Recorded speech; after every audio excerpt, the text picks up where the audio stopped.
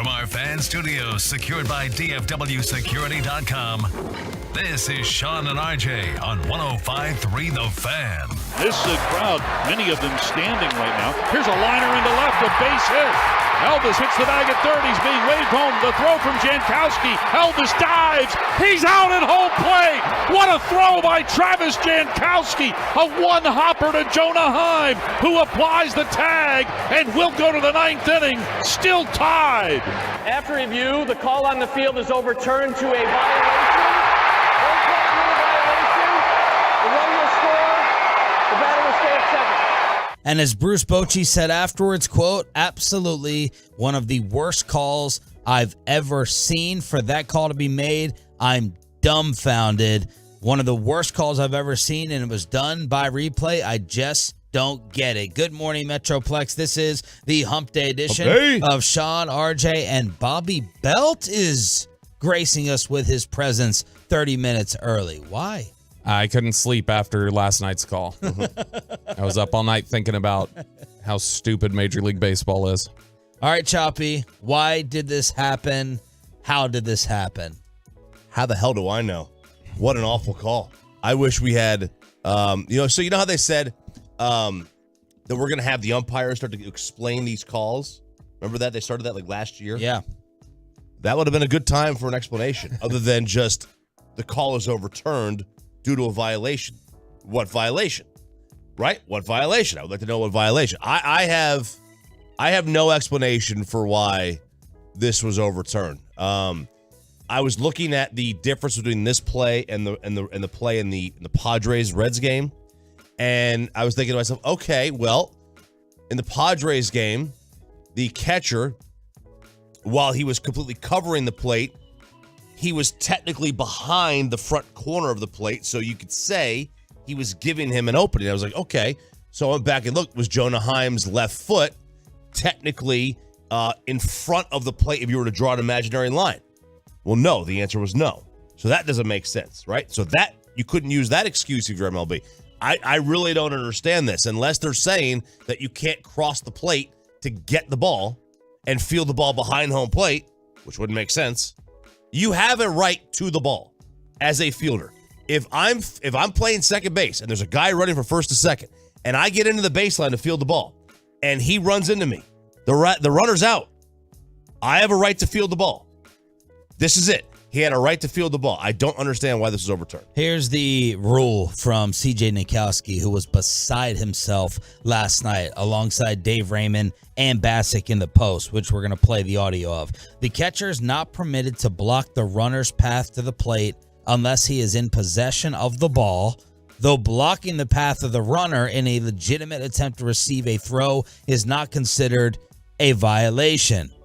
The runner may still be called out if he was clearly beaten by the throw, which of course is exactly what happened. And the official explanation stated the catcher's initial positioning was illegal and his subsequent actions, while not in possession of the ball, hindered and impeded the runner's path to home plate. As CJ commented, that is just not accurate. So what is the purpose? What is the thought behind the rule? It's the Buster Posey rule. Buster was blocking the plate. He got bowled over, and he broke his ankle, and he was out for several months. And this was at the prime of his career. He was the best catcher in the game and just a tremendous player. And, Bobby, the scariest thing to me is this went to New York for the replay.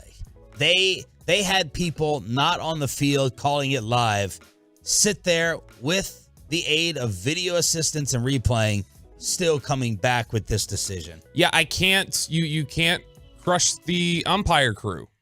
Like, they looked confused. Like, you saw them last night talking to Jonah Heim.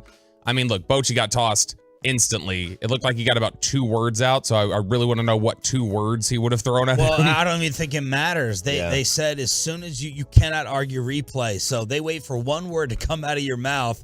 Once Bochy comes out of the dugout after the replay decision is made, he's basically gone, which seems like a rash, quick decision. It does, but the umpire crew looked like they were genuinely confused trying to explain it to Boch and Jonah Heim. For sure. And I mean, reasonably so. Look, you just read the rule. Go down a little bit further in that rule explanation. When receiving a throw, catchers will often provide a sliding lane into home for the runner to lower the possibility they will be called for violating the rule. Likewise, runners can lower their chances of being called for a violation by sliding in the given lane. Jonah Heim gave him a lane. Elvis Andrus slid into the lane. Yeah. Elvis Andrus was out. I mean, the only obstruction, the only, impeding his path to home plate was Jonah Heim's glove. That was it. That was the only thing that stopped him. That was the only thing that slowed him down. I go to this. I've been thinking a lot this morning about Des Bryant's quote a couple of years ago where he said, "Fix this S, Rich." No, I love football. I hate the NFL. I love baseball. I hate the MLB. The MLB cannot get out of its own way.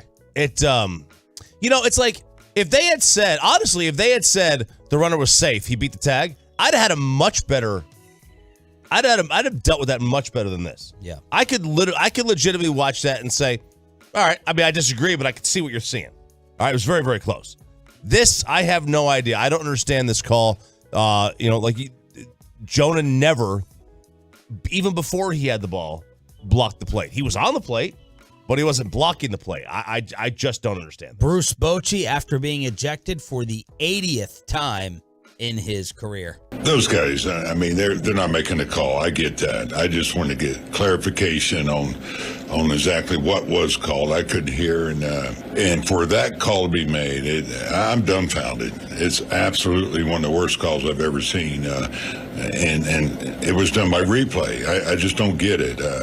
I don't care how many times they'll try to explain it. You can't do that in that situation. It's a shame. It's embarrassing, really. You thought he had a clear lane to the play. What did you see on the play? Yeah, there was never any contact with the catcher. It's a sweep tag. I don't get it. I really don't. I'm just, again, I'm shocked. Jonah did a great job there. The throw took him to the left a little bit, sweep tag. I'm lost on this one. That's a tough one to take. One of the unique things about Bochy, I was trying to read his lips when he went out there, and it genuinely appeared like he was saying, what's the explanation? He's not trying to do the typical Lou Piniella or a Weaver.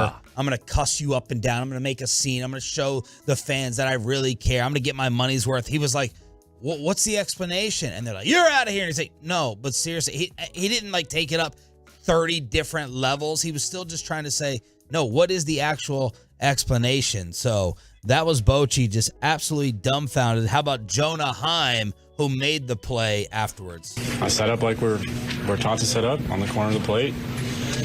Ball took me up the line. I even backed up a little bit. He had the whole front of the plate to slide into, so I'm not really sure what else I need to do there, but it's unfortunate that that's the decision they're making in that kind of situation. I mean, we're going in the ninth inning tie game there, and we're making that call. Is pretty unfortunate, and it's upsetting. Is that one of the tougher calls you've been a part of because of the game situation as well? Yeah, and just the unknown of the rule. I mean, I play that like we're taught to play it and catch the ball and tag the guy out, and it seems like they want me to try and not catch the ball and not tag the guy out, so it's unfortunate, and I guess we'll try to get some clarity tomorrow on what better I need to do. What makes it sting if Mark Cuban would have already protested this while tweeting Joe Rogan. What makes this sting even more is the Angels got shut up by the Dodgers, so it could have been a 6-game lead in the West. Instead, it's still 5. It's still 5, and this is. Look, I mean, this is a bad loss altogether, but it's especially crushing considering that it should have gone to the ninth inning tie. It should have gone to extra innings. It should have gone to whatever. You should have had a real chance to win this game. I hope MLB comes up with a better explanation today. They probably won't. They should just admit it was wrong. There's probably no chance. They should just say, despite going to the replay center where we're supposed to be, elevating the quality of these calls, we got it wrong. You know what's frustrating about it, too, is a lot of times... And replay the 9th today before the next game. That's what we do. But Pine Tar game. Let's do it all over again. When you look at when these sorts of things happen, typically, go back and look at, the Brady Tuck rule, whatever else. When these sort of things happen in sports, we usually come away from it and we say, it's a bad rule. It's letter of the law, but it's a bad rule. This is an instance where when you read the rule, no one is seemingly able to find where does it break it. Like this isn't a bad rule. This is just a flat out awful call. It shouldn't have even needed interpretation. It was not one of these muddied calls that felt like, oh man, this could go either way, or oh, you've definitely got to send it to some paper pusher up in New York or whatever to get his thoughts on if this was letter of the law. It's just ridiculous. I mean, all their replays are done up there in New York. They're all done in New York. That they had, once they reviewed it, it had to go there. The umpires had no say. Right. I'm just saying it wasn't even necessary on this one to review that portion of it. If you want to review the tag, fine. Not the interpretation of was it an illegal block. That didn't even look like something that was up for it. So the Rangers get absolutely cheated last night in Chicago. Could have been up 2-0 in the series before Game 3 tonight, but instead it's just a 5-game lead still in the American League West instead of 6. Was RJ celebrating the College World Series yesterday like Fort Worth? And what is going on with this Titanic story? Next on The Fan. Coming up in the next G-Bag Nation. Bet payoff pyramid at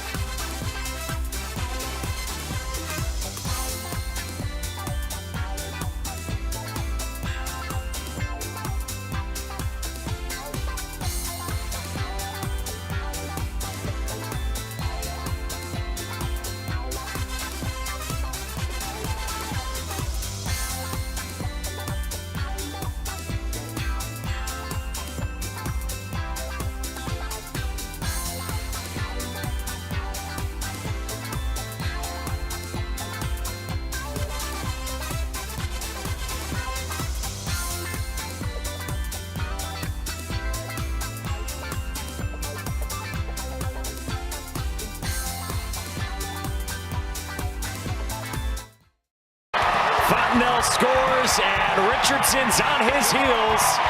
6-7 Frogs. That was the call yesterday on ESPN. The TCU Horned Frogs getting it done again. They take out Oral Roberts 6-1. RJ Choppy's Tennessee Volunteers, not so fortunate. Nope, we were down 1-0 in like the 6th inning, and had a runner on first, double to left field, and they hold the runner at third. There's 2 outs, 9-hole hitter coming up. Way to go, Tony Beasley. I don't know who that third base coach is. Quite frankly, I don't care, but I hope he's got a good realtor. Because that dude needs to get run. Like that at that point, like the team at the very next inning, LSU put up like a 4 spot. They just crushed. Just the air was sucked out. And I'll tell you this. I hate college baseball. The amount of bunting that goes on in these games, the amount of lack of acknowledgement of pitch counts, these managers, these coaches they all need to go to a continuing education course. This is not a pre-war sport we're playing right now. Okay, we're playing in 2023. Pitch counts matter and bunts don't. The LSU Tigers, one of the best teams in the country, had their 4-hole hitter bunt last night. They had their cleanup hitter bunt. With a metal bat. With a metal bat. Were you tied in the 9th, 0-0 with a man on second? They were up like 2-0 at the time. All right, this is inexcusable baseball behavior. Inexcusable. And we lost, so whatever. Yeah, how did it feel? What was that? 3 shutout innings from Riley Cooper, not the racist Eagles. Riley Cooper, different Riley Cooper. No, I know but the other one. Wasn't that guy? I believe he came into the game with like a 5 ERA. Shut y'all down for 3 innings to close it out. He did. He was not great. He's had some blow up innings, but he came in. He's 300 pounds. He's 270 pounds. He's he's like the Jared Lorenzen of LSU baseball. R.I.P. Jared. That Blue Jays pitcher. Yes, Alex Manoah. I almost posted the video that I haven't posted yet. Drop it here. The video from the Florida Atlantic game that I sent you guys that I can't post. I just can't. Sarah won't let me do it. She's like, you look terrible. Your eyes are red. You're drunk. You can't post this video. Didn't y'all play clips of that? That No. was the next morning I was out? No. Oh. Sarah blocked it. But see, if she's worried about your eyes, you can't see the eyes. We should play the audio. It's the slurring. It's the everything. Oh, yeah, we've never played slurring audio of the rest of us. No, yeah. At the very least, Peyton should have in his arsenal just the very opening of it. You going, drop it here. All right, I will send that to him. Okay. He can have. There's a few things he can have. Florida will now move on to take on the Horned Frogs. Florida is the 2 seed. Wake Forest the 1 versus number 5 LSU today. Yeah, and I hate this. This is what I hate about this tournament as well. Wake Forest just beat LSU. Why do they have to prove in the same tournament they got to beat them again? It's the same thing. Like Oral Roberts already beat TCU. Why did they have to beat them again? That's one thing I don't like about the format of this. I get it. It is what it is. But that's why they have a double elimination for a reason. All right, the story that is taking over the entire world is this Titanic exploration. Yeah, so this is Ocean Gate. They are the operator of this missing submarine. We're not just calling it a gate? No, it's really called They're Ocean called Gate. Ocean Gate? Okay. So they put this expedition on and billionaires. I appreciate what you're trying to do. I thought about it. I was talking to myself and I was debating, but they're I was still alive. Technically, just go back to regular bed music. Yeah. Just for this one. Just for this one. The heart of I understand, but now. Yeah, we'll talk about the heart of the ocean later. But so good news. They heard banging. Proud that you knew Titanic. Did they? Yes. Through the solar monitoring, whatever, they heard banging. Right. So they heard banging. Now they heard that, and then it stopped. So did they run out of oxygen? Did they pass out? They fall asleep? Now set up what this is first. This is what rich people paid $250,000 to. I'm going to try to explain this best. So they had $250,000 to get into a vessel the size of a minivan and go down 13,000 feet in a vessel that is only certified to go down 1,300 meters, which is about 2,700 meters shallower than the Titanic sits at 4,000. Mm-hmm. So, they went down to this vessel. They didn't pay for the extra. Apparently, they didn't pay for the extra certification. They've gone down on this vessel before, but that's a little point of contention. So it's a little exploration, right? You go down, you got to corkscrew your way down. You can't. It takes 2.5 hours to go down. You got to spiral down because of the pressure. You got to kind of pressurize your body. Wow. And then you get down there, and then it's 2.5 hours to spiral your way back up. This sounds scarier than going to the moon. Well, I saw an interview that one was said that more people have been to the moon than have been to this deep of the ocean. Oh my! So you are going to depths that very few people go to, and they were going to go explore and see the Titanic, so they got lost. They either got lost or the vessel got crushed. We don't know. They did hear the banging. We don't know if that's from them, if that's from something else. It could be anything. And now we're doing this countdown of like breathing time on all the networks. From the start, they had 96 hours of oxygen. And now they are into what now is starting day 3. So they're beyond 48 hours already. So they've got about 40 hours of oxygen left. That's terrifying. Scary. I don't know why. $250K to go do this. Are there Yeah. that many fans left of the Titanic? Like, relaunch it in theaters. Good Lord. If it's this popular still, you want to go down there and see it. Man. I don't know why you would forget just the Titanic aspect. Like Choppy's talking about, people talk all the time about like one of the most terrifying places you can go on this planet apparently is like the floor of the ocean. Like there's some weird stuff down there that doesn't get up to the surface and it's still not completely explored. So you don't know what you're running into down there. For $250,000, that sounds like somebody with a lot of money who's just like run out of interesting things to do on the surface. Yeah, it's 6,000 pounds per square inch of water pressure at that depth. Nuclear submarines on the Fantex, trucker.com, only go down to 1,700 feet. They were going to 13,000 feet. Oh, my. So they were going almost 10 times the distance that a nuclear submarine goes to. It's crazy to me to think about. But look, I mean, if you're an adventurous explorer, go ahead, knock yourself out, not have fun. It's scary though, and you hope the best for this. But so they can't like send something down to go find them. So they are sending explorers down there. There are people that are going down there. The U.S. Coast Guard, the Navy, they've got people that are going down. The problem is there's so few vessels that can get down that depth. And then when you get there, what are you going to do? Tow it back up? Right. Hook it on and tow it up. You can't get out. Are you getting out of the? They're not getting out of the. Surely you're not getting out of the sub to scuba dive over there and attach it. Yeah, I mean you can't get out of there. No, is it a line? No, that's just. I mean, this doesn't feel like anything that's gonna end well. I just don't know why you're going down there and looking at this thing 100 years later. Like what is there left? Like I said, this just feels like somebody who's bored with everything else that they have at their disposal. So it's like, all right, let's go down here. But man, the fact that like you mentioned it that does shopping, sound pretty cool. Like I'm going to see the Titanic tomorrow. It sounds very, very cool. But what's down there? What animals are down there that we don't know about? What fish are down there that we don't know? Megalodon's still there? That's the point. That's the point. You get to go down there. Some people live for that rush. Some people die for that rush. Yep. So here we are. That's just too extreme to me. I mean, and the fact that like Choppy mentioned it wasn't even. Yeah, you don't even want your kids swimming in the pool for 3 hours. I know, not in this heat, not in 119 like the picture I took yesterday. So I have no concept of what the heat is outside. Amanda will come home and she's like, "Oh," and I'm like, "Yeah, I'm seeing everyone post about it." I'm going home at 11. I don't think I've gone. Oh no, I've taken out the trash. I've done some house stuff, but I have not gone out and ventured in the middle of the afternoon. This morning it's a furnace. Gross. The difference between when we leave and then the 30 minutes later when I get to the gym and then the hour or so later when I leave, the gradual increase of temperature is remarkable.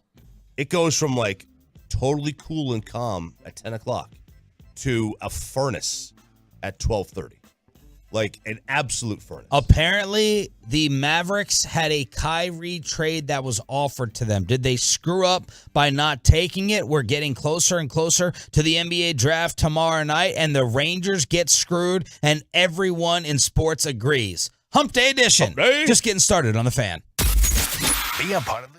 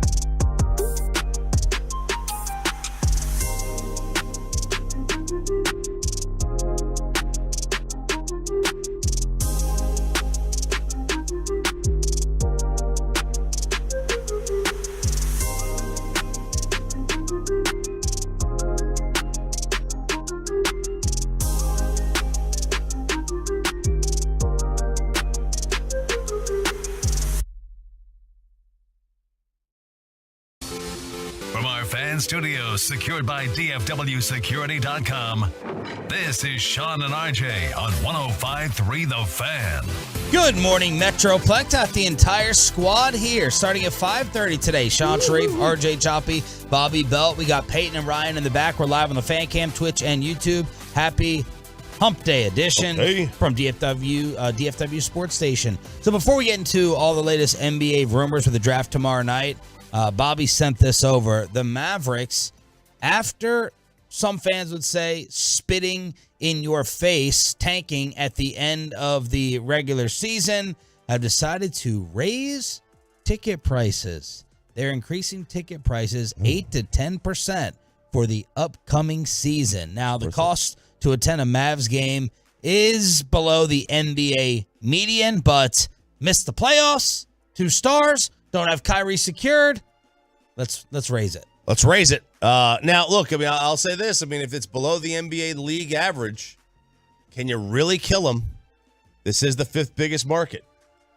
And it's one of the richest parts of the country. Yeah. Much to the chagrin of what the guys out in the at San Francisco, Bonte and Salami Joe had to say about how poor we are. So the NBA average ticket price, this is according to bookies.com, is $208. The Warriors' cheapest ticket, this can't be right. It says $570 on here. Now, this is for 4. I'm sorry. 4 tickets, $570. Parking, beer, soda, hot dogs. The total cost $700 for 4 going to a Warriors game. Oh, wow. That's the highest. Then the Knicks, Lakers, Raptors, Celtics, Nets, Bulls, 76ers, Timberwolves, Suns. Again, NBA average, the median is $208 for 4. So basically $50 a ticket without drinks or food. The Dallas Mavericks cost was $157 without anything. $157, 4 tickets, after some sodas and hot dogs, $227.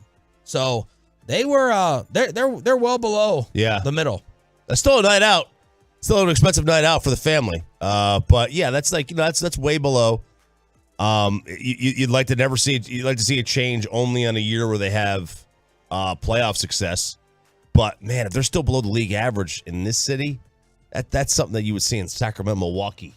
That's league average, right? Like that's what you should have if you're below league average. Well, I mean, you get the same sort of roster management that you get in Sacramento.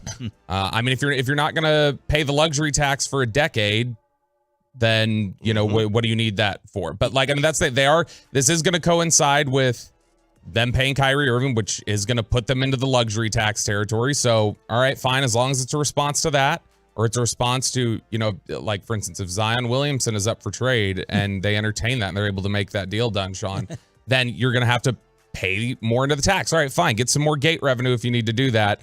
But it better be leading to something. This better not just be a price hike for a disappointing basketball team. Guess the team that has the lowest family night of 4 cost. Orlando. Their second lowest. Ooh, good guess. Man, Peyton, it was a pretty good guess. All the teams. The Bucks. I don't know. The Bucks. I don't know. I'm just throwing it out there. I'm throwing out Milwaukee. Bucks are good. Who? The Rockets. Not the Rockets. Eastern Conference. Charlotte. No. Oh, they're third lowest. Old friend of the show. Well, station. He didn't love us at first. Pacers. It cost $78 for 4 tickets to go to a Pacer game. $147 after food and drinks. Wow. Yeah, $78. That's a steal. $78. Orlando costs $86. And then you have the Hornets at $100. So that's where things stand. But the Mavs are going to raise ticket prices 8 to 10%. Now, the report from Ian Begley, who is Sports New York, SNY. Phoenix reached out to Dallas about a potential sign and trade for Kyrie earlier in the offseason. Dallas presumably was not interested in what the Suns offered at the time. If the Mavs are blown away by the offer, logic says that Irving would be a Sun today. So apparently Phoenix, they were, was Brian Windhorst and others saying, keep an eye out for the Suns.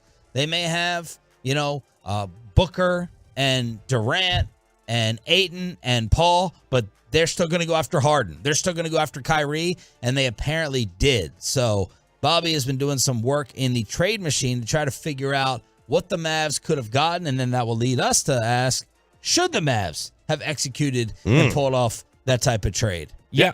So I looked at it, and Landry Shamet and Chris Paul, which is what went to Washington, including the picks. Yep. According to the trade machine, I don't know if it's right, but according to the trade machine, if assuming Kyrie signs like a deal for $47 annually, something like that, which is a little more than what the Nets had offered him on an extension, then that trade would have worked. So I'm guessing it would have been similar proposition as we'll give you Paul and Shamet. No, I don't. I disagree because they didn't have to take back the crap sandwich that Washington did for Beal. So I would have to assume that Ayton would have had to be in that because the Mavs were going to trade Kyrie Irving for that. Again, the reason the Wizards deal happened, it was because of Bradley Beal's no trade.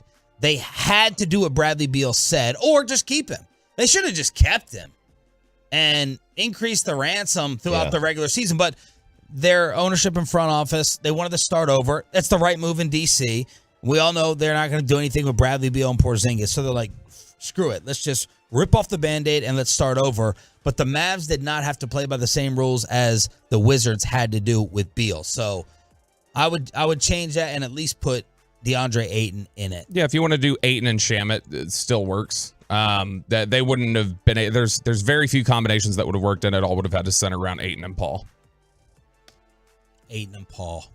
Okay, so let's just say Ayton and Paul then, for the sake of this discussion. If it's Ayton and Paul, they should have done it. Yes. They should have done it. Yeah, they should have, but they... Why? Why should they have done it? 2 for one, for starters. And you have the superior player. Yes, you do. You also have the superior headache. Yes. Which... DeAndre's level...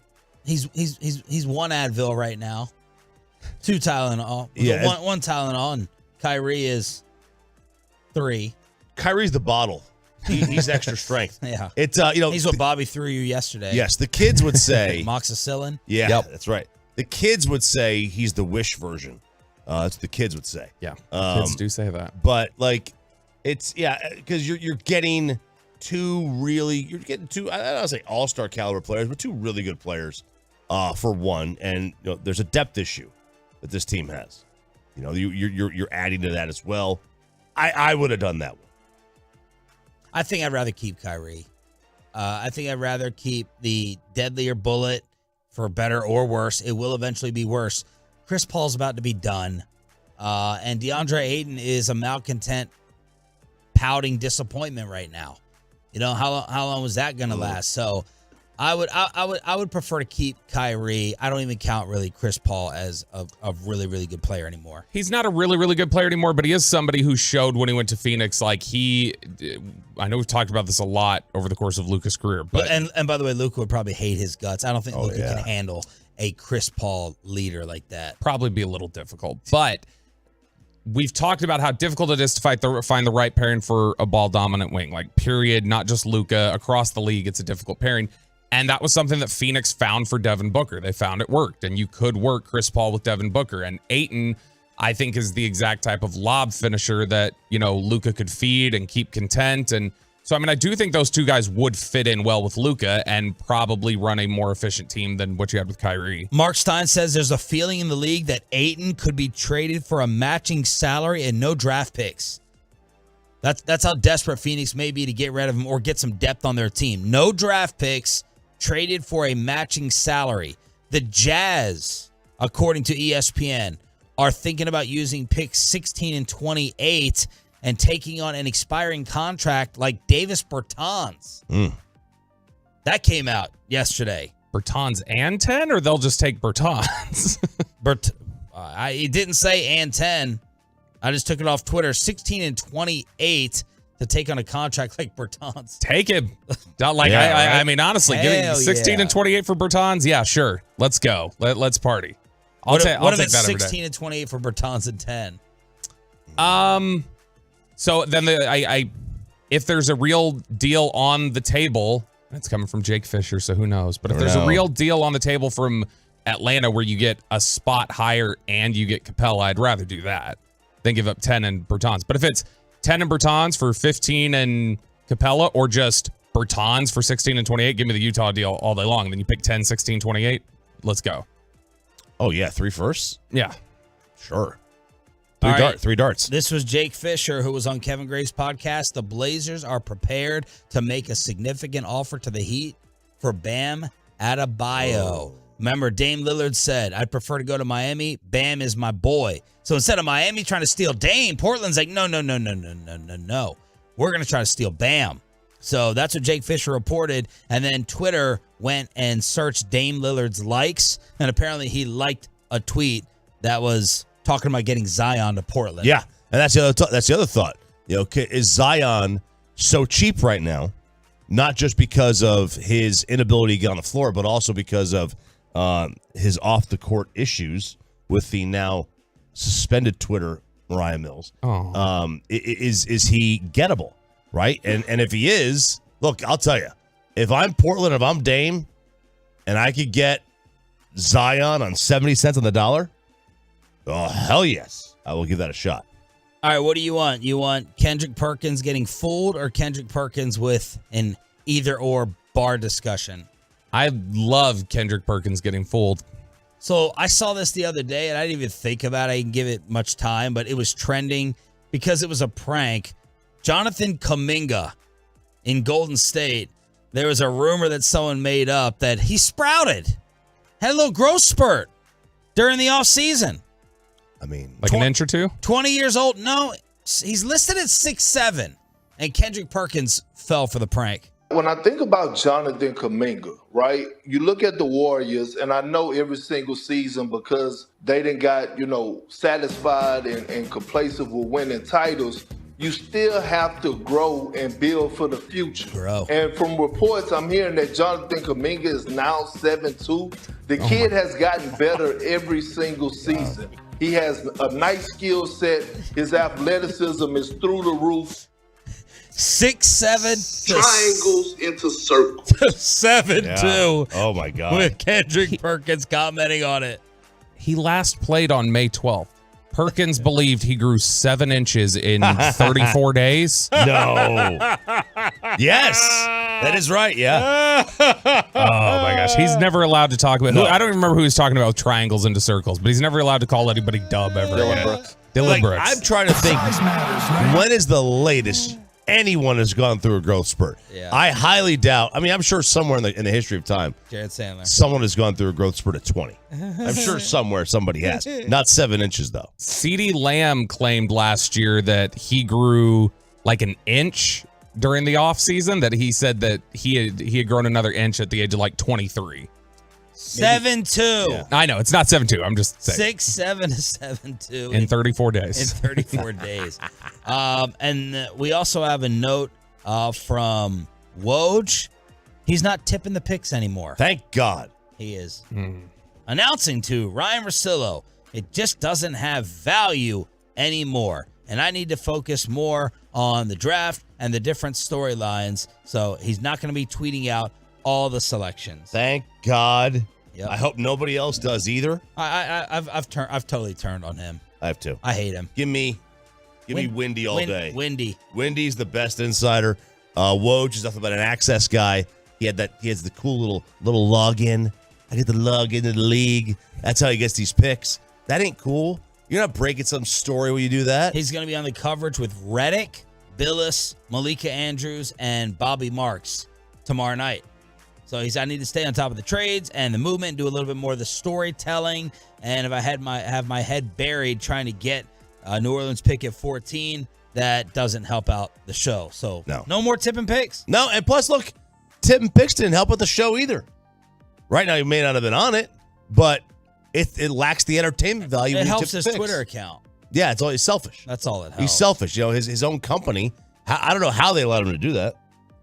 I don't know how they allowed him to do builds up his credit. Yeah, I mean, it ruins the presentation. Yeah, absolutely. The NFL fixed this when they used to go to kids in the war room on the phone. I hated that. Yeah. I don't want to know who's getting the call. You dummies. The surprise, the intrigue, unveil it on stage at the microphone. Yeah, but I do think it's interesting. Woj all of a sudden as an insider saying like, oh, well, I'm getting into long features. I'm getting into storytelling now. And it's like, really? Because the only time recently I've heard you have any sort of an opinion or any sort of a take outside of just news reporting was last month when you said Wembanyama may be the greatest prospect in the history of sports. It's like, you should just stick to tipping picks because your storytelling is S. The Texas Rangers, everyone agrees.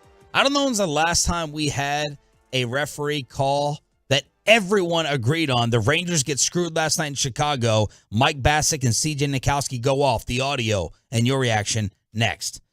But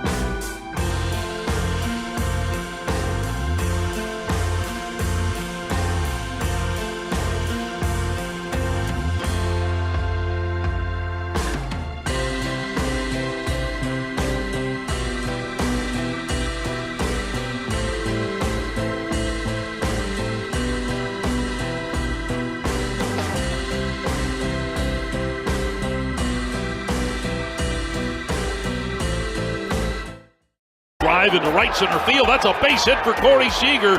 Robert cuts it off just before he gets to the track. Jankowski scores. Leone being waved home. Here's the throw. He slides. He's safe at home plate. 2-run double, Corey Seager. Rangers lead it 6-4. Corey Seager should have been the story. MVP clutch performance last night. He had a 2-run single that, well, I'm starting in the 5th. Yeah. He tied the game with a double in the 5th. Then he had a 2-run single that tied it in the 7th. Then he had a 2-out, 2-run double in the 8th. MVP performance. It should have been Seager versus Elvis, as Elvis Andrus was trying to do some damage. He did do some damage to his former club. Elvis was a storyline as he was the guy that scored with the controversial play at home plate, the absolute robbery of the Rangers. It's a national story. This is Sean and RJ on your home for Rangers baseball, 105.3 The Fan. And during the game, CJ Nitkowski did not understand how Jonah Heim was called for this violation. It was not an issue. There was no contact there. He was not blocked from sliding directly into home plate. Jonah Heim was behind the plate. The lane was there. That is a terrible, terrible call. Back in New York and watching that replay, now Boch is going to get ejected. It's almost an automatic if you're going to argue something that is done via replay and a call that is made via replay. And you're in a really tough spot if you're DJ Rayburn because he called it correctly, which was out. Right. He has nothing to say. So to understand exactly what you were saying and how this rule is read, the catcher is not permitted to block the runner's path to the plate unless he is in possession of the ball. That's right. But he wasn't blocking it anyway. Well, he had the ball. Look, he had the ball 5 feet before. That is a travesty and an absolute embarrassment that is going to get reversed in a one-run game. The purpose of this is to make sure that he has a lane. Clear as day, he can get to the plate.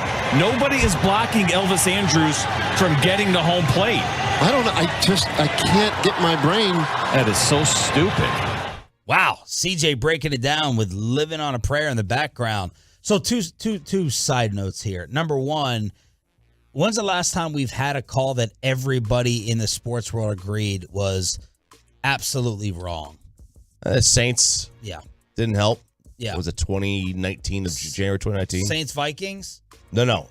Rams. The pass interference no call that the Saints had, that was 2018, I believe, is what it was. But yeah, the no call pass interference on him. Yes. Yeah, Yes. where that one changed. That one was so swift that for a season they went to reviewing pass interference calls. Yeah, Ross Tucker gave the Saints the championship off that, right? Yes, he did. He said Sean Payton's got a second title because they would have won. They should have won. Yeah, they would have won. They should have won. That's the one that first came to mind, even though we got the team wrong. It was the pass interference.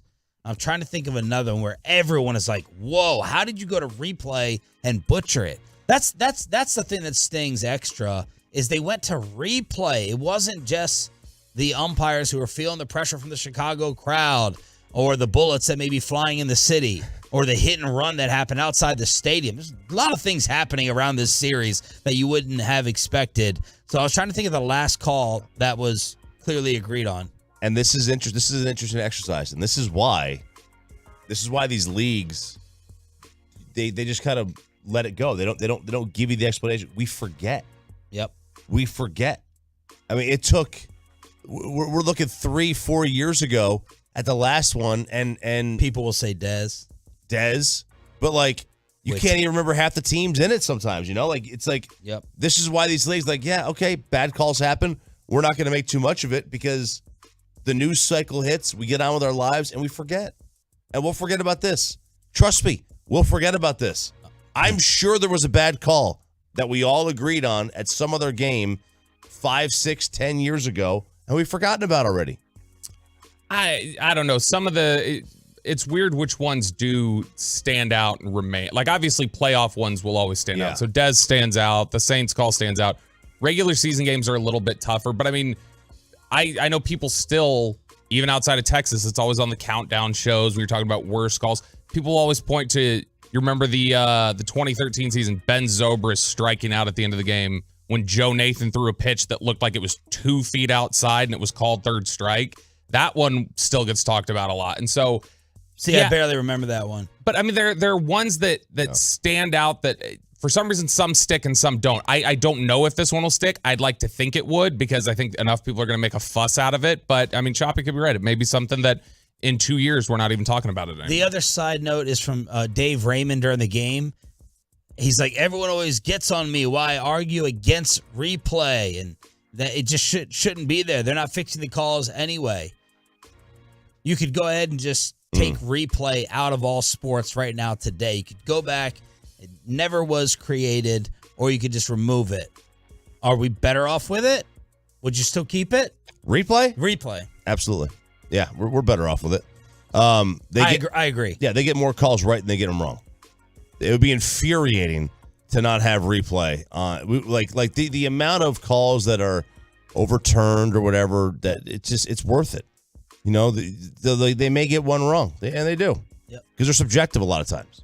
Yeah, but that's the thing. This one didn't feel subjective. Like, it's very clearly written out what it is. It was very but we're not talking about this wrong. specifically. We're talking about keeping replay in or out. Right. Here's the biggest part. It's probably better with it in there because it's fixed calls. It's saved things in a lot of instances.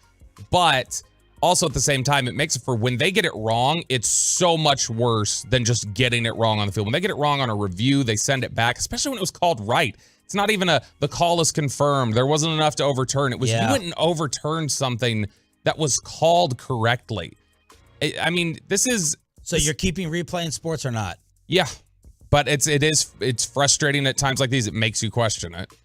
I did not hear this. As soon as this ended, I shut off the TV in disgust. Plus, it was another 3-hour game, so I was done with it anyway.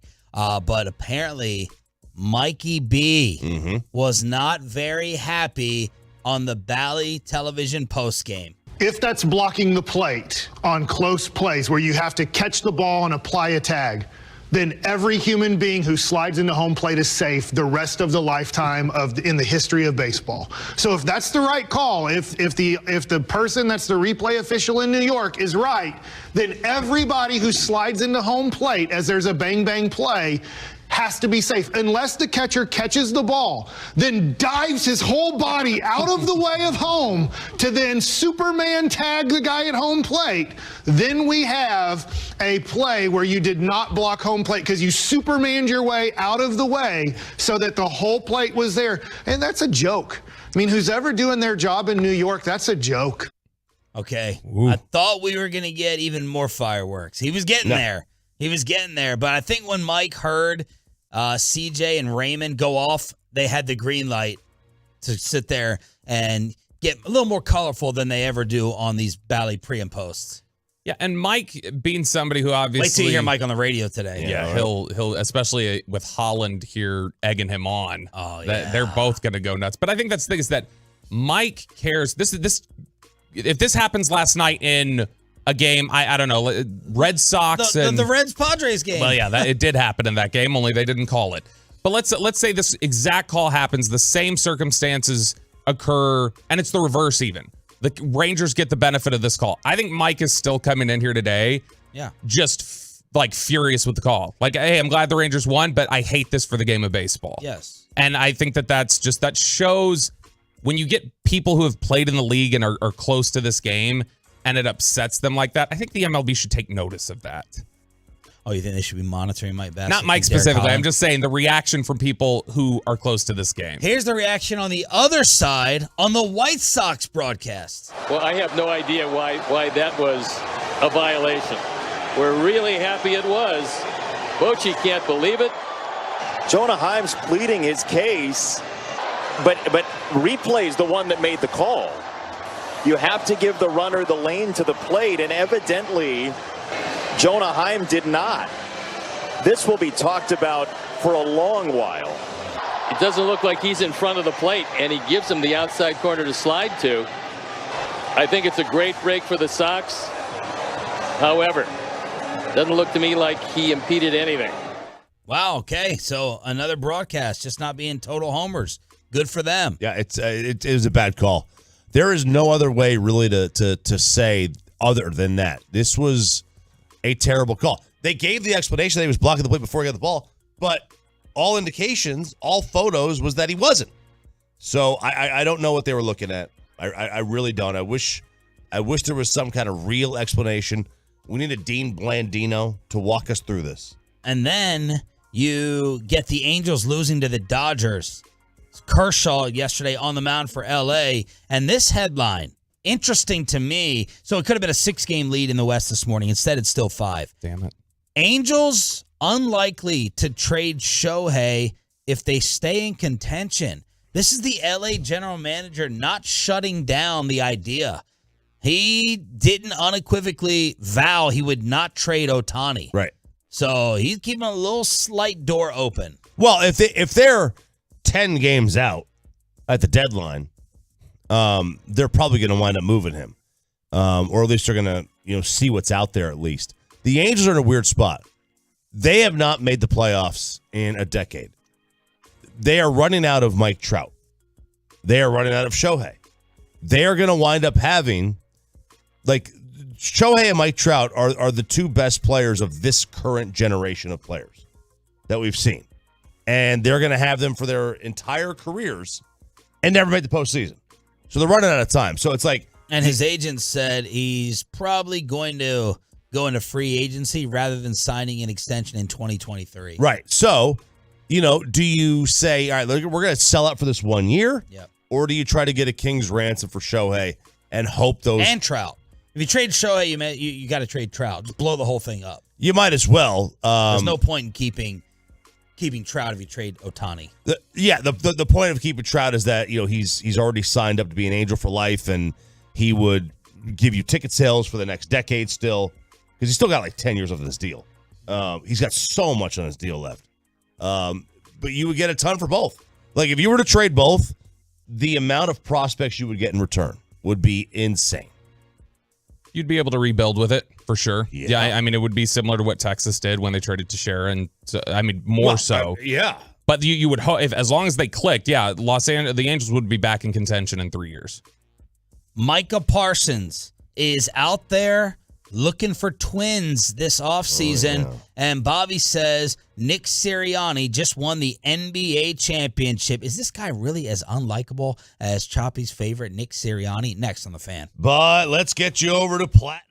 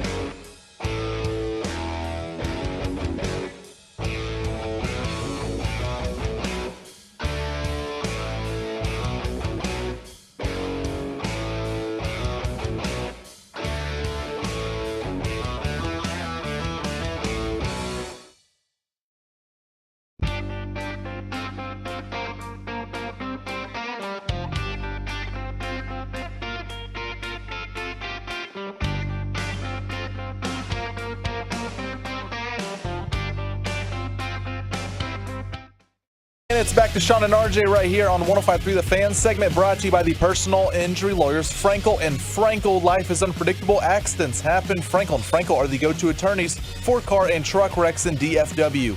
If you or a loved one have been in an accident, contact the Frankels at 214-333-3333 or go to truckwreck.com. Just need to clear something up here on Sean and RJ Hump Day edition. Hump Day. We got headlines at 7. It's not fist pump time, Bobby. 720 Expressway with a Post Malone ticket giveaway to hook you up for turning it on, leaving it on. But we had a very prominent media member send this to us last night, and it's kind of circulating on the interwebs, this whole Micah Parsons twins thing. And Bobby, you think this is another example of people maybe trying to target and pinpoint Micah this offseason? See, look, when Ja Morant says that people are out to get him, they're out to take him down, that's silly because he's putting himself in a position. People wanted to make him the face of the league. It definitely feels like, to me anyway, that there's been a let's catch Micah Parsons slipping movement on social media, on all of them. His Instagram, his Twitter. And I think that happens a lot of times whenever anybody gets to the top or anybody's very prominent. You want to catch them falling. And this is several times now where he's had something clipped out. Well, this went viral yesterday. And we were talking about it like, oh, wow, is this something new? This, it sounds kind of familiar.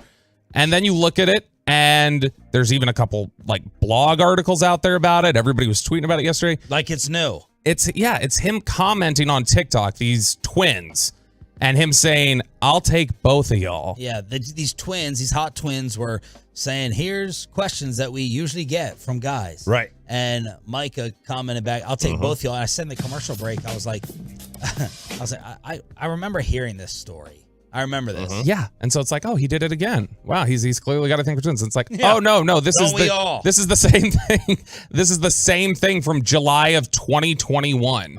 Before the guy had ever played a down of football for the Dallas Cowboys, this is what was circulating going. Boy, it's dead period right now when people are doing that. But also, this is, again, people want to get on him. You remember people talking about, what was it? He was complaining about twins. He was talking about the cost of stuff at Universal. And people remember, they were like, wow, how out of touch for you to complain about it. People just want to take this dude down. I wonder what percentage of twins actually... It's a good question. Fulfill the dream. You mean step twins? That's a I'll take a good little question. I bet you will. Sip-sa. I bet you we could Google that. I bet you there's a Google survey. You think there's a Google what amount of twins actually do it? I bet some survey has been conducted somewhere. Could be informal. A twin survey. I'll look it up. I mean, I can tell you that on this very radio frequency years ago, I remember Stern interviewing identical twins who talked about that. Stern? Howard Stern. Oh. Yeah, this is like 20 years ago. Okay. Yeah, but he was I was like, David Stern got with twins? Yeah, David Stern. What? Are you kidding me? But it's somewhere out there. It's a little weird, but so that's the latest Micah garbage that everyone was trying to recycle yesterday. Meanwhile, Shannon Sharp hinting that he's about to return to a morning show. And people are thinking it's going to be McAfee's replacement with FanDuel. So FanDuel's got a vacancy that McAfee's going to ESPN. So they were paying Pat like upwards of $30-40 million per year to do this. And now there's a vacancy and there's a lot of money to be made. This is the future of sports media, is gambling sites. Working for BetMGM, working for FanDuel, for DraftKings, Caesar Sportsbook. This is where the money is. They've got limitless funds. Limitless. Has anyone checked out McAfee on ESPN? Is he on there now? I have not. He's on, Did right? he move already? Well, he's interviewed. I don't know.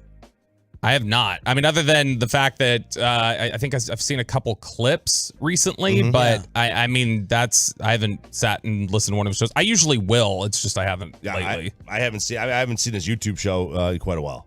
All right. Well, this was on ESPN. Mike Greenberg was stunned by Harry Douglas, former NFL player. We saw this picture of a plot or a plant with a snake under it. Yeah, it was RJ a snake. Was breaking down the scales for me. It was a non-venomous snake. You could tell with the labial bars on the mouth. The what bars? Labial. If they're vertical, it's non-venomous, at least in the U.S. If you go to Africa or Australia, labial bars don't mean the same thing. But in the U.S., if you see vertical stripes on the underneath the mouth, you're good. So somebody may be getting a PETA letter after Greenberg asked Harry Douglas to comment on this as they were wrapping up their show. Before we run for the day, think you're having a rough day? How'd you like to be Heather Dinich?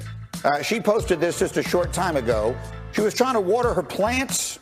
She ran into a little bit of a, hey, HD, what do you think of what happened to HD? Ooh, that's my sis right there. We worked in college football together. Now, Heather, I found a snake in my house a few years ago, and I tortured that little sucker because he could have got to my kids. I lit him on fire, Greenie, so if I was Heather, I would have poured gasoline on him and lit him on fire and got rid of him. Well, that wasn't what I expected at all. See you tomorrow. First take starts now. Don't get Harry mad. Wow.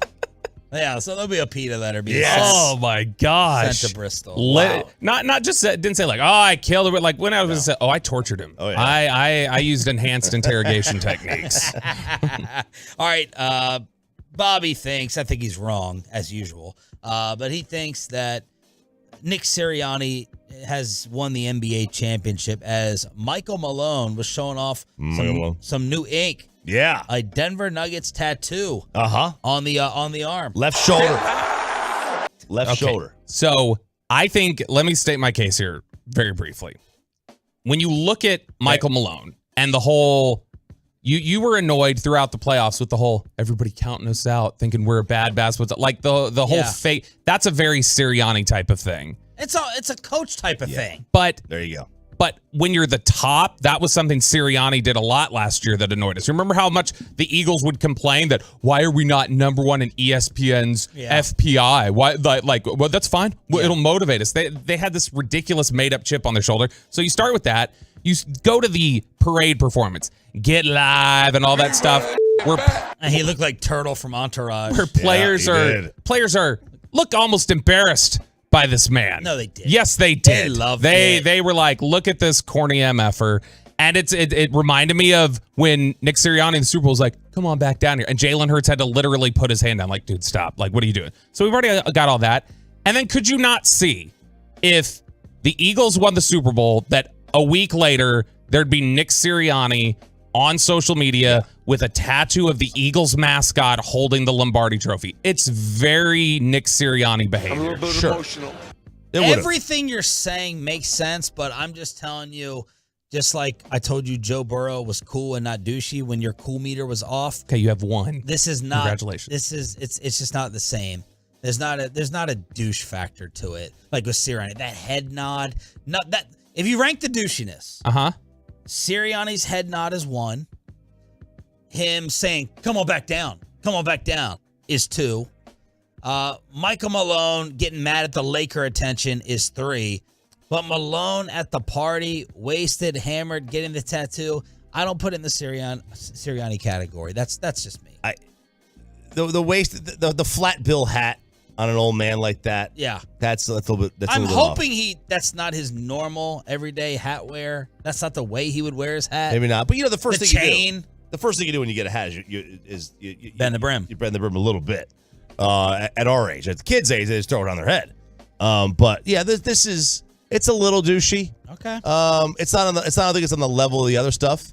But again, this all comes down to if they were both the coach of one of our teams, it's not douchey. Oh no, I think Sirianni would annoy me.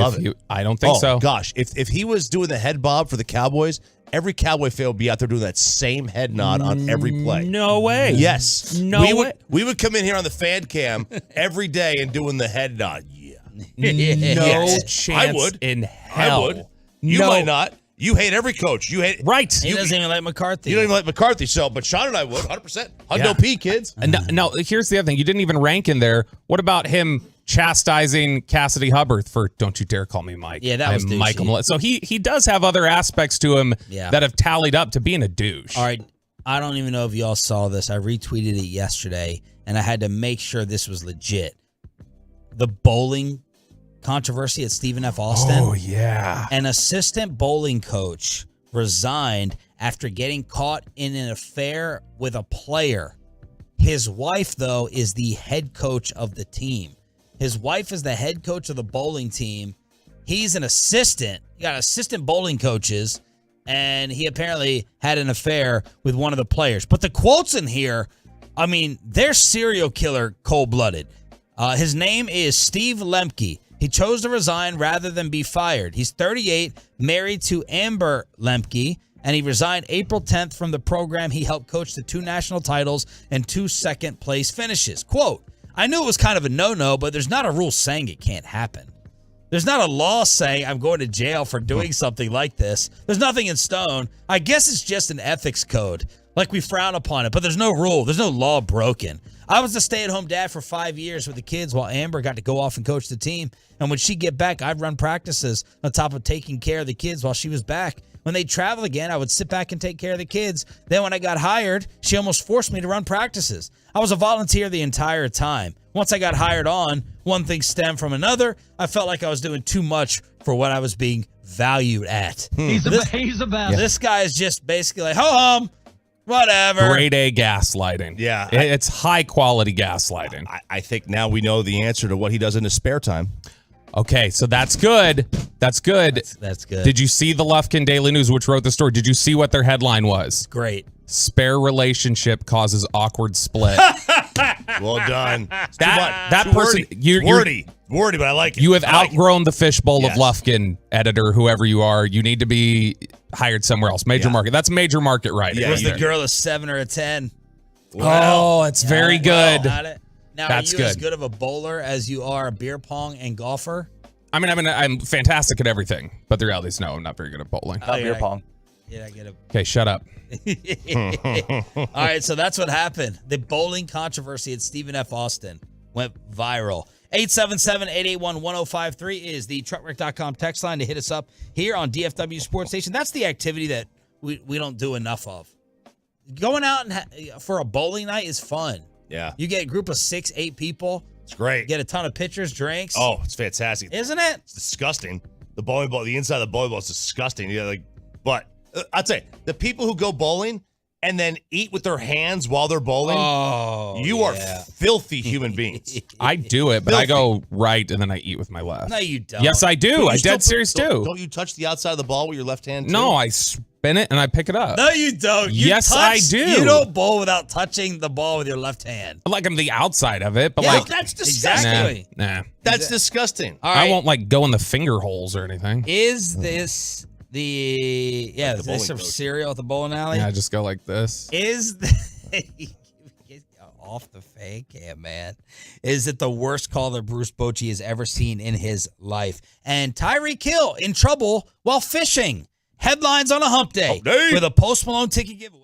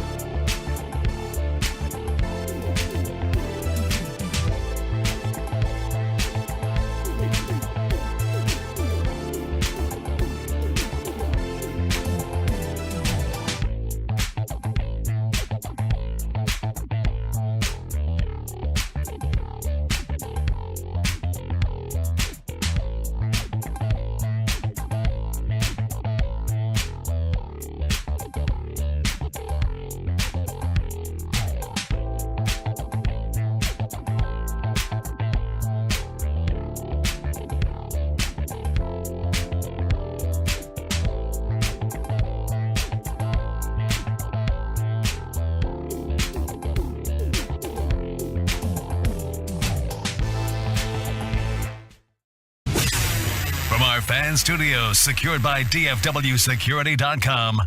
This is Sean and RJ on 105.3 The Fan. This crowd, many of them standing right now. Here's a liner into left, a base hit. Elvis hits the bag at third. He's being waved home. The throw from Jankowski. Elvis dives. He's out at home plate. What a throw by Travis Jankowski. A one-hopper to Jonah Heim, who applies the tag and will go to the ninth inning, still tied. After review, the call on the field is overturned to a violation. The runner will score. The batter will stay at second. What? The Texas Rangers get robbed last night. Good morning, Metroplex. Hump Day headlines here on Sean and RJ. We got Bobby Belt here on DFW Sports Station 105.3 The Fan. Jonah Heim with a throw from Jankowski in left field. Guns down Elvis Andrus at the plate. We're getting ready for extra innings, possibly with the game tied after Corey Seager was the hero multiple times. But nope, Chicago decides to challenge. They take it to New York, and whoever was in that freaking replay center, we need to figure out and label the Dean Blandino of the baseball replay center. That's the mission for the rest of the show. Who's the head of baseball replay? And we try to get that person on to absolutely Kyle Yeoman. Brian Richmond. Is it? I mean, that's what LinkedIn says. Let's look around, though. But that's what it says on LinkedIn. He's the director of replay technology. Well, whoever he is, he sucks. And his crew is terrible. That was a bad call. I don't know that there's any way around it. That was I believe, the wrong interpretation of what blocking the plate is. And you know, could you have protested that? You could protest interpretations of rules, but that was a subjective call, which is difficult to protest, right? That's not an interpretation of the rule. That's a subjective viewpoint. I think it was absolutely wrong. I don't know how anybody could have looked at that and seen otherwise, but somebody did. And they gave a shoddy explanation at best that he was blocking the plate before he got the ball, which all video footage, still shots, whatever, show that he wasn't. It was just a bad call all around. Bad call. This is a quick Google search. Last time that a protest was upheld, what year? In baseball? No, in ping pong. Well, I didn't know if you meant sports in general. Baseball. 2002. 1986. Isn't that sad if true? It's like, what's the point? Why even have it in there? Yeah, Because it'd be fantastic if today we could pick up this game starting with the top of the inning after Jankowski threw to Heim. Yeah, it'd be great. But I don't believe this would fall under the parameters of protest because this was again subjective. They would do it for interpretations, like the rule. They got a rule wrong. They did. They got a rule wrong last night. That's a subjective interpretation of it. They didn't get the rule wrong. So you mean like if they screwed up the ball strike count? Right.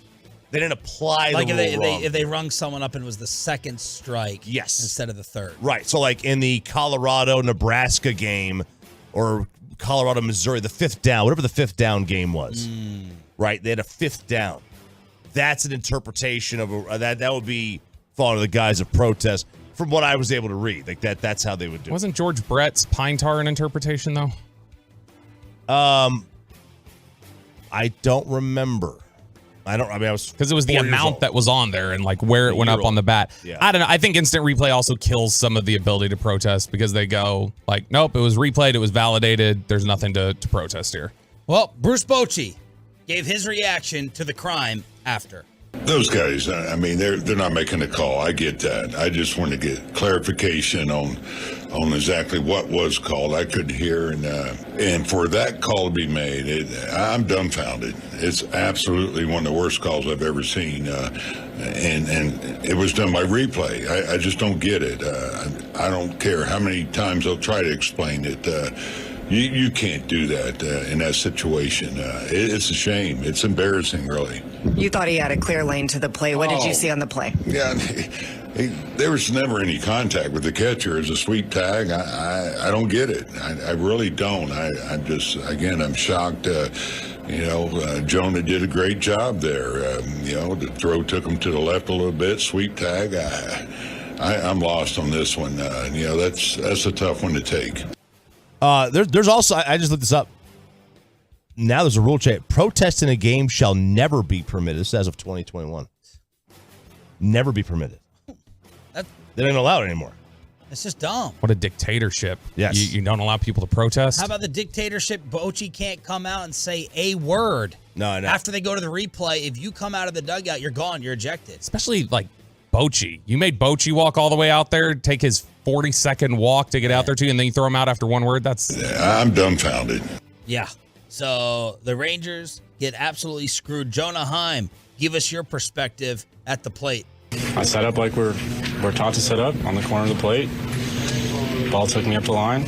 I even backed up a little bit. He had the whole front of the plate to slide into, so I'm not really sure what else I need to do there. But it's unfortunate that that's the decision they're making in that kind of situation. I mean, we're going in the ninth inning tie game there, and we're making that call. Is pretty unfortunate and it's upsetting. Is that one of the tougher calls you've been a part of because of the game situation as well? Yeah, and just the unknown of the rule. I mean, I play that like we're taught to play it and catch the ball and tag the guy out. And it seems like they want me to try and not catch the ball and not tag the guy out. So it's unfortunate. And I guess we'll try to get some clarity tomorrow on what better I need to do. And it stings even more. There's not even one aspect of the rule that was violated. Like, if you go down the checklist of the way it's supposed to be executed, the Rangers did it. There was a running lane for Elvis. The ball was there early enough. There wasn't even a collision in order to muddy this thing up. Like, check, check, check, clean, clean, clean, rule. Rangers lose. So they should have a 6-game lead this morning. Better hope we win this division or don't miss the playoffs by one game. Now, it is important to throw out the reminder, the game still would have been tied. That's what I was curious for your thoughts on, is because we did get a couple tweets late last night, even before we went on the air, of people saying, make sure you don't get lost in this, the fact that the bullpen blew a 2-run lead. Do you think that... Oh, the G-Bag curse again? Yeah, the G-Bag curse coming into play. They have Grant Anderson on yesterday. All of a sudden, he gives up 2 runs, can't hack it anymore, and so I think that... I don't want to hear anything about the bullpen. As of late. Then I'm frustrated that this isn't a game where we're waking up today just talking about like how awesome Corey Seager is. That's frustrating. Yes. That Corey Seager comes up as huge as he did, and he continues to be. He is tied for 6th in the American League in WAR, and it is a cumulative stat, which means the more games you play, the higher up you are. He has the 5 guys ahead of him in WAR have played 31 games more than him, 30 games more than him, 31, 33, and 29 more games than him.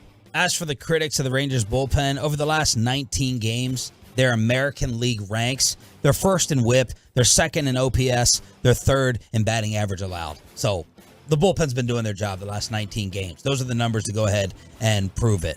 Over the last 17 innings, they've allowed 1 earned run, no home runs allowed. Opponent OPS 405. So can't make a consistent argument right now against the bullpen. And I was even thinking early on last night, Grant Anderson does not have it. Maddox went out there after like the first pitch or two. And I was like, ooh, is the breaking ball working? But he went out for the 2nd inning, and this is what ended up happening. Headlines continue. We got a Post Malone ticket giveaway coming up in 10 minutes here on Sean and RJ. The Mavericks are raising ticket prices 8 to 10%. That report coming out, and here are the draft rumors with the selection process tomorrow night. Ian Begley says that the Suns reached out to the Mavs about a Kyrie sign-and trade earlier in the offseason. Obviously, the Mavs are not blown away by the compensation, or they just view Kyrie as the better player, no matter who you try to offer up, and we're going to keep the better player. There's a feeling around the league, according to Mark Stein, DeAndre Ayton could be traded for just a matching salary. You don't have to throw in draft picks. It's just a matching salary. The Jazz may be looking at a contract like Davis Bertans to try to go ahead and trade picks for. Jake Fisher, Blazers are prepared to make a significant offer to Miami for Bam Adebayo. And yesterday was a big day, pun intended, for Victor Wembanyama. Threw out the first pitch at the Yankee game. Better first pitch than Garrett Cole. He hit his head on the subway, and he sat down and sounded like a San Antonio Spur with J.J. Redick. So big day for Wemby. He made Jeff Bannister look like me by gripping that baseball. Dude, that he engulfed that thing. It looked like a golf ball in his hand. Here's the pitch there on TV. Wow. Not quite 50 Cent, better than that. Good form. Good form for somebody from Europe. They don't play baseball over there. I don't know. Those mechanics are I'm not liking this. I don't think he can. I don't know that the Spurs can take him anymore. Look at that. It's insane. Look at his nails touching. He got a manicure too. His nails touching each other, gripping that baseball. Really good circulation too. He's still got the grip. It's all pink like that. I like that. It's a great photo of him. The answer that he gave to J.J. Redick, Old Man and the Three podcast was very San Antonio Spursy. And then you mentioned Garrett Cole's pitch, which sailed up to the backstop. Jumping back from that list of things you just listed there, back to the Begley thing on the Suns and Kyrie. I think it's interesting that the language he used, and maybe it was just a flippant usage of it, but he says the Suns were among the teams to reach out to Dallas. And so that makes me think, okay, has anybody else called them about this? Or are they just flat out rejecting calls from anybody? Like, no, we're working on Kyrie. We're not taking anything. I don't know. I'm trying to think who else Windhorse or Ramona mentioned for Kyrie when he was getting out of Brooklyn. May have been the Clippers thrown in that. Miami. Miami was one. Miami Rockets Lakers have been mentioned this offseason. Boy, that would hurt. Imagine if the Rockets get Kyrie and Harden this offseason, like just what it would just do. Just a knife in the heart. Yeah, I mean, like imagine just how good a basketball team with Harden and Kyrie would be. I would make fun of them. Or wait, we've seen this before. I would make fun of them. That's a stupid plan. Well, they have no plan. Like that's it sounds like they want big. They're treating James Harden like Big Tex. Yeah, they're like they are. Seriously, they want a mascot. They want a mascot. Yeah. Come on down, sell tickets, be yourself.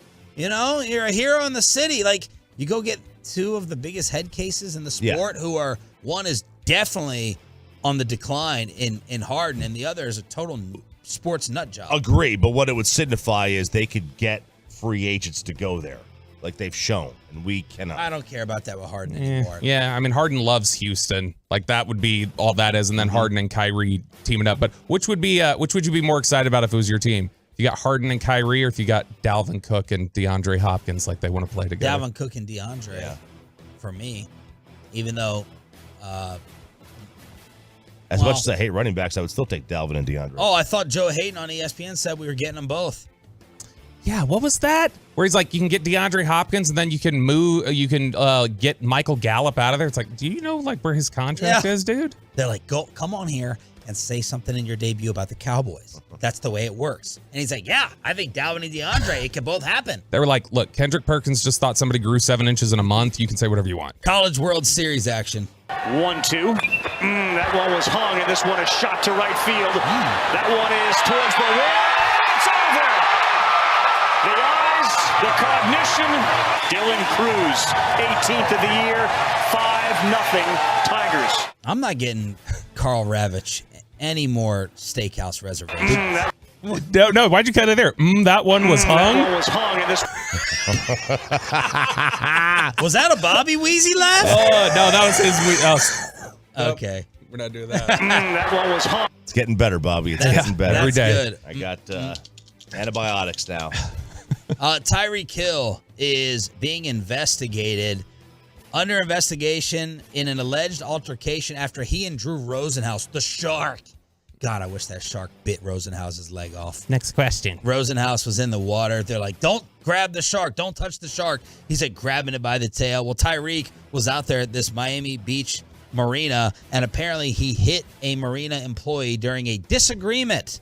So this guy Andy Slater in Miami. He's like the new Harvey Levin. Is that the TMZ guy's name? TMZ, yeah, good reference. He gets all these Florida law stories with athletes. Tyreek slapped the employee on the back of the head, but the employee has declined to press charges, but other authorities may be looking into the case.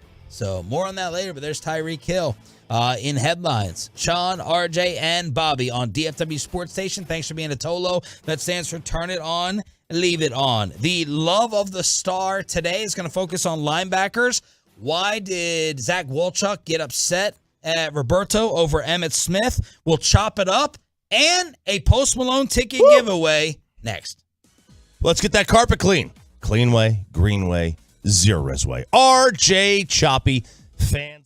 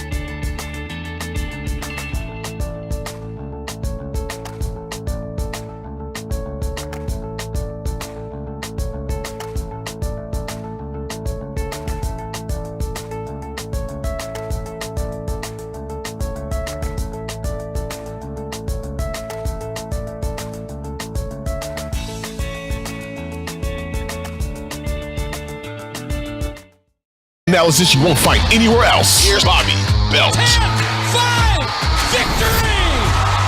Cowboys win! This is Love of the Star. Thank you, voiceover guy. I'm going to do the whole segment like this, and Sean loves it. The Star. That's right. There's the intro. That intro is so cringy. It's so cringy. It's just the Fix it. Fix it, Fix Felix. the ish, Rich. There are so many other things my Adderall attention gets separated to. You have been doing a lot of extra stuff, which I'm we will trying. hear at 9 o'clock this morning in our first ever Check the Receipts. We're going to be held accountable for what we have said and predicted on this show, and nobody knows the audio except for Roberto. Yeah, I'm going to surprise you guys with some of your awful takes you don't even remember. And Chuck Cooperstein at 8 o'clock this morning to preview what the Mavs are not going to draft. I just want to know how you're supposed to whittle mine down to one awful take. Oh, no, yours is just a super cut. Okay. I basically, it's like 3 straight minutes of you just saying things. It's been 12 years, so I mean, you probably need more than 3 minutes. Oh, no, I just went back to like December and January. So we limited it. But there's some good takes in there from you, too. We have some positive receipts that we'll play. All right, so we are in the middle of our roster inventory. We touched on the defensive line yesterday. Let's start off with whatever happened. I knew you wanted to do this. I was trying to blow right by it. What happened with Wolchuk? So yesterday, I'm sitting here. We've got our sales guy, Cody, crushing it. He is a super stud, and he had texted me, Zach, and Eric, where we have a little group chat, and I wasn't listening at the time, but I guess Zach yesterday at like 4 o'clock or 3 o'clock had said that Emmett was the greatest running back in NFL history, and you're an idiot if you think otherwise. Well, Cody is a Oklahoma State Cowboy. Go Pokes. That was the only thing I knew about the U.S. Open this weekend, is that whoever won it, whatever that guy's name was, he went to Oklahoma State. Only knew that because Cody texted it. Oregon. Well, he was a teammate of Ricky Fowler's there, and then he left, went to Oregon. By the way, Bobby sent that even though I was bored out of my mind and they didn't have a crowd there because of the snooty country club, Primetime gave NBC Sports their highest U.S. Open rating since 2019. That hurt my sports soul because I'm like, what? Why didn't I love this? Primetime, though. It was Primetime. Gave it to him. Yeah, that was it. And I'd have to go back and check 2019 where that was. Oh, I believe that was Pebble Beach, also prime time. That was the Gary Woodland. I think it was the Gary Woodland one. So let me go back and check on that. So because this had started, like, Cody's like, you can't have Emmett above Barry Sanders, respect the GOAT, that whole thing. And Eric had said, oh, yeah, he doesn't play about the Emmett thing. I knew he was a big Emmett fan, but I didn't know he was like, he's the greatest of all time and like freaks out. So it became very clear early on. Because I think when people are ranking Cowboy fandom in the building, I think Wolchuk is either 1 or 2, people have said. Yeah. Him or Corey, I would guess. They're right there. And so I knew he was. Eric always makes the joke. He made the joke to Wolchuk's lady friend that, like, when you came over, were you put off by the Emmitt Smith fat head that he has on his wall? Like, he loves Emmett. And so when I saw that, I was like, oh, he's clearly trollable here. So I replied in the group text and I said, Emmett isn't even top 5. And that was all. Like, I just said that. And he goes on this long rant, and it ping pong back and forth, and I keep just going like, man, this is really sad you have him even in the top 5. He threw out a couple of these like, Bobby, your running back takes are your quarterback takes. Nobody takes him seriously. Whoa. If you don't have him top 5, you're an idiot. Honestly, top 3 really. Said you should probably stop pretending to be a Cowboys insider. Woo! So he was going ham. It was definitely starting to feel a little bit personal. Because then he took it to our station text for no reason. He just went in and goes, ask Bobby tomorrow why he thinks Derek Lassick is better than Emmitt Smith. And so I was like, all right, I'm going to troll him some more. I was like, great, you have Google. Congratulations, Zach. You can make it look like you know the Cowboys Super Bowl era teams. And he started going like, he went in on me, talking about he's going to replace my 530 hit with Kyle Yeomans. Bring Fish Yeah, back. he said I'm going to bring Fish back.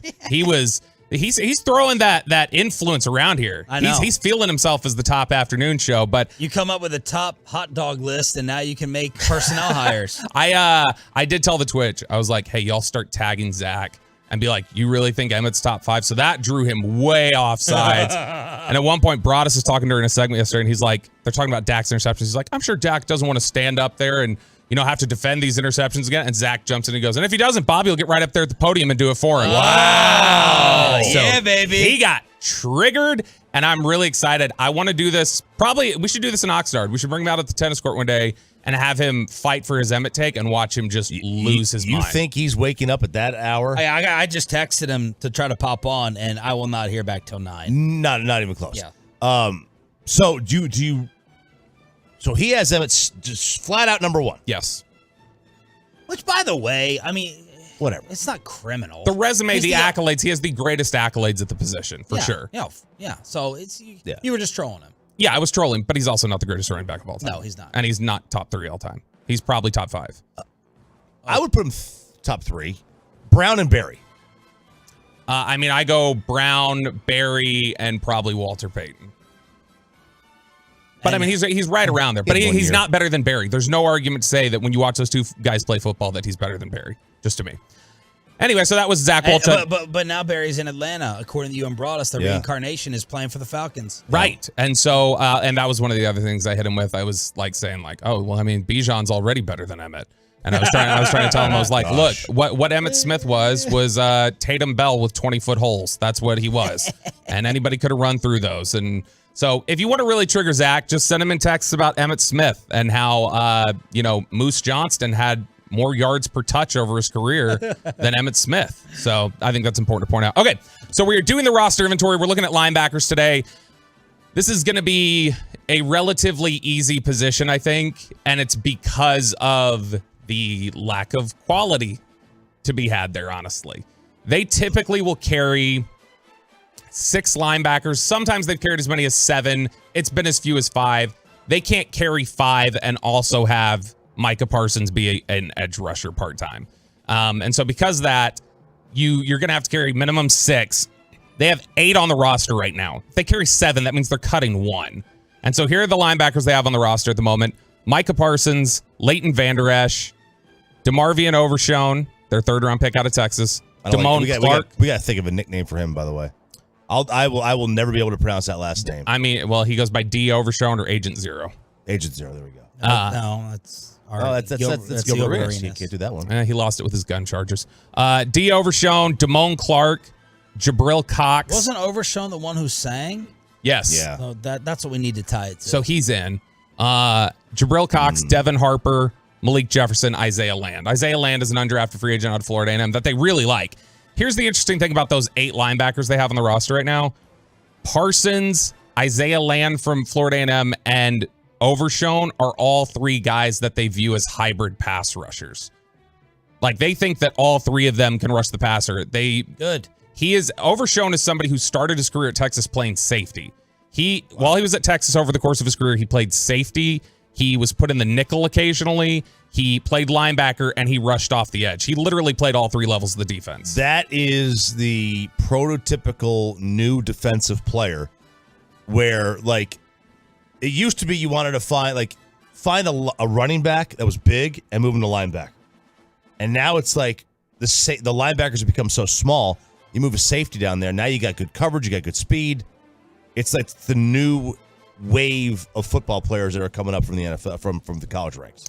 Yeah, I mean, that was Brian Urlacher. Urlacher was a safety when he started his career, and he moved down to linebacker. And so that's something that they want guys who can cover. They want guys who can do a lot of different things, and that's Overshown. But Overshown, Parsons, and Land are all 3 pass rush type. So that means they only have 5 guys who play true linebacker, and they need 6. This is why they were interested in Bobby Wagner. This is why some people were talking about, well, at what point do you take a traditional linebacker in the draft? What do you look at here? Do you take one in the 2nd round? This is why I think a lot of people, even though there were some fans who were probably frustrated that Leighton Vander Esch got another contract here. And I think Leighton Vander Esch is pretty good, actually. It's just the reliability of his health. That's why Vander Esch is back here. And so to me, the 4 guys who are for certain on this roster, no chance they're getting cut, are Damone Clark, Overshown, Parsons, and Vander Esch. So realistically, if you're taking 2 more, doesn't it kind of make sense the last 2 would be the 2 guys you've drafted recently, Jabril Cox and Devin Harper? What's Jabril Cox's standing? He is not wearing the compression sleeve anymore. He's not wearing a knee brace. He has been out there at practice. Looks like he's moving around. Okay, we need to see if the confidence is there. I think he was one, like Michael Gallup, who was really shaken by the knee issue. His big big plus attribute coming out of LSU was he was a really great coverage linebacker. Yeah. And one of the things the Cowboys have needed out of their linebackers in recent years where they've struggled is they need guys who play the run well, and that is not a strength of his at all. Devin Harper's pretty good at it. Devin Harper's a tremendous athlete. He's a 6'1", 240-pound type linebacker who runs a 4.48. So he's got really good instincts. He showed off, I think, really good ability during the practice sessions last year before he got hurt and kind of knocked out. But I think this is easy. This is going to be Clark, Overshone, Parsons, Van Der Esch, Cox, and Harper with Jefferson and Isaiah Land on the practice squad. Year 3 for Cox. How many total tackles? Shoot, man. I remember 1 where he gave Daniel Jones a concussion. 7. I was gonna say 8. Wow. 8 tackles, 2 years. So, okay. Let's go. I think it's about time. I think the wild card here, and we'll talk about this a little bit at 8:40 when we talk about guys who could break out this year. I think the wild card is Clark. Clark really flashed last year. I know he had trouble with his instincts. He didn't know where to line up all the time. You go back and watch the film with him last year. Almost every play, Leighton Vander Esch is grabbing him by the collar and putting him, like moving him where he's supposed to stand and basically going like, stay there. It's like telling a toddler, like, stand here, don't move. He wasn't expecting to play. Britt Brown did a great job getting him rehabbed and back in time. That was honestly a modern miracle that he got back and played when he did. But I think that Clark finally getting his feet wet and having a year in the system, he's somebody that could have a really good year. Voice of the Mavs, Chuck Cooperstein, will join us at 8 o'clock this morning to talk about all these different hoops rumors. Get you set for the draft tomorrow night where they're picking at number 10. We got a Post Malone ticket giveaway coming up here during the Expressway. But first, let's chop it up. What's up? Oh. Really? What happened? Who are you going to blame that on? Just Ryan in the back. I got it. The Set it up again. sunspots, clouds. Yeah. Set it up again. The Spanish station in San Antonio. All right, here we go, fellas. Let's have a little fun today. What is the softest injury you have ever had? What is the one injury you've had that you're just embarrassed by? I think we have a contestant on The Price is Right who will be up for nomination. It is Chopping It Up here on 105 to the Fan. All right, so we talked about Price is Right the other day. What are the 3 shows as a youth or a ute that you used to watch a lot? We look forward to Jeopardy, Price is Right. Of course, Price is Right now has Drew Carey as the host, who, by the way, doesn't look like Drew Carey anymore. No. You see he has like shaggy long hair. Really? He looks nothing like Drew Carey. No? Nothing like him. Well, this is a contestant on The Price is Right who won. He won one of the little showcases, and he celebrated, but he celebrated a bit too hard.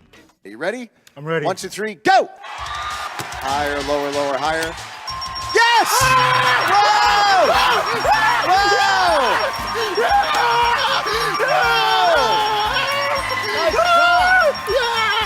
Yes! Over here, Alice. Let me explain what happened. Henry, this is Alice, Henry's wife. How you doing? Henry was celebrating and going, woo, and he dislocated his shoulder.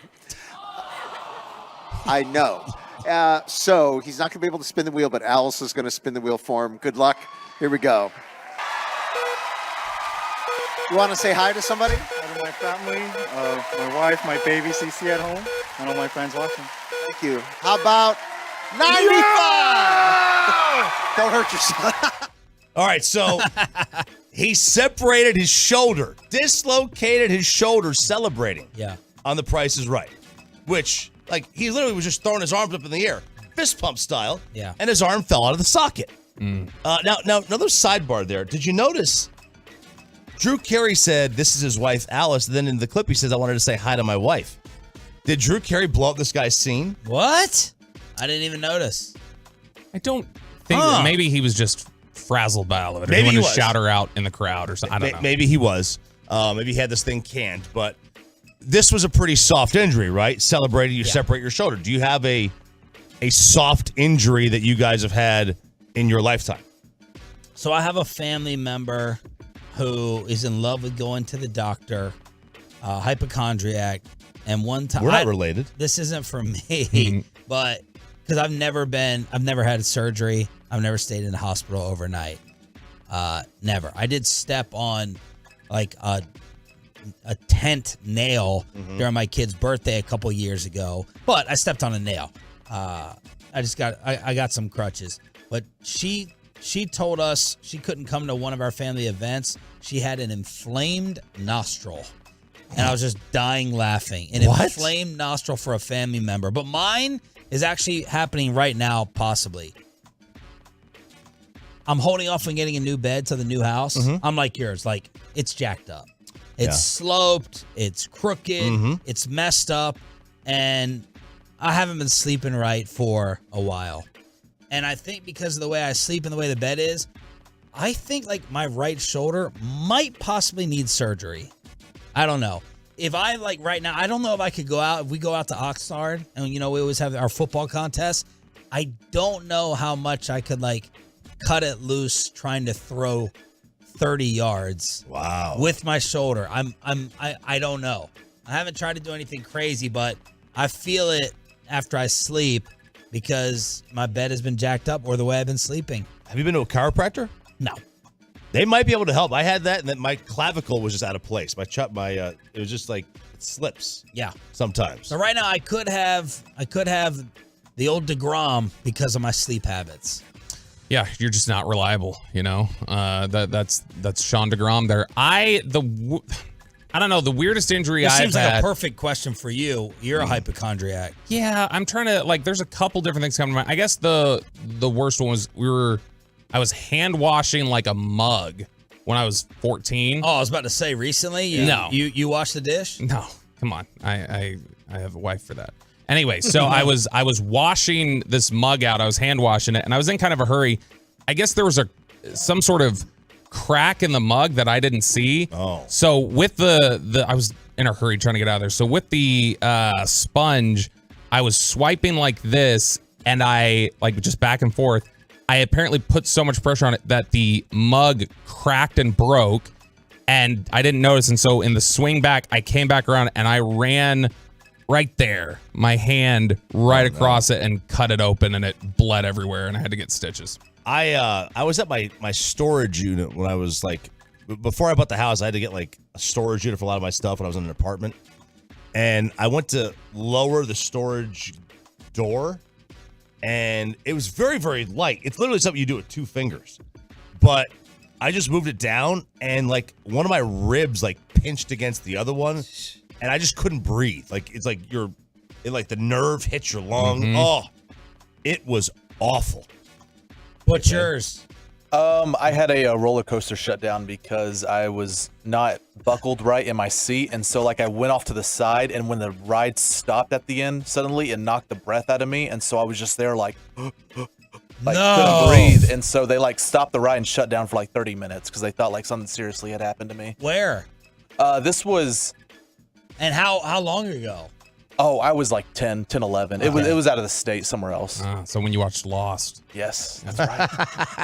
That's a good one. That's a good one. All right, so that's the Price is Right injury. And text in yours, 877-881-1053, because I guarantee you there'll be some unbelievable ones on the fan text. If your relative is 13,000 feet below the surface of the water. This is incredible. What would you be doing? There's one of the billionaires on the missing Titanic submarine is a guy by the name of Hamish Harding. I wonder how many billionaires are on there.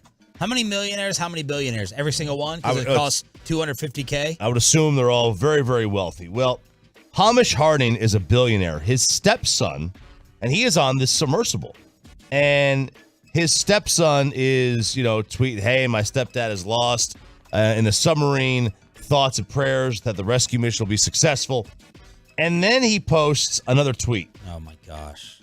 And he goes, "It might be distasteful being here, but my family would want me to be at the Blink 182 show, as it's my favorite band and music helps at difficult times."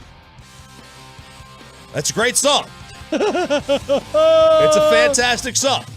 But if stepdad is 13,000 feet below the surface of the earth, probably not tweeting that. If this stepfather makes it back up, which we all hope he does, I'm out of the will. I'm writing. Yes, exactly. I'm cutting this kid out of the will, and I'm getting him monitored to see if he is capable of doing something to me or somebody else. This is psycho. This is cold-blooded, scary. Let me defend him a little. I'll Okay. play devil's advocate, okay? I'll be Wolchuk yesterday. Yeah, what concert would you pick with your dad underwater? I mean, Blink-182 is great. That's the thing is that Blink-182, they broke up. Who's the family member that you would go to a concert if they were on the Titanic?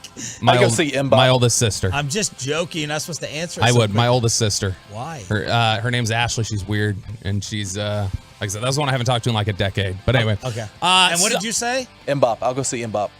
Okay. Yeah. Didn't Soccer. answer the question, but thanks. No, I'll go see Mbop. Look, I got it. That was a good callback. You didn't answer it, yeah. but it was a good reference. Blink-182 has been broken up for forever. Okay, we've had Mark go off and start Simple Creatures, and Tom went off and did Airwaves and Angels. It's been sad. Mark went through cancer during COVID. We were all very shook up in the Blink-182 community. They're not the Eagles And getting back together, man. Right, they're better. So why would They we had like 4 songs No, 30 years what? ago? I 6. I could see RJ doing this for a certain event. Like if you had the tickets, I could see you doing it. I'm trying to figure out what event. Anything Tennessee related. Masters Sunday. What are you just I blown just- away by what he just said? 4 songs? 6. Like the point is, they're not this band that had banger after banger after banger for 20 years. They had did for like a 6-year run. decade. They had a 6 to 10 year run. They had for like a decade, then they broke up, and then Mark got cancer, and he beat it, and they got back together, and they released Edging last year, and it's a wonderful song, and they're going to be here in Dallas in July 4th, and as soon as I get off the air with Brian Broaddus, since I'm working July 4th, I'm going to the Blink-182 concert, no matter if my whole family's 13,000 feet underwater. They're a cooler version, but more talented of Third Eye Blind. Like that's what Oh they my are. Like they're a cooler, more talented version. They're great. I love them, but like let's not put. They're not the Beatles that broke up and got back together 30 years later. They're Blink-182. We're playing it at 9. Playing it at 9. Okay. All right, we're gonna do check the receipts at 9:00. Now I will say this: when my dad does die, when he does pass away, I will immediately go play golf. As a stress unwind or something? I will go. I will play with nobody. I will just go play golf. I'll probably go to WinStar and put $46 on the number 26 because that's his birthday and his birth year. Oh, so I will probably do that on the roulette table. But I'm not going to a concert probably. Yeah, not if he's getting like Medivac somewhere. Yeah. like he's in the ambulance heading to the hospital, Yeah. and you're like, tea See time. that? Tea time. I got to meet Peyton at the craps table. I can't help you now. It's in the doctor's hands right now. I can't do anything. Like he's so. gone. He's already gone. It's over. Okay, not to Good be Charlotte's playing. They're back together, so I'm going to go see them. Don't you ever compare Good Charlotte to Blink-182. I'm just saying. Those posers. Anyway, no, look, I think that being completely serious, it does seem in poor taste, especially you're tweeting it or whatever else. I will say I wouldn't do that, but there's a little bit of like, what are you supposed to do while you wait? Yeah, I was thinking, I was like, okay, if I go can I go see a movie in the theater? And should we be freaking out this much? Blink-182 is trending all over the world because of this. Can I go see a movie? I'm not posting it. But again, that comes down to, okay, if you're there and it's fine to go see a movie, why couldn't I, post the movie? The optics are really bad, but yeah, I think you could go and kill 2.5, 3 hours at a movie theater. Am I wrong? What's the difference going to a concert? Look, you guys know, Sean reminds you guys every day. My mom died when I was 16. No, I don't. And we knew like the last 3 days, like she was not going to make it. We were just kind of waiting for it or whatever. And I remember like being 16, I was like, I can't just sit here and wait. Like I can't sit here and wait for the call to come in and say, hey, it happened. Yeah. And so like I went and got on a bike and I rode like for 3 hours, and I didn't have a cell phone, so like nobody's going to be able to contact. Could have happened in that 3 hours, and I just didn't want to like be there when it happened. So I do get a little bit of the I need to go just be somewhere else. Yeah. But it does seem a little weird to be at a concert and I think tweeting he just should have gotten someone to help him with the phrasing of it. He needs Jaws' PR person to be like, have it come across as not like, hey, I'm a fanboy. Yeah. Like, it was very fanboyish. I'm a Blink-182 groupie. Not like, but again, if my dad was in the same situation or mom and one of y'all were like, I'm picking you up and we're going to sit at the bar. Yeah, that's different. Maybe it's not. What's the difference? I'm going to drink drown my sorrows 3 hours at a bar. This kid's going to a concert. Would you post about it on social media? No. He just seems so much more. This seems so much more enjoyable. Like, I'm going to be there. Like foam finger Bobby in the front row, not being depressed and chugging bourbon. Say my dad and I bonded over Blink-182 once. Yeah. Well, really, just don't say anything. Just shut up and don't try to get any attention. It felt like he wanted to tweet that he was at the Blink-182 concert. Like, oh, can't wait. And then he realized, well, crap, I'm going to have to lead with, my family would want me here. I don't think he was actually tweeting like, this is me honoring them. It was he wanted to talk about being at the concert and had to go, oh, I have to look like I'm sad. What would happen if Blink-182 called him up on the stage? Would that kid get booed or cheered? And here in the crowd is so-and-so whose stepfather is 13,000. I wonder. I don't know that. I think if Blink called him up on stage, it would be to be like, the hell is wrong with you? That's what I think they would do. Because they're that awesome. No, I mean, just like knowing their personalities, I think that's what they'd be doing. Chopping it up, continuing right here during the Expressway. Chuck Cooperstein in 10 minutes. You are going on a plane, Sean. You are heading on a flight. You know what? Save that for 8:20. Okay. We will preview my death, according to RJ, at 8:20 this morning. Yeah, planes. Death traps, man. Yep. What side of the bed do you sleep on? How are we determining this? No, I'm sorry. Like, what side of your body? Oh. Like back, I go stomach? both. Well, now my left because I think, I have a separated shoulder. So I normally roll to the left, but I do both. I cannot sleep on my back. Like, I think it's a curse not to be able to just lay on your back and sleep. Okay. Can any of y'all just go to sleep on your back? I'm right and left side. In fact, we've got these adjustable beds that I feel like I need sometimes for my back. And every time I adjust it to like raise my legs, I can't fall asleep. And so I'm like, I got to lower it back down and turn on my side. And you're just flat out on your stomach. I'm trying to change that because it's very bad for you. It's really bad for your back. It's bad for your back. It compresses your spine. I've already got spinal compression, so it's bad. So I'm doing more back and side. But the left side, they say, is the side to sleep on. It allows... That's what side my side fan is on, so I got to face the fan. Yeah. The stomach and your gastric stuff remains lower than your esophagus, which is good. It's good for acid reflux and heartburn. It's also better on your back somehow to sleep on your left side than it is any other side. So if you sleep on your right side, it could compress the large vein that carries blood to the rest of your body. So if you suffer from heart issues, you do not want to sleep on the right.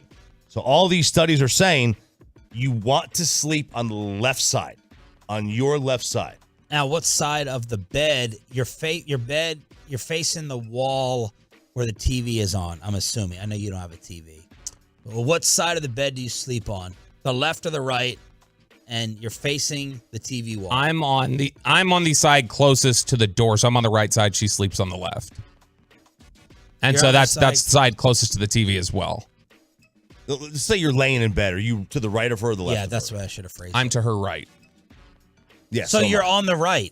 Yeah. That's what I said. Yeah. Yeah. That's what I said. You're talking about the door coming in and this and that. What side are you on? I'm You're in the- laying in the bed. I'm in the middle because Because what? Say something arrogant.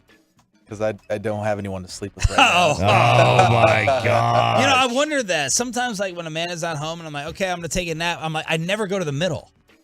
Yeah, I do Right. start on the left side. I end up on the right though when I go to sleep. You know what I mean? There you go. I don't want to sleep on that spot. I sleep on the left side. Left side. Okay, and then you lean left. Yep. So she's in direct fire of your night toots. There's no fire. There's no fire? She's wrapped in 4 different blankets, so nothing is getting to her. Nothing is getting to her with me freezing the entire house. What side are you on? I'm on the right side. So if we're laying in bed, I'm on the right side. How do y'all choose it? Why you pick the right side? That's a good question. I feel like as the man, I should be closest to the door for the robber, for the intruder, with the machete under my bed. And I have a gun in case y'all are listening. What kind? I do have a gun. It's a handgun. Josh Arif. Yeah. No, see that I don't know. It's a 9 something. When we go to Throw a number out there. Yeah. When we go to a hotel and it's not consistent. It's not like it's just whatever side she picks that she's gonna sleep on, I am then sleeping on the other side. That's all it is. I agree. With hotels, we're not like exactly consistent either. No. It could change. I'm closest to where the nightstand. Aren't there 2? In the hotel, usually there's one in the middle, right? The nightstand? In the hotel? If there's 2 beds. 2 beds. Right? You guys right, because you're not married. No, I'm saying in a What are you, Ricky and Lucy? No, I'm saying in a hotel. In a hotel, that's how I decide which side to sleep on. In a hotel, if I'm in a room like with you, there's double beds. Right. I'll just sleep on the side. No, I'm closest talking about when you and Sarah go to a hotel. Oh, there's 2 nightstands. Do you keep your sides? Yes. You keep your sides? Yeah, we keep our sides. All right, there it is, chopping it up, Hump Day edition. Okay. The voice of the Mavericks, Chuck Cooperstein, on what this team should be doing with number 10 and all the different trade rumors for tomorrow night. But first, let's hook you up. All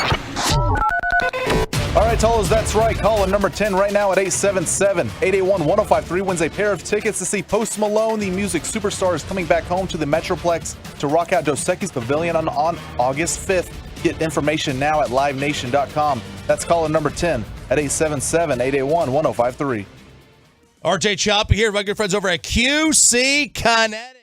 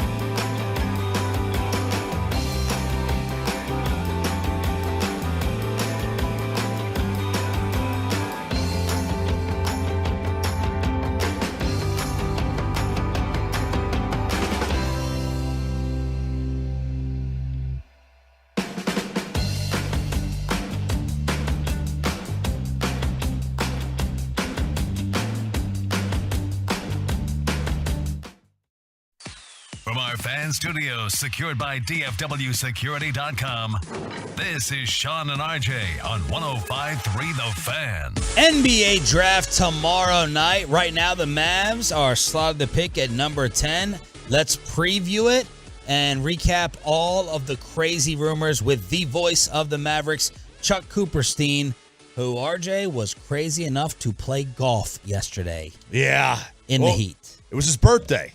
It was his birthday yesterday. Another trip around the sun. Oh. The great Chuck Cooper. Happy birthday, Chuck. Thank you, Sean. Not a good call. I mean, in the end, I should know better that when it's like this, if you're not going off any later than 8:30, then you're just done. I mean, what was the tee time? 10:15. Oh. 10:15, and actually it wasn't too terrible until the last 3 holes, like around 2:00. That's when it was just brutal, just awful. So, rookie mistake from a not rookie, and hopefully we'll do better the next time. and Chuck's a Florida guy, right? Went to Florida, yeah. So Florida most miserable time versus here compares how? Well, I mean, Florida is very Houston-esque. I mean, you basically know at 3:15 every day it's going to rain. Yeah, because it's just crazy. It's just too humid, very hot. But this was just a bad call, but it was fun, and I actually played well, so I was very happy. What did Choppy get you for your birthday? I didn't ask for anything. I don't ask for anything from anyone. I'm happy to begin year 65 working around the sun. All right. What do you think the Mavs are going to do with this pick tomorrow? Do you think they keep it, they trade it, and what would you like to see them do? I really wish I knew. And I mean, I think they've done a pretty good job of keeping their cards pretty close to their vest. Everybody's all over the place. We're all assuming they're going to trade the pick. If for no other reason than, there's a lot to get done with this team as it relates to, size, experience, and, trying to get younger at some point because they just aren't very young or very athletic. So I think in the perfect world, they wind up, trading for some experience, but trading back to the point where they still have a chance to pick a young player, relatively high in the draft, and go from there. But the bottom line for me is I really hope they come out of the night with more size, because by the end of last year, they were just ridiculously small. And, I mean, they were historically bad rebounding the ball last year. I mean, minus 5.6, and, only like the Nuggets of the 80s and the We Believe Warriors ever had a margin of rebounding that was that bad. And that's not getting you anywhere near a title. So to me, that's the first step. And then, go get yourself some young players as well along the way. Is there a target? Like, say they stay at 10. I mean, some of the guys that have been mentioned of Derek Lively or Grady Dick or Taylor Hendricks, is there a guy that you like more than others at that spot? Well, I mean, if Hendricks fell there, I think they'd be doing cartwheels. That would just be tremendous. But in the end, I love Derek Lively, and I've loved Derek Lively. I think if you go back even to my Twitter feed, I think the day after the lottery, I said there's just one guy that keeps running through my head, and that's Derek Lively for how well he played from February through the end of the season when he started figuring things out. Now, that's not to say he's a walk-in starter here in the NBA, but there's a lot of Tyson Chandler in Derek Lively's game. And, if he is able to ultimately develop any kind of offensive game, which right now he has precious little of, he's going to be a terror because he's an excellent defender of the paint. He's an excellent defender of the rim. And by God, the Mavericks do need some of that. Does that fit in the game today where, centers are asked to stretch the floor a lot? Well, did you like Walker Kessler last year in Utah? Mm-hmm. Now, granted, Kessler was picked 22, but he probably should have been picked a heck of a lot higher than that. I mean, when he moved into the starting lineup, Utah became a much better defensive team. And, to the point where he just got picked for USA Basketball to play in the World Cup. I mean, the Mavericks should only hope that Derek Lively has a rookie year like Walker Kessler. Chuck Cooperstein, voice of the Mavs here on 105.3 The Fan. I wanted to ask you about some of the veteran rumors with, sign-in trades with Atlanta for John Collins or Clint Capella, Grant Williams, Harrison Barnes being thrown out there. Any of those in particular interest you, Chuck? Capella interests me. I mean, again, for the same reason that we've been talking about. I mean, he's a terrific pick-and-roll guy. He's going to catch balls from Luka and he's going to finish. But, of course, the Mavericks have had that player. Dwight Powell's been that player for the last couple of years.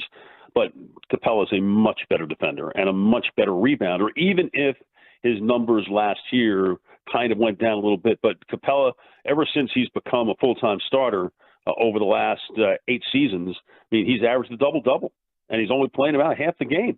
I mean, anything that takes some pressure off of Luka so he doesn't feel like he has to do everything out there, I mean, to me, is a plus. And again, if you're getting Capella and you're moving back with Atlanta and you're moving back 5 spaces and you're still getting a pick, at the really at the end of the lottery, lottery's through 14, but the first pick after the lottery, I mean, that's still a middle first round pick for a 29-year-old guy. That's pretty good. That's pretty good. And I think, if you did that, now you probably wouldn't get Lively at that point because I think the Hawks seem to be very much in love with him. But if you told me that a guy like Leonard Miller or Cason Wallace are sitting there at 15 and you're reading the tea leaves in the room, that would be a tremendous trade for the Mavericks, I think. Coop, when you look at you mentioning there, if they were able to get the trade back, they were able to, pick somebody up at 15, get Capella. Do you think that that's essentially the dream scenario for Dallas? Not Capella specifically, but look, if we can move back, still keep a pick, still pick up a veteran, because they really need assets, it feels like. It's one of these things where you don't want it to just be the Luka and Kyrie show. So is the veteran plus a pick their dream scenario, you think? Absolutely. I mean, you're really trying to thread a pretty tight needle here because, again, you want something that is going to address a significant need. And clearly a guy like Capella would do that. But at the same time, that you've got to get younger and you've got to get more athletic. And again, if you're having a pick in the middle of the first round and you've gotten Clint Capella as well, I mean, to me, again, I'm not in the room. I have no idea how they've got their board rated. But to me, that sounds like it would be a pretty darn good night for them. What is your read on, I know this is an impossible question, what is your read on re-signing Kyrie right now? I mean, really, you really do want me to get inside that head, don't you? It's difficult.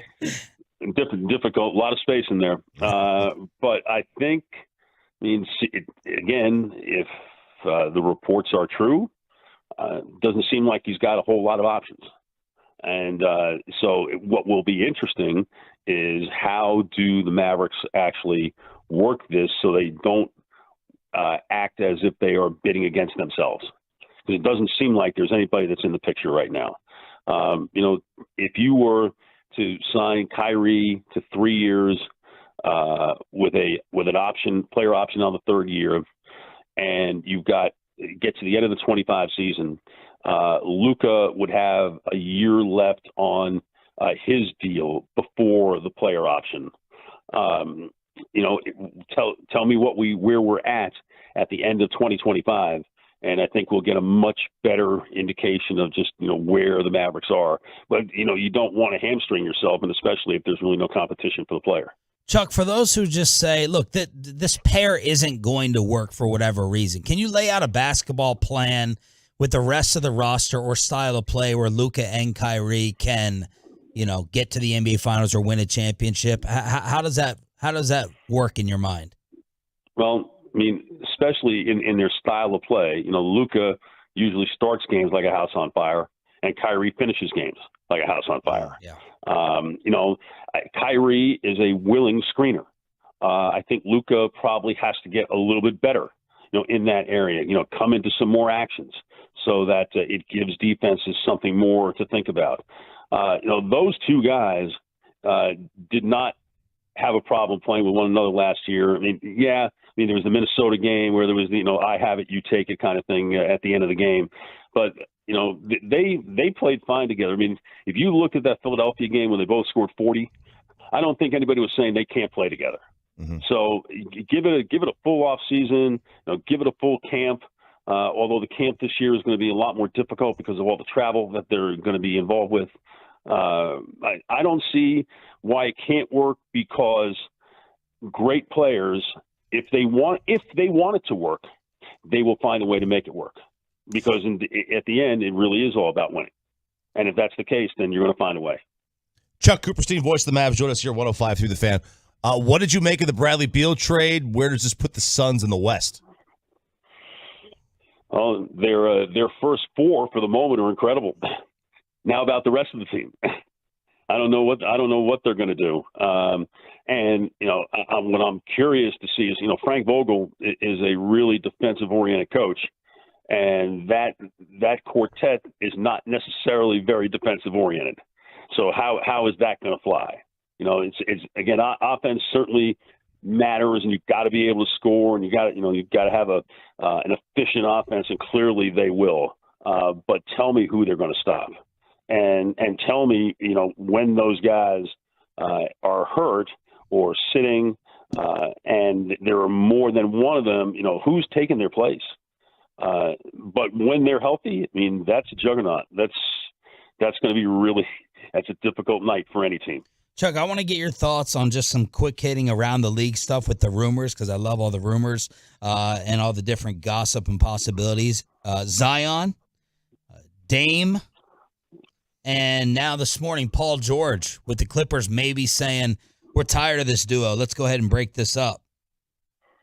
Wow. Well, again, in Paul George's case and Kawhi's case, just don't play enough.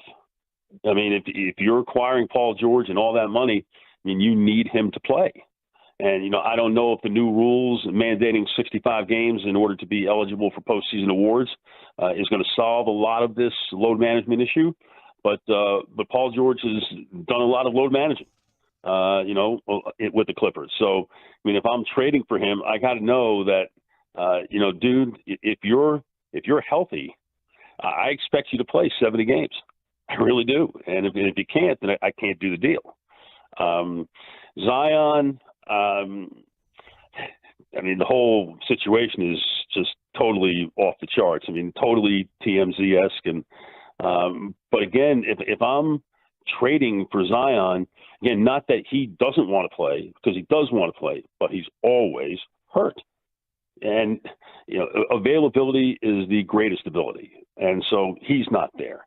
And Damian Lillard, I mean, you're going to have to get inside his head and give him the best reason of all to leave a place that he's obviously comfortable in, that he desperately wants to win a championship in that situation, in that city, and tell him why going someplace else, would be better. And, what that would look like for him, say, in a place like Miami, where, it would look a whole lot different, I think, for him there in Miami. It would in any other place. So, I mean, the rumors are great, Sean and RJ, Bobby, but there are so many red flags with all of these guys that, my conservative nature tells me I'm exiting stage left. I'm running as far away from those guys as I possibly can. Mm. What is Wembanyama, is other than the perfect Spur, it seems, but is this a guy whose expectations are just going to be too high, he can never actually meet them? I don't know about that. Now, he may not meet them this year. He's 19 years old. He's still kind of skinny, even though he's carrying 235 pounds. I mean, if everybody's expecting him to average 30 and 20 and 4 blocks and 3 steals and shoot 60%, that's not going to happen. His face-up game for his French team, he was pretty average in that regard. But the Spurs do such a great job in player development that I think it's going to be an absolute pleasure to watch him play. And really, say you watch him on October 25th, and then get to the end of March and see how much improvement he's made. And I think it's going to be extraordinarily obvious to anyone, and that he's going to be a major problem for everybody for the next 10 to 12 years. Bobby, good health willing. Did you have a special birthday goodbye for Chuck? Yeah, since it is Coop's birthday, I was just texting Sean about this. I think I've mentioned this off the air before, but Coop, oddly enough, is actually he is the one who got me interested in doing sports radio. It was all the way back in 2001. It was Newey and Coop from 3 to 6 p.m. on 103.3. Wow. That was my first foray into sports radio, and I was like, I want to do that job. That seems like fun. Wow. Thanks, Chuck. Make me feel old, Bobby. Really, that's just super outstanding. Thanks for unleashing this on the rest of the Metroplex. I really appreciate it. Hey, man, totally. Happy birthday. Take care of that sunburn and enjoy the draft tomorrow night. Thanks as always. Thanks for having me, guys. Take care. The great Chuck Cooperstein, voice of the Mavs, here on Sean and RJ. How can we feel better about the Rangers getting cheated? Let's get a little All-Star Game voting update on the home of the Rangers next. But let's get...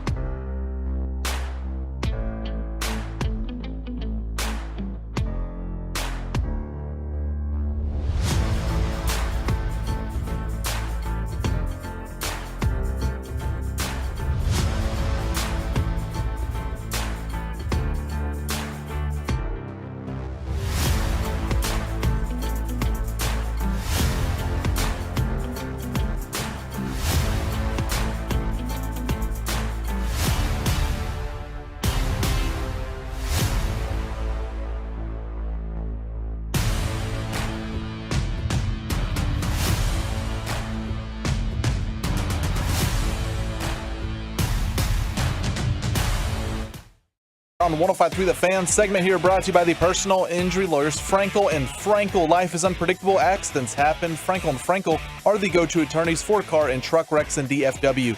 If you or a loved one have been in an accident, contact the Frankels at 214-333-3333 or go to truckwreck.com. The 2-2 again. Swinging a chopper to the right side. Rodriguez to his right. He's got it. Throws to first. Ball game over. I don't know how else to put it. This one stinks. Bad call back in New York, and the Rangers fall by the final of 7-6. Hixie with the call here on your home for Rangers baseball.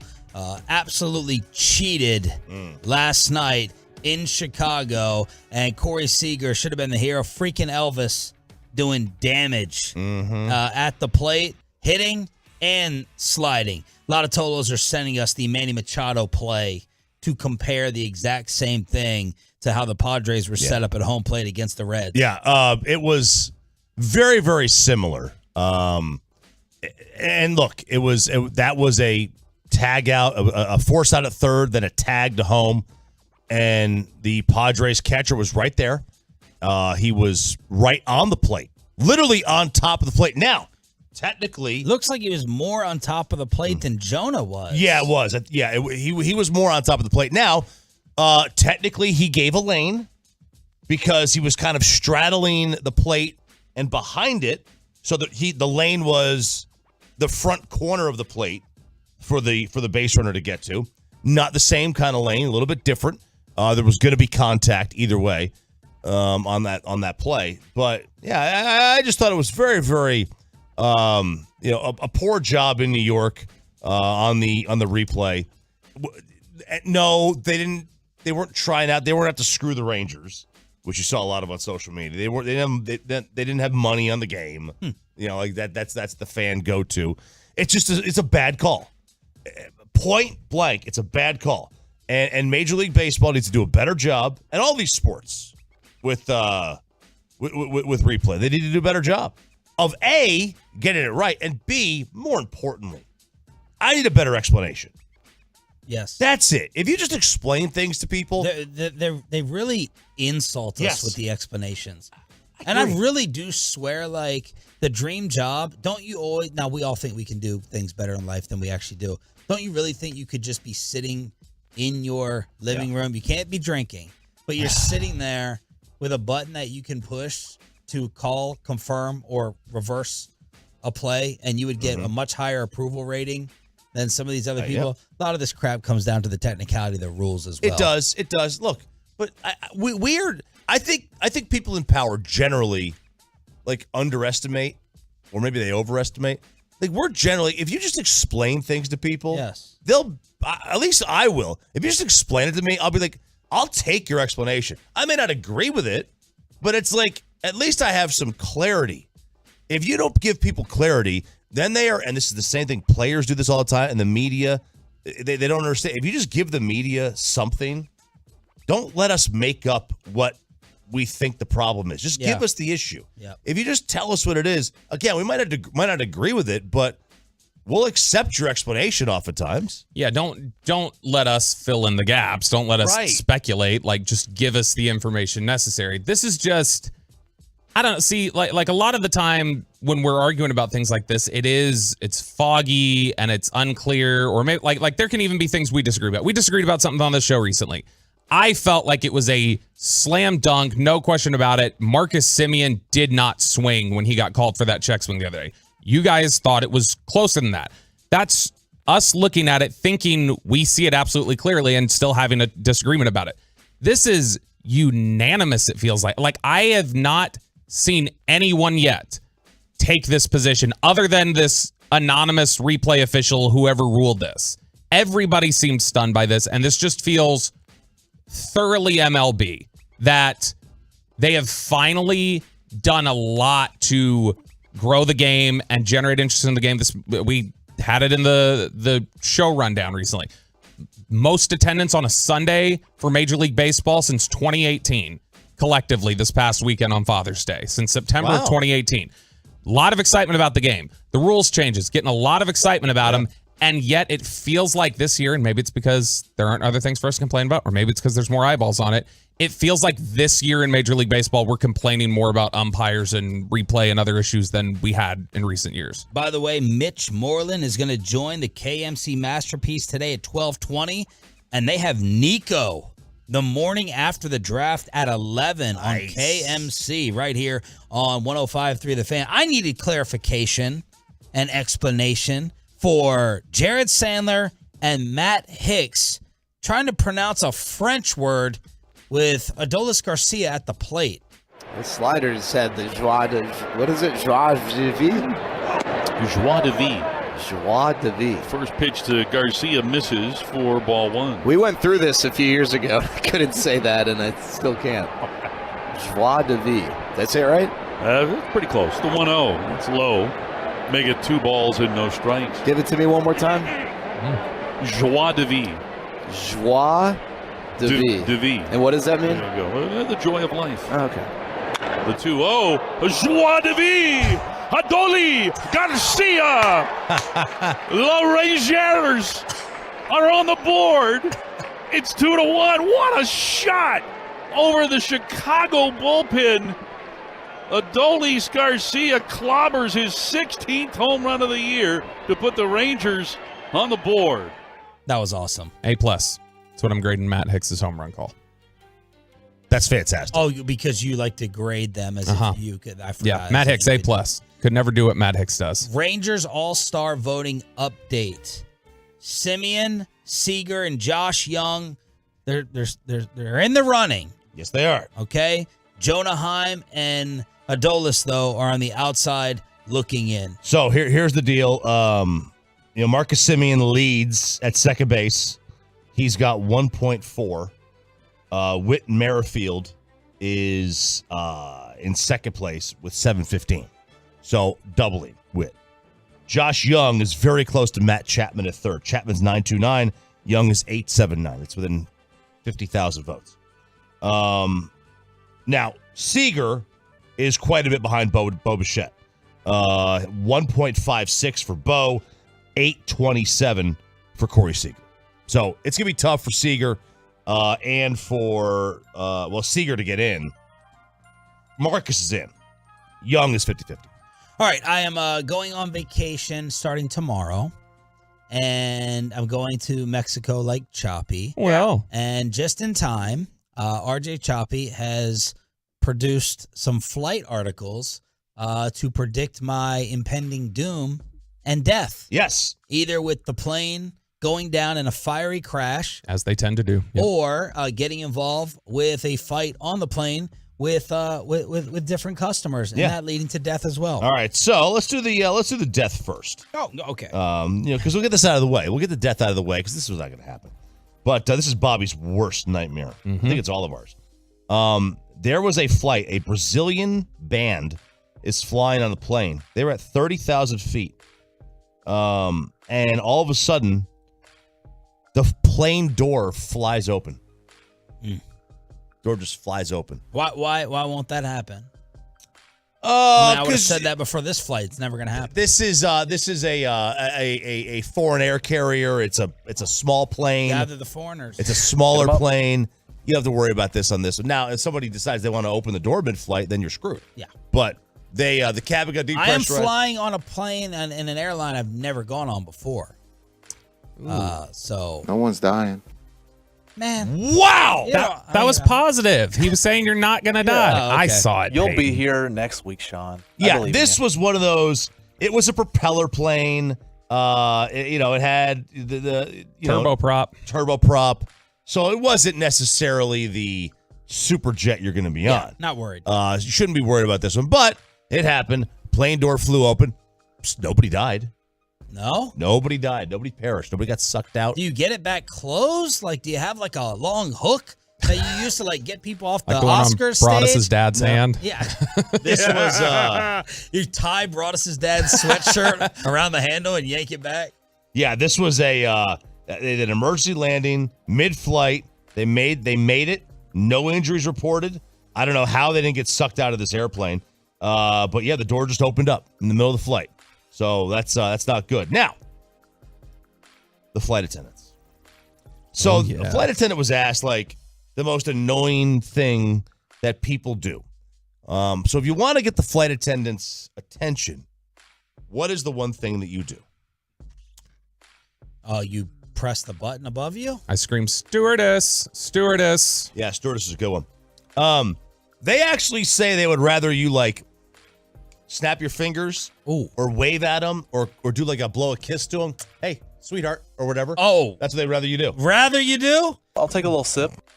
Then what? Press the button? They say, so the flight attendant says, when you press the button, they call it the Coke or stroke motto.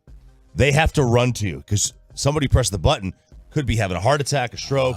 It's an emergency situation. If they're not in the aisle, it means they're busy doing something else, getting food ready, preparing for landing, pick up my popcorn, whatever. So they say, that means as soon as we hear the bell, we got to run to it because it could be an emergency. Good. Snappy. Make it snappy. So they say we would much rather you either come up and get us. They say don't grab us by the arm and touch us. Don't tug on our stuff. Yeah. Shelby here. Yeah, don't do that. Just come and say your name, wave at them, all those kind of good things. Okay. And then the other thing is, do you take if you're gonna take your shoes off of the plane? This was another story. This guy there was a video out there of this guy who is taking a video of a woman's feet. Her shoes were off, just socks on. That's content. You can't take that. She had them stretched out. They were under the seat, sticking out. The woman's? Yeah, the woman's. She was tall enough that her feet got to the next seat in front? To the seat in front. And he poured soda on it.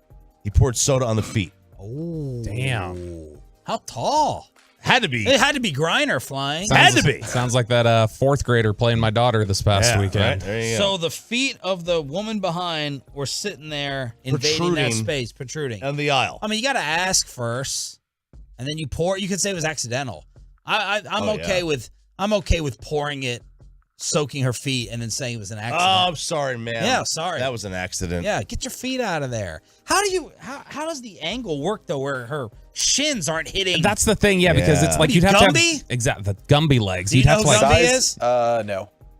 But she probably has like size 15 feet to get the angle right. You know what they say about girls with big feet? Big shoes. Yeah.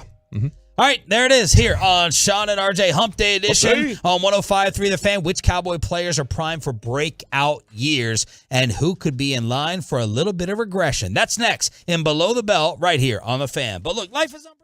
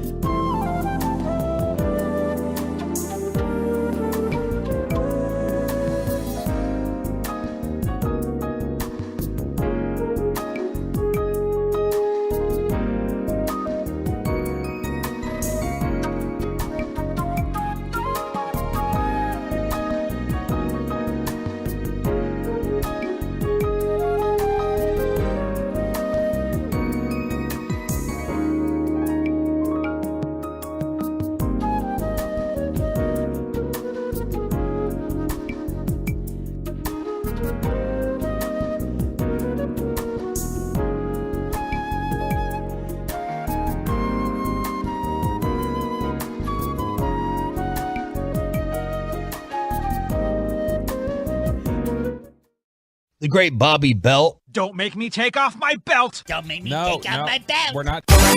Is Tony Pollard really just a slim, fast version of Ezekiel Elliott? He might be.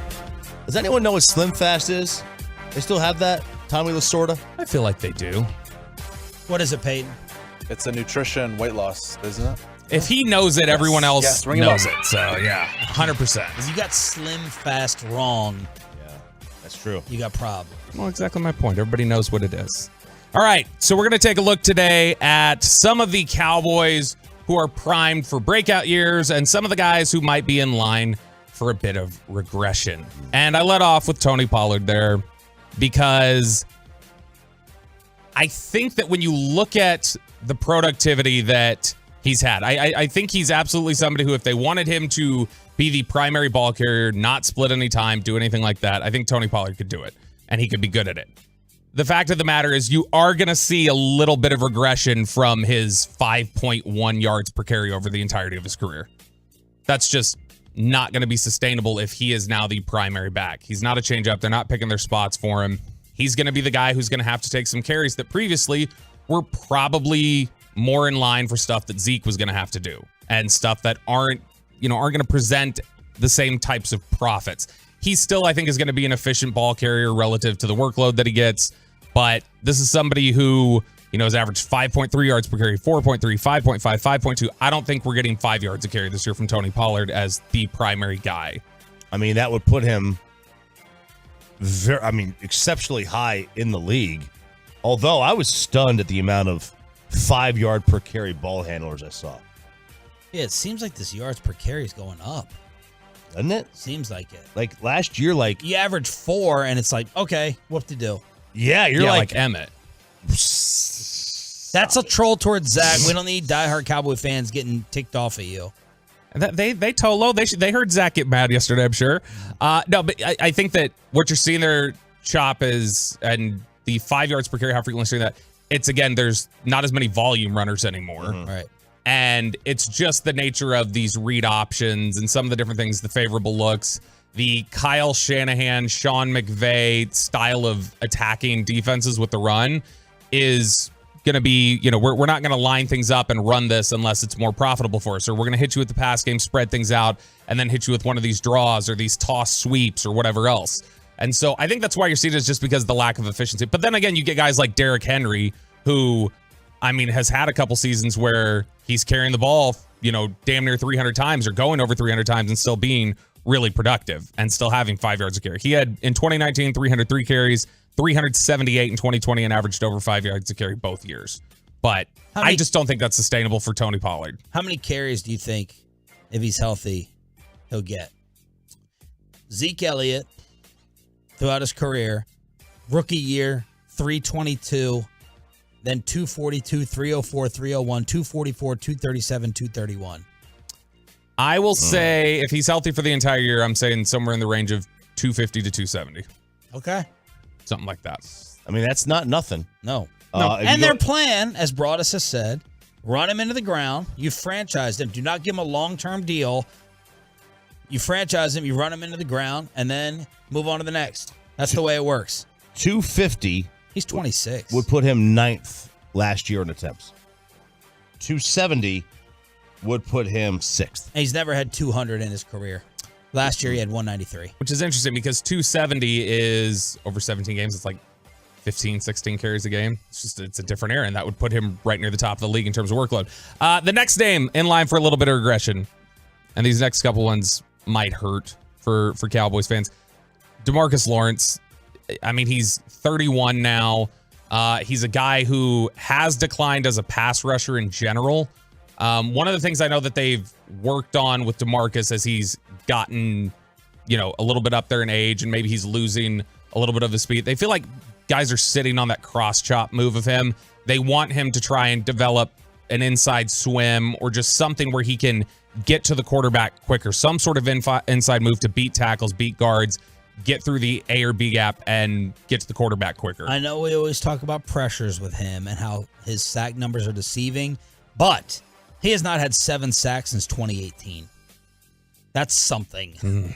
You can give me the pressure numbers. You haven't had 7 sacks.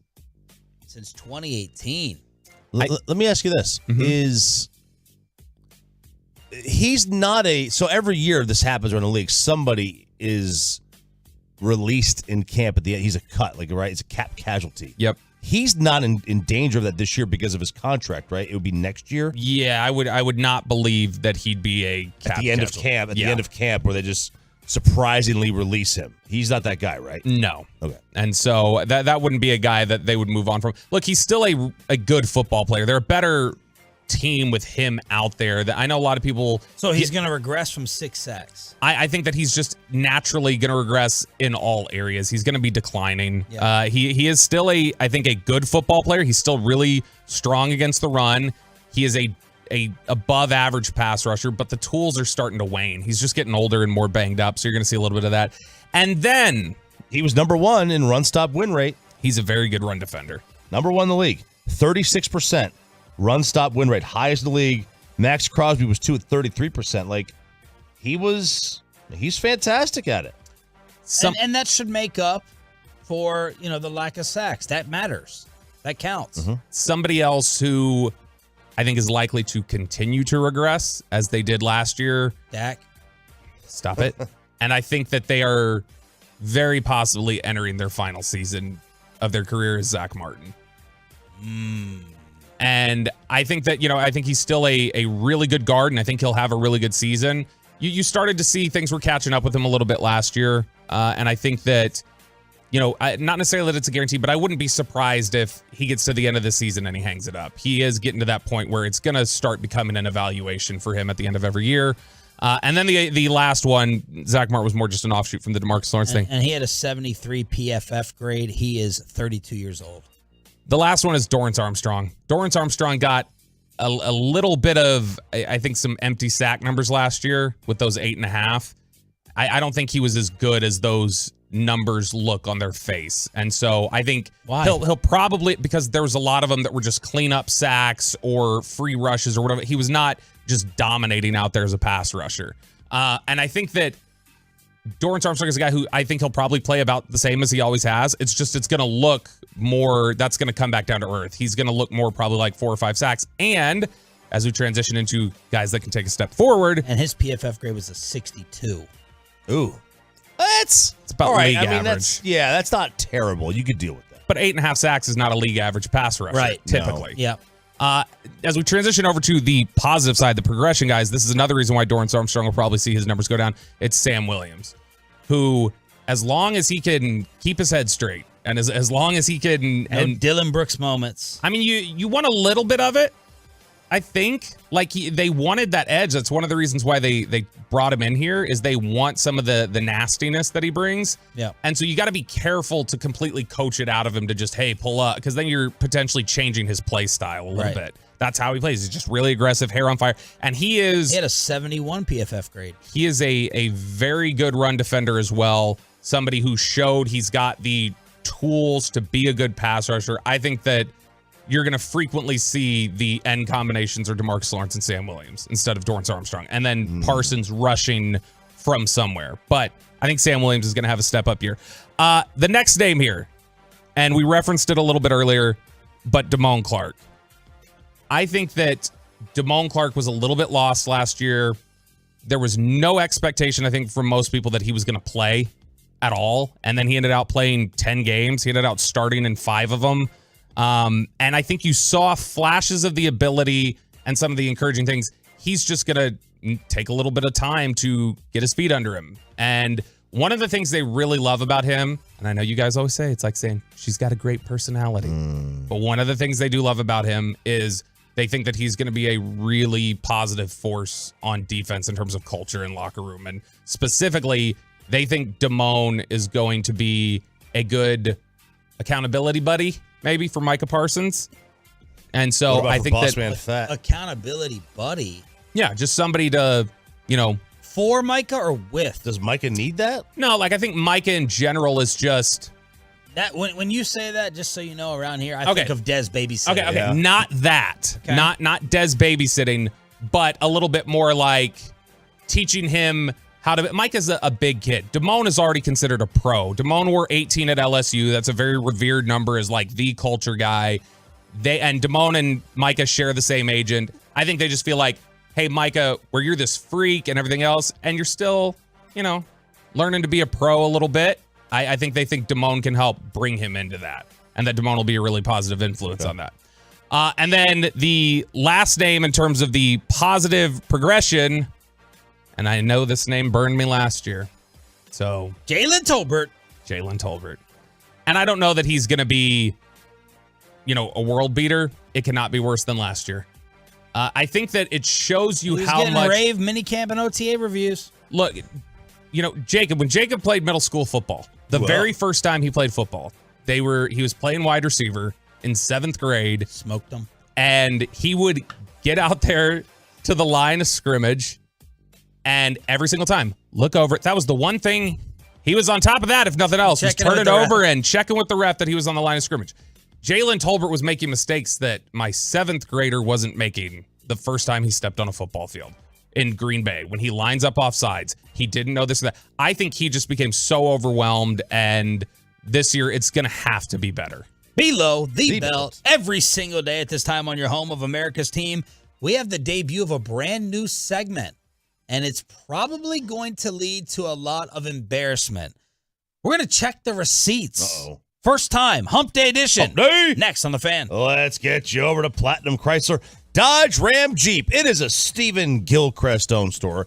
Gilchrist Automotive. Going to hook you with this brand new ride worth the short drive to Terrell to save a lot more. Located between I-20 and Highway 80. You go see Andrew Beck, general manager over there. He's a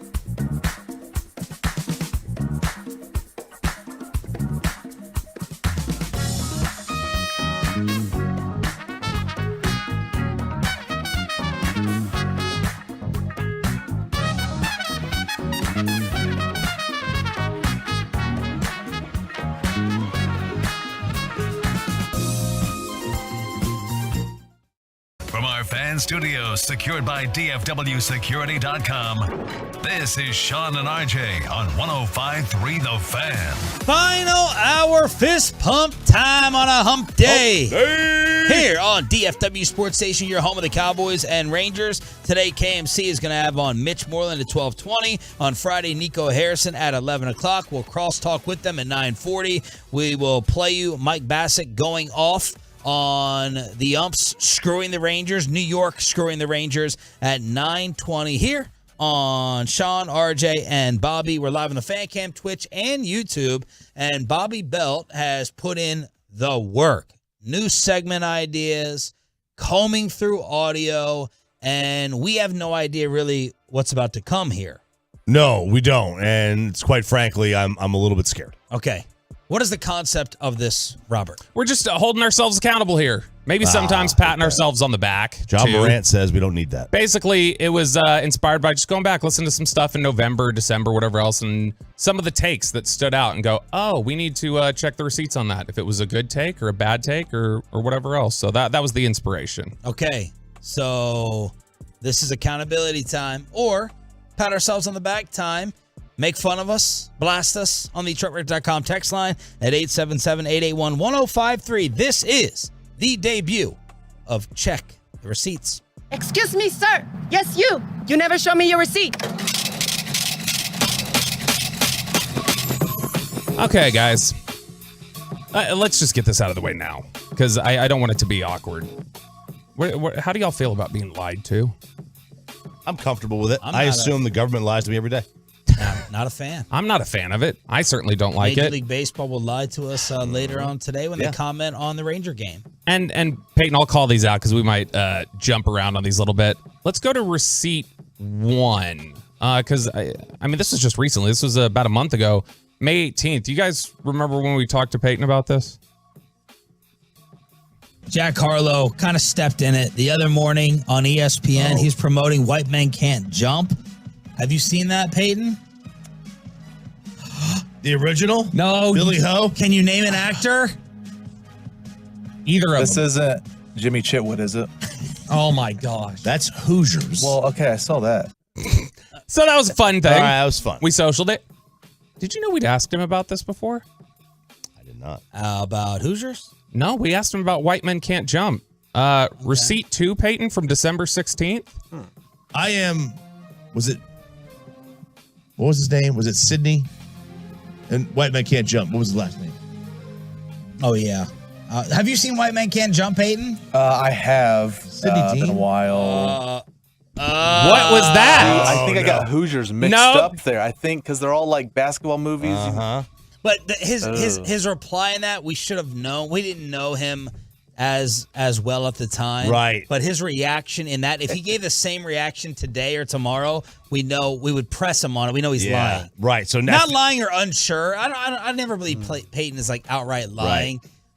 But so what he was saying there was yes to not be embarrassed. Yes. That he didn't know. I knew I knew what the movie was. I had not seen it. That's what I meant. But no, I lied. How many That was there bad. start with the letter Q? What? It's from the movie.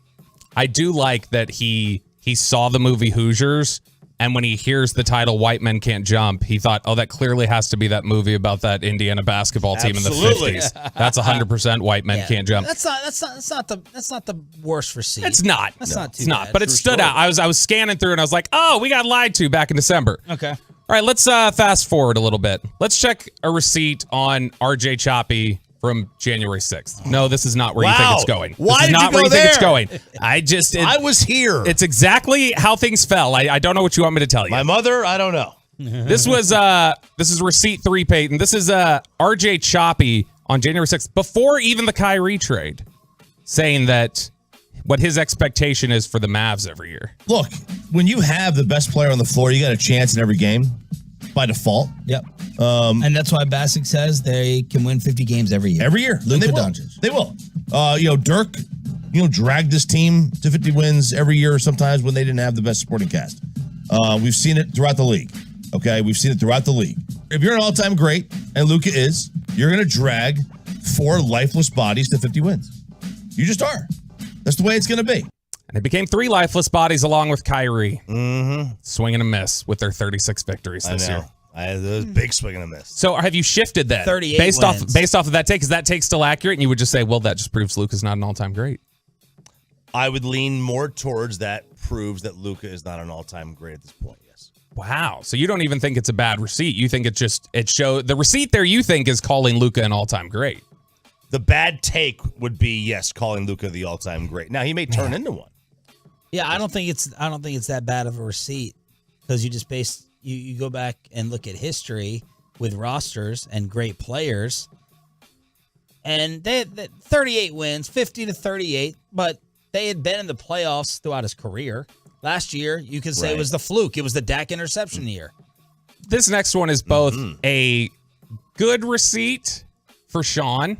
Oh, yeah. Probably. I nailed it. I guarantee I nailed it. And not as great a receipt for me. And I was going through it and I was like, wow, this didn't take very long at all. But back on January 4th was right after the DeMar Hamlin incident, and Shannon Sharpe had skipped for a couple days, and we were trying to debate the legitimacy of how fed up is Shannon Sharpe. Here's someone from the big lead. Shannon Sharpe not showing up yesterday and letting Skip twist in the win was a good move.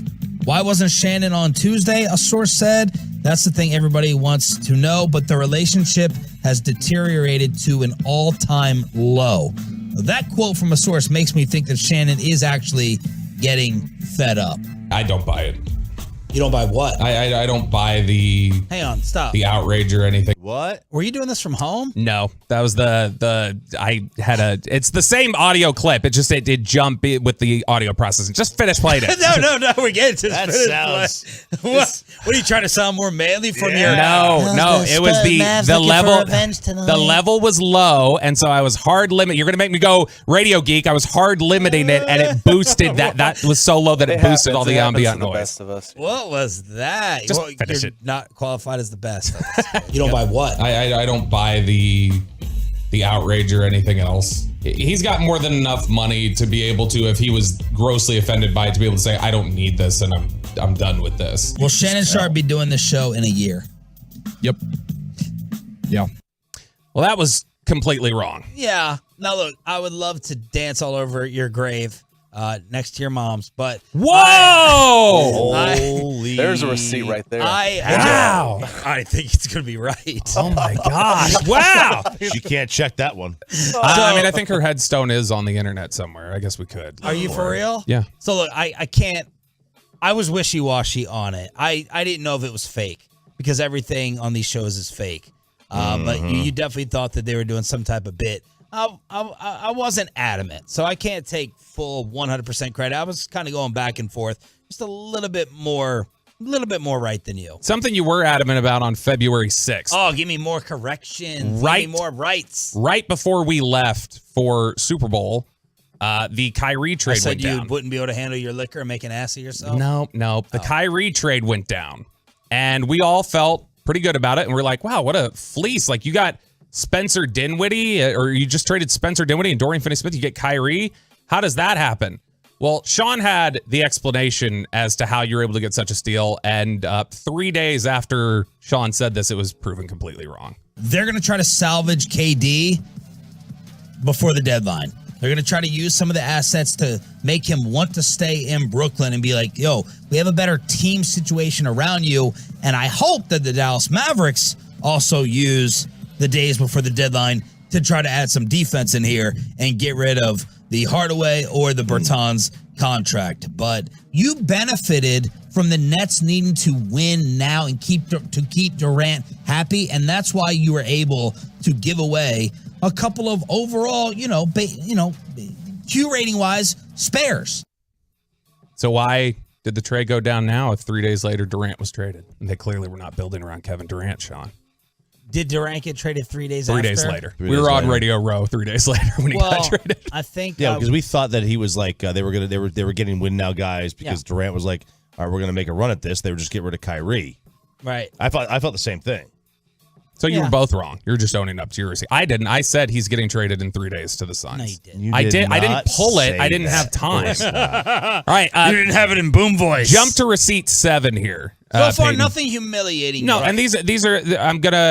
I'm gonna do 2 good ones before we finish with a call that we took from yesterday. Okay. So this is receipt 7. We did calls. You just don't remember. Take calls. Yeah, we did. Receipt 7. This was RJ Choppy on December 5th. Nailing his Jacob deGrom reaction. You don't buy from the bottom. You build from the bottom. You buy from the top. They pulled an A-Rod.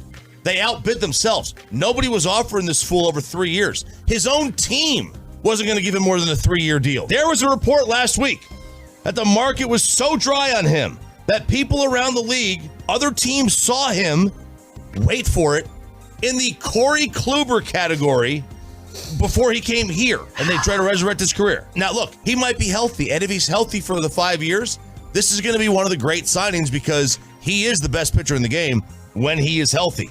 He's never healthy. I'm sorry. I'm not spending $38 million on a dozen starts. Nailed it. Thank you. Biggest receipt so far. Including, he said, Kluber. Kluber tore his UCL, had to have Tommy John that first year here. Look, I would like to take credit on this one. This was just a layup. A lot of people pushed back at you that week. No, yeah, a lot of Ranger fans. Yeah, if and so DeGrom you signed anywhere else, we would have all been making fun of the eventual injury that was going to be happening. When you put on our hat and our colors, oh no, it's fantastic, it's great. Don't be a hater. This is receipt 9, Peyton. We're going to jump ahead to 9, and this is a bad receipt for Tony Romo. And a good receipt for Sean Sharif from November 21st, my very first show. And my birthday. He's going to get a big contract after this year. Cooper Rush. We'll see. Does some team believe he is starting quarterback worthy? I do. Romo's going to be proven wrong with that take. Maybe he gets signed to a Trubisky-type deal. I mean, someone would be insane to pay Cooper Rush. Someone to pay him to start? Ooh, I would not want to be that fan base. By the way, you're dead on. He got the Trubisky deal. Did he? That Trubisky got in Buffalo, leaving Chicago, that's what he got. That was easier than Choppy's DeGrom take. Romo, I mean, I don't know. He's out to get Dak or what, but that Cooper Rush love. Yeah. He was Kellen Moore's agent. Cooper Rush, that was ridiculous. He's been out to get Dak for a while. Well, you know what? That was a lot of fans, too. Yes. The Cooper Troopers, as we called them. Cooper should be starting over Dak Prescott. What'd he get? $3 million a year. $3 million a year. Which is what Trubisky, 3.5 is what Trubisky got from Buffalo. Look, that was I think that was one. Now, Tony was right for that game. The first game Cooper played, or one of the games, it might have been against Minnesota. I can't remember. But Romo was like, Cooper Rush is going to play well. And Romo was correct. But projecting his future as a starter was ridiculous. No, especially when there are about 20. I mean, there's 15 legitimate starters in the NFL, maybe more. You know, there's only a handful that can win titles, but You got guys that are legitimate starting quarterbacks in the NFL. And then you had a draft class this year, which was going to have 5 guys go in the first 2.5, 3 rounds. Tolo Rod. You know Rod Cripes, where he's from? Sacramento, right? He's a Sacramento guy? Receipts, quote, Kings won't finish the season top 3. Sean, RJ, and Bobby. Yeah, we all gotta own that one. They They had a good year, man. I got to give them credit. They had a good year. It was a cool crowd, too. They lit the hell out of that beam. Yeah, they did. All right, last one here. Vivek. This is going to be receipt 10, Peyton, and I'll leave it up to you guys. This is a good receipt and a bad receipt. You guys get to determine which is which, as this was actually just from yesterday. This is RJ arguing with a caller about the AL West. You got to bet your salary. Who wins the West? Houston. Wow. Man, Houston's they're not gonna come back here. Like I'm looking. Whoa. They've got too many injuries to their starting staff. Framer's great. Christian Javier's great. They got good pitchers. They do. Rock the Baby and Urquidy are both out. Montero stinks. I don't think they've got it, man. They got good players. They got a great system too, and they'll make a trade. Their farm system is not capable of making trades. All their good farm players are up at the bigs. They don't have anybody ready necessarily to come up and really do anything right now. So could they make a trade for someone? I mean, they would have to give a volume at that point. I don't know, man. Like it doesn't look like the Astros are. I think the Angels are more the threat right now. Just looking at this. But yeah, if I ever bet my salary, I would probably go Houston. So is that RJ or is that Ralph and Roanoke? How many days apart was that? Probably 3. It was Friday to Tuesday. All right, let me take you behind the scenes. Yeah. He was so petrified to play this for you. Oh, I don't care. Yesterday, he's texting, should we do it? Is RJ going to get? I said, he doesn't care. He was like, should we get the approval? Da-da-da. And then when you went off on Blink 182 today, he goes, that's it. I'm playing it. Oh! You pissed him off You went so after much. Blink and Androids in the text this morning. I said, RJ's not going to care, but he's like, I don't know. Oh, man, that's great. I'll send it to him. I'll give him the veto power. I said, he's not going to care. It's the point of the segment. Yeah, it's the point of the segment. I reserve the right to change my mind. Yes. And be wrong. That was hilarious. That was The well farm done. system thing got me the most. Yeah, that got me too. That was the best. It's amazing how bad their system got in 4 days. Yeah. It really is. It's amazing what happens just in a couple of days. Great work, Bobby. Extra homework. We'll bring it around whenever we can, or whenever Hoosiers or White Men Jump 3 comes out. What's that? The bench warmers too. The bench That's warmers a great as basketball well. movie. What is not a joke is what Major League Baseball did to the Rangers. Mike Bassick and CJ Nikowski go off on your home of the Rangers next. But let's get.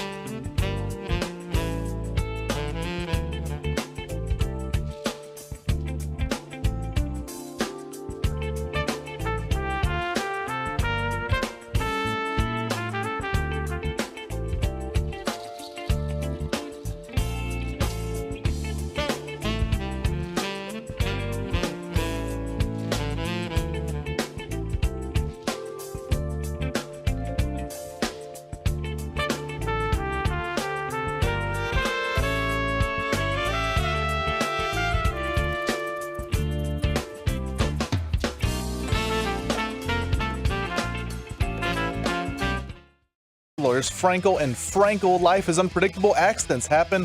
Frankel and Frankel are the go-to attorneys for car and truck wrecks in DFW. If you or a loved one have been in an accident, contact the Frankels at 214-333-3333 or go to truckwreck.com. The 2-2 again. Swinging a chopper to the right side. Rodriguez to his right. He's got it. Throws to first. Ball game over. I don't know how else to put it. This one stinks. Bad call back in New York.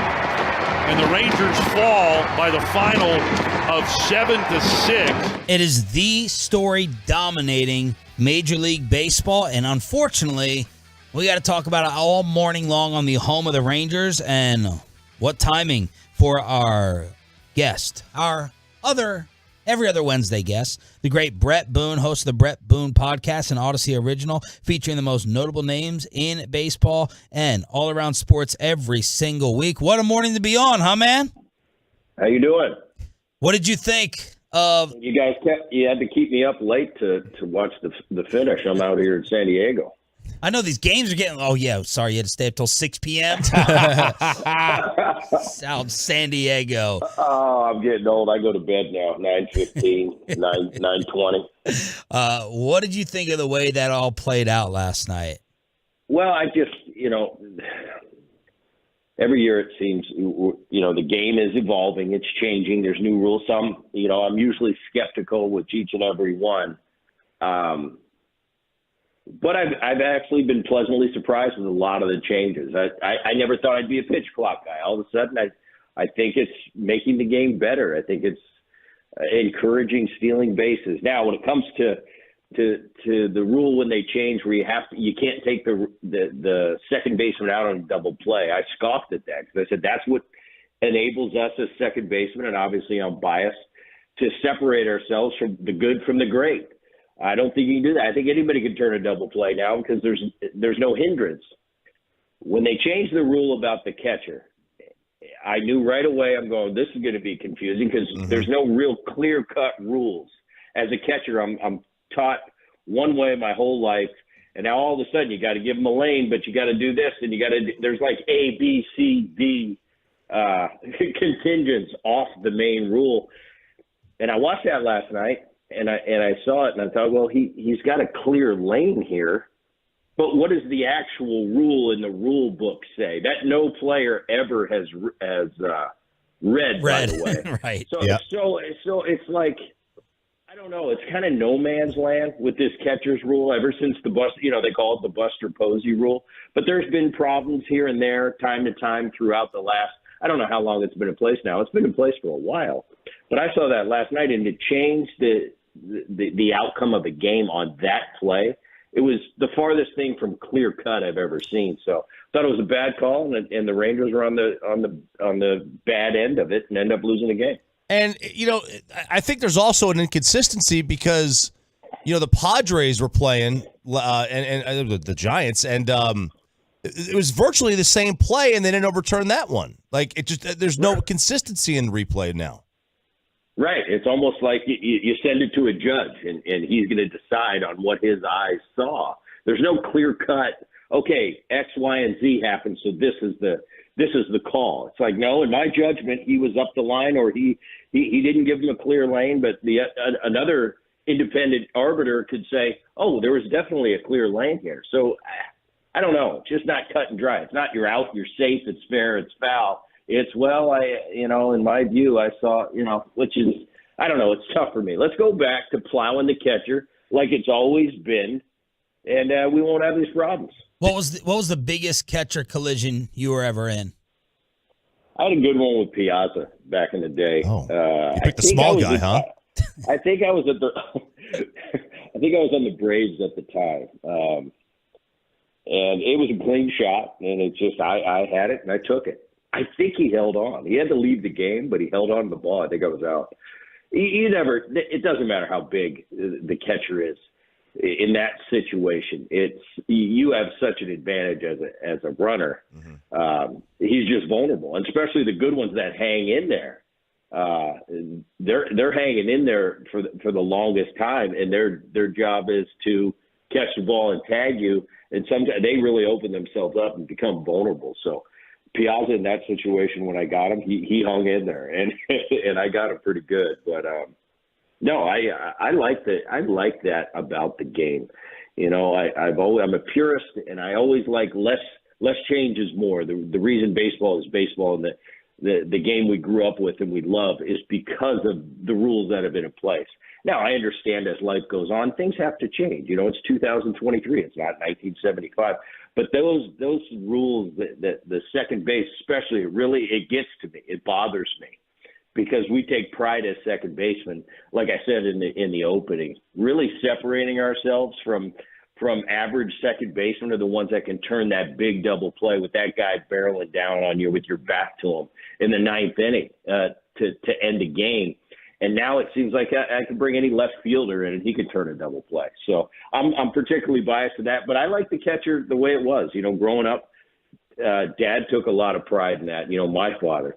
And I don't know. I think it softens the game a little bit. I completely understand the premise behind it from the ownership standpoint now today, fiscally, how much money is out there. I understand you want to protect your product.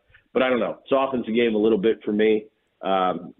I'm sure you'll have plenty of people screaming on the other side of the ledger for the protection, but I like the game the way it was when it comes to that rule. Former Major Leaguer Brett Boone with us here on Sean and RJ 105 through the Fan. Your home for Rangers baseball.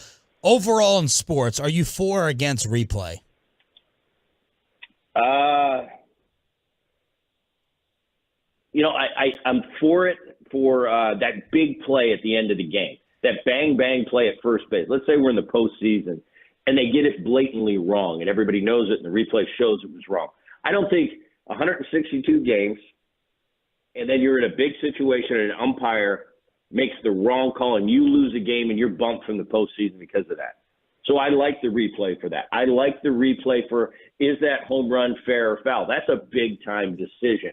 But the replays on the tags at second base, at third base, I hate them.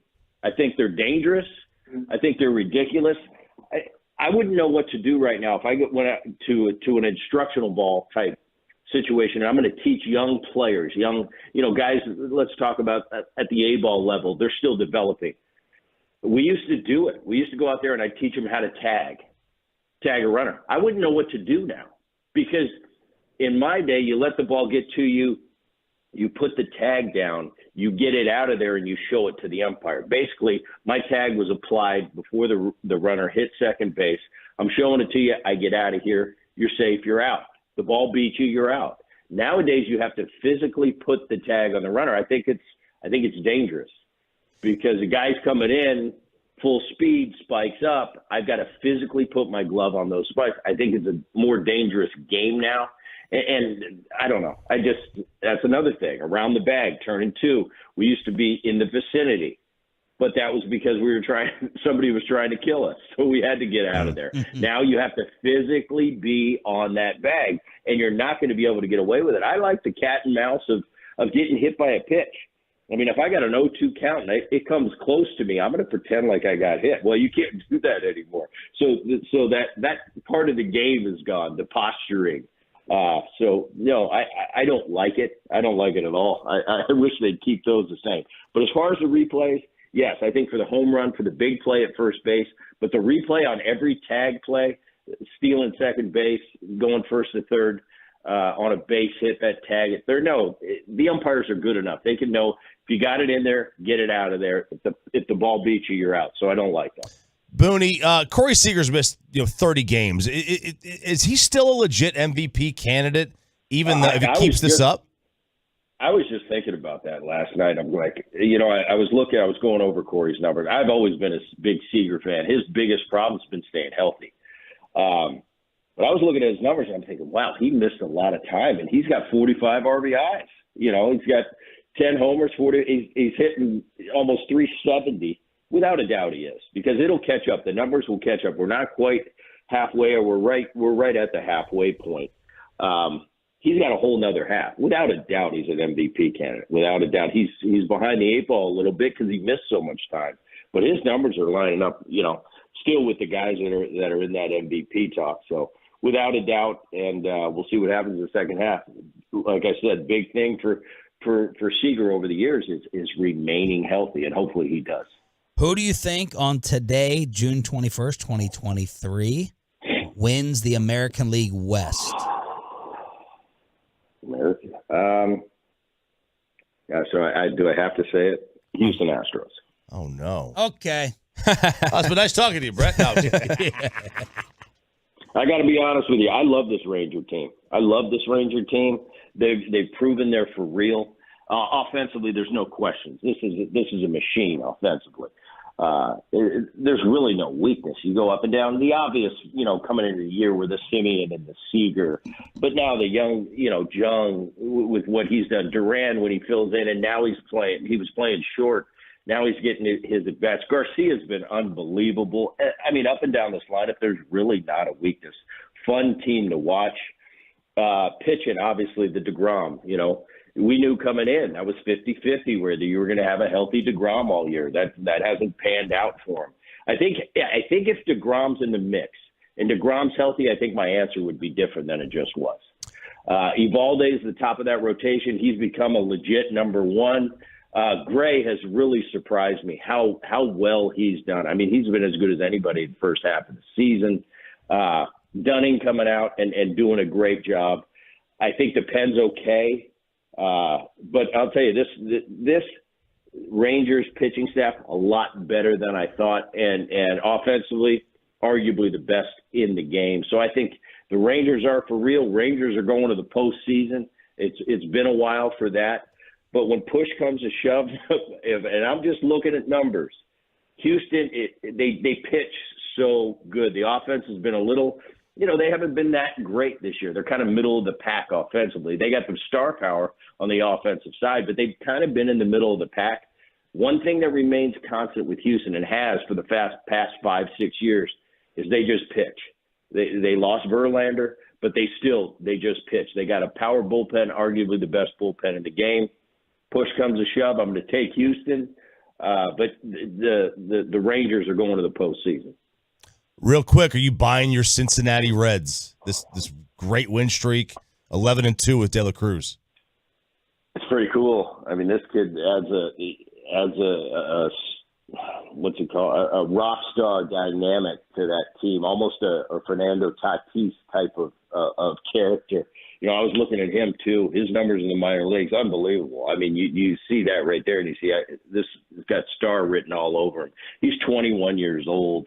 He's had 48 at bats in the season. He's hitting over 300. I think he's played 12 games this year, and Cincinnati's won, I think, 11 of them. So it's a pretty good. You know, is that a coincidence? I don't know. It's just a lot of young players coming together. David Bell, you know, for years is one of my favorite teammates I've ever had. He's a strange bird, but I say that in a good way. He's a great manager. It's just a matter of getting the right guys in that clubhouse, you know, pulling on the same end of the rope. I don't know if I'm buying it. The reason this kind of came out of nowhere, at the same time, they're in a pretty darn weak division, so anything could happen there. Buying or selling, I don't know. It's not going to surprise me in that division if they come out ahead in the end. At the same time, as far as going deep into the postseason and being a World Series candidate and winning a World Series, I don't put them in that breath. But I don't rule anything out in that division that they're in. It's very weak. Thank you so much for staying up late for us, and enjoy sunny and, you know, guess the temperature out there right now, Choppy. It's 7:30 in the morning. I would say it's 64 degrees. 60. God, enjoy 60, Brett. We'll talk to you moving forward. Thank you. You got it, guys. Thank you. The great Brett Boone, host of the Brett Boone Podcast, Odyssey Original. Make sure to follow the Brett Boone Podcast on the Odyssey app or subscribe wherever you get your podcasts. Let's see if Bassick is still furious after the Rangers postgame last night. Next. But let's get you over.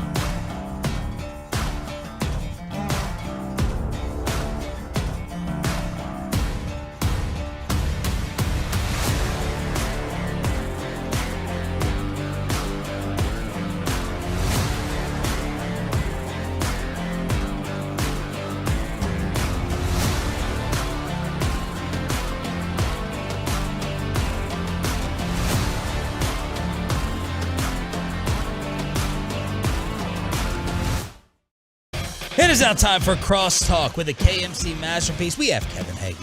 We have Mike Bassick. And we have, what a great citizen Corey Majors is helping the handicapped Derek Holland. Yep. Oh, my goodness. Yeah, he can't put his headset on by himself. Can't pick up this microphone and get it all. We have Derek in studio today and Mitch Moreland at 12:20. Thanks for the plug earlier today, Sean. Well, what a beast, Derek. What a trooper making it in here with that left arm all banged up. Look at that cast. Big. Yeah, Look at that brace. Yeah. So what is that thing with the Thickest dial? thing on you. What does that This adjust? is rotating, so right now I'm at 90. I can't go past that. In about 6 weeks, I will be. That's how I threw my fastball. Full extension. 90. I probably still No, throw I harder couldn't than Mike. even. Yeah, that was max out. They made sure. I made He sure. didn't It's even like, hear it. listen. So what's a total pain in the ass at home to do? Do you have any assistance? Yeah, people I that mean, help. yeah, but I don't need anything. I'm making sure I do it myself. Oh, well done. So you change that bandage you said every 2 days? I don't. When I go see Meister. You go every 2 days? No, I go every day. I just came from there. Meister's busy. I know he is. He's very. Hey, I'm not gonna lie. Surgeries are through the roof right now. Injuries, Tommy John especially. Expensive? Well, yeah, it's expensive, but I'm saying they're Through the roof expensive or through the roof? There's so many people coming in because of pitch clock. Maybe, I don't know.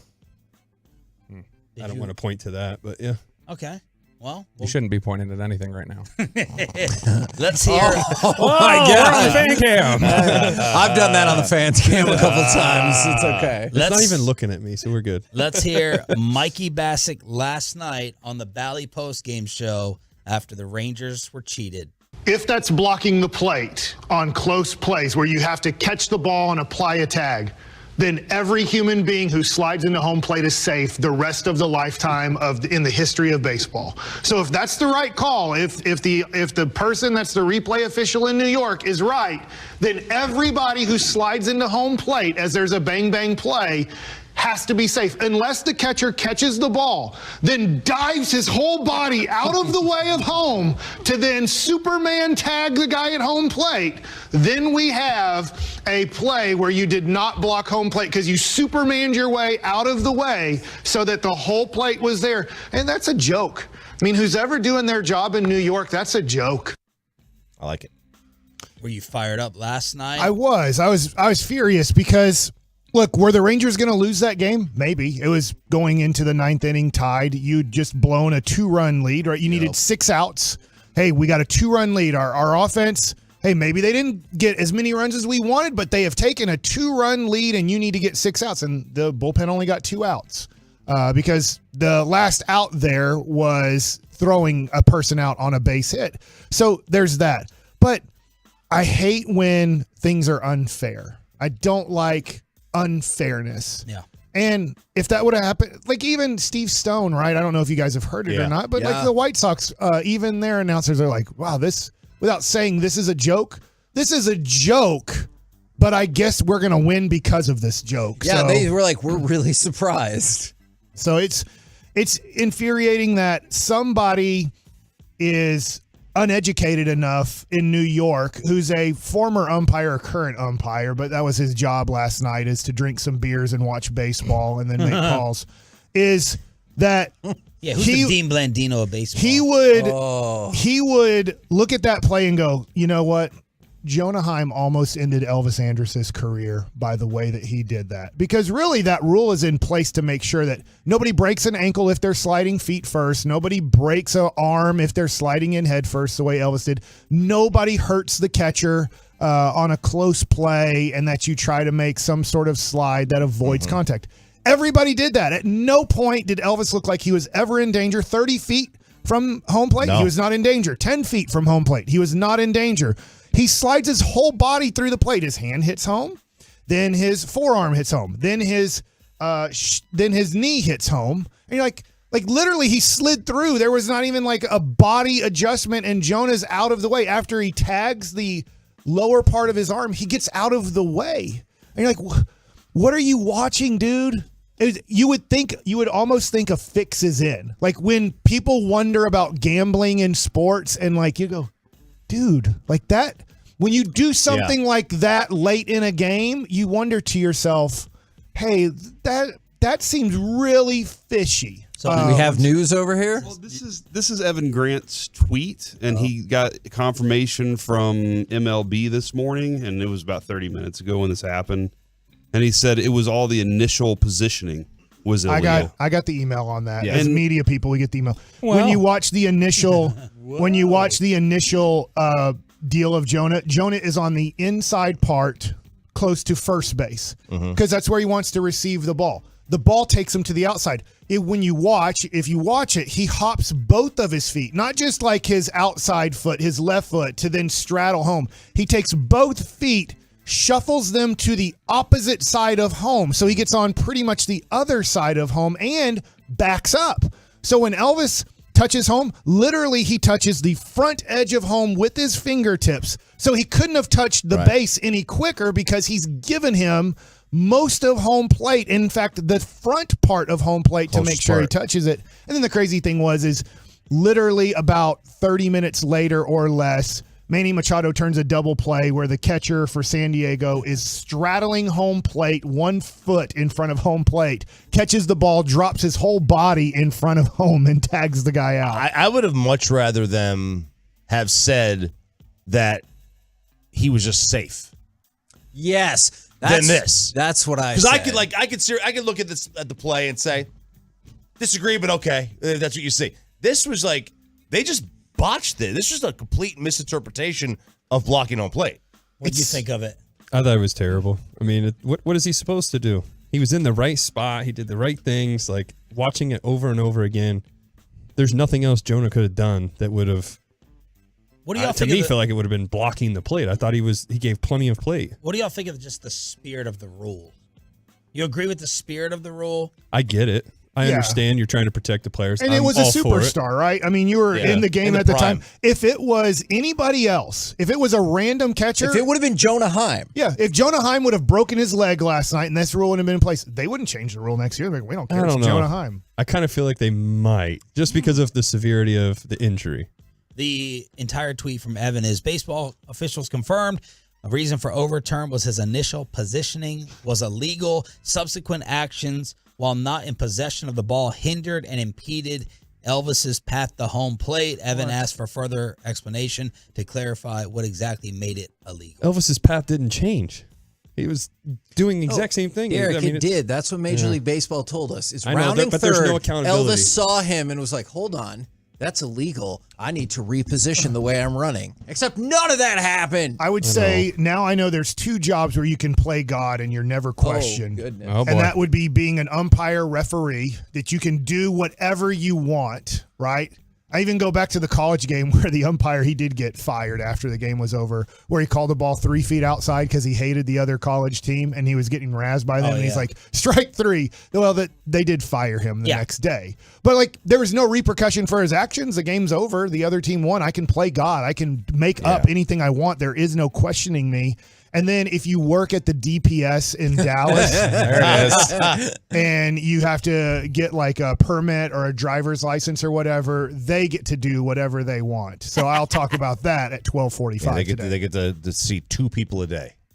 And then Tim Cato reported the Mavericks have spoken to the Celtics regarding a Grant Williams sign and trade. Oh, yeah. Okay, Go Wolves, y'all baby. brought him. Was it yesterday or Monday that y'all had brought Grant Williams up? I'm intrigued by that. Who is the last Vol to play for the Dallas Mavericks? Oh gosh. Did Vincent Yarborough play here? Josh Richardson. Oh yeah, duh.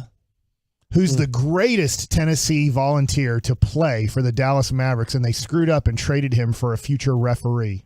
Peerless Price. See, Allen Houston wasn't here. Dell Ellis.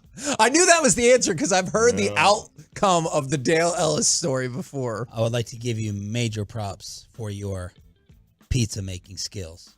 Thank you. That was impressive. That was wasn't bad. Was it easy, your new pizza oven? You ate his It's pie? quick. No, I watched it. Oh, you want some? of my Do you pies? have to spin it quickly? I watch those Food Yes, you Networks. do. Like It's- every 30 seconds, you have to spin it. I don't even right? think we were going 30 seconds. And It you was made the quick. dough? Yes, but not. So not that one that you had seen, but yeah, The bad ones. yeah. Yeah. No, they weren't. They really weren't that bad. It's just it's amazing how quick it cooks. And you were Like, it saying was fast. yesterday, Sean, thank God he figured out how to cook something because you were talking about his barbecuing skills. I know I didn't. I did not say that. It's all right. You have I'm the here Odyssey for you app. today. All right. Yeah, I'm trying to give you props on toughness, and now you're picking at me. No, See? I'm not. I'm not It's a picking at back you. and I'm forth. I'm supporting you for being nice enough to motivate me to be here. Yeah. Something like He that. posted his surgery. I was like, "Are you in Wednesday or not?" Like, He didn't care about. He didn't say, "Oh man, I hope you get well." Nothing. You better I knew be you'd here on You're Wednesday. Tough. You're tough. Yeah. I knew you'd be in. Yeah. What is well? Oh, it's the cheapest liquor at the bar. There you go. All right. Bottom shelf, baby. We'll answer that from 10 to 2. Way to go. Coming up yes. next. Needed it. Perfect baseball Mitch teases. Moreland coming up today. Let's see if it's as awkward as having Sean Tollison on the radio with Derek Collins. Did you ever hear that interview? No, I heard you guys were talking about doing like a podcast. Go back 2 weeks ago and listen to that. What was wrong? Tollison hates Derek. You are. That's pretty much what I took away from that. Really? And maybe vice versa. That's pretty I much don't what hate I him. took away You from guys that. have beef? No, I tried to help him. I tried to promote his stuff, and he was just like, "Yep." That was it. Wow. It was It was very awkward. I think Sean has a very different personality, and he was having fun. We're different people. We already knew that. Everybody's You're different cool and people. he's not. That's what he said in the That's second it. question. You nailed it. It's the KMC masterpiece. Next on 105.3 The Fan. The latest.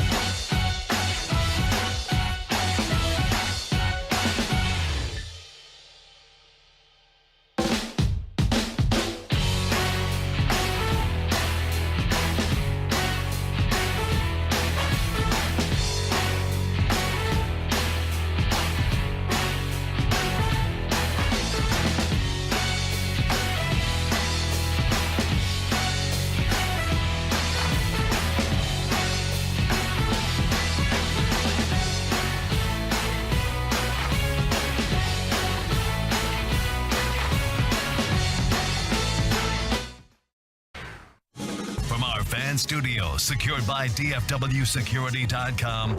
It's the KNC Masterpiece on 105.3 The Fan. KNC Masterpiece right here on 105.3 The Fan. Our opening segment is going to be unique, but hopefully super fun. Who got screwed more, the Rangers or the Stephen F. Austin bowling head coach? The way you said that, I have problems with, Kevin. Oh. Like, I mean, he had other ways that he got...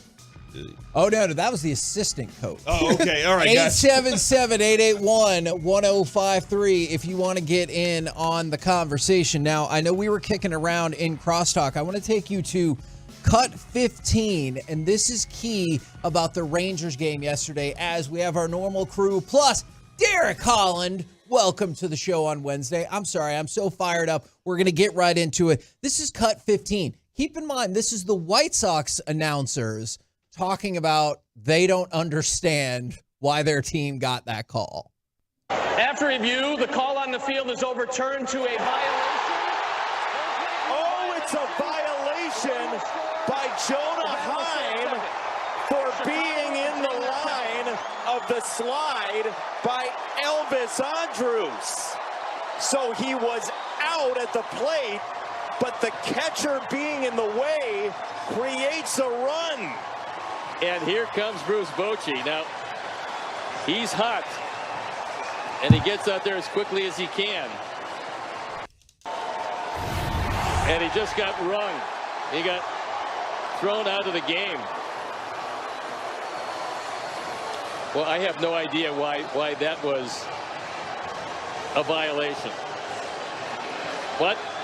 All right, so let's stop right there. That's the White Sox crew.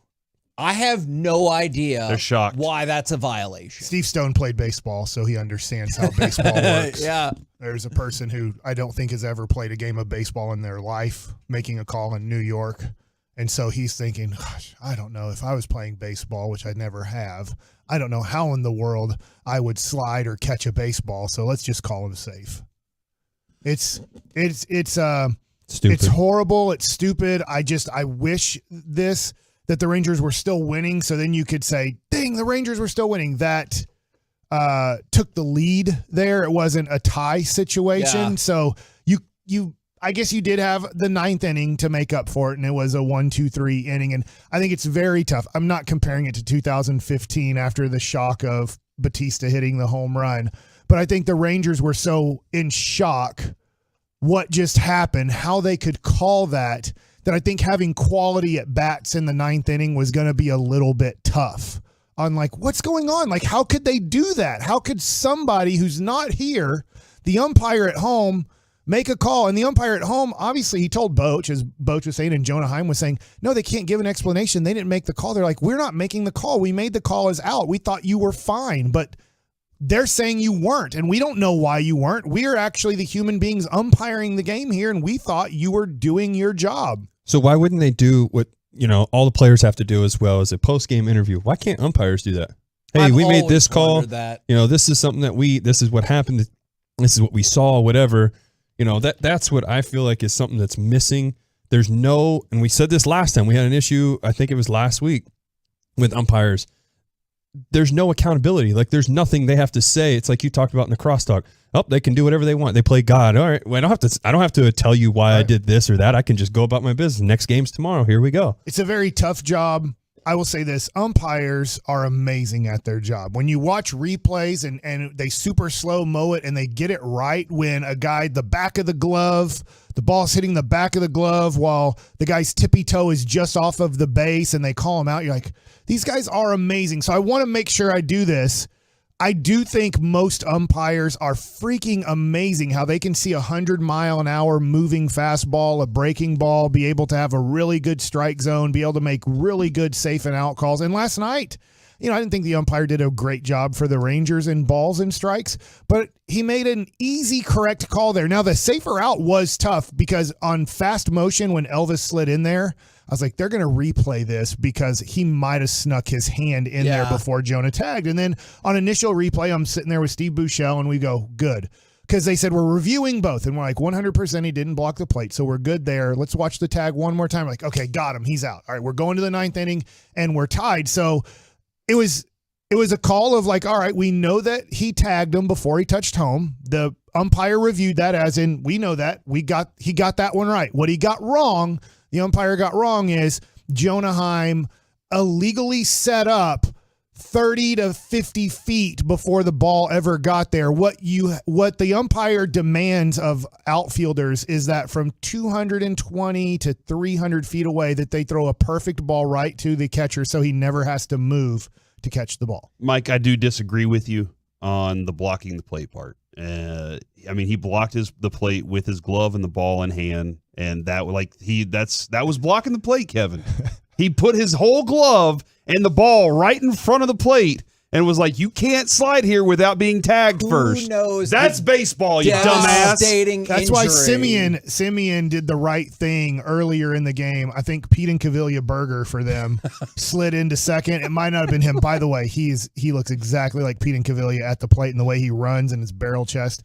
And what Simeon did is he caught the ball and he reached really far for the runner sliding in and he missed the tag. So the guy was safe at second base.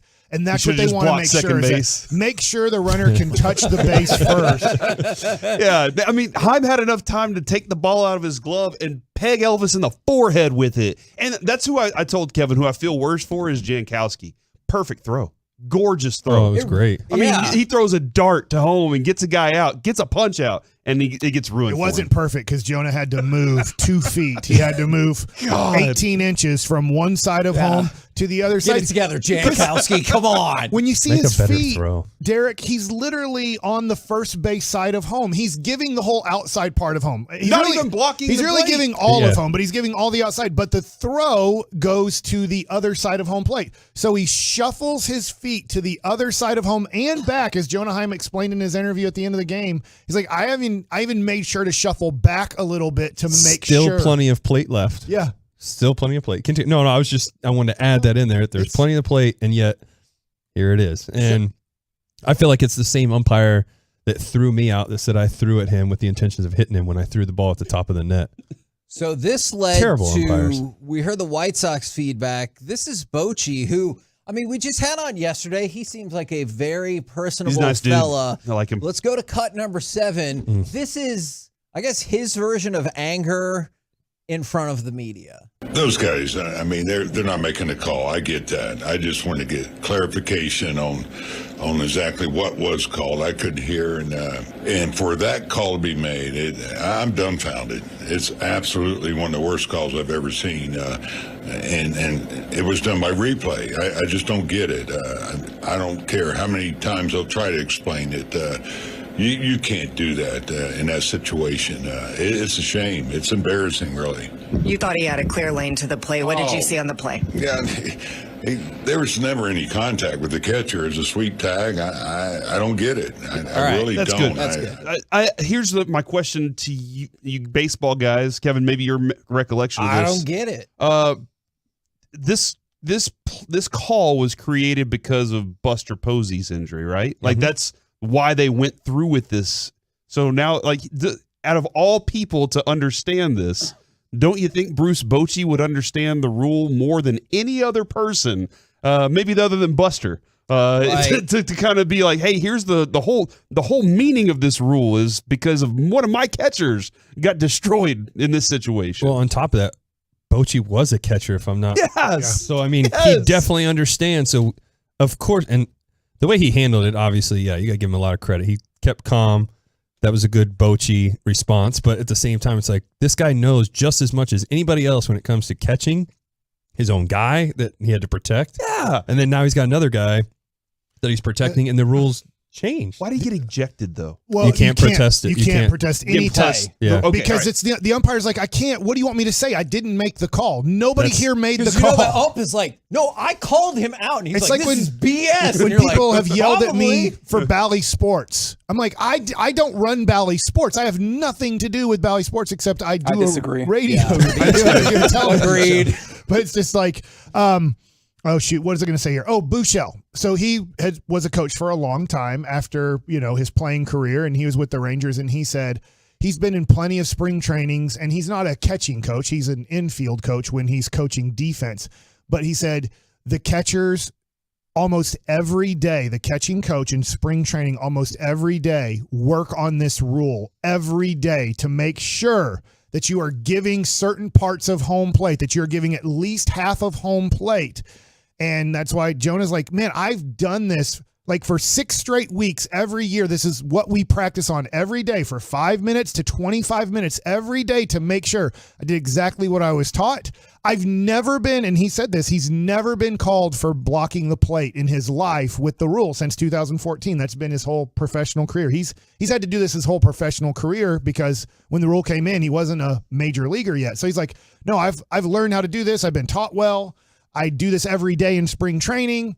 I work hard on this to make sure that I'm not going to get called for a violation if we get a guy out. And then this guy just made up his own. I just think that he was bored in New York. He has to show up there at 4:00 to the offices. Got to show what he does. Yeah, and he has to be there till 1 a.m. because he has to wait till all the West Coast games are over because it's one person reviewing all baseball games on that day.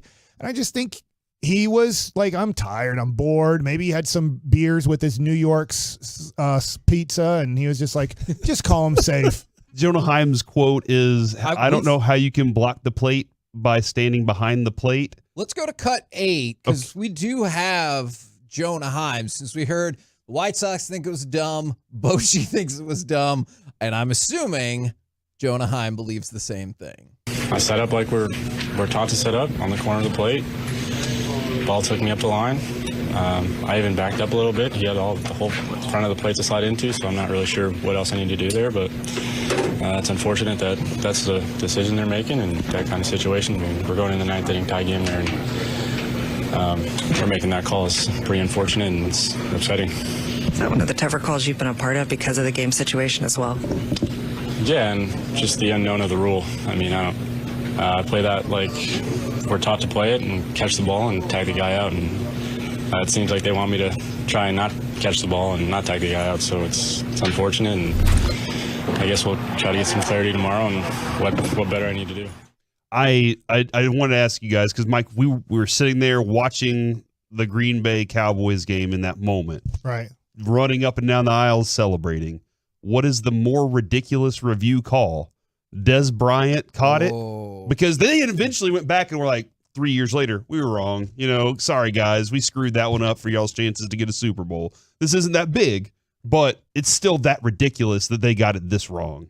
I lean towards this one being more ridiculous just because everybody knows Des caught the ball. Yeah. But the rule was so crazy on like when you hit the ground, no matter how long you have the ball, kind of in the catch, that the ball can't move after you hit the ground. Yeah. Calvin Johnson Very catching ambiguous still. The touchdown and pushing himself up with the ball was a no catch, Yeah. right? I mean, it's just a horribly written rule. This one, I've never seen anything like it. I think it's the worst replay review in the history of baseball. Now, review's only been around, I think, 6 years. It might be Something like set, that. but Yeah. it's not like a forever. There's been worse calls in baseball history, to your point, that have decided World Series, that have decided playoff positioning, that have decided a lot of things. But this one, in the history of replay review, there's never been anyone worse, and I don't think there'll ever be another one worse than this. It is astonishing, but now we have a tough question that we need to figure out, tougher than this replay review. Do you guys want to talk about NFL's gambling policy and why we might need to reevaluate sports gambling banishments? Or do you want to talk about the Stephen F. Austin bowling team? I think we do. I think we send it to the Tolos. Let them decide. 877-881-1053. I personally think this bowling story is amazing. But I also want to hear from the Tolos and the YouTubers. Do you want to talk about NFL or college bowling? We will figure that out next right here on The Fan. As a partner and patient, guys,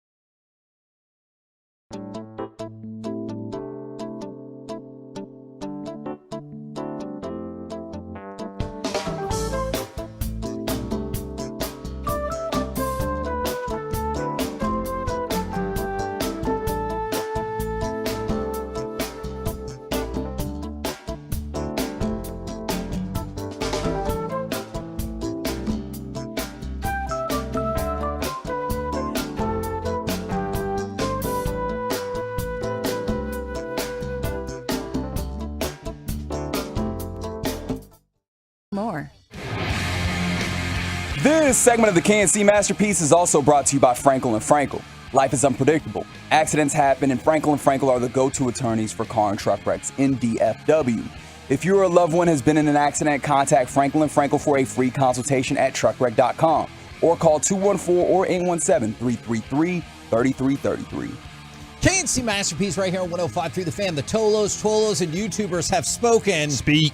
They have demanded college bowling talk. Now, I know that might seem odd, but I found out about this story from one Corey Majors. And I found out about this story from the internet. I thought you were going to say TikTok for sure. It is amazing. So we take you to the Stephen F. Austin bowling team. They're the Lumberjacks, right? That is true. I know somebody that created the Axum. The Axum. So assistant bowling coach Steve Lemke has resigned. And I'm going to stop right here, and I know what you're thinking. Hey, Coaches resign all the time. this is a really highly rated show in a top 5 market in America. Why the hell are you taking time to talk about college bowling? Important. Give it a chance, Derek. Yeah. Why don't you just wait until Chill you out. judge it? It's not me. It's Mike you should be focused on. He's not paying attention. Fair enough. I'm going to see if I can win you Luke is over, Mike. coming out with his Jordan 2 shoes in July. I guarantee you that somebody this for the story Nuggets is just this declined story their is option. much better Bruce than those Brown. Lucas. Okay.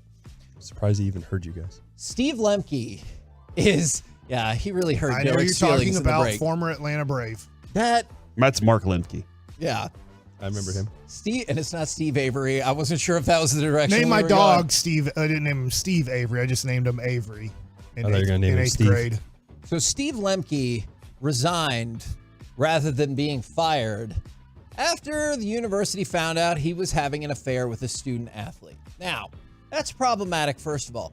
Second of all, his wife is the head bowling coach at Stephen F. Austin. So the guy who's the assistant, his wife is the head coach. He cheated on her with somebody from the bowling team. Okay, I have a question here. Maybe it's the person who's reviewing calls in New York and he's confused about the rules of marriage. He is confused about the rules of marriage. When you said the first part, though, you said that's not okay. Is Correct. it the fact that he's the assistant coach and he's hooking up with somebody on the team? Yes. Yes. Because she's of age and they're of age to do things, correct? Well, you know what? You're really going to enjoy his quotes. All right. Because Steve Lemke, and I cannot stress this enough, gave an actual interview to an actual reporter where he actually said these things. But did he actually do that, though? Yes. Okay. Hold on. Do you know something we don't? No, I just wanted to confirm. All right. Quote, I knew it was kind of a no-no, but there's not a rule saying it can't happen. There's not a law saying I'm going to go to jail for doing something like this. There's nothing in stone. I guess it's just an ethics code. Like we frown upon it, but there's no rule. There's no law broken. And I know at that point you're thinking, that's bad, but at least he stopped talking. He continued. Oh, no. This is the part. And here is where he's going to rationalize why it happened. Well, this is like Rob Manfred talking about Oakland. It's like, man, your first 2 sentences weren't the best, but we can accept those. And you're like, I should have stopped talking after. Yes. I know where the rationalization's about to come in here, Kevin. no. But I just because I've already read it. But the first part of it seems like he was trying to rationalize that, or is it legitimize? He was trying to convince himself. He's like, when look, you explain it 3 different ways, you're really just trying to beat it into your own brain. It's not against the law. It's just frowned upon. It's kind of morally inappropriate. You know what? Yeah. That's kind of how it sounded. That is kind of how it sounded. Or if I can take you to cut number 14, he saw a rerun of Friends. Oh, boy. Where Ross was dating a student and proudly declared that to his other colleagues. Does this sound like what Steve Lemke said? Lydia, Mel, this is Elizabeth. Hi. Aren't you in my popular culture class? That's right, Lydia. Elizabeth here is a student, and we're dating. And you may frown upon that, but we're not going to hide it anymore. You are so fired. What? They're going to fire you. You can't date a student. It's against the rules. Really? It's not just frowned upon? Now, That was kind of good. yeah. He literally said this. Now, a couple things. First of all, I'm still trying to search out who wrote this article to begin with, but congratulations to them for this headline. Spare relationship causes awkward split. Now, That's a bowling puns. is a top-notch headline. But let's go back to Steve Lemke. All right. He continued, I was the stay-at-home dad for 5 years with the kids, while Amber got to go off and coach the team. And The when bowling team. Yeah, the bowling team at Stephen F. Austin. What a team. And when she'd get back, I'd run practices on top of taking care of the kids while she was back. When they'd travel again, I would sit back and take care of the kids. Then when I got hired on, she almost forced me to run practices. I was a volunteer the entire time before that, trying to help out Amber. Once I got hired on, one thing stemmed from another. I felt like I was doing too much for what I was being valued at. Now, That's a great plan. You know what? I'm going to blame my wife for this. Sounds like you wanted out of that It's marriage. your reason anyway. I cheated. I do remember. I'm trying to remember. It was 23 years ago. I recently went to your wedding. I think when you're doing your vows, they say, if they ever kind of tick you off or you feel devalued, you should go do other people. You should try to sleep with other people to really even out the score. and that is a weird thing. And then you say, I do? I do. I was like, for better or worse, except for like a whole bunch of these other things. But it is interesting that he said, I felt like I was doing too much for what I was being valued at. Does he mean valued by his wife? Does he partially mean valued by the school since he volunteered for all those years? And if that's the case, how does getting even mean sleeping with one of the players? Well, I mean, I think we all end up valuing the retribution in some different way, right? Like, how am I going to get back at her for all these things? And that's what stewed in his mind the whole time he was taking care of his children while his wife was taking care of the family. Remember Chris Benson, the pitcher? Yep. Yes. He married a person that decided she was kind of famous. I'm forgetting her name. Yeah, she was. She had like they brought a monkey on our plane. What? It was like a little. You played with Chris Benson? Yeah, it was a little mini. What do they call them, like capuchin monkeys? I don't know. It was like a purse thing. Do you remember what she had said it in on the her Howard purse. Stern show when she was interviewed? I don't know. Yeah, I don't know. I'm out on She that. said, and maybe this was their Anna. relationship. Anna, what was her last name? Benson. Well, it was before that. That's what it So- says He right was just now. answering your question. Like my You wife's asked, they were name was married. Myers before. She was an exotic dancer. There we go. So she said if Chris Benson ever cheats Oh yeah, I remember this. on him, she was going to sleep with the whole team. Oh my God. And he was on the Mets at the time. So then when you're on the Mets, you're thinking, well, is this mandatory? So Chris, if you do this, do I have to sleep with your wife? Because she made it sound like Were there any players that were trying to set part him of up the to fail? contract. Part of the contract see is if that. you cheat on your wife, then we all have to then have sex with your wife, which didn't make much sense, but I could see where Anna was coming from. That was going to be a repercussion. So it sounds like maybe now the bowling coach wife now has to sleep with the whole bowling team. Oh Is that considered cheating if you have to do it? Like that was her Yes, deal, so because you don't have actually to. have to do it. Yeah. I Derek. don't know. It was No, forced, you know. she said it on an interview on Stern. That's legally binding That's in right. New York. I do want to add worth a this shot. to that part of the story, Mike. Look, we're just holding him accountable. She was sentenced to 15 years probation after pleading guilty to aggravated assault and a weapons charge with an attack on Chris Benson.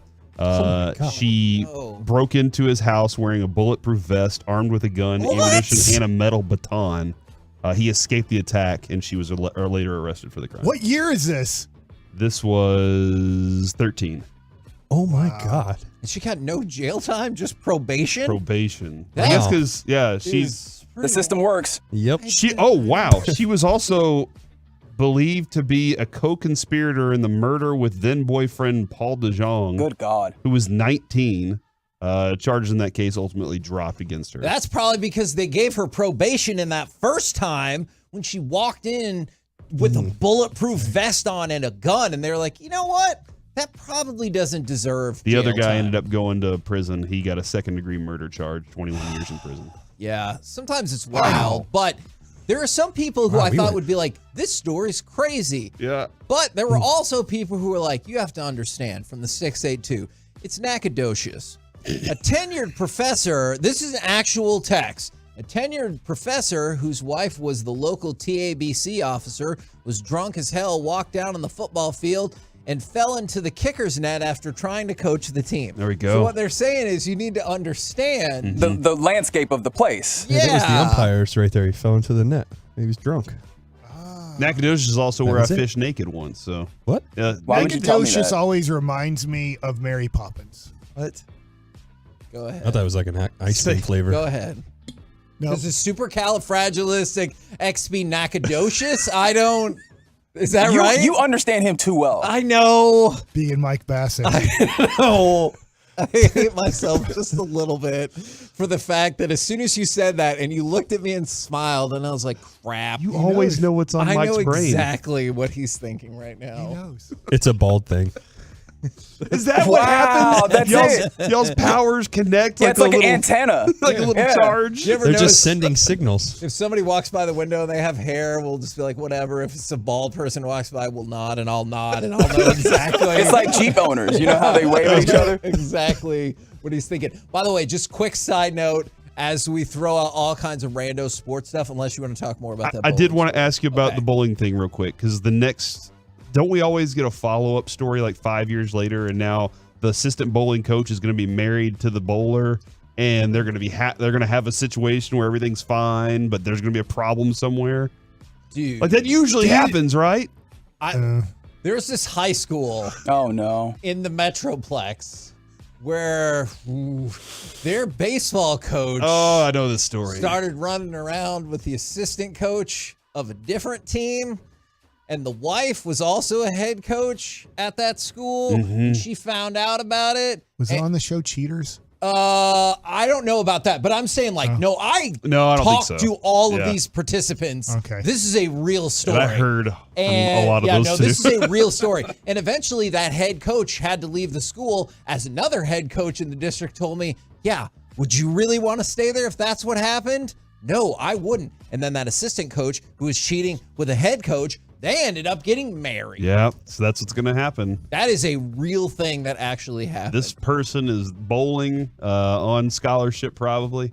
I'm seriously asking. I think there are scholarships that do. I know They got my a full ride. I know my question here.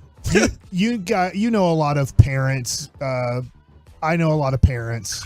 What's the setup going to? Well, we just had our kids graduate, okay? And you kind of know the kids, but not really, and you don't really know everybody at the school. But if one of the parents came up and said, "Oh, my kid's going to SFA.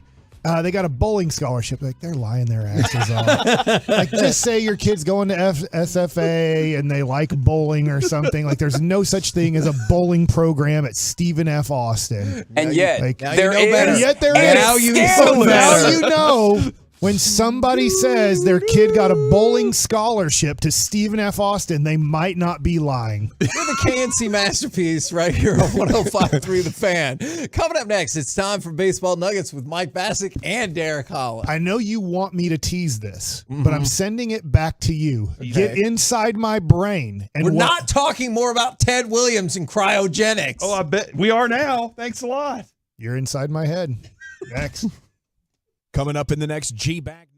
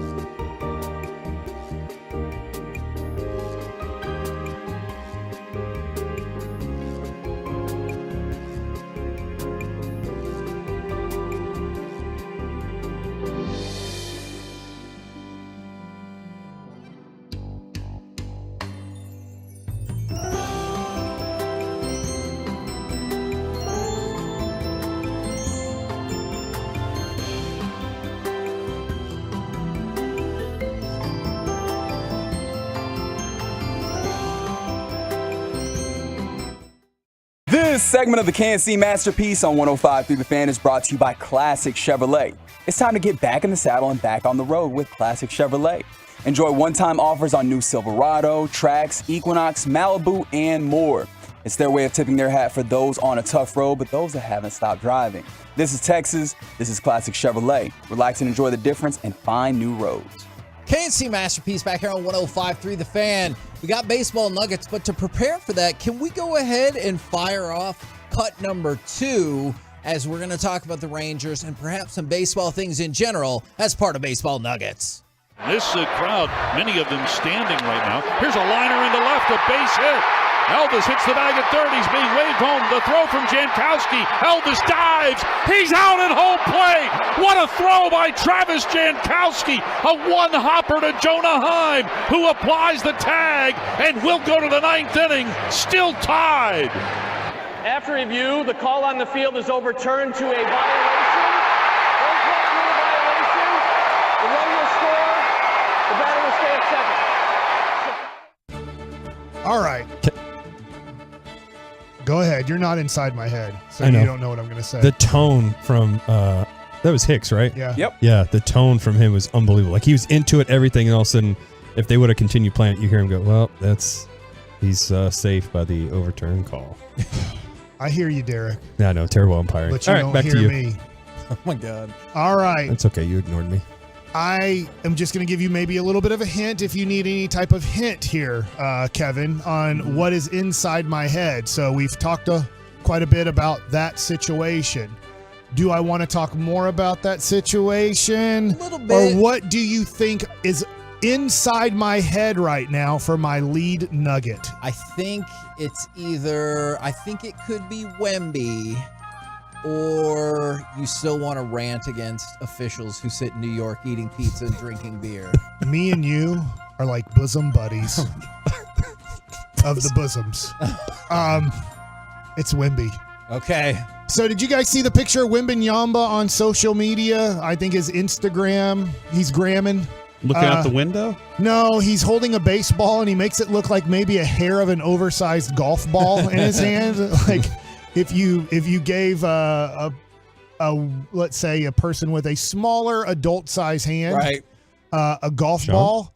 Yeah, Sean is a good example. That would look like Wemby holding a baseball. It doesn't look like a real baseball. Yeah. So he threw out the first pitch. He did throw it as hard as he could. He didn't throw it accurate, but I'll just give the advice of where you step is usually where the ball is going to go. It'll go in that direction. Like step off the mound, you mean? He stepped way to the first base side. So the ball went to the first base side. He did not make it catchable, but I don't think it's considered anywhere close to like some of the worst throws ever in first pitches. Is it 50 Cent that I think of immediately as having an all-time terrible? Yeah, Or like really right down bad. into the ground? Yeah.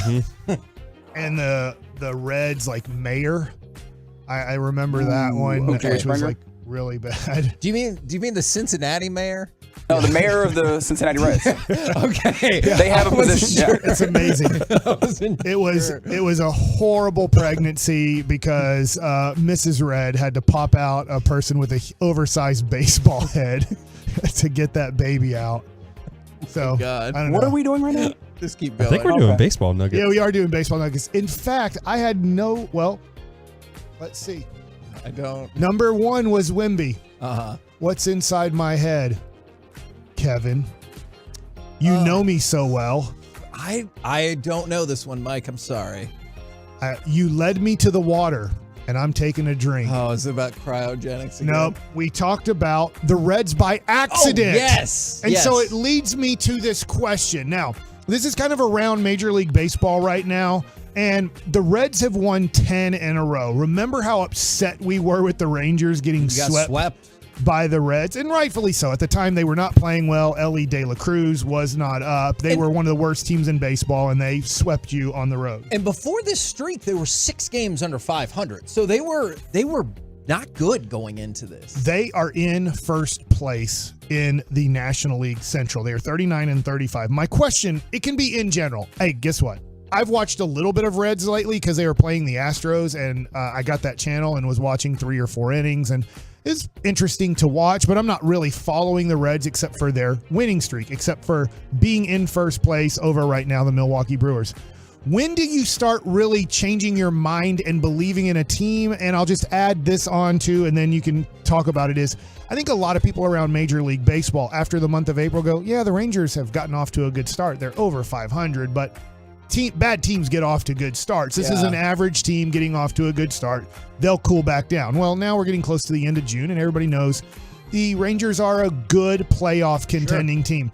When do you change your mind in general on, I know this is a bad team, they're starting off the season as a bad team. When do you finally go, you know what, this Cincinnati Reds team or another team, I'm changing my mind on them? I think if you're in first place of your division at the midway point, which you're pretty close to now, is you almost have no choice, right? They're, 7 games from the midway point of the season? I think you have to look at it from that perspective, right? It's halfway through the season.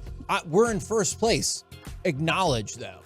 Yeah, I think you're right. I think how it's been playing out, obviously, it's not always how you start, it's how you finish anyway. Sure. But they're also picking up steam. They've, 10 games in a row. So that's pretty huge. And then that division you were talking about, too, is fairly weak this year. Pittsburgh was leading for a while, which it's kind of crazy to see them towards the top. Excuse me. And then the Cubs and the Cardinals were toward the bottom. But Cubs are starting to pick it up, too. Cardinals are still bad. So it's interesting. That division's wild, but they're getting hot at the right time. They did just get Votto back, too. That helps out with them as well. It's wild to see them in first. Corey? What was the question? I got 2 answers. Good. All right. Your 2 answers to this question. When do you start believing in a team? I'm saying the Cincinnati Reds are one. People are starting to go, hey, maybe they could win a division. Maybe they could win 90 games or enough to make a wild card spot. When do you start changing your mind on a team that you believe is bad to start a year? It can be NFL, it can be NBA, and then go, I have to change my mind now. They've changed my mind because of this winning streak or because of adding a star. I don't want to say a star player. A rookie player takes off. You're like, oh my gosh, this guy can really lead a team at this age. Yeah, usually about just a third of a season. I give it about a third of a season when I'm like, okay, this is something different that I'm seeing. Because a quarter of a season. So we're there. Yeah, so we're at that point. All right, so now I'm going to go back. You obviously have lost. You are outside of my head. I've thrown you up, I guess. I don't know how that guy gets gross. Out of the brain of John Malkovich. I forget how it goes, but he starts puppeteering or something. He gets thrown out of out on the Turnpike in New Jersey or something like that. I got to rewatch that movie. It's been a while. So the Texas Rangers yesterday. I'm not going to talk about the play at home plate. We've discussed that. I'm going to move backwards in the game to discuss more about this game. One, before Grant Anderson came in the game, the bottom of the lineup was tremendous again yesterday. Jankowski and Leote getting on base, and not so much Semien. He did draw a big walk after the umpire tried to strike him out so that they could all get their possible reward for the White Sox winning yesterday. Allegedly.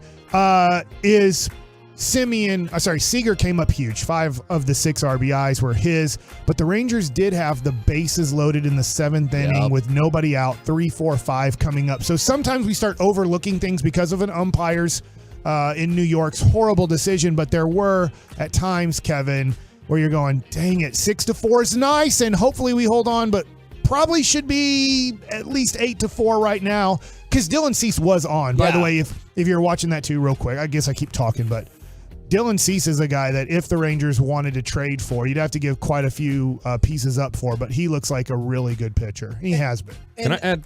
Well, I was going to say, add with the bottom of the lineup too. We talked about this on the radio or on the Gamecast. Jankowski and Leote scored 5 of the 6 runs yesterday. That's pretty impressive too from your bottom of the lineup. So give that a lot of credit too. Including those 2 that gave you the aforementioned 6-4 lead. I got a little frustrated because I agree that the main play out of this is obviously the overturning. Is you go back to the 7th inning is because of a variety of reasons. When Santos came in, you had the bases loaded with no outs, and you had, was it Garcia, Lowe, and Heim coming up, I believe, when the bases were loaded? It was 1st and 2nd, and Josh Young hit into a double play, and Elvis let us have the bases loaded. So I thought he was for us. Exactly. And he scored the winning run. And so then you've got bases loaded, no outs because of a bad play right there. and Garcia, Lowe, and Heim, and you don't score anything right there. Now, I realize the counter argument is you scored 2 runs. You had the 6-4 lead. I'm not disputing that at all. I just wonder if you could have broken it open in the 7th, and maybe you could have been looking at 6-4 there, and then 8-4 in the 8th. Right. You know what I'm saying? I know. And then we jinxed the bullpen because we decided they were fixed. And the Rangers had a 2-run lead, and you needed to get 3 outs with only giving up 1 run or less. Obviously, less would be 0. And you couldn't get it done to get the ball to Will Smith. So it's just one of those things as you're playing the White Sox and you think, maybe we don't really need a lot of bullpen help. Maybe Corey's right. Maybe we should trade all our bullpen pieces. And then you're like, son of a B. And Bochy even shouted out Garrett Anderson for good reason yesterday. He's been Grant Anderson, right? Oh, yeah. Sorry. Garrett was a lefty hitter for the Angels. I mess up all the time like that. The original Shohei. You're like, wait a second. Have I been saying Have I been saying Grant Anderson? And I should be saying Garrett. But hey, it happens. He has been awesome for the Rangers. I mean, thinking about where he came from is not really a guy that the Rangers considered as a big league pitcher at all in spring training to being your 3rd best bullpen piece. But you just look at last night in that 8th inning and you go, gosh, a couple of those White Sox guys I've seen pitch are really needed. Kendall Graveman, who closed out the game really easily.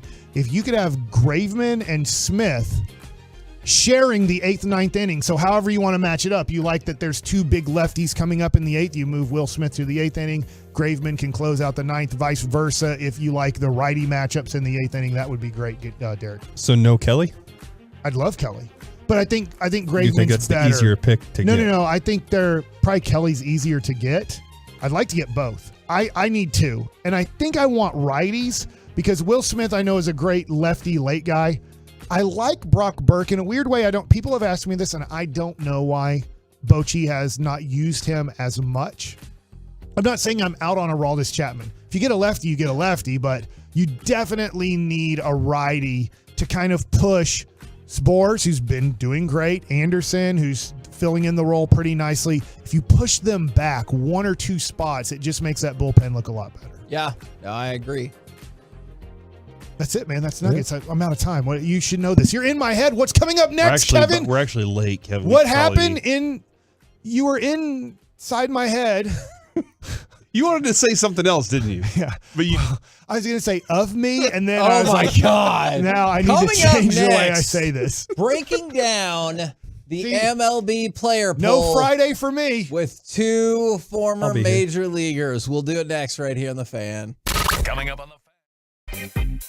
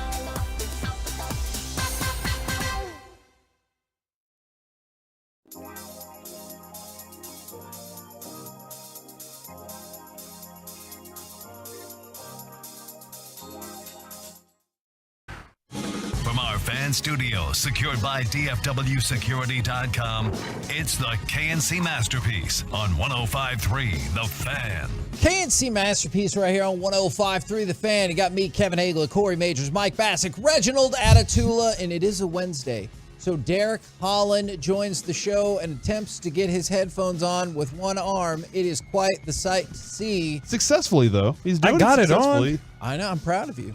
So Thank you. Yesterday, the Athletics player poll came out, and I wanted Oakland? to wait. No, not the Athletic, not the Oakland Athletics, though they're both shedding payroll. Which at about players? The same rate. There's more than 100 players in this poll from 22 different teams. They were granted anonymity. What sport are we talking about right now? Baseball. Oh. And so since we have two former Major League Baseball players on the show, unless you want to change that classification, and I thought it would be fun to go through it with you guys and see how you stack up with the rest of the respondents. Let's rock it, man. If you were starting a team today, who is the first player that you would sign? Shohei. I'll still go with the Greek Freak. No, for baseball. Mike. All of these questions are baseball related, and Like, I feel like you have two answers. All right. I do. That was your first answer. I'll scratch that one out. Do you want to ask the question before you put your second answer out there? This is a tough question. Is it? Derek, who would you go with? I'm going with Shohei. I want to go with somebody different. That's why it's a tougher question, because they answered it right. I want to answer it almost right. There's not a wrong answer. I mean, Randy Arozarena. Oh, there are wrong answers. yeah, that's true. You go Cunha? Arozarena. Hey, you could get Obviously, the Chapman. Red Sox don't want to build around Charlie Culbertson and his dad. Get Chapman. Remember you told me how bad that was? Yeah, because Josh Young's better. Oh, man, Josh Young. All right, so the MVP right now in the National League is Ronald Acuna Jr. I'll just throw him out as Okay. another possibility. He finished third on the list. Okay. Who do you think would be second? Shohei's a runaway Mike Trout. winner. No. I think because he's getting older Yeah, and yeah, hurt, yeah. I think people would worry about building around him at this point. It's not that De La Cruz already. I'll tell you is who it? I'd build my Ellie De La rotation Cruz. around. Framber Valdez is who I'd build my rotation around. Okay. But obviously he's not second, or you would have said you got it right. Well, the person who's second is not young either. Trout. Oh, We just said it's not Trout. is he an authority figure? Yes. He's the judge. Bochy? Aaron Judge. Aaron Judge, who's 31. That was pretty good. You're back inside my head. Shohei, Weird day. 46%. Aaron Judge, 14%. Ronald Acuna, 10%. Adley Rushman, 6%, finished fourth a on good the one. list. Catching, I mean, if you got a guy that, like, it didn't lead to championship success, one that they didn't have tons of money, but Joe Mauer was part of the reason the Twins, and then obviously you did have money, and Buster Posey came onto the scene, and they won 3 championships as him being the leader of a team. Which team, including the Angels, do you think Shohei will be playing for next season? I think it'll be the Dodgers. I'm going to say the Padres. Rangers. We're going to win the World Series. And I then he's wonder gonna go, if "I the wanna go that odds-on contender." favorite is to go back to the Angels right now. It is not. Well, just based on Well, this, I think it's going to be. But if they keep winning, and Yeah, they're that's a gonna, good point. that's That the is a thing is good if they point. keep winning, they're definitely gonna make some moves in the trade deadline. So that could make it a little more intriguing for him to want to stay. But does that? Go ahead, Reggie. Sorry, the question I was going to ask is, does that outweigh the years that he's seen under the Angels? Like, you know, the idea of, is But this it's a new ownership, I thought. outlier? It is. I think he wants to be there, Reggie. He just wants them to be good. Gotcha. Wants He wants to them be a contender. So I think he would like to stay an Angel, obviously, if the money's right and they're also a winner. So I think if they were to win, he'd be like, all right, we've turned the corner, and obviously he'd be doing everything for them. But I have heard this. I'm not saying this is true. I have heard that the Dodgers, and I think everybody's heard this one, has reserved $60 million for him per year starting next year. well, that is reflected in this poll as the Angels are second with 11%. The Dodgers, 57%. Here's the other one that I've heard a rumor of from pretty good sources. I'm not saying this is true until an offer's made and he's a free agent. Is I've heard that the Giants have struck out so many times on so many free agents the last 2 years that they might go to $75 million per year on Shohei. Golly.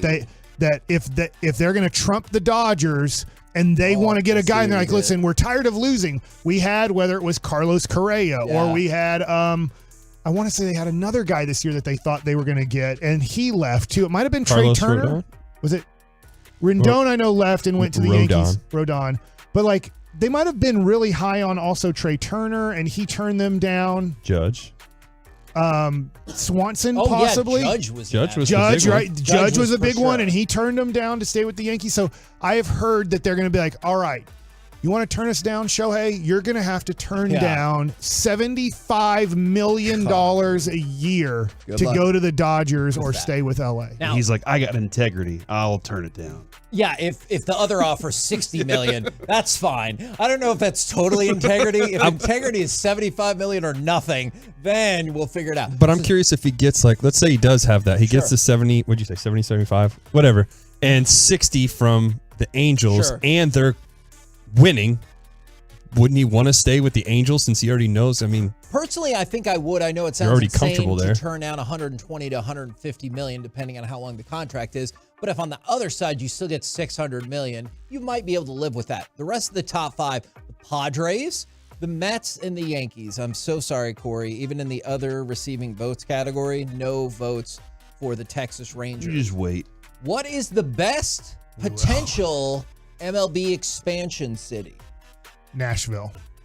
Okay.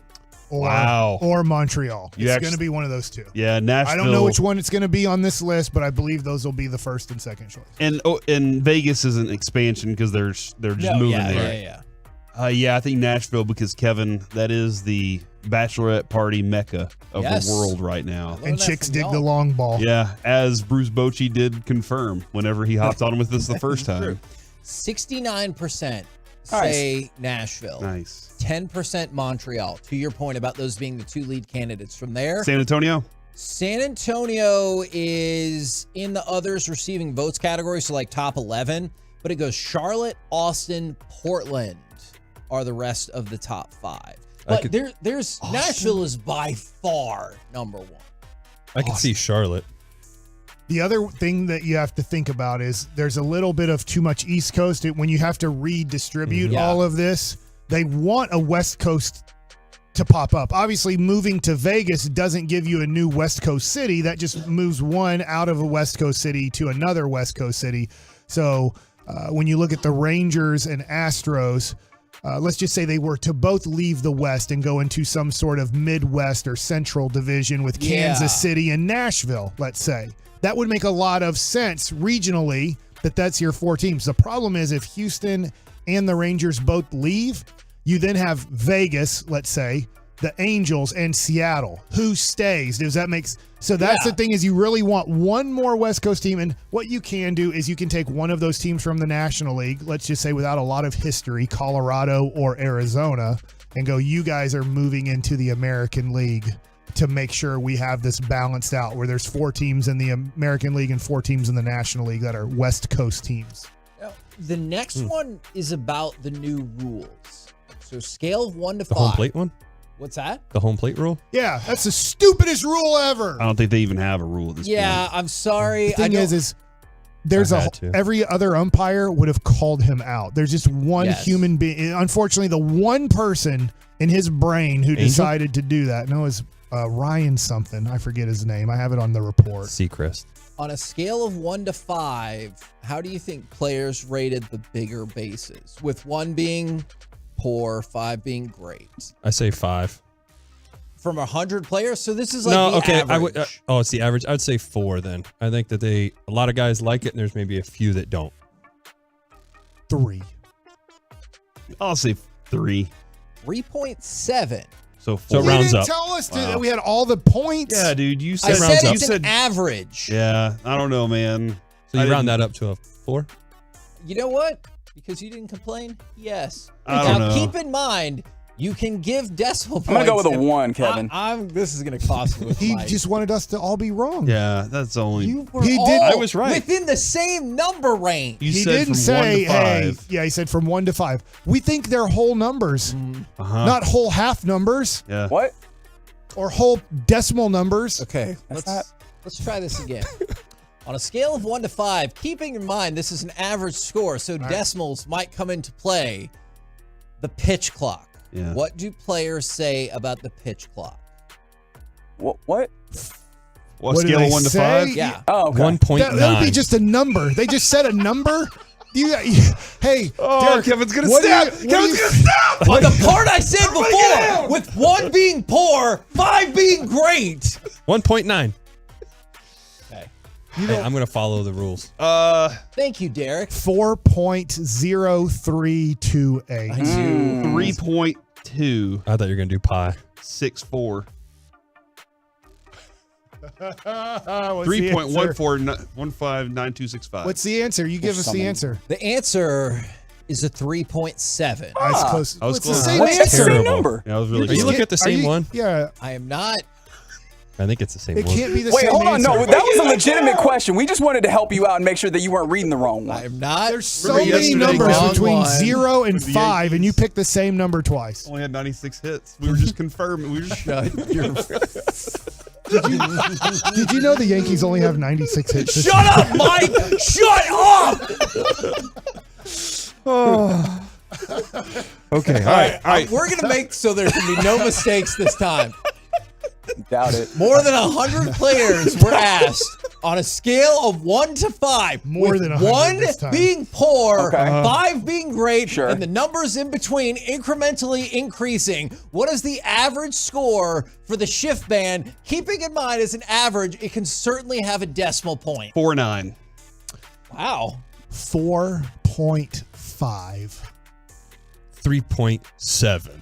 Oh, you're probably Man, right. that was a really good. Can I Good change call. mine? He keeps reading the same I answer. know. You're the I think he's on- closest. It he's on is the same. 3.9. Oh, they gave you a different the answer. Biggest, I got the 9 part right. the biggest difference. I got the point. I got the 3. We all So we did got it good. right. We did good. It's That's all of us- teamwork. That's teamwork. We did You together. were all wrong. That's not teamwork. We Yeah, it defeated is. Kevin. You got more incorrect answers. How is that teamwork? Knowing's half the battle. Putting got all one of us number. together, we got it right. We all gave a number. That is not how being right works. It's just not. How does being right work, Kevin? You take the opposite of whatever you guys say is the answer. Are you Left? broken? I don't know. It was 3.5. The the players' biggest complaints was You said they 3.9 earlier. Yeah, that was 3.7. It's 3.9 because they think the shift is still in place. They've just adjusted the way they do the I shift. mean, it technically is. I mean, you could take the outfielders, move them over, and all that good stuff. Should the pitch clock rule be different in the postseason? This is a simple yes or no 1 to 5 scale.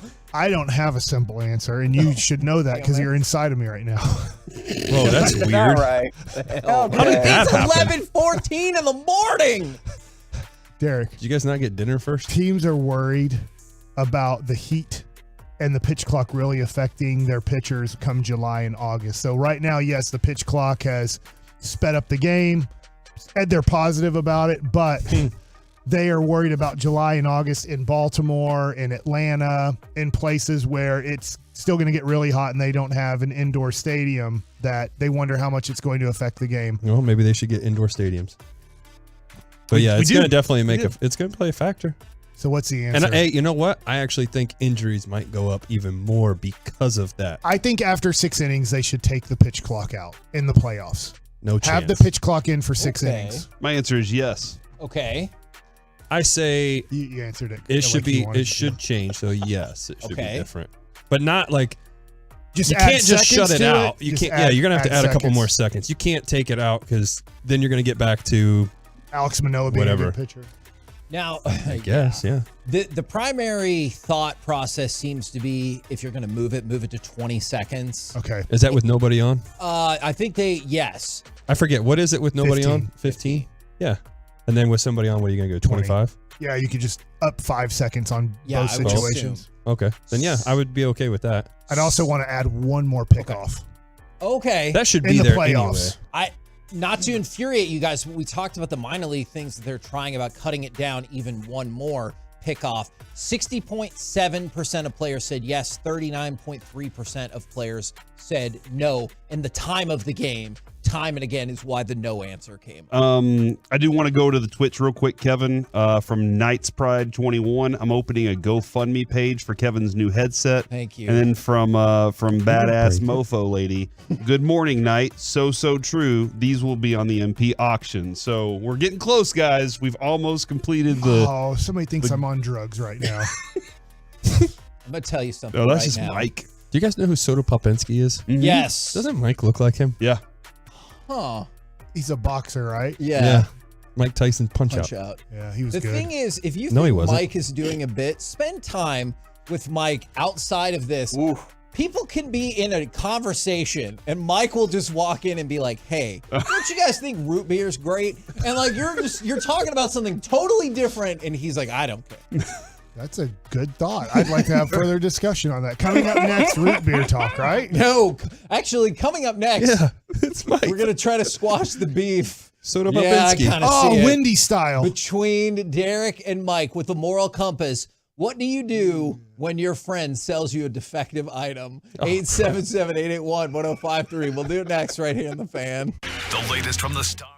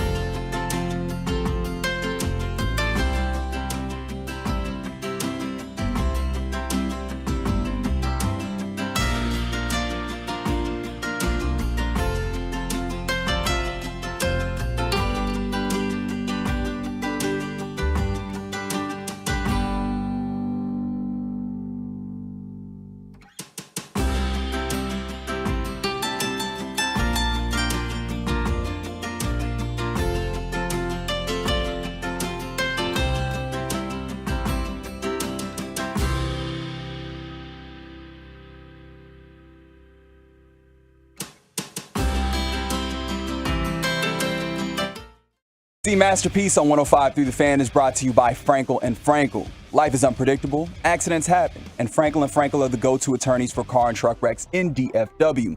If you or a loved one has been in an accident, contact Frankel and Frankel for a free consultation at truckwreck.com or call 214 or 817-333-3333.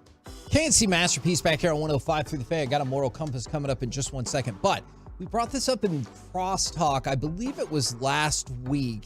Is Wilt Chamberlain's jersey from his 1959 and 1960 rookie season sold for about $1.8 million. So it was the old Philadelphia jersey from his rookie season. Really cool. They did the research, tracked it back, confirmed it was from him. Sold for $1.8 million.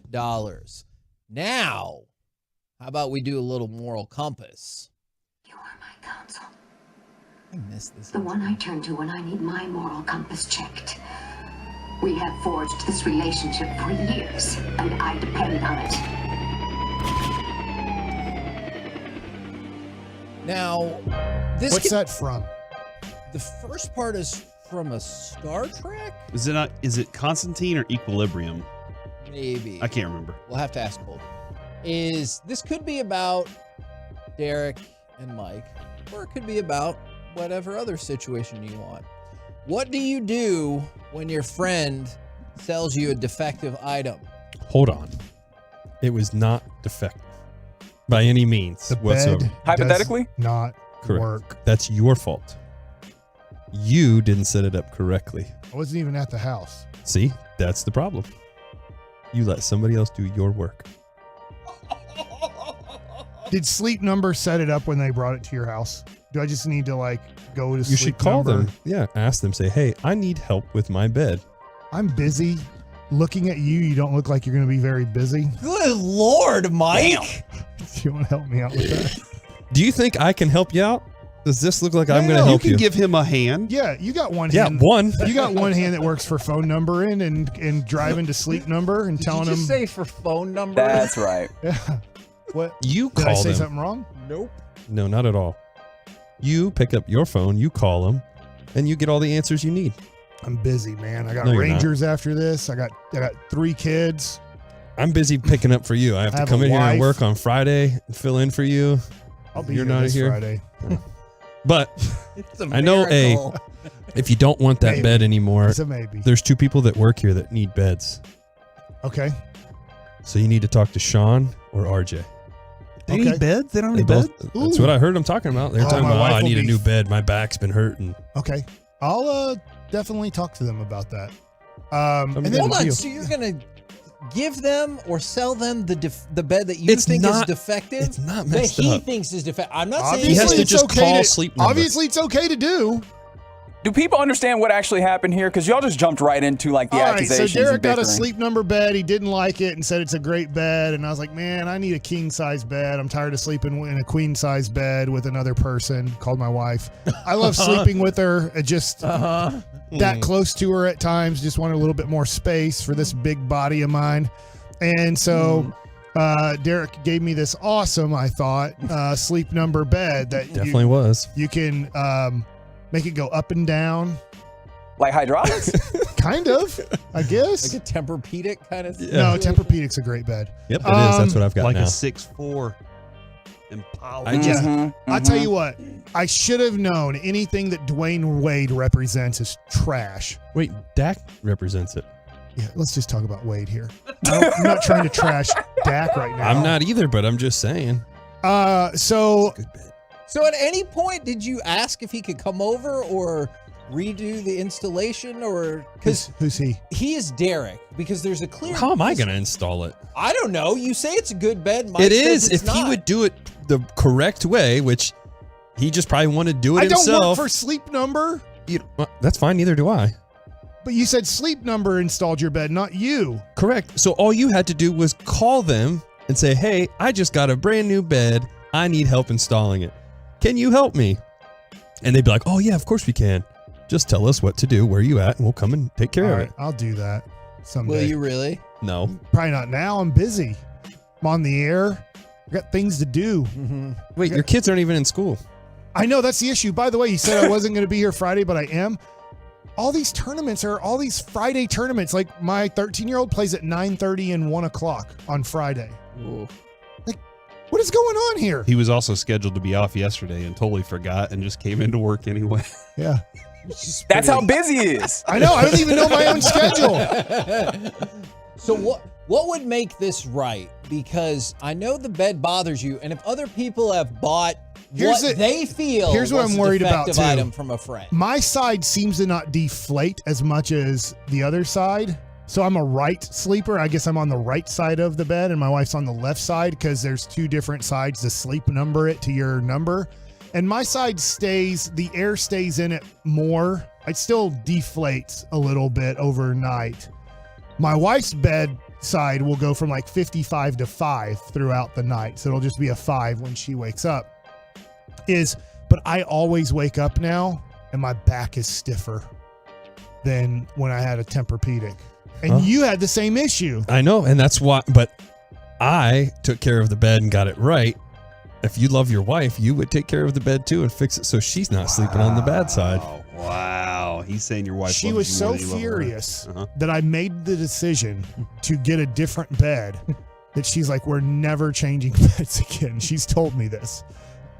You just did really bad. Not even like to a newer bed for your sake? You know that Britney Spears song that she came out with really early in her career? Hit me, baby, one more time. Sometimes I'm scared of you. Is that what it is? Yeah. I don't know that song. Sing more of it, please. Like something like "Hold Me Tight."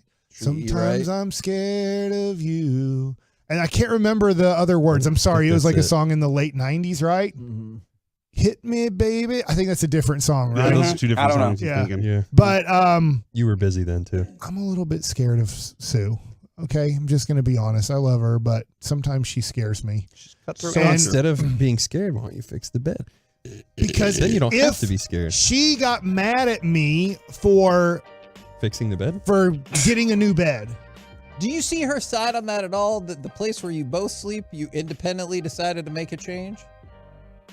You know what, Kevin? You're not in his head anymore. You should be my therapist. Kind of feel like I am sometimes. What else do you have for me? Help me out here. No, what should I do in this situation? Should mean shame. I've gone to therapy before. I don't want to shame you. All right. So what are solutions to this issue that I might have to have another back surgery because of Derek's false fake bed that he sold me? Cool. We can rehab together. Hawk, would you consider talking with your wife and asking her if she has any time, or Mary Grace has any time, to call the Sleep Number people to get this set? Oh, I'm sure Mary Grace would love that. Well, there's nothing that a child fair. loves more than having their time volunteered by a parent. Make the phone call. Sure.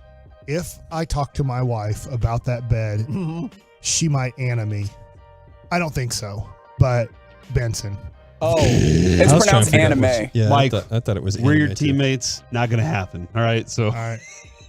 See, and I have other interests I see what because you did I don't there. want your wife to get in trouble because she's Noah's doctor. Right, yeah. And she's excellent. Yeah. And so I want her to stay out of trouble for those reasons as well. I'll tell you what. So you're saying Choppy and Sean need a bed. You know what? I'm just going to take the heat.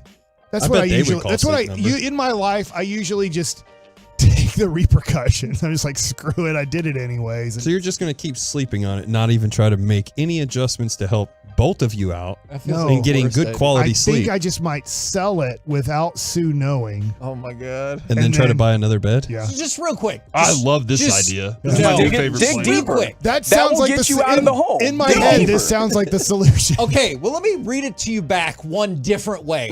What I'm hearing is your wife was mad that you independently switched beds. True. And she said, we're never switching beds again. Correct. And your solution to this is to sell that bed and get a different new bed, despite that going against what your wife requested. Without her, knowledge. Yes. Yeah. Mhm. Is that right? By the That's way, what I'm Britney Spears thinking song is the best sometimes. idea. What part of you thinks that's the way to go? It'll help my back out, one. Mhm. It'll get rid of a bed that's defective, two. My bed was And then I will get a Tempur-Pedic bed, which my body seems to respond to better than the crap Dwayne Wade bed that I can't believe I have anything in my house that resembles Dwayne Wade. How do you think your wife will respond? She'll respond badly. You think she'll notice? Oh, yes, because we won't have a bed for a while. Yeah, For a while? I got blow up beds. Do you want Just one of make those? it all happen in one day and I'm make it not buying any more seamless. beds from you. Why? They're good. I got an extra bed. Do you want me to sell? I'll sell it to you. I hope your bed's just as bad as mine. Yeah, I understand, Kevin. You're right. I'm going to get in trouble for this. Okay. This is kind of the wrong decision, but in the end, I feel like it'll work out for me. Okay. She'll get over it. But you won't get in trouble if you would just. Yeah, I want 'Cause more she'll- information about how you've come to that. She'll get conclusion. over it eventually, right? We all have to let it go, and then I'll have a Tempur-Pedic bed that I like, and then it'll be king size, and that I'll have my own space in the bed. You might only be. Yeah, you might be the only one in the bed. So far, she's dealt with me for 23 years. This could be the last straw. That is an I don't think interesting the point that you're like, I've made it this far. I'm pretty much Yeah. bulletproof. I feel like there's a lot of things I can do for my wife to go, I've had enough of you. What do you think the line is, Mike? What do you think is the thing that would make her go, okay, I'm done? When he says deal with it. Well, Stephen F. Austin bowling her. Uh-huh. That Sure. would be one that I think would end poorly. I think like saying derogatory things to her or tearing her down, please like don't. like being a negative Nancy. Emotional influence. abuser. Yeah, Yeah. there you go. So I think those are definite lines that if I cross, I will be in an apartment complex crying and wondering what I did with my life. But outside of that, you're good. I feel like I am. Okay. I feel like I've done a lot of things that I'm like, ooh, and then she stayed with me and I'm like, whew, okay. Suggestions on the fan text are get 2 twin size or full size beds and go I Love Lucy style. And then whenever you want to have fun and do flips and stuff, you can just like push the beds together. Like flips from one bed to the other? Yeah. or Way too just much some- effort. Some flips in the air. I think King getting size. a whole nother bed is too much effort. I know, Just that's call the people. All right. He's not doing Do you want that. me to call them for you? You That was where this Dude. started, Darren. Yeah. Do you want we me could to have do solved that? this like 14 minutes ago. Is that what you really want? Yeah. Good, because I'm not going to. Okay. All right. No wonder Sean Tollison thought of you this morning. Hey, Mitch Moreland don't coming forget, up at Mitch 12:20. Moreland at 12:20. Will we avoid that Will it be fate yet awkward again? Coming up next, it's time for Gridiron Gravy, the NFL offseason story that probably deserves more attention. We'll do that next right here on The Fan.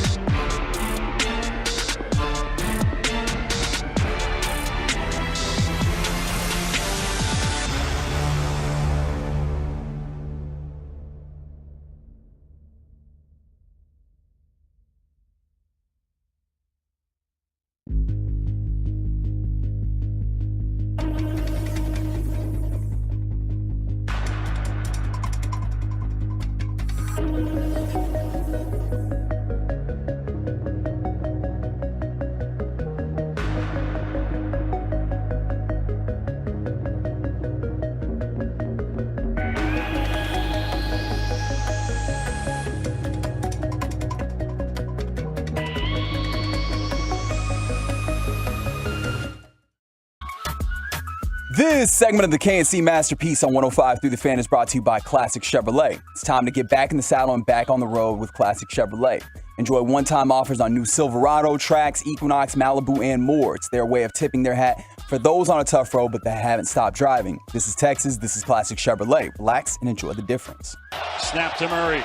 Short set. Throws left side in the end zone. One-handed catch for a touchdown by DeAndre Hopkins. Oh, my goodness. He stabbed that out of the air with his left hand. Pulled it in for a huge Cardinal score. I know him. Yeah? Yep. Ate lunch with him. No, you didn't.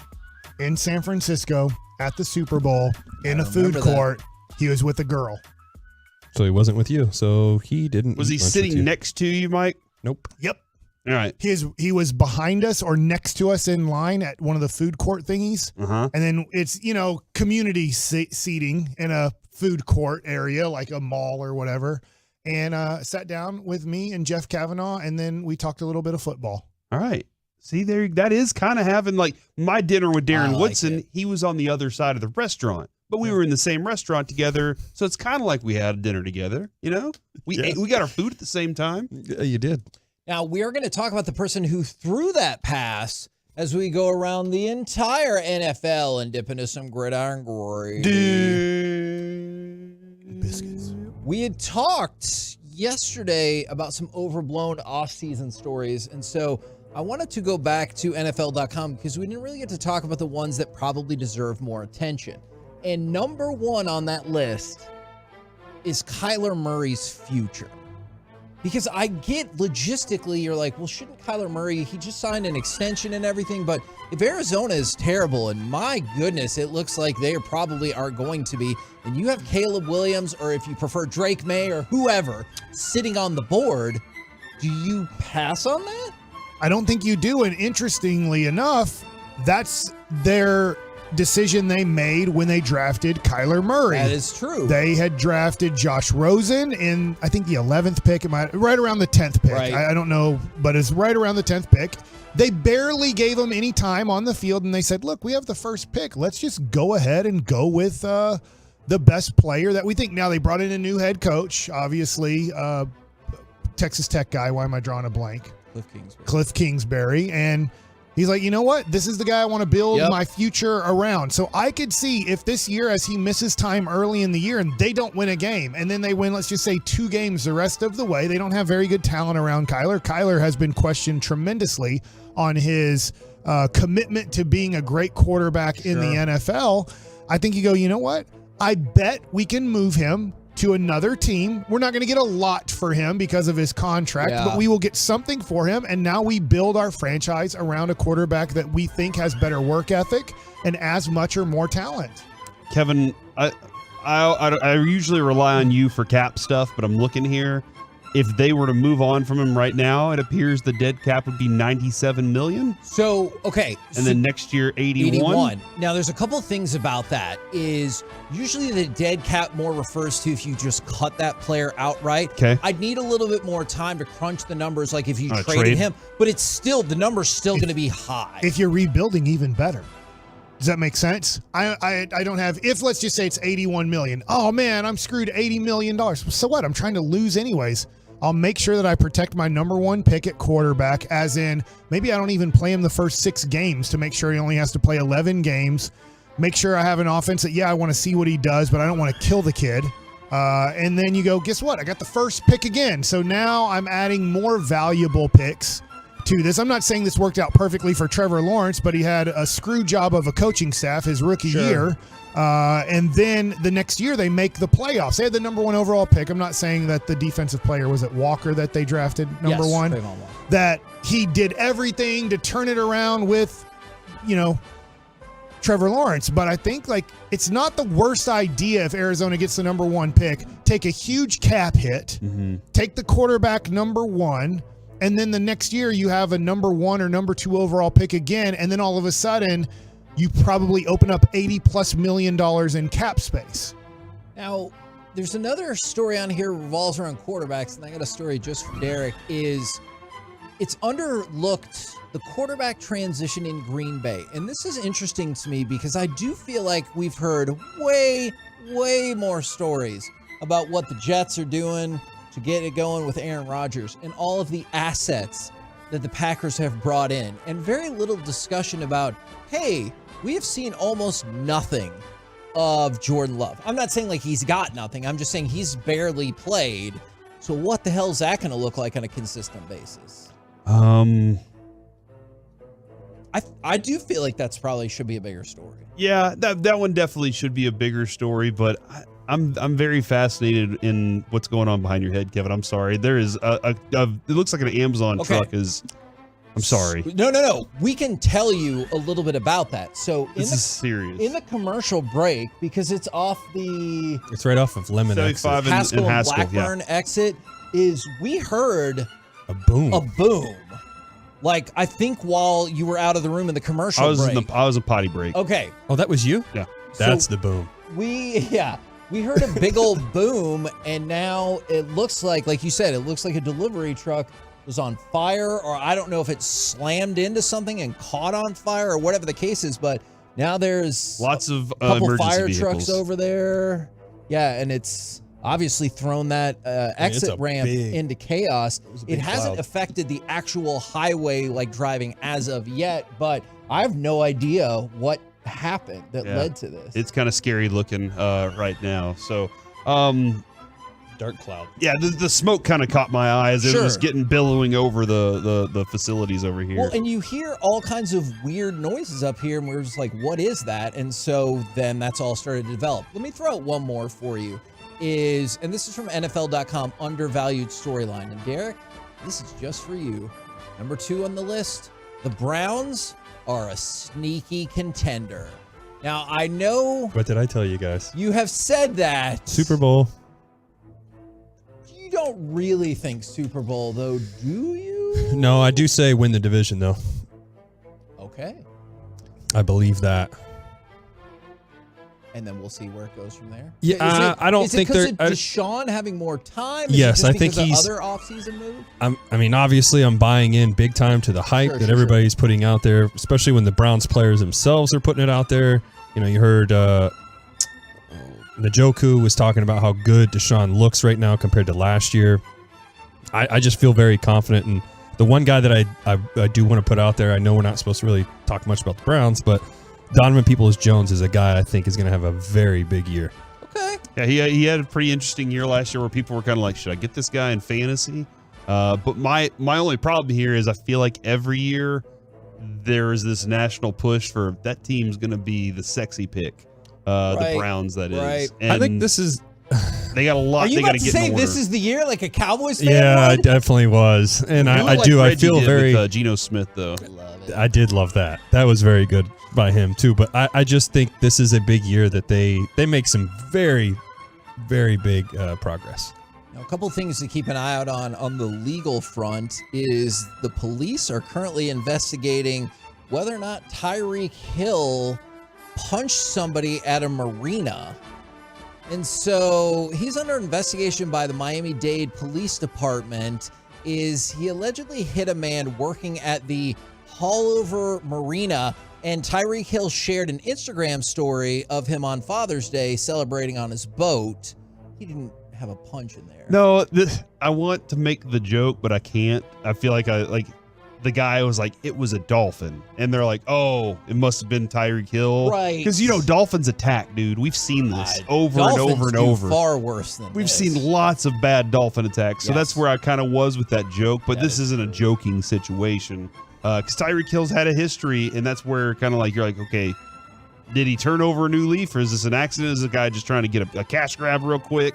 But if he's trying to get a cash grab, why is it that the no charges then? Oh, I don't know. That's what gets me is it's like, why are we trying to make this? And I don't know. I don't want to overstep, but it's like, why are we making this something? If they kind of did their own thing, like, hey, we're not going to make this There seems to be a big deal. dispute about that right now in the investigation. Some people are like, well, the guy doesn't want to press charges. Right. And then the police office came out, and I think it sounds like they are disputing that has been decided already. So I don't know, but the Miami Dolphins commented on it, and they gave their standard, hey, we're aware, we're looking into it, blah, blah, blah. That was my only thing is if I went and I accidentally or not accidentally, but I smacked somebody and also they're like, no, we're good. I don't have to worry about it. Then why are we still going after it? Now, what could be more interesting from a legal perspective is Matt Ariza, the former Bills punter. This is fascinating.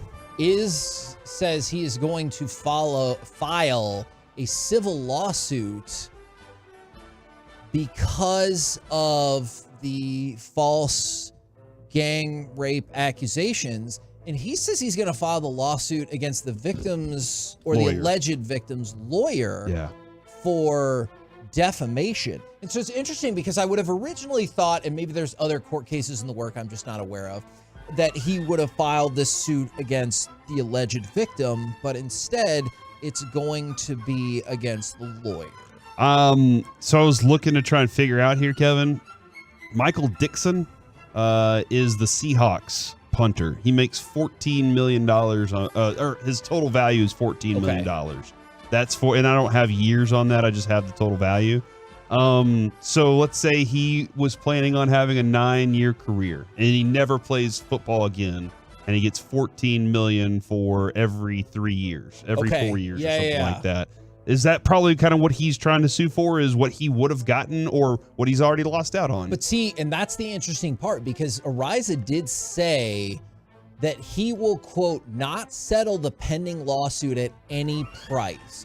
And so I totally settle. Gotcha. Yeah, I totally hear what you're saying about value and everything, but part of me also kind of wonders if he's like, no, this is about something different. Principle. Yeah, exactly. Integrity. Yeah, and so that I'm not sure, but this feels like an interesting case in terms of false accusations that were proven untrue, and I know there's all kinds of trickle-down effects that could have at a variety of legal, in a variety of legal ways. Man, I feel bad for those people that do that though. Like, you just ruined somebody's career by doing it. What the Baylor maybe guy? Their life, yeah. I mean, now everybody, no matter what, it's false. It's a fake, thing.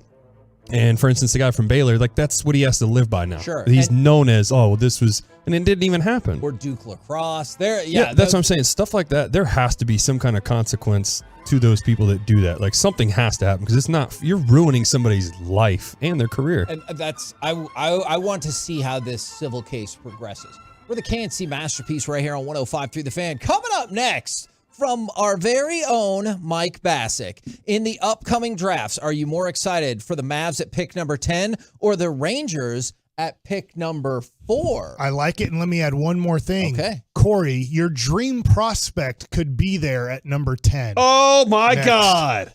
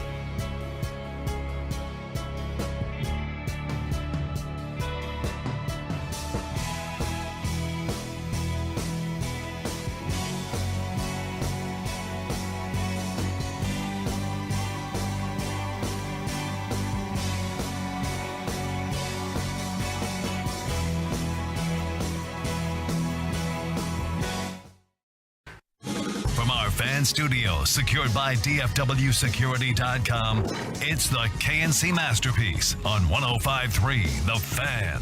KNC Masterpiece right here on 105.3 The Fan. You've got the NBA draft tomorrow, and then the MLB draft rolling up on you July 9th through the 11th. So I guess for the purposes of this, we'll focus on that first day on July 9th. Are you more excited about the Rangers at pick number 4 and what they might do, or the Mavericks at pick number 10, assuming that sticks, tomorrow? Tomorrow night's the draft, and I'm excited for the Mavericks and what they're going to figure out. If they make a pick, if they trade it or whatever. At the moment, though, because my Rangers are doing what they're doing. By the way, Mitch Moreland coming up in about 15 minutes here, Kevin. So excited about that. I'm looking forward to that. And watching the college baseball World Series right now, like you saw Skeens. Seeing Dylan Cruz hit that home run last night too was awesome. Like seeing Skeens pitch this weekend. That's why my father-in-law said, "Hey, who do you want to win this game tonight against Tennessee LSU?" And I was like, kind of LSU, just so I can see Skeens pitch again. I just want to see that opportunity. So that was. I think I'm more connected with what the Rangers might do, even though that's not going to affect next year's team. Right. It's the decision of, will this whatever maybe high schooler that they get be elite, or are they going to say, no, we got to go make another run at a great pitcher because our contracts might run out on some of the guys we have now by the time this dude's ready to step in. And I'm excited about both. Obviously, you're getting a little bit more excited about 10 because tomorrow the pick is at 10, but from what we understand, too, in a weird way, the NBA, they immediately go to the NBA. But a lot of times you're taking a guy, even in Jaden Hardy, right? Number 2 overall high school prospect of his class, Chet Holmgren, number 1, Hardy, number 2, falls in the draft tremendously after his G League year. But you see how tough it is even for 19, 20-year-olds to affect a good team immediately. It's quicker than in MLB, but a lot of this NBA draft, you're not really getting guys that can help you the first year of their career because of they're 19 years old. They're 1 year removed from high school. I'm excited about it. I'm also excited about number 4 because I'm wondering this, Corey. I'm wondering if going to that pick, I wonder if Skeens has thrown so well in the regional, super regional, and college World Series that the teams right ahead of the Rangers are Washington and Detroit. Changing their minds. If they're just like, dude, can we pass on a dude? Yeah. And by the way, they showed his grip. I know I'm going to get into Paul Skeens here for just a second. Ben McDonald, who is number 1 overall pick from LSU to the Baltimore Orioles, he was talking about Paul Skeens' 2-seam grip that he throws at 100 to 101 miles an hour. His fingers are spread out that it gets close to being a split finger fastball. I'm wondering if a major league pitching coach goes, hey, I love it. I love that you get extra break on that ball and you can still throw it. Every once in a while, let's just grip our fingers closer, what we'd call sometimes inside the runway of a 2-seam grip where our fingers are really close together. That could add 2 or 3 more miles an hour. So what if a major league pitching coach got to him and said, I like when you do that. Now we're going to have 2 different fastballs. You're going to have your 99 to 101 with a little bit more movement. And then when you want, we're going to throw a 2-seam fastball where we're inside the runway, and we're going to maybe get to 104 on this sucker. Now, that being said, I wonder if he's just pitched his way out of number 4. So I'm really excited about the MLB draft, but tomorrow night, I am excited about the possibilities that the Mavericks could do with the 10th overall pick. And that's where I sit right now. Like, I totally understand how amazing that the Rangers have been in the hype level for the number 4 pick. But I see number 10 right in front of us tomorrow. And that every day we get closer to the NBA draft is an opportunity to potentially use the pick. And there are plenty of people, and we'll talk about one of them in Cam Whitmore potentially sliding in just a second. But I mean, we've talked about Anthony Black. We've talked about Taylor Hendricks. We've talked about the Thompson twins. We've talked about Derek Lively. Now, that last one would not necessarily be my pick, but I see potential in all of them for different skill sets that have me kind of jazzed for let's be honest, a talent-depleted team. And I think that's why I go back to the Mavericks, because with the Rangers, I get it. If you get Paul Skeens, like, let's freaking go. But I can also say, hey, right now, this team looks pretty damn good. You know, whereas with the Mavericks, I'm like, So we got Luka. I guess we're probably bringing back Kyrie, and what else are we doing from there? And so I like the idea of talent infusion. Yeah, I just think looking at comparing the two drafts, I feel like you're going to be more hyped. Personally, I feel it's going to be the Mavs because you already know what the Rangers are doing. You feel good about them. You know that they're going to continue to make good picks. It's the Mavs that you're really worried about because we didn't get to go to the playoffs this year. You want to see if they're going to make any adjustments to help this team to get better. Can I ask you a question about that? And I don't want to derail the segment because I do want to talk more about Cam Whitmore. Right. But when you say the Rangers will continue to make good picks, is that something that we need to discuss further? Are the Rangers making good picks? Because do we not have a good farm system? We do have a good farm system, but I'm thinking specifically about like their first round picks. It's too early to judge on Rocker because he got hurt. Jack Leiter has struggled. Before that, is it Cole Winn that we're looking at and being like Bubba Thompson? Yeah, and so they have struggled in the first round, and I know they're trying to turn Josh it around. Young, awesome pick, Yeah, right? Josh Young has it looks been like awesome. they picked That's the a great rookie point. of the year. That's a great point. So I see what you're saying, but I still feel confident. Like I know that things are going to turn around. That's just the way I feel about it. The coaching's going to get them right. System, yeah, for sure. And I mean, we do. We have a loaded farm system. So at the end of the day, we've got a bunch of pieces to trade for even better pieces now. Yeah. Now, you've brought this up, and we've been kind of kicking this around about Cam Whitmore. Yeah. There was a time when a lot of people were thinking 4th or 5th in the draft, and maybe some still do, depending on what happens with Amen Thompson, because the idea is Victor Wembanyama, Brandon Miller, Scoot Henderson. And if you think 2 or 3 are going to swap, fair enough. But those are the top 3. It's starting to leak out if you're on Twitter and you follow a lot of NBA draft analysts and people obviously that are following this. It might not even be draft analysts, but are starting to get more and more information on where players could go. Cam Whitmore sounded like he was going to be locked in at 5, maybe could even go up to 4. Worst case scenario, fall to 7, like worst case scenario. But now they're starting to get reports out there that he might fall out of the lottery. So that he could be there at 10 for the Dallas Mavericks. And Corey, I think that would be your dream scenario. The issue of why would a guy who's been projected to be a top 7 pick, even as high as number 4, now all of a sudden go to number 15 or 18 in a draft?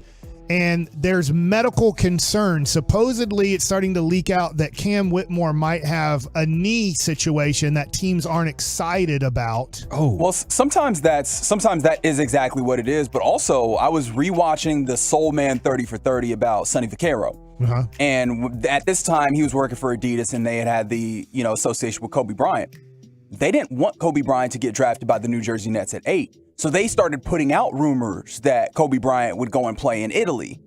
So you think there's a potential for a smoke screen with this? It's always possible. We're in Lions So he season, could be a a day away Maverick? from the draft. So that he could be a Maverick. So if a player and his associates have gotten to a place where they're like they like a place and they have a feeling that place would want him, you might see information start swirling that is simply just planted. And I'm not saying that's exactly what this is, but I'm saying it has to be a consideration. Look, and if that's the case, without having seen the medicals, that's what a lot of this pivots on. But if you're just talking about his game, he's got the physicality that I would think that the Mavericks are looking for. He's very athletic. I know the thing that's going to... If you're going to give him a Caron Butler comp, Yeah. then I'm totally in on a dude Sure, like Tough Juice. I could see that, or a more proficient scoring. I know Crowder has come up in the process, but he's not a great 3-point shooter. And I've heard a couple of things about the Mavs. But he's 18. No, look. He'll develop. I know. I just want to make this clear. I'm not arguing, so don't take him. Yeah. I'm just telling you from what we've heard from multiple people inside the Mavericks organization, when you hear their breakdowns of players, if it don't include 3-point shooting, that's a huge strike against them. And Mike, me going, but he's 18, he'll develop, is just like anybody out there going, this guy throws this, and you going, well, I played the game, I know what I see. So I've talked to, whether it's my former basketball coach, Coach McNeely, who's still at Duncanville. He's not the head coach anymore, but he's on the board and everything. Ron Holland, he's arguably the number 1 overall guy who decided not to go to college. He's not going to UT now. He's going to Ignite. And Anthony Black was just there a year ago. It sounds like he's going to go in the top 8 in this draft from Duncanville. And I've asked about stuff like this. And a lot of players, even Chris Owens, who I played with, who was at UT, they said, why would I ever really shoot a lot of 3-pointers when I can just drive by everybody and dunk the basketball, right? It's a lot of times when you're as athletic as, let's say, a Scoot Henderson or a Cam Whitmore or a Ron Holland who's going to G League Ignite, sometimes their 3-point shot doesn't look that great at 17, 18, and 19 years old because it's like, well, should I shoot this one or should I just cross him over, take one more dribble and dunk the basketball, right? And so sometimes when you're so athletic, you can get by every high school kid in America. You sometimes struggle with shooting early in your career. And when we think of some of the great shooters, let's just take this draft, for example, Grady Dick. Does Grady Dick look like he crosses guys up and then gets to the rim and hammers it home on people? Not really. So a lot of his development in AAU basketball in all-star games was, how am I going to stand out? Yes, he does finish at the rim and he can lay the ball up and he can dunk the basketball, but how does he stand out if he has Anthony Black guarding him? He might need to come off of a screen and catch and shoot in an AAU type of situation. A guy like Steph Curry. Steph Curry obviously had his dad, Dell, unbelievable 3-point shooter. Steph Curry went to Davidson. Part of the reason he went to Davidson is because Duke, North Carolina, all the schools that were the best weren't that high on him. Right. And he went to Davidson and his athletic ability wasn't off of the charts. So it's like, man, I need to figure out, how do I score against these guys that are maybe faster and taller than me? Well, I can shoot over them, and my dad is a great teacher of shooting. I might have a lot of DNA inside of me that shows me that I am a great shooter too. So I do think when you worry about prospects' shooting ability, it's tough to project it. But are they so athletic that we can teach them how to be a better shooter? But man, this 10th pick, it sounds like to me, and I'll throw it back to you here, Kevin, that the Mavericks are locked in on Derek Lively of Duke. Okay. I don't know if I think that. Okay. I would say that's the favorite as opposed to locked in. You know what I'm saying? Like, I definitely hear what you're saying there. I want to see how the board falls, because if they are looking for somebody who fits what I understand to be what they're looking for, I still think that Taylor Hendricks makes a lot of sense. Now, that's why I said look at the board, because he might be off the board by then and you're like, well, that's a waste of time. Taylor Hendricks is at least in the college level, he was a good 3-point shooter. He does not need to have the ball fed through him. Like, that's the concern for some bigger players. He might project as a 4. I'm not sure how that's all going to work.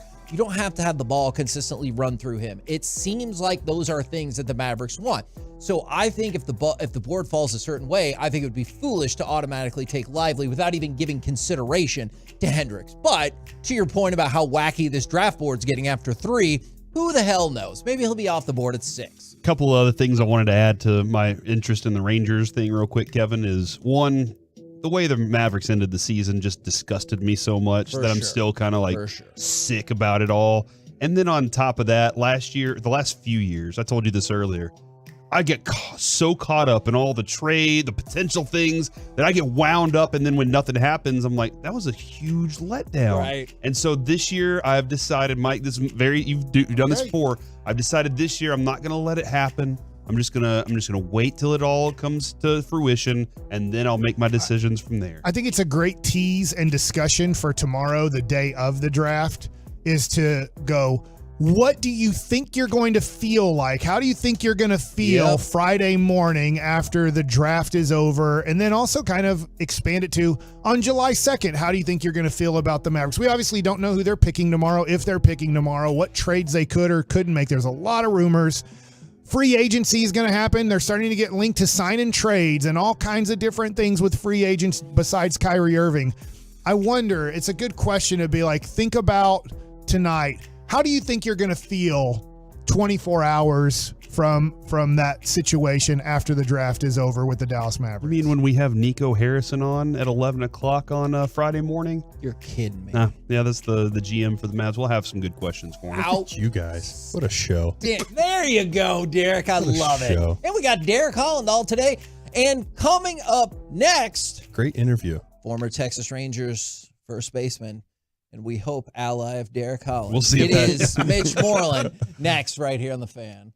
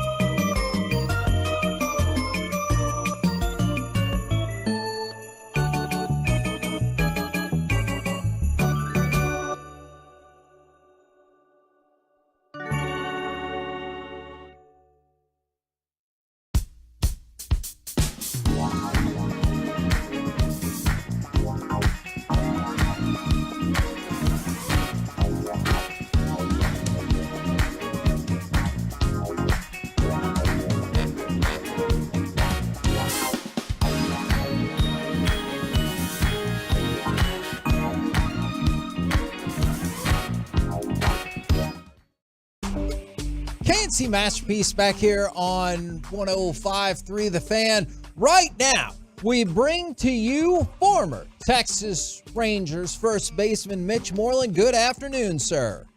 How's it going, guys? We're doing great, and hopefully we're going to make your day even better because in addition to the regular show, we also have Derek Holland with us today. Hi, Mitch. Oh, hey, buddy. How's it going? It's going. How are you? Didn't you just have surgery? I sure did. I'm a trooper. Oh, okay. I'm proud of you, man. I hope everything went well. Oh, thanks, man. I appreciate that. Yeah. Are there any Derek Holland, Mitch Moreland shenanigans stories that you can share with us, knowing that this is a family program, or is that not going to work? I know he can. There's a few he can't. There's a few I can't, but a tomato on the TV screen in the back of the plane was a good one. Oh, I don't know if you remember that one, Derek. Was I asleep? No, I was watching. I was watching a movie. Y'all were playing PlayStation or something on the back of the plane, and we might have been in rare form that night or whatever, but in the middle of the game, they were in like a heated part, and I tossed a slice of tomato right in the middle of the TV screen, and I do remember. I think it erupted the group. So we used to set up a TV in the back. I'd set up the PlayStation. We either play FIFA or play NHL, and yeah, he came back there and just did this tomato cost right on you there. then in the game? Do you remember? I don't remember the exact result, but I know it really upset a lot of the guys. Because obviously we're all having a good time, but it was just at that point, like, this is an intense match. And he just comes back there and he's like, oh, what are you guys doing? Playing games? Right on the tomato right on the screen. Made for a great story, though. Was that just to rile them up, or do you kind of think video game playing on the team plane's a little silly? Oh, no. I mean, just to rile them up a little bit. Yes. Mm-hmm. We were all about doing silly stuff, Okay, all right. So, Mitch, I don't know if you remember this moment, but we were speaking of silly. Yeah, stuff. we had a silly moment. We were Kevin and I were out there for spring training, and we would usually show up the last week of spring training. We were the night show at the time, and that was whenever everybody was kind of tired of talking about baseball and just wanted shenanigans. But we parked in what appeared to be Adrian Beltre's spot. And we came in and we were doing an interview with you, and right in the middle of our interview with you, Adrian Beltre walks in and starts calling us out for that. And then he threatened to hit Kevin in the junk with a baseball bat. Yep. So do you remember that moment in time, and would Adrian Beltre have really done that? I do not remember the moment, but it sounds like something Adrian would do. I 100% think he would hit you. And that led to a terrifying moment in my life because he asked us about a bet payoff we were going to do with getting hit with a wiffle ball bat. Yeah. And the next day he goes, "Did you get hit in the nuts yet?" That is an actual thing that he said. And I said, "No, not yet. It's complicated." And he goes, "It doesn't have to be complicated," and went over and grabbed a bat. And I don't know if I've ever been more scared in my entire life. Oh yeah, I mean he was down to take care of the bet for you, no doubt. Well, seeing as how my wife and I have had a child in the meantime, I appreciate that he did not take care of the bet right then and there. Yeah, I hear you. That always helps. Mitch, I saw you decided to retire around March, I believe. What have you been up to since then? Well, I stopped in the middle of cutting grass to take the call. So hey, thanks for doing that. That's been a lot of it. Yeah, no problem. I've got my 10-year-old out here yelling at me. He's on the weed eater. So you're falling behind pace right now? Yeah, he's mad at me. He's like, "You stop!" Like he wants to get on the mower so I can do the weed eater. Oh.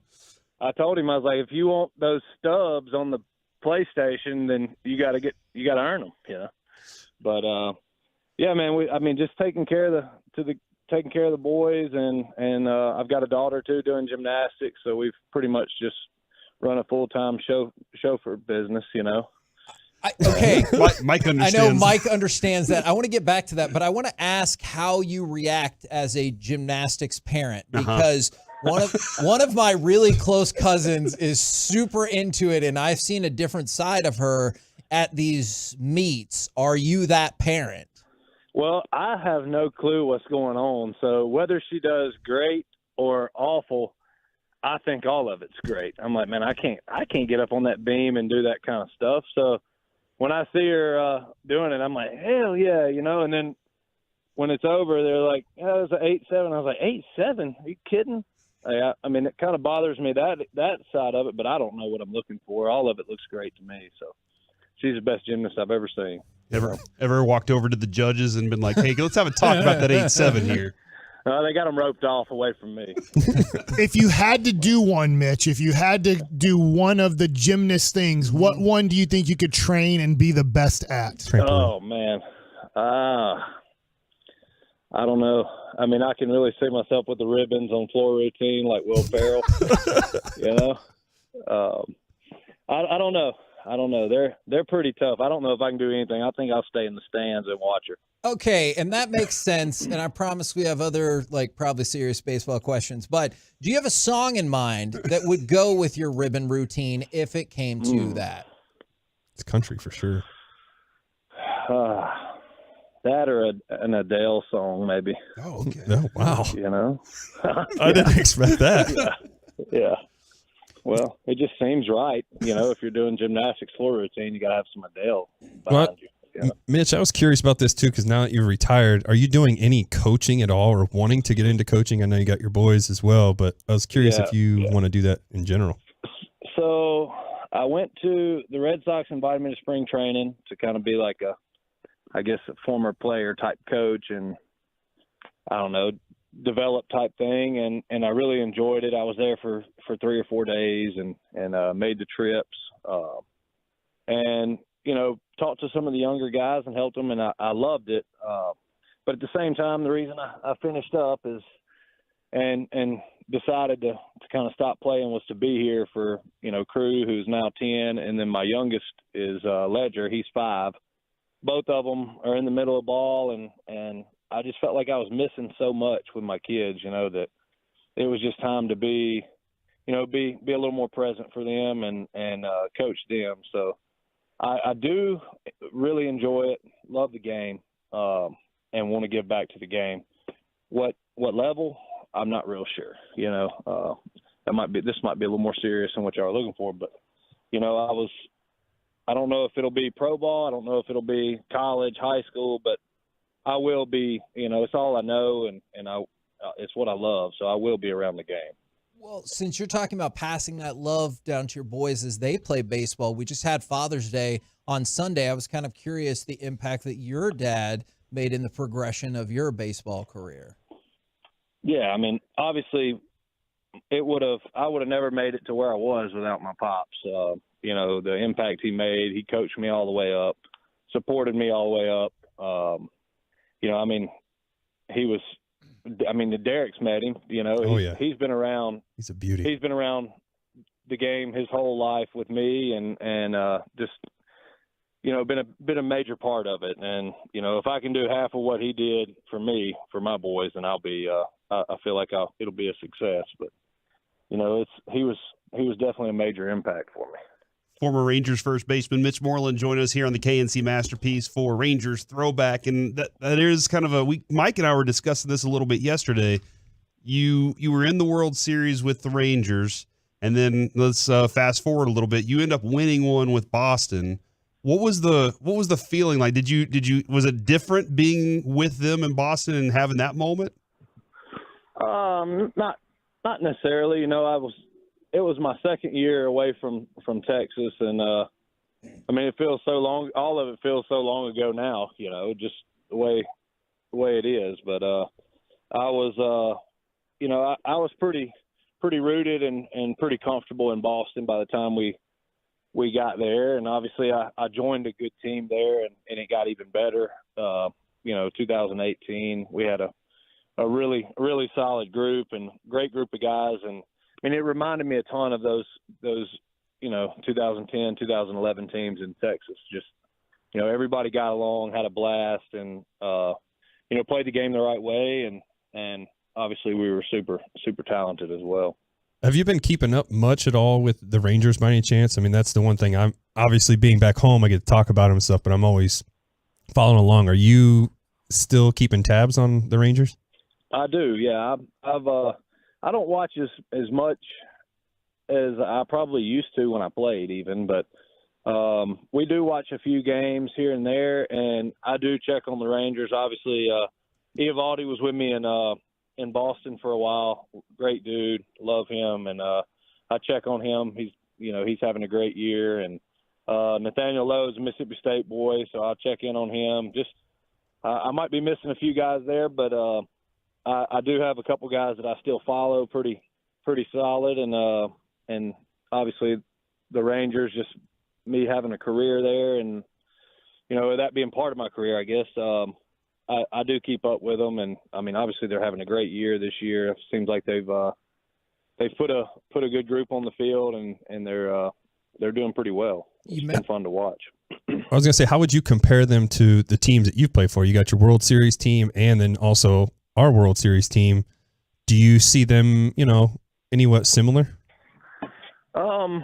I do. I feel like their lineup is very tough to get through. As far as offense goes, they're very deep. They've got some interchangeable parts. I feel like you don't lose much at all from the catching standpoint when one guy catches to the next.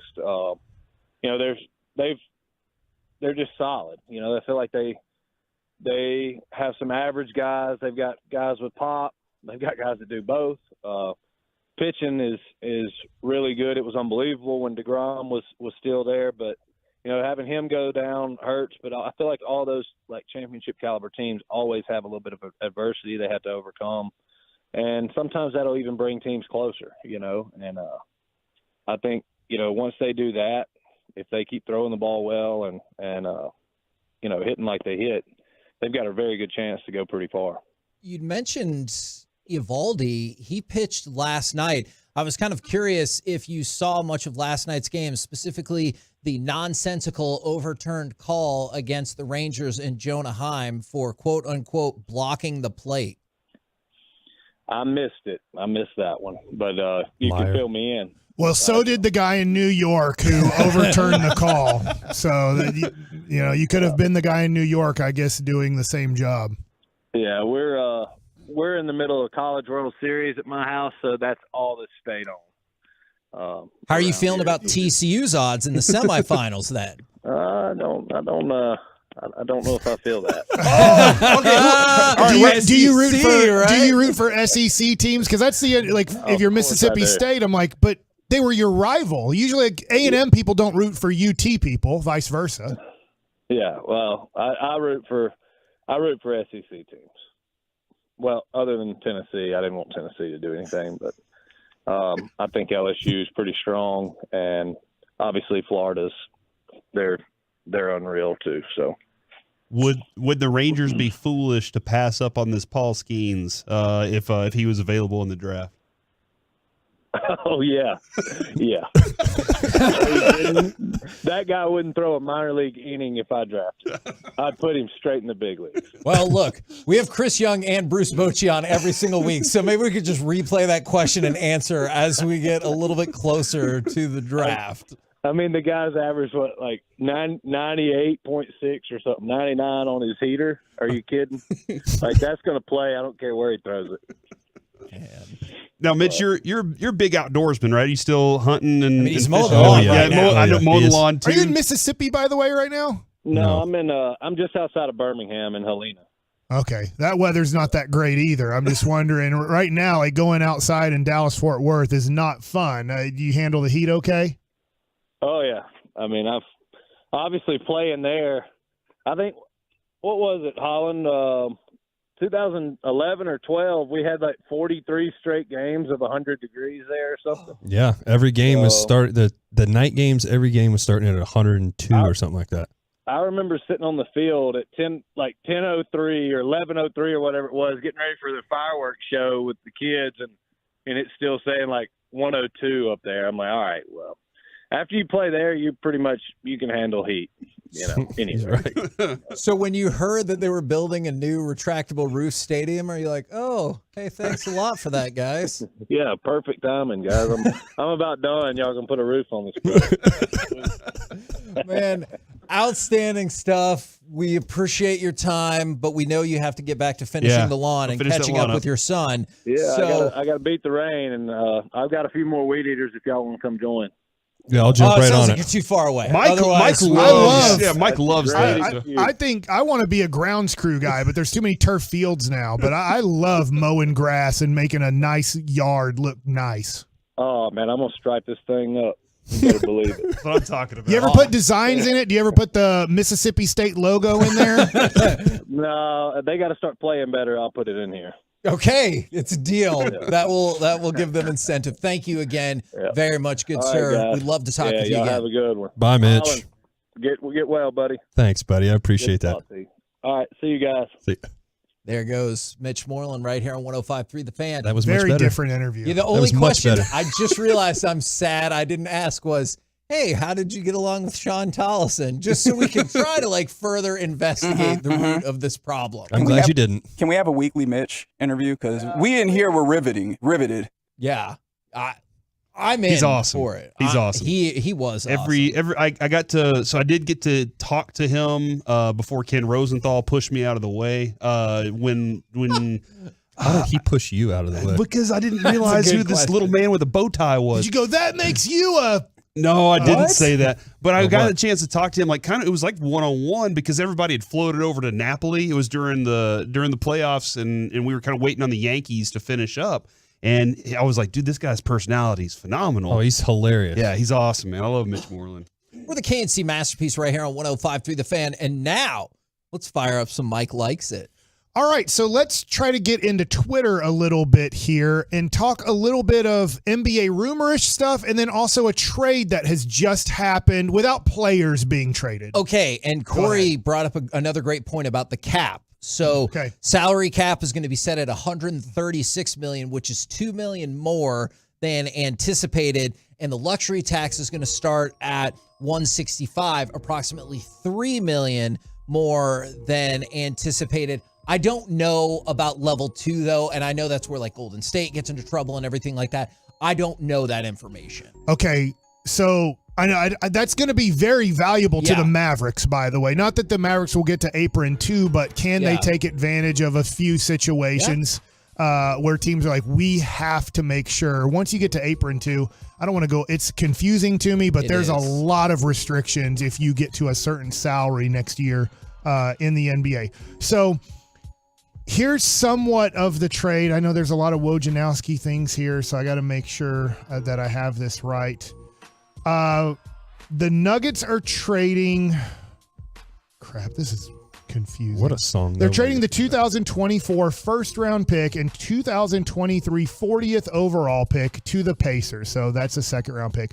4 picks, 29 and 32 tomorrow in the draft, 2023. So they are trading whatever they pick next year in the first round. Okay. I'm sure there's protections on it just in case they had tons of injuries. And the 40th overall pick to go to 29 and 32. Now, if I click back here, Adrian Wojnarowski is saying that Bruce Brown, who was a valuable piece off of their bench, is going to go into free agency, and they are pretty much planning on him being gone. They're not going to compete for them because I think of, look, you're paying Jokic a max salary. You're paying Murray a max salary. They also pretty much maxed out Michael Porter Jr. Correct. So they have 3 max out salaries pretty much on their team.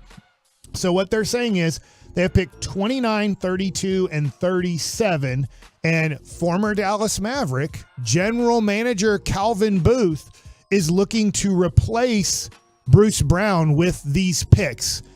They picked last year at number 21 Christian Braun, and we saw a little bit of him in the playoffs, and he had his moments. Yeah, he did. So they're like, hey, he's going to have a little bit bigger role, and they're hoping with one of these picks, if not multiple of these picks, that they can really help out their depth. And that's interesting. That's how you have to do it in the NBA. Bruce Brown should find a market. He's a good multi-positional defender, and I think that will serve him well.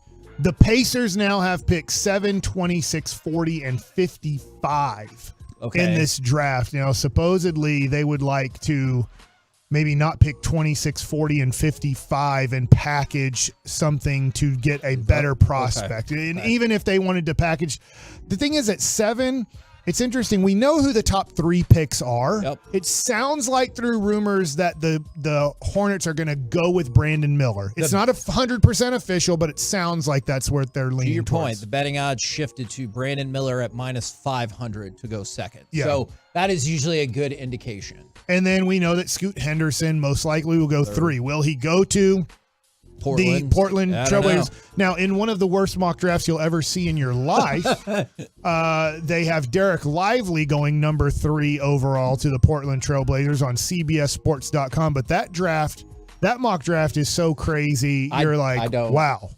If that happens, that is some craziness in what is happening in that draft. So that's like that person saw the high school recruiting numbers and just ignored everything that had happened in the in-between times. So Mavericks at 10, not a lot of rumor stuff there. We talked about it a little bit earlier. There's not right now tons of trade like possibly going to happen. We talked about it yesterday, but interested in the Mavericks here at 10 because I'll be honest here. Derek, do you want to add something right now to it or no? No. Okay, I thought you raised your hand. So No, I was getting a want to. I have this feeling, guys. I hate this feeling, but I've lived through this before as just a child who loved everything Dallas Mavericks. And I like a lot of Dallas Mavericks stuff still now too, but there's a lot of things that turn me off about the Mavericks.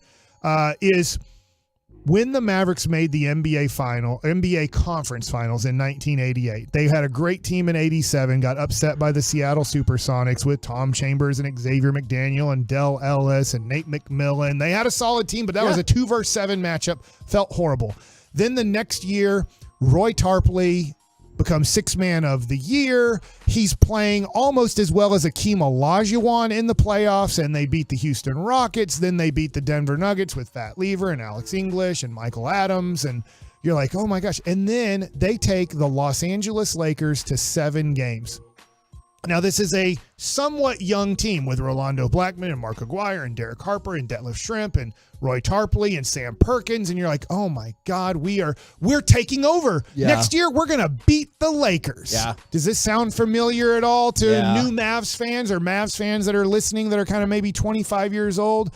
A young team, up-and-coming superstar. Now, I don't think we have to worry about Luka Doncic going back to possibly cocaine and alcohol. So that was a little bit of the issue with Roy Tarpley. Alcohol, though, maybe. Yeah, but he also blew out his knee. I was Yeah, at the game when he blew out his knee early on in the season and then got tested positive and kind of ruined his career completely. But so what happens there, Rowe had started getting past his prime. Yeah. But it's just, there's this feeling to me of that it just feels like they're going to make a bunch of rash, quick, we got to do it now, wrong decisions where you're like, dude, why did you trade Detlef Schrempf for Herb Williams, man? You needed a big guy, so you took a over-the-hill big guy just to... And that's at least partially based on the poor decision-making of the last several years. Right. Like, hey, Jalen Brunson. Like, you could have... Like, they lie. It's a half-truth. I'll call it in a nice way a half-truth. Like, he would have never signed back with the Mavs. Well, they made sure not to give him a contract that he could say no. Like, dude, I'm they could have with you maxed on him out. that. They could have been like, you know what? Here's the deal. We understand that you're probably going to New York. New York just did everything in the draft to make sure they get you.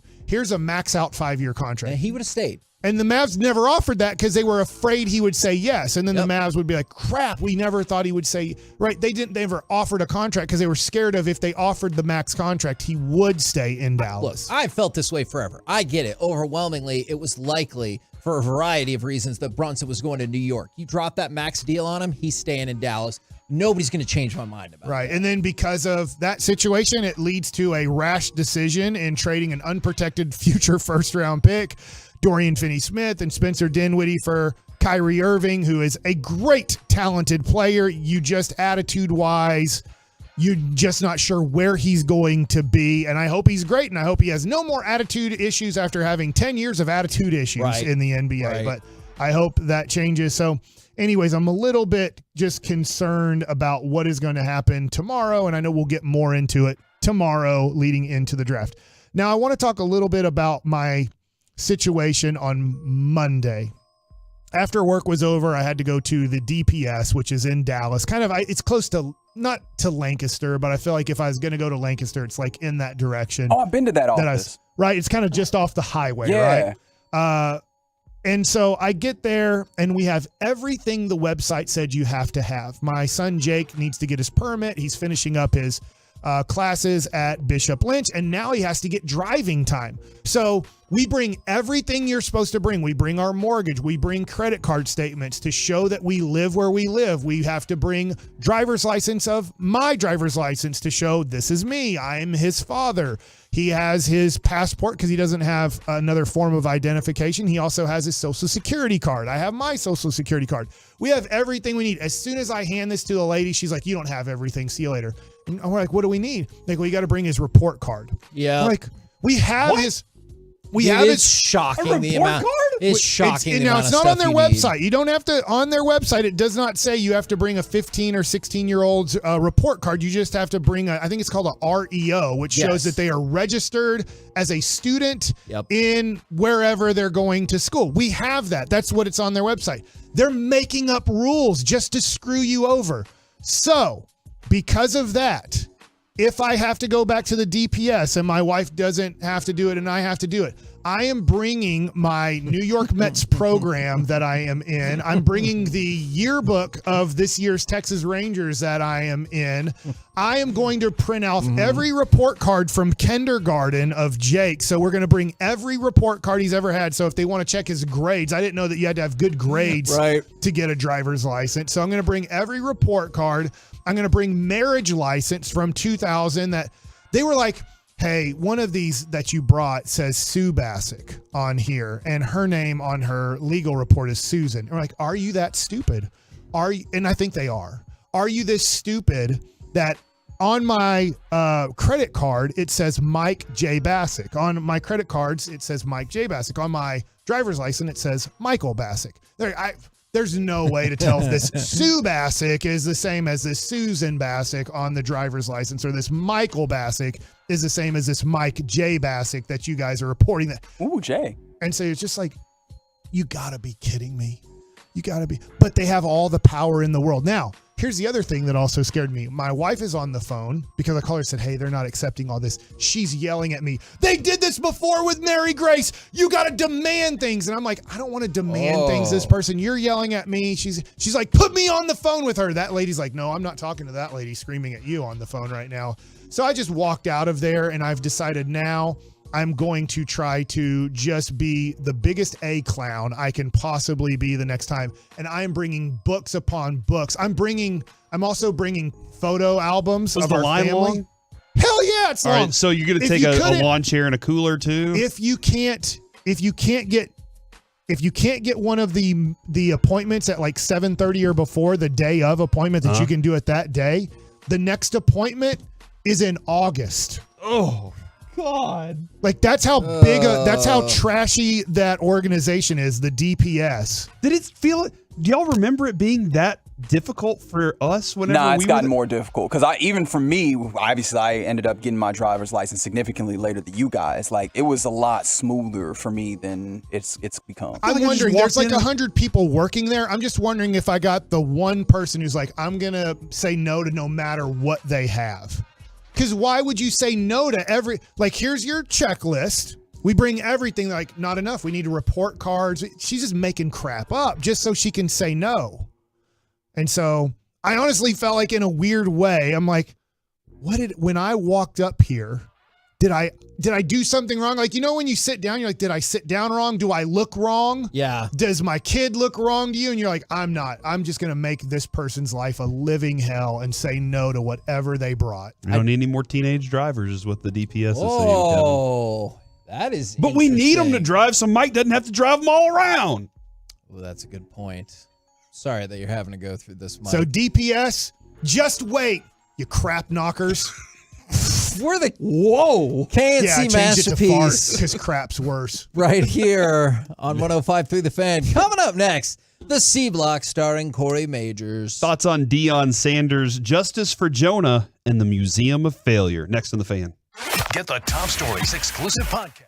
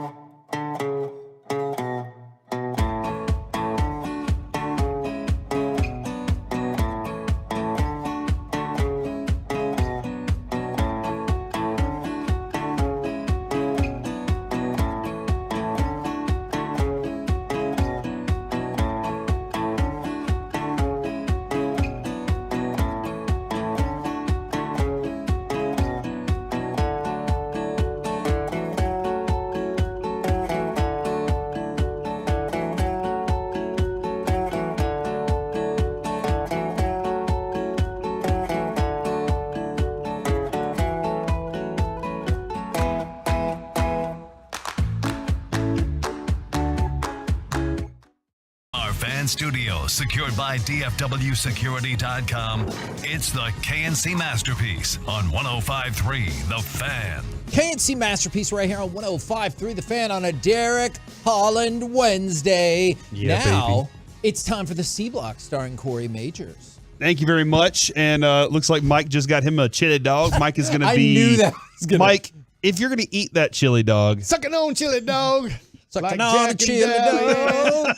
Hey, this is a corn dog chili dog. I know that's what Chiafalo was just telling me. So he made a corn dog wiener.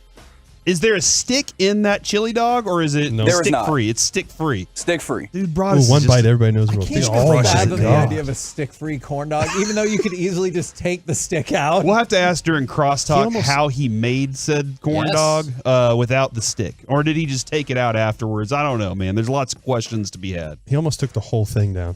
Mike, I've seen him. He can do it. He can do. Man, Mike can eat some things. Good man. for you, Mike. It's a good corn dog. Uh-huh. If I could dip it in a little bit of mustard right there. I think there's mustard in the fridge. Then we're going Rambo over the top. Okay, I gotcha. All right, well, or Rocky. While Mike sucks on that chili dog, we will have this conversation. So the song makes you want to eat a chili dog like this. I don't know. Mike is... Mike, what? What is wrong I don't know with if you? that translated to radio. Thankfully, he was off camera. Or He not. was or he wasn't? But how do you It was ever off eat camera? it? Oh, it was off camera, Mike. Do it again for the Twitch. That was a one-time thing. The camera was off. You got to do it the right way so the Tolos can know. I Show was everybody. seeing Show everybody your if trick. you could suck on a chili dog and actually eat it, and it doesn't seem like it melts in your mouth. All right, The camera's ready. Before, it You're ain't on camera really now. Do a it. chili Show 'em your dog, trick. Mike. It's about something else. That's the eating the chili dog versus sucking on the chili dog. Those are two different things. Yeah. But at the same time, the same thing's getting accomplished in that it's going into your belly. Guys, And- I also need you to know the chili corn dog is delicious. all right. I believe it, but We got That work was- to do. Smells Derek amazing. knows. Yeah, Smells that was amazing. work. I was informing the people. That was a public service. Thanks, man. So Appreciate you. they Just can the way come he up here eats a and get hot dog. one. No, so they can make them themselves. Oh, corn dog They're chili not dog. making it past the lobby. The our security Derek guard knows. is that's true. I have to get help Yeah, up here. that Derek can't even get up here. I know. Last week. We have to go get him now. And I I just appreciate need credentials. that. Yeah, you need to talk to the boss about just maybe getting a card. I do miss TJ. I do too. Same. We'll leave it at that. Getting away from me, Corey. Deion Sanders has been stealing headlines. And he threw this one out there, and I thought this was kind of interesting. This is about his leg. No, this is not about his foot, which may His have to foot. get amputated. What? He's Have you not heard that? Yeah, that's I real. thought that was like a prior past. I didn't no, he realize it had was. toe. I think toes were taken off, but like this is a whole foot thing Still? situation. Yeah. Oh man. He said, I don't have any desire to coach in the NFL. He said, I'm cut a little different. I love Jerry Jones. I tremendously love that whole family. But he said he doesn't like when a man comes in and accepts a check and does not do the work that he accepts the check for. And Okay. he said, I don't think I could coach NFL men the same way that I can coach college guys. He said, I'm not an assistant. I'm a head coach. I don't settle for mediocrity whatsoever. You're going to do it this way. We're going to work our butts off. We're going to go be a team. The only thing that is individual about you is the way you play. And I watched the entire Prime on Amazon, and he does coach he's hard on his kids, man. He's hard on his son. He's hard on all the players. He expects very specific things from them. And when we watch Nick Saban has a very strict approach to his guys. Sure. And I mean, to the point where a phone rang and he kicked the guy off the team. He was just like, that guy's got to go now. And he asked every player, he was like, why is he gone? And they all were like, well, I mean, this, and this. And he was like, he doesn't want to do the things that it takes to be great. I think this is what maybe makes Deion a great coach is he knows what he won't be good at. Yep. And he hires people as assistants that he knows that he is weak in. People like, I know it's different because they're not a coach, but people that are like Mark Cuban or at times Jerry Jones earlier in his life, they think they're great at everything. Mm-hmm. And I think Deion understands because you know what? Deion's probably like, I might not want to coach Deion Sanders in the NFL. Deion Sanders in the NFL goes up to Jerry Jones and gets things changed. And then the head coach just has to deal with it. Yeah. And when you're a college coach, the kid or the players can't go above Deion Sanders and go to, I guess they could go to the athletic director, but the athletic director is going to be like, that's the guy. Yeah. Deal with it. Yeah. No, that's and that's I am kind of curious how NIL money changes things, and that's where Nick Saban probably is too. Like Nick Saban probably wants NIL money to go through him. Like he's like, I want to control this because then that allows me to control their futures. That's why Urban Meyer, that's why some of these great coaches are as successful as they are with the college kids because those kids are living in fear a lot of times that if they're cut, their career's done. I think that probably is the right word too. And some, Kevin, we've talked about like there are different ways to rule. Sometimes fear is the most effective for a period of time, but that is definitely a mode of motivation. Is to maybe I should add that might be the next.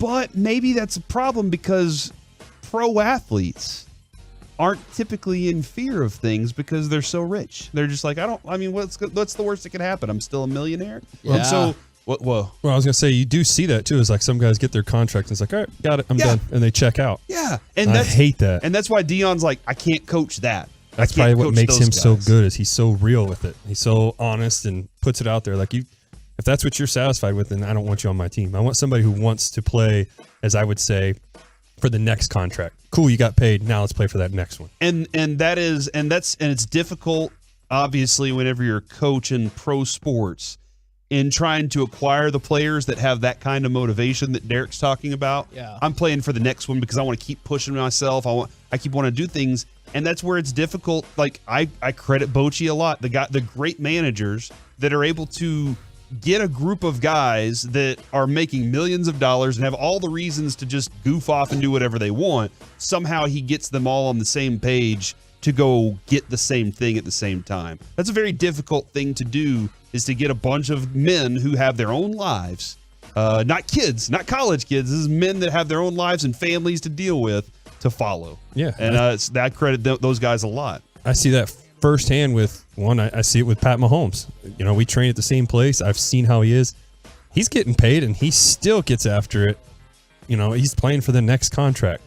That's the big thing that stands out, and that's why Bochy's the same way. He doesn't care what you've made or what you're making or any of that. He wants to get the best out of you. It's the same thing that Deion's doing. You got money, cool, but you still need to help us win. Let's focus on that. Yeah, and I do think McCarthy and Quinn have done a pretty good job at establishing what they expect out of this team and what they want to do. Kevin, as we've gone along here, you've seen some of the guys that maybe they felt like didn't fit that model are no longer with the Cowboys. And over time, it took time to convince the Joneses we have to do these things in order to get there. All right, moving on to next topic real quick. Jonah Heim's moment last night. My question now is, the Rangers are tweeting out, hey, here's all his stats. They're tweeting out the link to the All-Star voting to continue try and get this guy into the All-Star game. You see the phrasing they use too? Justice for Jonah? Yeah, that is fascinating. And so I do wonder, Jonah Heim was not known on a national level until last night and into this morning. And I'm wondering if this is a prime opportunity, not only to convince Rangers fans to get out there and vote, TexasRangers.com, and then just follow the voting line all the way in. And you can vote up to 5 times for a day. All the guys. Yeah, every single day you can vote up to 5 times. And Jonah's right there, man, right on the cusp of it.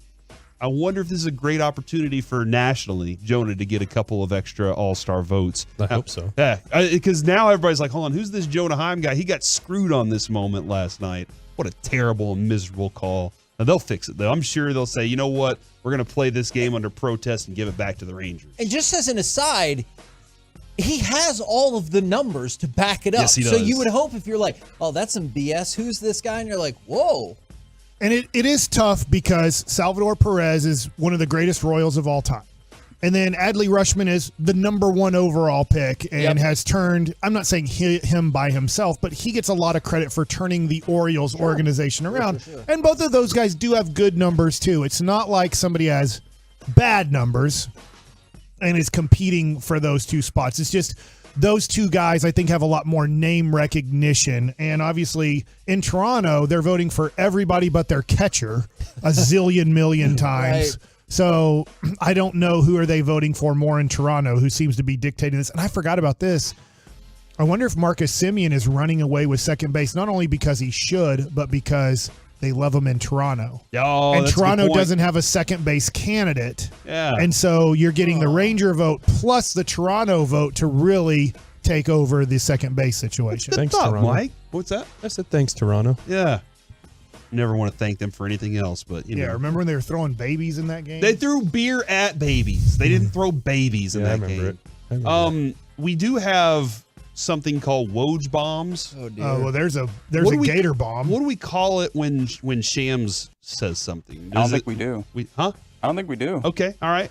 Well, Shams says that the Celtics are pursuing an opt-in and trade with KP right now. So the Celtics are trying to acquire Kristaps Porzingis on a 1-year, $37 million deal. Wow. Would that be in place of Al Horford? Al Horford is still under contract, is he not?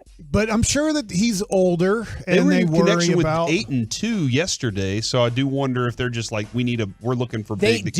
I understand their desire and still looking for size for even with bringing in Williams the last couple of years, they're still looking for more size. And KP, look, I realize all the problems he had here in Dallas. He did have a really good year last year. I wonder this with KP. Obviously, he didn't work here. He would be the third guy there.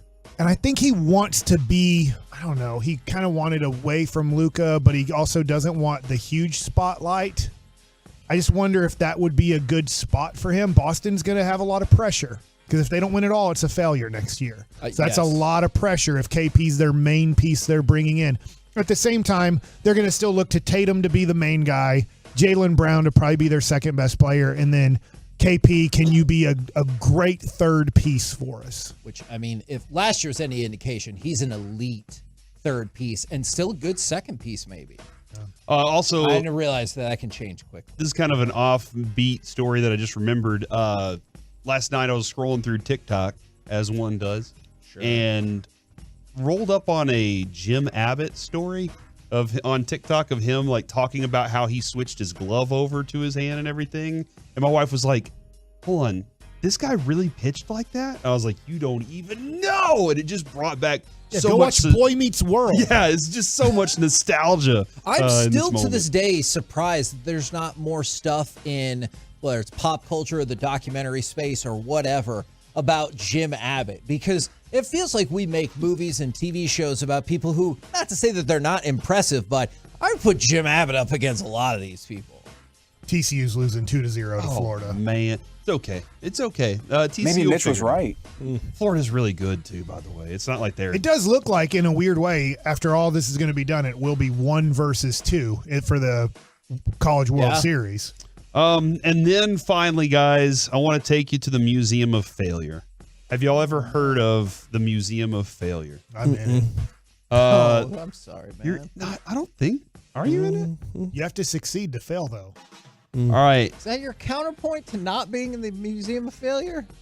No, I mean, you have to get to a point of like being something to fail, right? It's like, oh man, that team failed being a 16 seed, right? Okay. You have to kind of. I seriously thought you were like, I was not good enough to fail, and I thought, what a weird thing I'm just saying, like, you have Okay. to get into a situation where you're in a big situation, but then you fail in that situation, and now you're a failure. The Museum of Failure is kind of a all the things that just like the Power Glove, it failed. Yeah. The PSP. Beef lasagna made by Colgate, like just things. What? Yeah.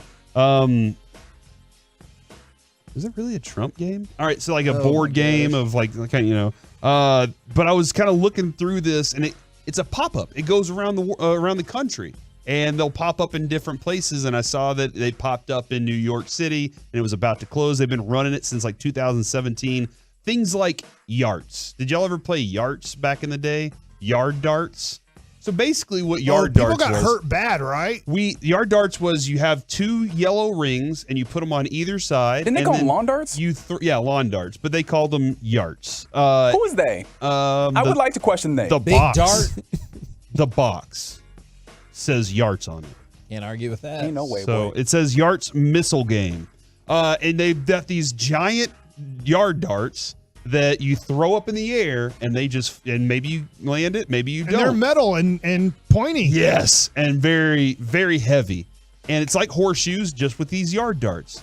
We were at a family reunion, and my, at the time, 10-year-old cousin got one from my grandmother and was like, this is cool, and threw it straight up in the air. Oh my and we all just took off running. Also, I don't know, did you remember the Betamax? Did you ever see a Betamax? I never did. I've heard, if you're going to do that, then I guess some people would throw Laserdisc in there. I did think Laserdisc was cool, but they were like, hey, what if we did the same thing like 5 times smaller? Yeah. There's lots of things there. The Segway was included in this. Because the way the Segway got described at first is you just controlled everything with your brain waves. Yeah. That's how you moved it. Yeah, Do you remember that? I thought it was going to be the new way of traveling. Yeah. You just think it and it goes this way. And the Arch Deluxe, which was, I believe, it was McDonald's like hot side hot, cold side cold. I don't know that one. It just said make it even bolder with bacon, and I don't know exactly what that was, but There was one where they had the bun and burger on one side. It was in styrofoam.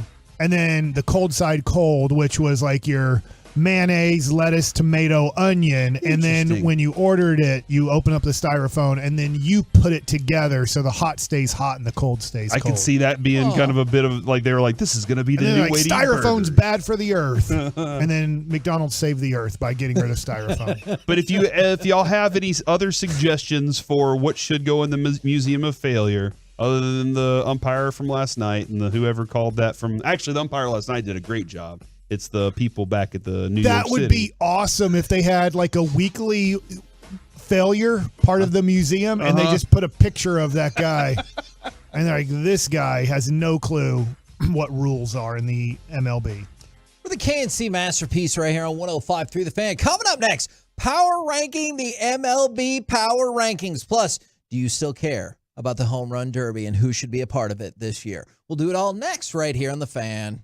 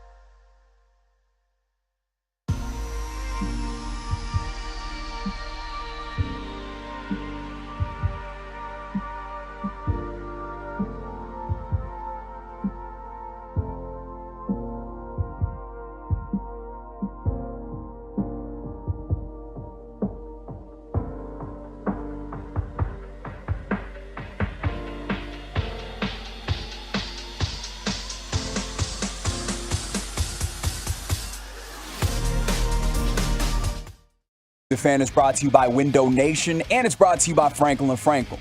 Life is unpredictable. Accidents happen, and Frankel & Frankel are the go-to attorneys for car and truck wrecks in DFW. If you or a loved one has been in an accident, contact Frankel & Frankel for a free consultation at truckwreck.com or call 214 or 817-333-3333. Here's the 2-0. Swinging a drive into right center field. That's a base hit for Corey Seager. Robert cuts it off just before it gets to the track. Jankowski scores. Leote being waved home. Here's the throw. He slides. He's safe at home plate. 2-run double, Corey Seager. Rangers lead it 6-4. Unfortunately, the bullpen did not be able to hold that lead. And the replay center in New York made sure we didn't hold that lead as the Rangers lose 7-6. I got a question about the home run derby and who your ideal field would look like. And do you still care about the home run derby? But first, we got to power rank the power rankings. You guys want to go Athletic, CBS Sports, or MLB? MLB, they should know the most. That does kind of make sense. Except for when it comes to rules. Yeah, except for hiring umpires. Ooh, that's another great point. In fact, here's the deal. I Okay. think umpires are great. Yeah. They're just really bad when they have to watch it on television and make a decision. Yeah. That is an excellent point. Do you think that the worst team in all of the lands is still Kansas City, or now Oakland has lost 6 in a row? Is it the A's once again? I don't know, because now those Royals are hot. They've won 3 games in the month of June. 3. They've won 3 games in the month of June. And that was winning yesterday, 1-0. Kevin, I was 1-0. I was told once that they were in trouble. And since then, trouble has been everywhere around that team. I will say they are still last place. I'm going to lean toward they're in last place.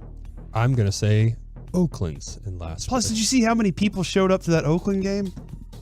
Man, That doesn't matter Rob Manfred's like, hey, you guys got an average amount of people. Good job. for one game. Dude, he hates them. He hates them. It sure does seem like that, Just a piece of doesn't it? metal.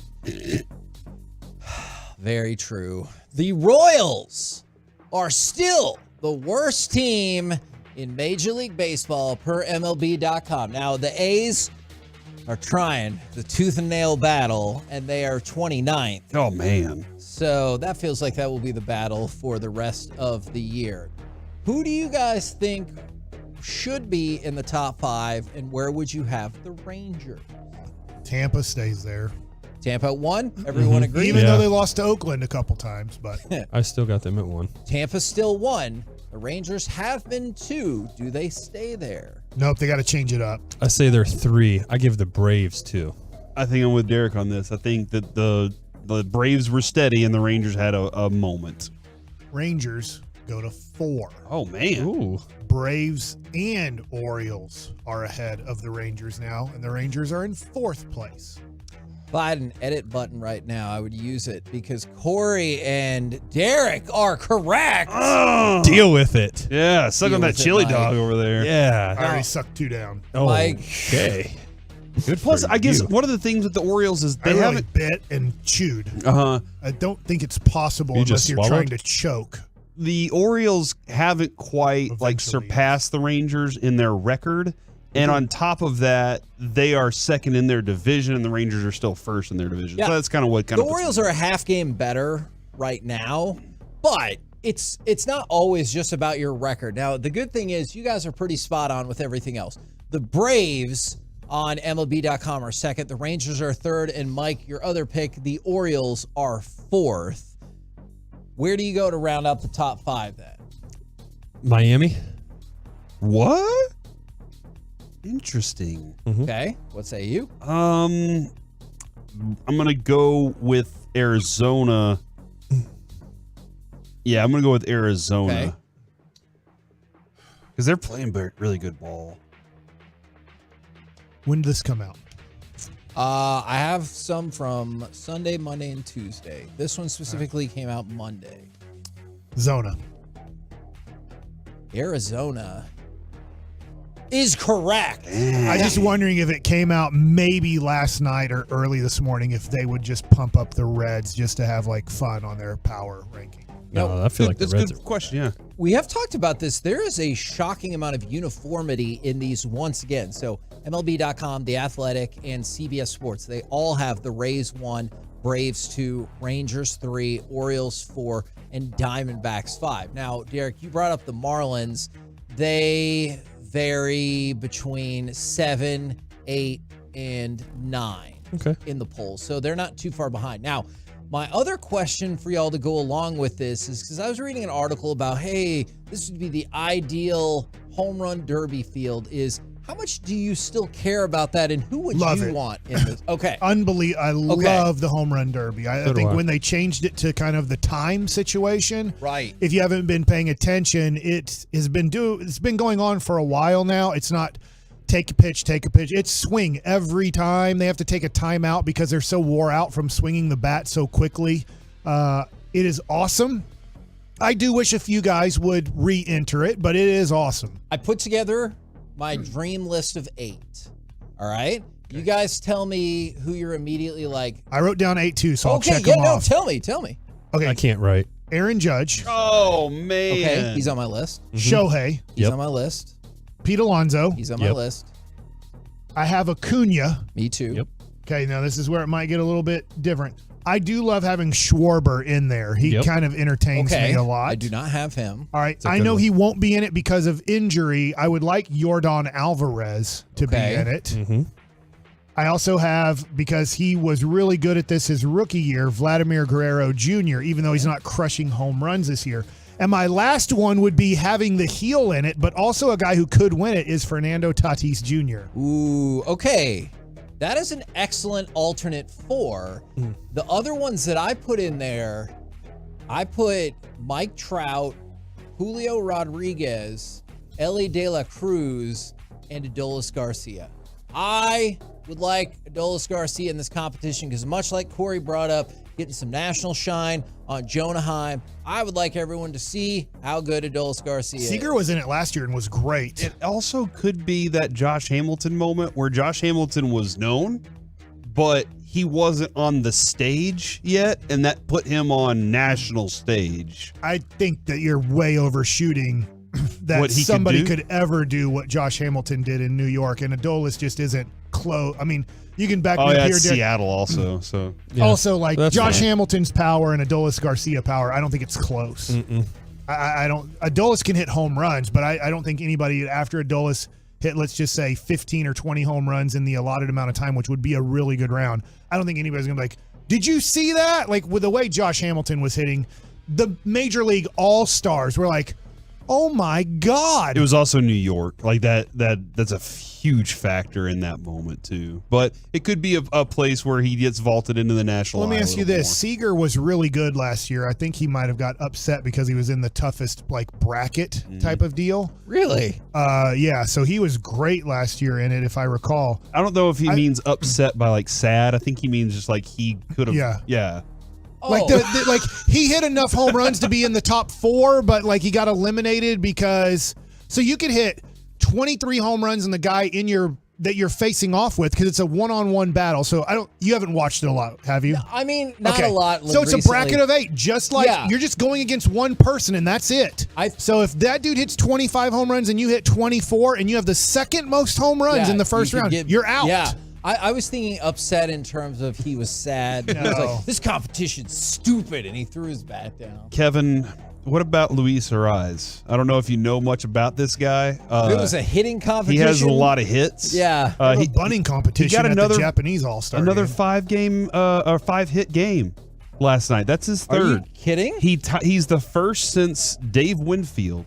Or was that 2 nights ago? No, that was 2 nights ago. Okay, all right. Never mind. Never mind. I'm going to give up on all that now. I don't know, Kevin. Feels bad to make mistakes, doesn't it? Yeah, it feels weird. Yeah. I just didn't want Kevin to be alone. Yeah.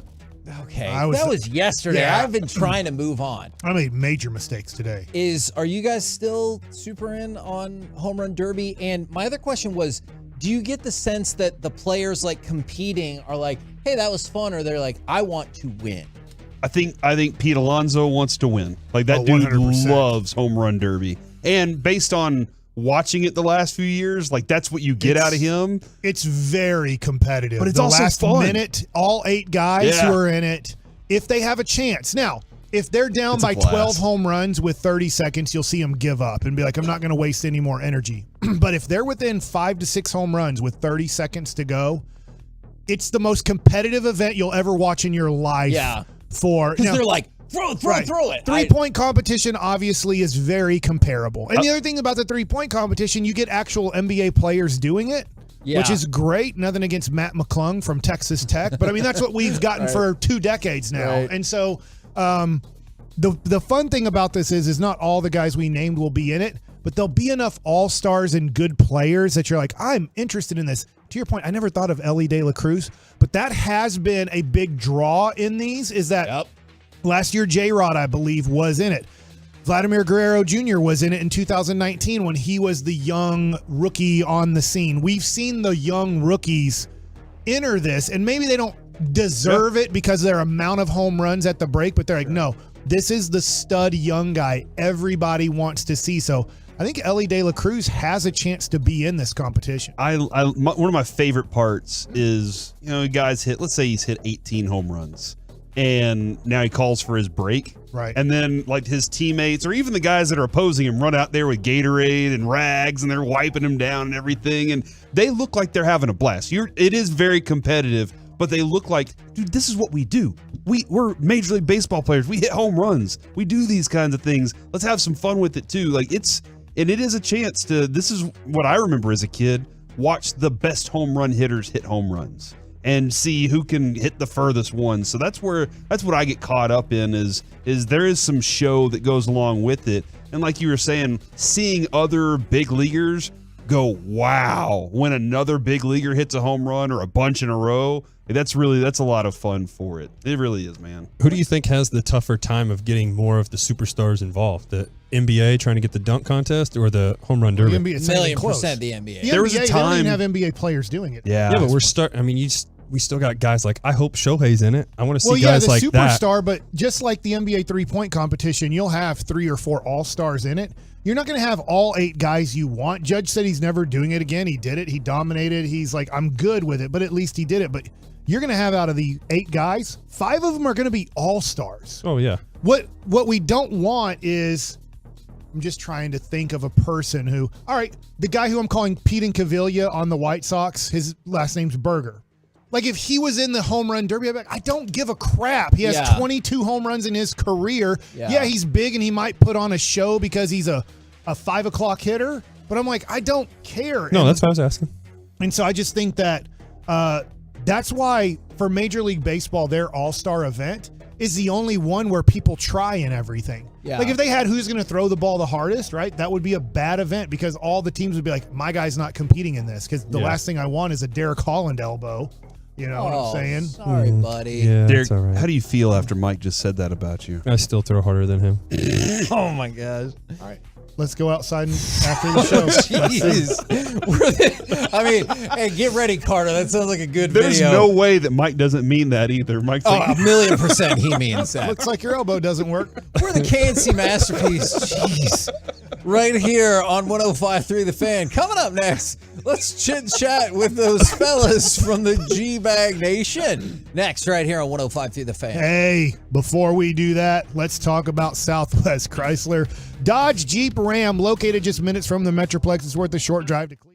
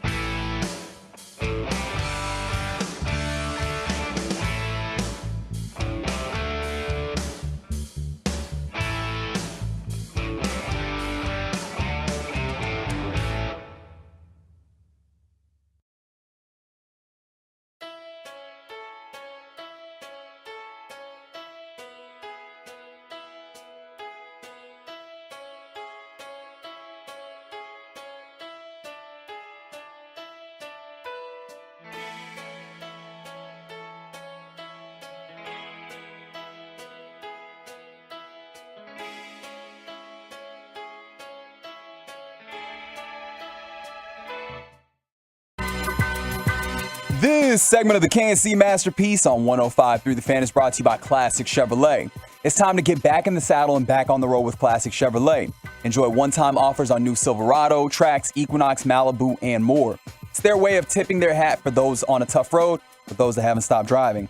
This is Texas. This is Classic Chevrolet. Relax and enjoy the difference and find new roads. K&C Masterpiece back here on 105.3 The Fan. Right now, courtesy of D&M Leasing, it is time for our chit-chat with those fellas from the G-Bag Nation. Gentlemen, how is you today? Terrific, Hagee. How are you? I am doing excellent. Sorry about that. my God, what happened? Uh-oh. That was my elbow. Why did you knock that Oh, my over? gosh. Are you talking to me? I didn't touch I was that. talking to Derek's elbow. That was my elbow. Is the drink Sorry about intact the, and everything? That's okay. Well, I was going to say, there's TCU College World Series baseball on. The NBA draft is tomorrow. The Rangers, they got screwed last night, but they're still playing super well. It's a fun time. Yeah, and the water bottle's great. You know, it's a Stanley. No Okay, dents, good. no scratches. Takes a licking, and keeps going. Keeps providing you beverages. Is there we talked about the NBA draft some. Is there like a group of players, a handful of players that if they keep the pick, you've kind of zeroed in on, or you would like to see them take, or are you like, why bother? They ain't making I like the Hendricks player. Yes. You know, that's a guy I think who's really exciting. People keep trying to get me excited about Lively, but then Mike's been showing me highlights of him on a website, and it's not very good. You know, 5-5 at Duke, but there's a lot of potential there. I just don't know if like a weak and slower footed athlete as a big is what you want to be doing when it comes to trying to develop a big.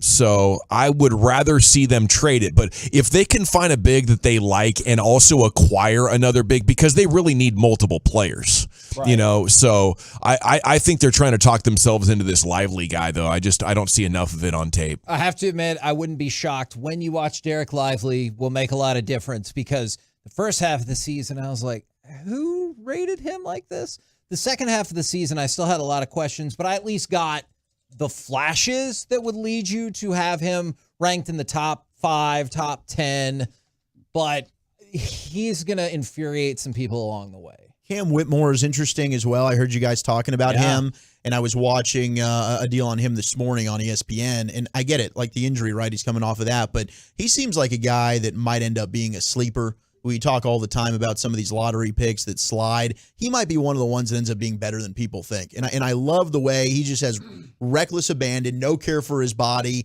He will drive the lane and go get a bucket, man. No, my only concern about that is sometimes he has no care for what he's going to do with the basketball when he gets down in the lane. Like, he'll make a drive on you sometimes and be like, I don't know what I was hoping. And maybe the Mavericks won't be interested because Jason Kidd could have to coach him a little bit. Wow. I mean, I'm not disagreeing with Is that you. disrespectful? No, I felt like Mike. I do think Jason Kidd wants 12 Jason Kidds on the court, that he just goes, this is great. You guys understand basketball, and I just get to, you know, kind of motivate you guys here, maybe do this or do that. And I'm like, dude, that's not going to happen. You are one of the geniuses of all time on the basketball court. You are going to have to coach. 99% of the people you coach are going to have less education of basketball than you. You have to coach them. They don't know how to inbounds a basketball. As crazy as that sounds, Jason Kidd, to you, they don't know how to inbounds a basketball. They don't know how to set up sometimes picks. Like, Jaden Hardy has no idea how to really use a pick yet. You have to teach him how to do that, or hire somebody to help. They're not just going to be as natural at the game as you were and then just be as instinctive and as genius as you were. And he gets kind of just frustrated. Like, what am I supposed to do with these guys? Well, that's your job. Yeah, man. Sounds like McCarthy with the I just want to give me a Hall of Fame quarterback and I'll be good. You know, give me a Hall of Fame quarterback. Really? That's where he is right now? That's what he said. That's what he said last week. He's like, man, you just give me a Hall of Fame quarterback and we'll be good to go. I'm like, The follow-up question, what are you going to do this season then? Yeah, so like, what's just the to plan really for get this people season? talking, I think Yeah. that would have been a solid follow-up question. It's a great follow-up. Thank God for Boach, who's like, I'll coach these guys. Give me the $250 million guys. I'll coach them. I do find it interesting that the Mavs have been able to do a pretty good job developing Hardy and Green. Because when I look at their coaching staff, I don't see a ton of experience, and I think they've moved to address that in a couple of different ways in the offseason. And, talking with guys like Jeff Van Gundy and Nate McMillan, McMillan, I think they know that. And maybe they're going to go with a younger core of guys that need development. And, I think this the God Shamgod assistant coach has been great at helping them figure out ball handling and has been very helpful for a lot of different guards and perimeter players. Build on that. For Green, is there any concern about they seem to forget what to do with him once they made the Kyrie deal? Yeah. I think the thing with Josh Green is he has some great tools and great traits, but he's figuring out how to put that all together. And right now, if you put him in the perfect situation, he can really click. But you disrupt things when you bring in Kyrie Irving, and it's up to Josh Green to figure out how to play with great players, though. And I'm sure his development is going to take a number of years. And if they're patient with it, I think he can be a damn good player. Now, staying in the basketball space, Slam Ball is coming back tomorrow, next month, not tomorrow, next month on ESPN, ESPN2, ESPN Plus. My question was going to be, did you watch and do you care? I'm going to start over here where you very clearly did watch and do care. I think this is the most underrated sport of all time. Yeah. I really do. It is a great mix of fun, electricity, jumping through these trampolines, and then the contact. People forget about the legendary, like just bone-crushing hits. It is more physical than the NFL with how these dudes can get smacked. It almost single-handedly keeps the ACL surgery doctors in making money and lower back injuries. Dude, it really does. And face injuries. I mean, these dudes are absolute beasts. And then the highlight reel type dunks and plays are, every single game is good enough for like a top 10 Sports Center highlight, dude. I love that you brought up the dunks. I think this needs to replace the dunk contest. Because if we don't want guys that want to participate, if we're going to have G Leaguers out there doing their thing, let's slam ball dunk contest this sucker. I was at Urban Air a couple of months ago, and there were some teenagers just doing this, and I was fascinated. I sat there and watched them for like 30 minutes as one goes for the highlight dunk and the other one tries to block it. And, these were teenagers. Great so I've never watched it. I've heard about it a couple of times, but that made me very interested. They're going to broadcast this next month, and then once again in 2024. They've already locked those deals up. Yeah. So it's a great thing, dude. Honestly, I'd rather, if you told me that I could watch NBA players play NBA regular basketball or watch NBA players play slam ball, I'd rather watch them play slam ball. I think slam ball should be better than real basketball. But we don't have our real, big name LeBron James athletes playing it. Sure. Hopefully we get there one day. You guys going to be locked in on the TCU game? Absolutely. All right. What else do you got coming up on the program today? Pure Gold, as always, thanks for asking. One of us, by the end of the show, is going to have a bet payoff due, as we have the bet payoff pyramid coming up at 4 o'clock, and it's Wolchuk and I against Broadus and Chiafala. How do you feel for all the marbles? It's going to be Pure Gold as always. Thanks for asking. Dave Raymond joining us to talk Rangers at 3:20. All right, looking forward to it. Roll home with the G-Bag Nation. We have been the KNC Masterpiece. Thanks again to you, Derek Holland, for coming in so quickly after your surgery. Thanks, man. No problem. Appreciate it. Make your way back with us tomorrow, 10 a.m. to 2 p.m. right here on 105.3 The Fan. Who do you think can throw harder right now, Derek or Mike? New elbow. Is Derek throwing right-handed? You might have to kick the ball. I kind of want to see that. Okay. Always a welcome sign for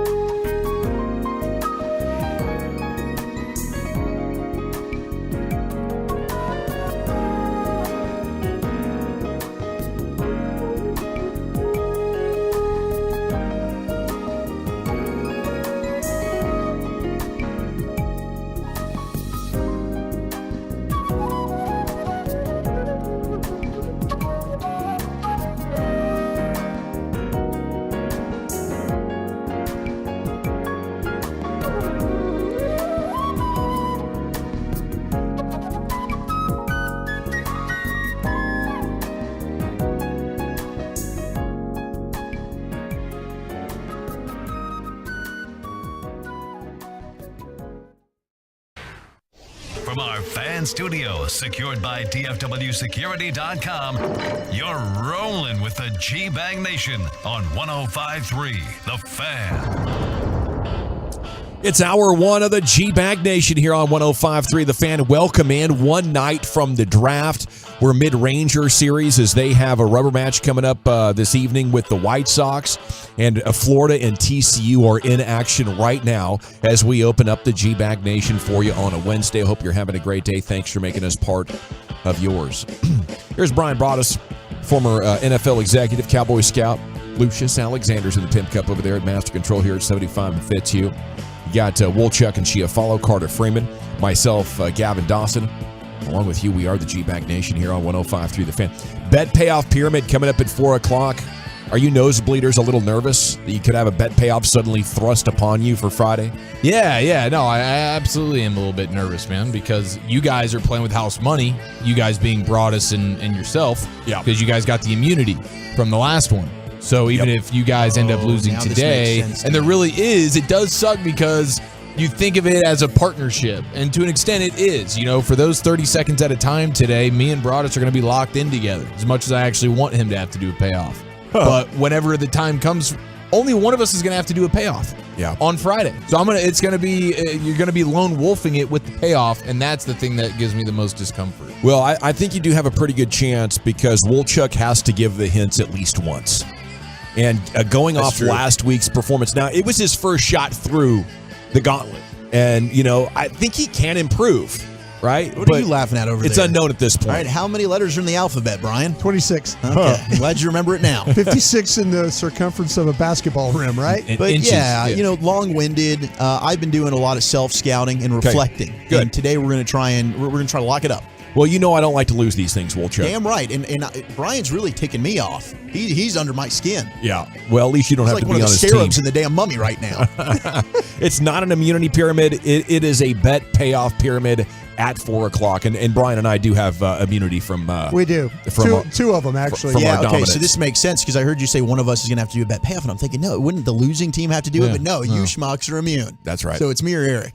Okay, Florida leading TCU in action right now. It's they just went to break, but it's 2-1 sitting there in the bottom of the third inning as, you know, the TCU's trying to stay alive in this bad boy. And I know a lot of people are locked in on that deal, and best of luck to you. You know, I know a lot of the folks out there in the baseball community are really excited about this as they're trying to bring the College World Series back home here to DFW for us. That'd be great if they can get us a championship. And then LSU Wake tonight. I know Brian is super dialed in on that. He's got his LSU polo on.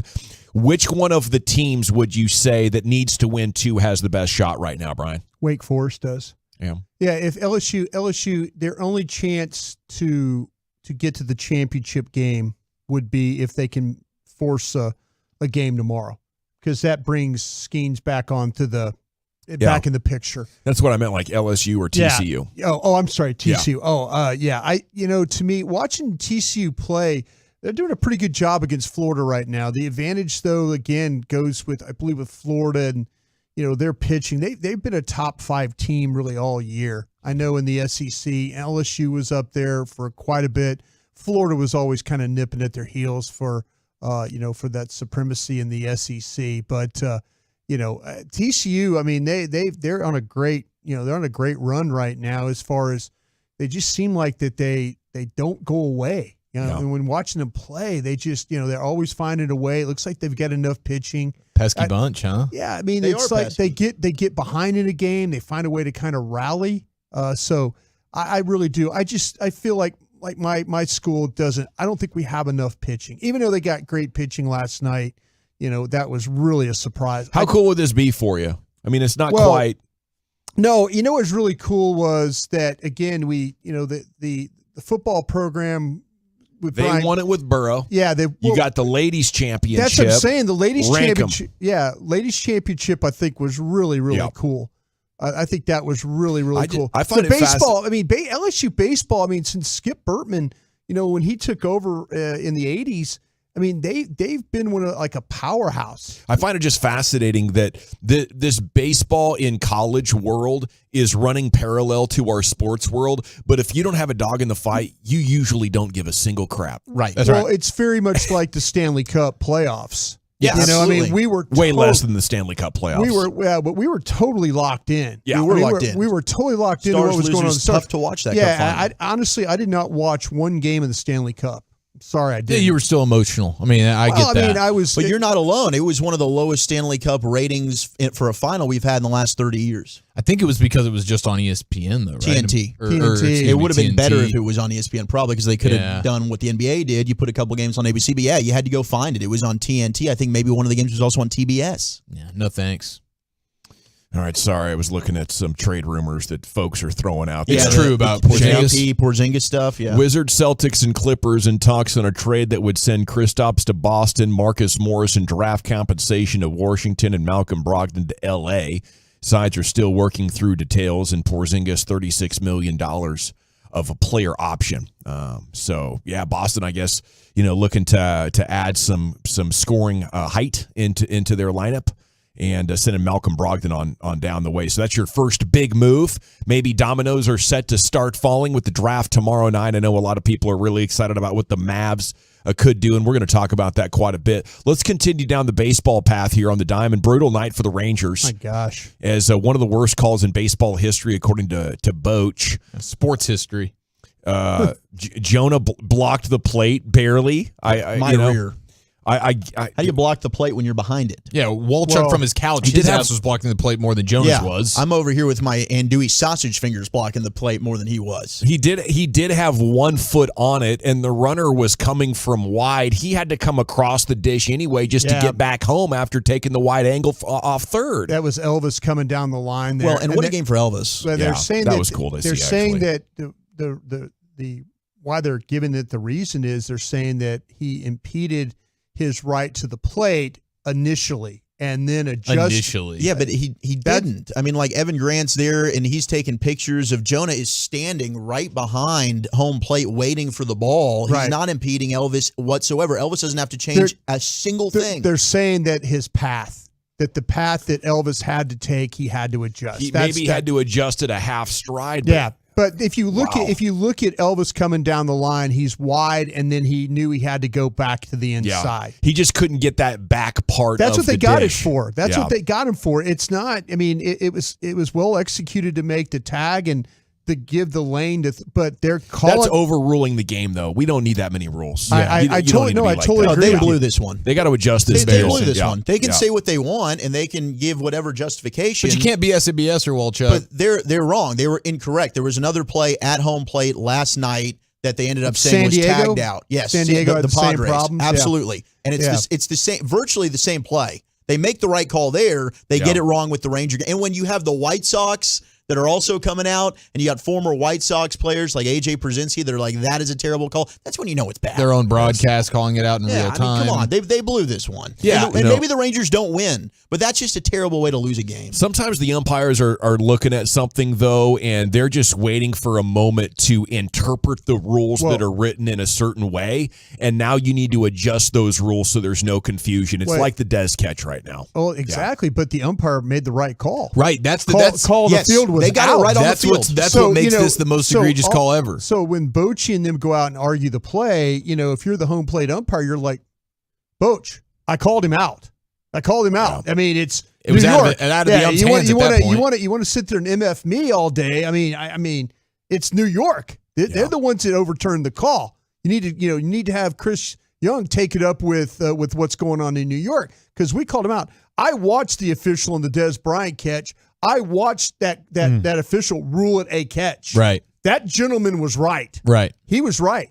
So sometimes they get these calls right, and then the overturned part of it was, that's the thing we should have an issue with. Right. That's what cements it in history as one of the worst calls in sports history, much like the Des one. And the Des one was much higher stakes for sure. And that will live in our hearts forever in the worst way possible. But the fact that you can get the call in the field correct and then you go to replay to then now get the call wrong is insane. I get it when maybe, okay, we just agree with what was the call in the field, whatever. But to get the call in the field in real time correct and then go back, waste all of our time to then make sure the call is now wrong is one of the most egregious things in professionalism ever. I was listening to Sean, RJ, and Bobby this morning, and I agree with this. And we all kind of make fun of Ed Hockley and what he used to do in the NFL, and now he would he would tell us exactly why the penalty was being called, or why is he doing this? Just make the call and move on. He just wants his biceps on the screen as long as possible. No, but to me, I think Choppy's right about this. I think if you tell me why.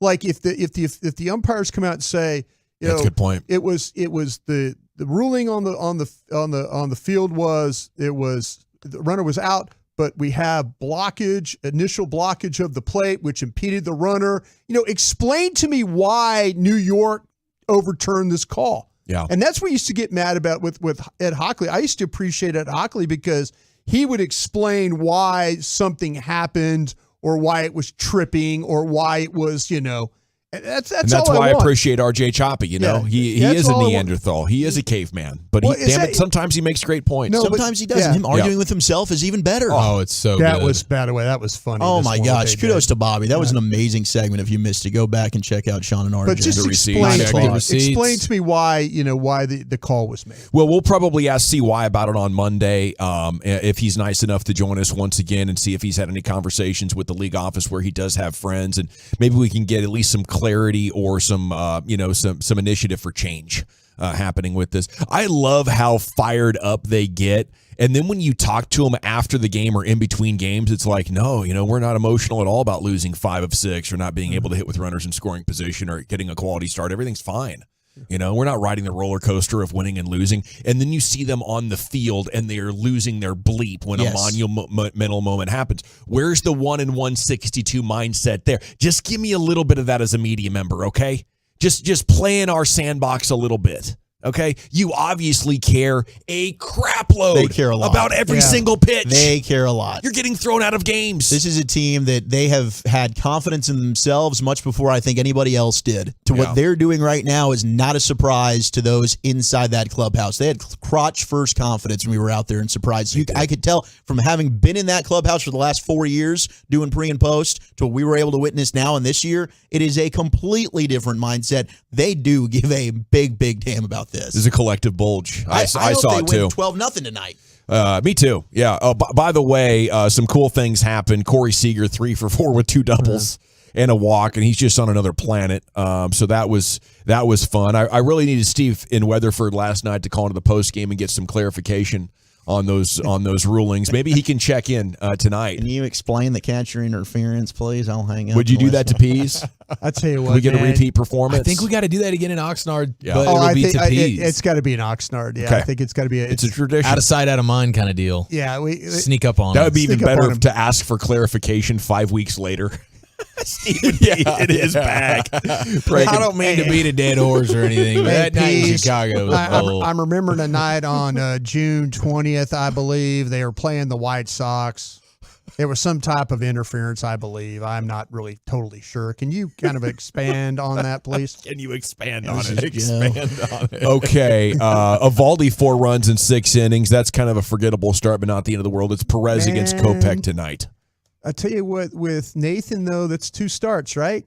2 starts now that you've kind of like, it hasn't been the same guy? Yeah. But if 4 runs in 6 innings is as bad as it gets, I think you're doing all right. It seemed like to me he was just on automatic. Yeah. He was going to go out there. He was not going to give up any runs. He's a buzzsaw for a month. He was pitching his balls off is what he was doing. He was absolutely pitching his balls off. Sometimes you can't do that for 6 months. Got to take a break. I don't need him. Got to put those suckers back on. You know what? I need him to keep pitching his balls off. That's my deal. We could really use that. Honestly, we do. Okay, NBA draft tomorrow. We could use the Mavs getting a good player. How confident are you guys they'll have a good couple of weeks here with the draft and free agency? That's actually a good question. I am not confident. I'm not overly confident. I mean, I'd put it at a solid 5. solid. You go 5. Like, I'm very in the I'll middle go 5 here. and a half. I don't know what to expect. I don't think this is an organization that really should have our confidence right now. I'm very wait and see.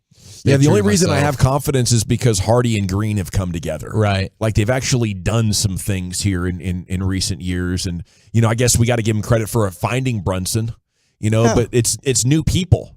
Donnie's gone. I put a lot of my faith in Donnie and his staff that he had working in Europe and across basketball. And I just don't know, is this an organization in a front office that's deteriorating, or is it just shifting gears? And we're about to find out, how they do over these next couple of team building opportunities. And the task at hand is as difficult as it's been in a long time, based on the current roster, where it's at, the dollars that you're going to be allocating potentially to Kyrie, that whole conundrum, how many years, how many dollars, and then just the way that the league is changing its landscape with the CBA and all the restrictions and stuff like that. Like, it's becoming more and more difficult to be a legitimate team builder. There's no doubt. There's isn't challenges. And then, much like Brian's talked about with the Cowboys and the offense, I think there's just a lot of uncertainty and question marks. You've got Dennis Lindsey in the fold now, Nico, right? And it seems like they are having somewhat of philosophical change, especially when it comes to the 5. They want to go ahead and overhaul that.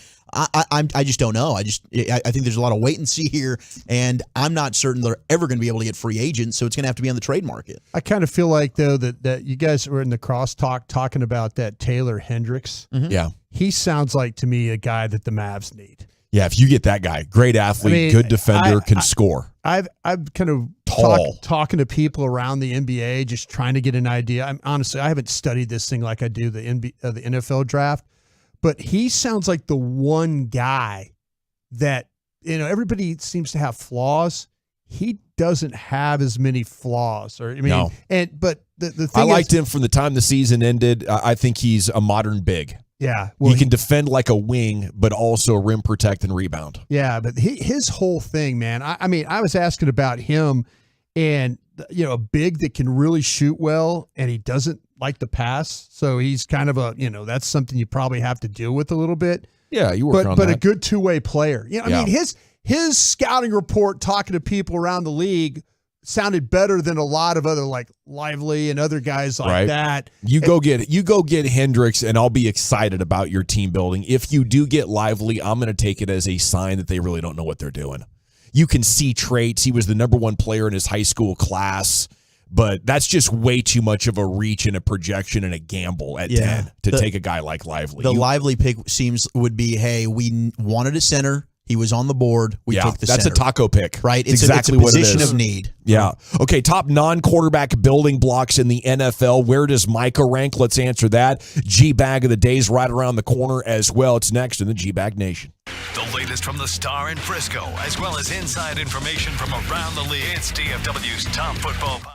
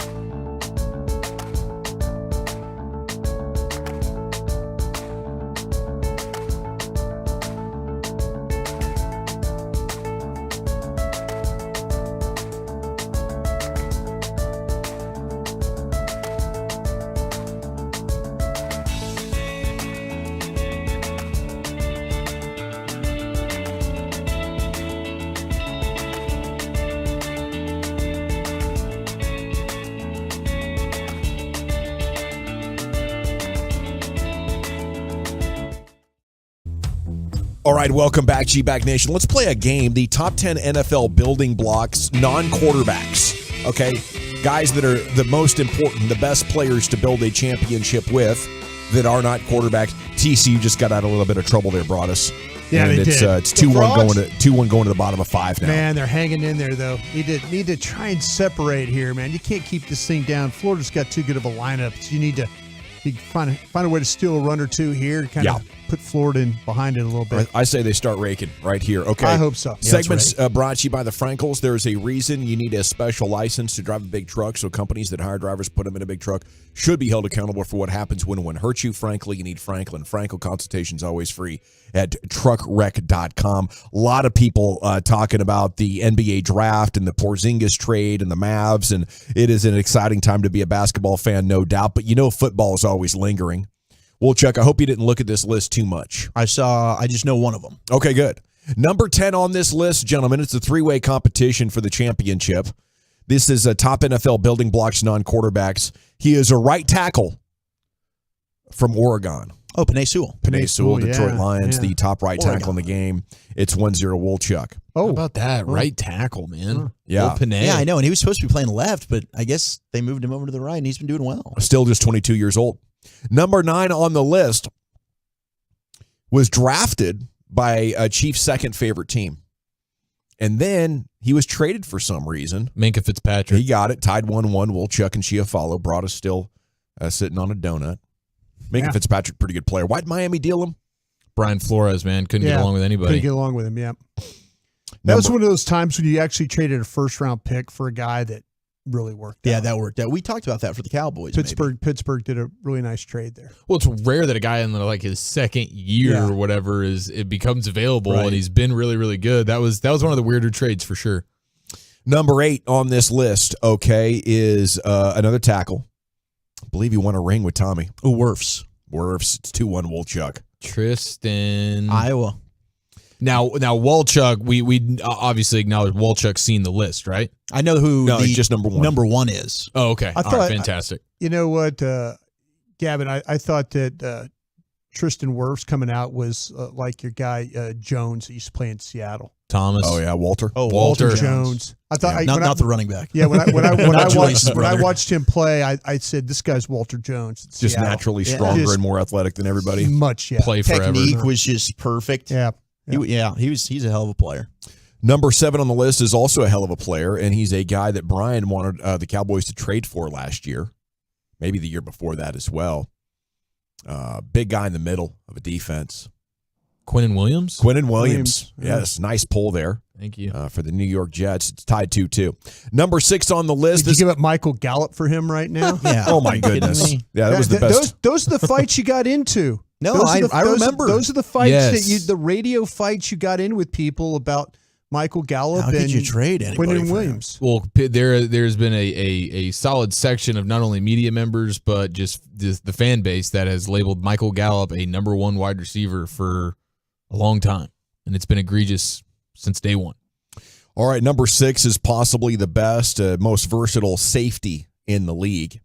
He not only blankets the passing game, but also defense. According to run defense, according to Pro Football Focus, this guy has allowed a 77.1 passer rating in primary coverage since 18th. Derwin James. Derwin James. Look at this. See, there's health issues there with Derwin. That's the only problem. He was selected right before. Yeah, I love Derwin James. He was sliding down the board, and there were questions about him. Yeah. And he got right to, I think, 1 or 2 spots ahead of you there. I don't know that I could put Derwin James in the top 10 of this list just because of the availability.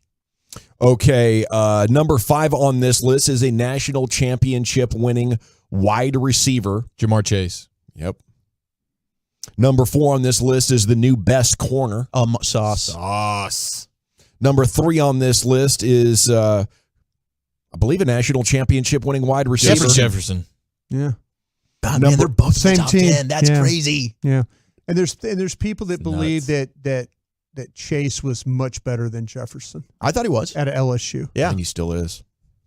Number 2 on this list is the little brother. Oh, Bosa. Yeah, Nick Bosa, age 25. And number 1 on the list Guys, building blocks. I guess they have to be young players. Micah Parsons sitting here at 24. If defense wins championships, the first piece of a puzzle should be a dominant edge with a take over the game potential. And they go on and talk about the 2021 NFL Defensive Rookie of the Year is a unicorn, a premier pass rusher who moonlights as a spectacular off-ball linebacker on early downs. Dan Quinn showing the football world how to deploy Parsons like the queen on the chessboard. The third-year pro is the perfect playmaker to build a franchise around. Do you worry if Dan Quinn leaves, what happens to Micah Parsons?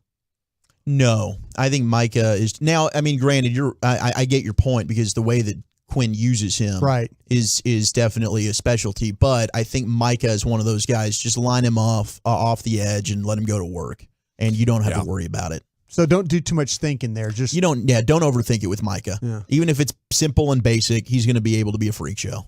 All righty, it is the G-Bag Nation here on 105.3 The Fan. Coming up at 2:40, you're going to have Krusty's Corner with Brian Broaddus. It's time now for the G-Bag of the day. Here's Lucius.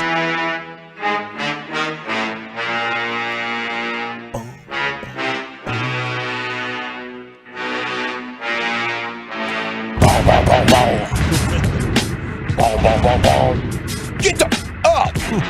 Simon says, get the up. Yeah. Hey, I see you, dog. This is brought to you by Mr. William Campbell over there at Travelmation. Thank you for sponsoring G-Bag of the Day. And you guys go Google Mr. William Campbell and Travelmation and get out of this country. How about that? Yeah, take a trip. Yeah, get out of the country for a while. Let's see what we got here for you boys. Okay, the local weather report is still our champion. I don't know if this weather report is going to hold up because I think the airports have been grounded right now because of like weather. They're thinking some storms are coming through or something like that. Yeah, but you know, it still might hit. Here we go.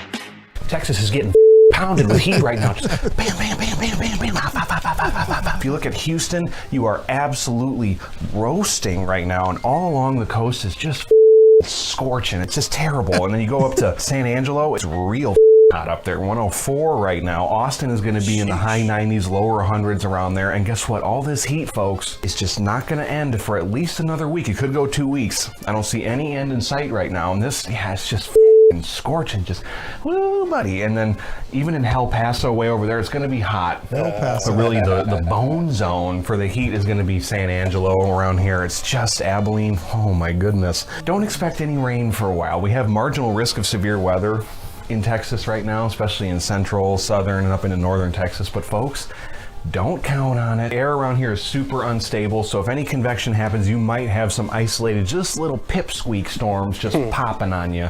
But don't expect a wide-scale storm outbreak with rain and all that stuff to help you out, because it's just not gonna happen today. It is coming apparently, though. You're right, though, Lucius. And we're down in like the low 90s, upper 80s. Still feels miserable because of the humidity. Yeah. Like last night, practicing, and I wasn't moving around nearly as much as the players. Completely drenched. Yep. You know, like how your laundry's heavy when you transfer it from the washer to the dryer? Yeah. Wetter than that. Yeah, I believe you. Yeah, I believe you, bro. Remember the AC is out downstairs in my condo. Yeah. So I sat in the pool till about midnight. That's nice. It's the coolest place to be. Yeah. You know, upstairs, but then I have to be with the family and stuff, you know. Pros and cons. Yeah. Let's see. Adolis Garcia hit a monster home run last night. It had some YGG on it or something like that. YGG, yeah. The sliders had the joie de... What is it? Joie de vie? Joie de vie. Joie de vie. First pitch to Garcia misses for ball one. We went through this a few years ago. I couldn't say that, and I still can't. Joie de vie. Did I say it right? Pretty close. The 1-0. It's low. Make it 2 balls and no strikes. Give it to me one more time. Joie de vie. Joie de vie. De vie. And what does that mean? There you go. The joy of life. Oh, okay. All right. The 2-0. Joie de vie. Adoli Garcia. The Rangers are on the board. It's 2-1. What a shot! Joie de vie. Well done. Is that baby. French? Yeah, that French? Yeah, a little YGG, you know what I mean? YGG. YGG, album coming soon. You know what I mean? It's your boy, YGG. Let's see. Salute to Matt Hicks. Yeah. Having some fun there. That was fire. Yeah, that was fire. weapons fired. What should I go to next here? Okay, I guess we'll stay in baseball. The blown call at the plate. Oh my goodness. Rangers versus White Sox. Let's go to Valley Sports Southwest for the frustration. So to understand exactly what you were saying and how this rule is read, the catcher is not permitted to block the runner's path to the plate unless he is in possession of the ball. Right. But he wasn't blocking it anyway. Well, he had the ball. Yeah. Look, he had the ball 5 feet before. That is a travesty and an absolute embarrassment that is going to get reversed in a one-run game. The purpose of this is to make sure that he has a lane. Clear as day, he can get to the plate. Nobody is blocking Elvis Andrus from getting to home plate. I don't know. I can't get my brain. That is so stupid. Around this call. So stupid. You could clearly get there. Well, the funny thing about it was CJ before was like, "Oh, I see no reason why this should be overturned." This is clearly, he was kind of going on and on Easy and on. one. And then when it got overturned, that's when it clicked. Like, I just spent the last 2 minutes telling you why this thing is not going to get overturned. I mean, if you're blocking the plate, you're fully in front of it. You cannot get to this plate. Not 5% of it has my 2 cleats on it. Jackasses. Jackass. Yeah. Jackass. You tell him, Dawson. I was stoked too. What a great throw. What a great tag. Oh, gosh. Yeah. And Jonah's been doing stuff fun, like this. I dude. mean, even Jonah's after what do you want me to do? He likes it. Sorry. Yeah, he does. I didn't expect all you guys to freeze up like that on me. I just like lock. Yeah. Let's go. Eric sent me this one right here. Mr. Harry Douglas tells a story about having a snake in his house. Oh no. He was on ESPN Get Up. There was a reporter that posted a photo of a snake in her pot, her plants. Yeah, listen to Harry, bro. Before we run for the day, think you're having a rough day? How'd you like to be Heather Dinich? She posted this just a short time ago. She was trying to water her plants. She ran into a little bit of a, hey, HD, what do you think of what happened to HD? Ooh, that's my sis right there. We worked in college football together. Now, Heather, I found a snake in my house a few years ago, and I tortured that little sucker because he could have got to my kids. I lit him on fire, Greenie. So if I was Heather, I would have poured gasoline on him and lit him on fire and got rid of him. Bruh. Well, that wasn't what I expected at all. See you tomorrow. First take starts now. Don't get Harry mad. Great sign up there. Don't get Harry mad. Who had that line at the end? Expecting that at all. That's old school. People used to catch snakes on fire all the time. No, you don't do something like that. Yeah, they would though. Yeah. Sir, how did you burn down your house? Well, this is a garden snake right here, about the size of my hand. I set it on fire, and he rolled over there right by the bushes and got out of control. Yeah, I think that's why they've stopped doing it for the most part. Wood piles and crawling under decks. My cousin used to do stuff like that, like light a frog on fire. Yeah. Man, come on, bro. Like that It's kid super from evil. Toy Story. He's in jail now. It's like torture. He's in jail now. I promise you. There were signs. I'm being early respectful. on. I love him to death, but I mean, if you do need to take out a snake, do it the humane way with a shovel. Just knock their head clean off. Yeah. Make it quick and You guys painless. catch like an ant pile on fire? No. I just step No. over it. I used to put bugs in the ant pile, sacrifice the bug. Like, here you go, buddy. Big old juicy roly-poly. You about to get ate up, Oh, no. Poor roly-poly, man. I've seen people pour gas in an anthill. And just I set it on- thought that acted like as a PED for fire ants. Yeah. Like start to enlarge. Yeah, like that was going to be something that would make Like them 8-legged freaks have now. superpowers. Yeah. Is it the local weather guy, our two-time champ? Is it Garcia with the home run with the joie de vie? Is it the blown call at the plate? YGG. Blown call at the plate there with CJ and Dave, or is it Harry Douglas? He had a snake in the house, caught the son of a gun on fire. I almost want to vote for him, but I'm going to go with the blown call at the plate there, Chief. I'm going to go with my guy, Harry. Man, he's just... That's like, okay, you're on TV now. Maybe not say things that could be interpreted as cruelty to animals. You're in like your rookie year of broadcasting. That's right. He's probably not going to be on Get Up for a while. I love Greeny's reaction. It's not what I expected. Right. Yeah, I don't See think you're you going to be guys on. No, you're going to get Peter's attention pretty big on that one, Lucius. Who you going with? Yeah, you sure will. You sure will. She wants to barbecue herself, the head of Pia, by the way. Oh. YGG, man. Okay, we're sitting here at at 1-1 to 1, Wolchuk. I'm with you, LA. Let's go Hicksy and the YGG. Yeah, Hicksy all the way there. Okay, by a score of 3-1 to 1, and your new G-Bag of the Day champion. It's Matt Hicks there and Jared Sandler on the call. If you ever miss the G-Bag of the Day, Lucius replays the champ for you every night in LA Live at 540. Krusty's Corner's coming up next. Where are we going, sir? Yeah, let's take a look at some Cowboy players that need to have some bigger roles in the season. We'll do that next. Coming up Thursday morning on Sean and RJ, we'll get you set for the Mavs draft pick, and we got a special NBA draft version of High Low.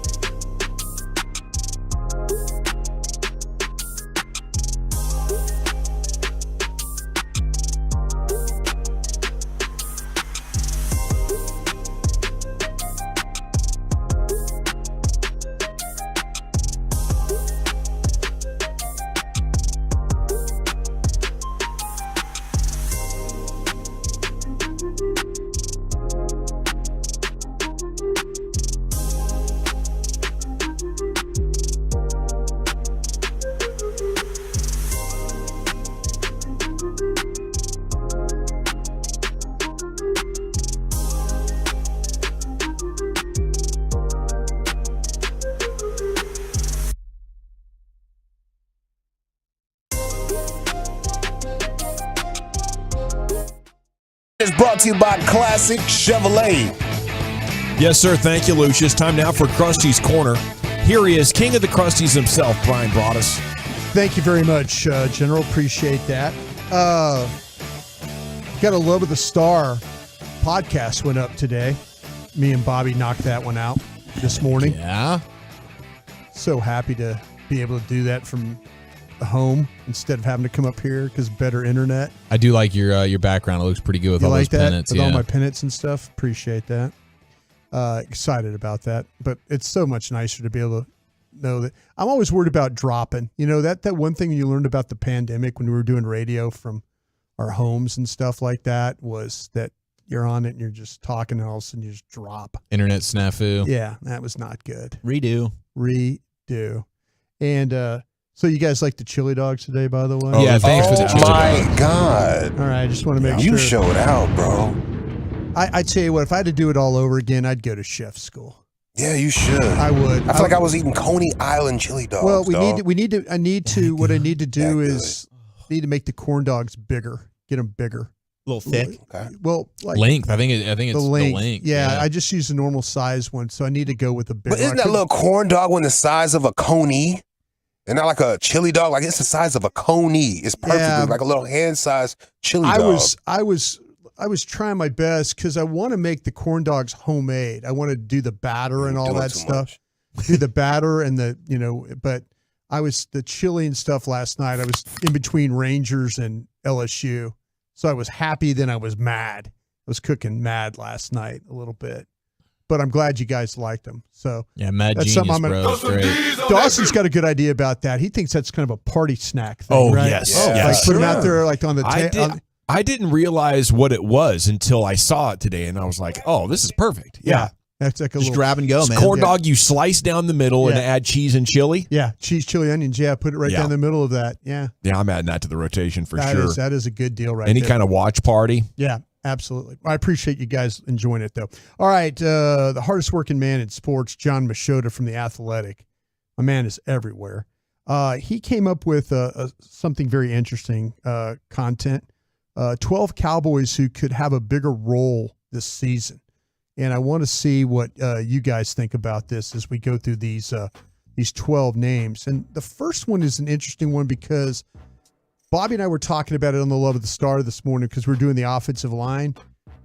I'm not so sure about where Josh Ball's role is on this offensive line. And John lists him. Well, I think John's doing this in alphabetical order is what he's doing. But he's got Josh Ball. He says Dallas used the 4th round pick on Ball in 2021. He's only played 41 offensive snaps last season after not playing at all his rookie year. I think Josh Ball finds a role as a backup guy on this offensive line. He can't pass protect. He's a serviceable run blocker. He can get some movement. Sure. That's one thing I noticed about him, especially when he had to fill in against Houston. But I don't think Josh Ball's making the team. I don't either. I think this is going to be one of those situations where the Cowboys are going to have to admit, much like they did with Tristan Hill, we didn't hit on this one, and we need to move on. If it comes down to Josh Ball or Awesome Richards for that last spot, give me Awesome. Please give me Awesome Richards. And I know they're trying to find a spot for Josh Ball. So they never should have brought him in.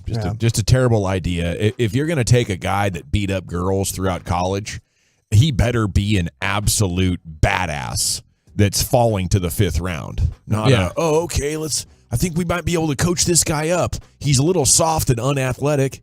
The hell you doing, man? Yeah. You're bringing a bad guy onto your team. Make sure he is the true alpha, at least, physically and athletically. Damn right. If you've got a player that has that type of off-the-field issues and has been moved out of multiple schools, I'm not taking him unless there's something that's like, this guy's an absolute stud. Yeah. And like Tyreek Hill, you gamble on that. Absolutely. Yeah. Right on that talent. The next one is Deron Bland. We all kind of believe that Deron Bland could be a guy, could be your starting nickel corner, right? Slot corner. Yeah. I think Deron Bland has a chance to lead the team in interceptions again, too. Yeah. He was also a guy that we talked about, a player that might regress just because he was so good his first year. Yeah, can he duplicate that? He raised the bar too high. Yeah, that's what we were talking about that on our show today. No slumpage. Damone Clark would be the next one. He didn't play the Cowboys' first 7 games as he worked his way back from spinal fusion surgery. I think as long as he's in the lineup with Leighton Vander Esch, he's got a shot. But, man, I didn't expect him to play at all last year. And here he is, playing for you. I'm all in on Damone Clark. I think this dude is going to end up being their top linebacker. Not named Micah, but Micah's an edge, in my opinion. So Sure. I think Damone Clark, they might move on eventually from Leighton. That contract's kind of year to year.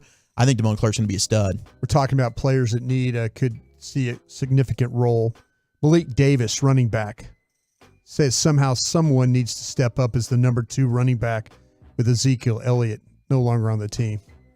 Yeah, and Dak talked about that today. I guess he was in an event at SMU, and they're still working out. Says he's his best friend. They're going to keep pushing each other, and I would not be surprised at all if at some point Zeke sounds like a decent idea for this depth chart. Malik Davis do anything for you guys? He does more than what Zeke does for me, that's for sure. But I think Deuce Vaughn will prove to be better than Malik Davis. I think Deuce eventually will be, but I like Malik Davis. Like I'm in the minority here where I think the Cowboys are all right. I think these young guys that they have on their roster behind Tony Pollard, I want to see what they can do, and I think they'll be able to be productive. Simi Fajoko's the next name. 2021 5th-round pick, has only caught 3 passes over the last 2 seasons. This guy, they want him to be the next Noah Brown, right? I could see Cedric Wilson. Big body, can block, and he was running with the ones all OTA and minicamp. So I hope it. I'm rooting for Simi. He's our buddy. So let's go, Simi. Make it happen. Jake Ferguson's the next guy at tight end. They're saying with Dalton Schultz now with the Texans, the number 1 tight end job is up for grabs. I think that Jake Ferguson needs to be a guy that having more of a responsibility on this team, right? I mean, it's cool they can use all 3. I know they have 4 with McEwen as well, but I anticipate that it's going to be a big rotation with guys being fresh and guys taking advantage of matchups. And if I'm going off a game, maybe I play a little bit more, but I like their options. Chauncey Golston would be the next guy. I see him as being that backup to Oso Diggy-Zawad, the 3 technique. I think he's the one guy that's kind of benefited from AD and Dan Quinn coaching him up. He looks like a legitimate player. Next one is Israel Mukuamu. I think that you talk about a potential breakout player for me. Bobby and I, again, talked about him this morning because he could play the slot, which we've seen him do. He could play outside, and you can maybe move him to play some safety as well. It's also a contract year. Like that about him. Jalen Tolbert is a name. That's the one that anybody in the scouting community that talked about him positively, we're all kind of holding our breath right now that he doesn't just become a bust. Yeah, I think we just need to wait and see with Tolbert. I think there's talent there, but we need to wait and see if he actually did improve this offseason. We'll get a look at Oxnard. They're selling him hard. Biggest improvement on the team. Best offseason on the team. They're hopeful of that. Dak talked about him today as well. We'll get to that a little bit later on. I think the thing with him is because I saw how competitive he was at South Alabama. I think missing all those practices hurt him. I agree. Last year. And now he's kind of caught like, okay, I don't want to go through that again. I don't want to be embarrassed again. I don't want all the questions about me. This guy could have a. Some guys have to be crotch first to play well. They fuel, they feed off that confidence. That confidence fuels them. And if you can't get it because you're a rookie and you're too busy learning, it's totally understandable. But this year is huge for him. And the last guy that Johnny mentions here is Gavante Turpin. He says, similar to Fajoko and Tolbert, Turpin should see more chances to make an impact at wide receiver. Those 3 were the second team group during the offseason practices. Turpin only played 62 offensive snaps last season. The Cowboys would like for his speed and athletic ability to be a bigger factor on the offense. That would be a lot of fun. All right, so of all these guys, you get to make one your guy. Who is it? Man, that's a good question. I'm going to go with Israel Mukuamu. Dang it, I wanted him. Okay, I'll take Chauncey Golston then. Dang it, I wanted him too. No, I'm just kidding. I just wanted Mukuamu. Give me Damone Clark. Ooh, that's a good pick. I'll take Turpin. I think he had a good year anyway. I think he's going to find the end zone a couple more times. Ferguson's still available. Deron Bland's still available. A lot of talent on this team. I mean, I was singing Fergie's praises yesterday, so I'll give somebody else some love today. Thank you, Brian. Thank you. 817 says maybe don't draft guys with domestic violence history at all as far as the Josh Ball comments go. And I think that's a valid way to approach it. If you want to be the team that says no to all domestic violence guys, that's fine. I do think humans are incredibly flawed and they mess up and they need second chances. And if you're super talented and I ran a football team, I would be willing to give you my second chance if I believed in your character. I don't want to bring in somebody that's going to be reckless and be a jerk to people potentially in my organization or my city. But if I do feel like it was, a mistake and you're super talented and it won't happen again, I'd take you. Hey, watch your mouth, woman. That's a lot like what John Snyder was telling me about Pete Carroll. Yeah. Like John didn't want anything to do with those guys. But he's like, give me those guys. I can coach these guys. We'll be fine. We got a run, G-Bag Nation. Coming up next, it's time for Wolchuk to deliver the NFL news of the day. Where are we heading with that today, brother? Is this Cowboys offseason storyline overblown? A great Colt McCoy story on Adrian Peterson and Mahomes revealing the toughest defensive players he's ever faced during his career. That's next. Got to tell you about my friends at